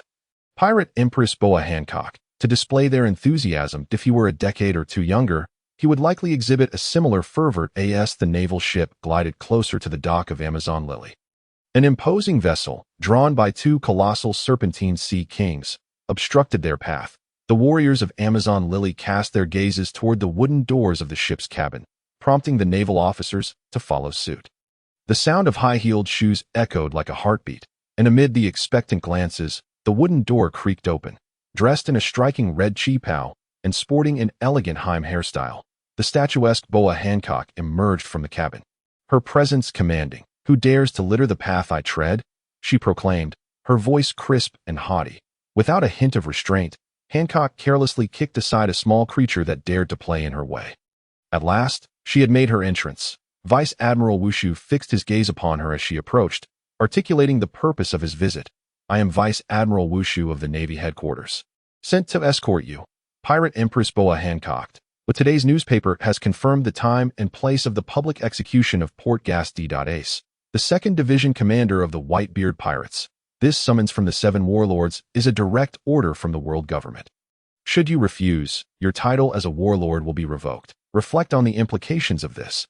Those who have long enjoyed the protection of the world government will find themselves mere common pirates." Considered hostile forces by both the government and the Navy, Wushu handed a newspaper to the warriors of Amazon Lily, directing his words toward the Empress.as, a conventional naval officer. He scoffed at the policies regarding the 7 warlords. Yet he could not deny their formidable strength. After all, having such power in the face of the world's strongest man, the pirate king Whitebeard, was undoubtedly a boon for the Navy. The sailors accompanying Vice Admiral Wushu, upon witnessing Hancock's emergence, entirely forgot their mission, their focus captivated by the Empress. She was indeed the legendary beauty they had heard of, and their gazes roamed from her striking high-heeled shoes upwards, unwilling to miss a single detail. Her long, flawless legs, slender waist, and voluptuous figure combined to form an exquisite silhouette. Her features were impeccable: smooth forehead, delicate almond-shaped eyes emanating a hint of aloofness, a slender nose, and soft, unwrinkled lips. Adorning her ears were glimmering serpentine earrings, symbols of her status. This was not merely a perfect woman.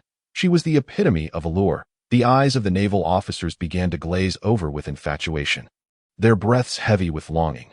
"What a bothersome affair. We shall not participate in this war," Boa Hancock declared, her head held high and lips slightly parted, addressing Vice Admiral Wushu with an air of superiority. "However, I do not wish for you to strip me of my title as a warlord. Furthermore, I desire all the cargo aboard your ship.At her words. Beads of cold sweat formed on Wushu's brow. He struggled to comprehend Hancock's thought process. Was she truly expecting to receive everything without making an effort and demanding items from his ship? Who would acquiesce to such absurdity? In his moment of bewilderment, the sailors on the ship had already begun to act. "Take it all. We shall give her everything," they exclaimed, entranced by her beauty. The naval officers began hauling boxes and even produced their personal savings, their faces alight with adoration as they transported goods to the ship of the Kuja pirates. "Wake up, you fools," Vice Admiral Wushu shouted at the sailors aboard the ship. His words broke the spell they were under, and he issued a final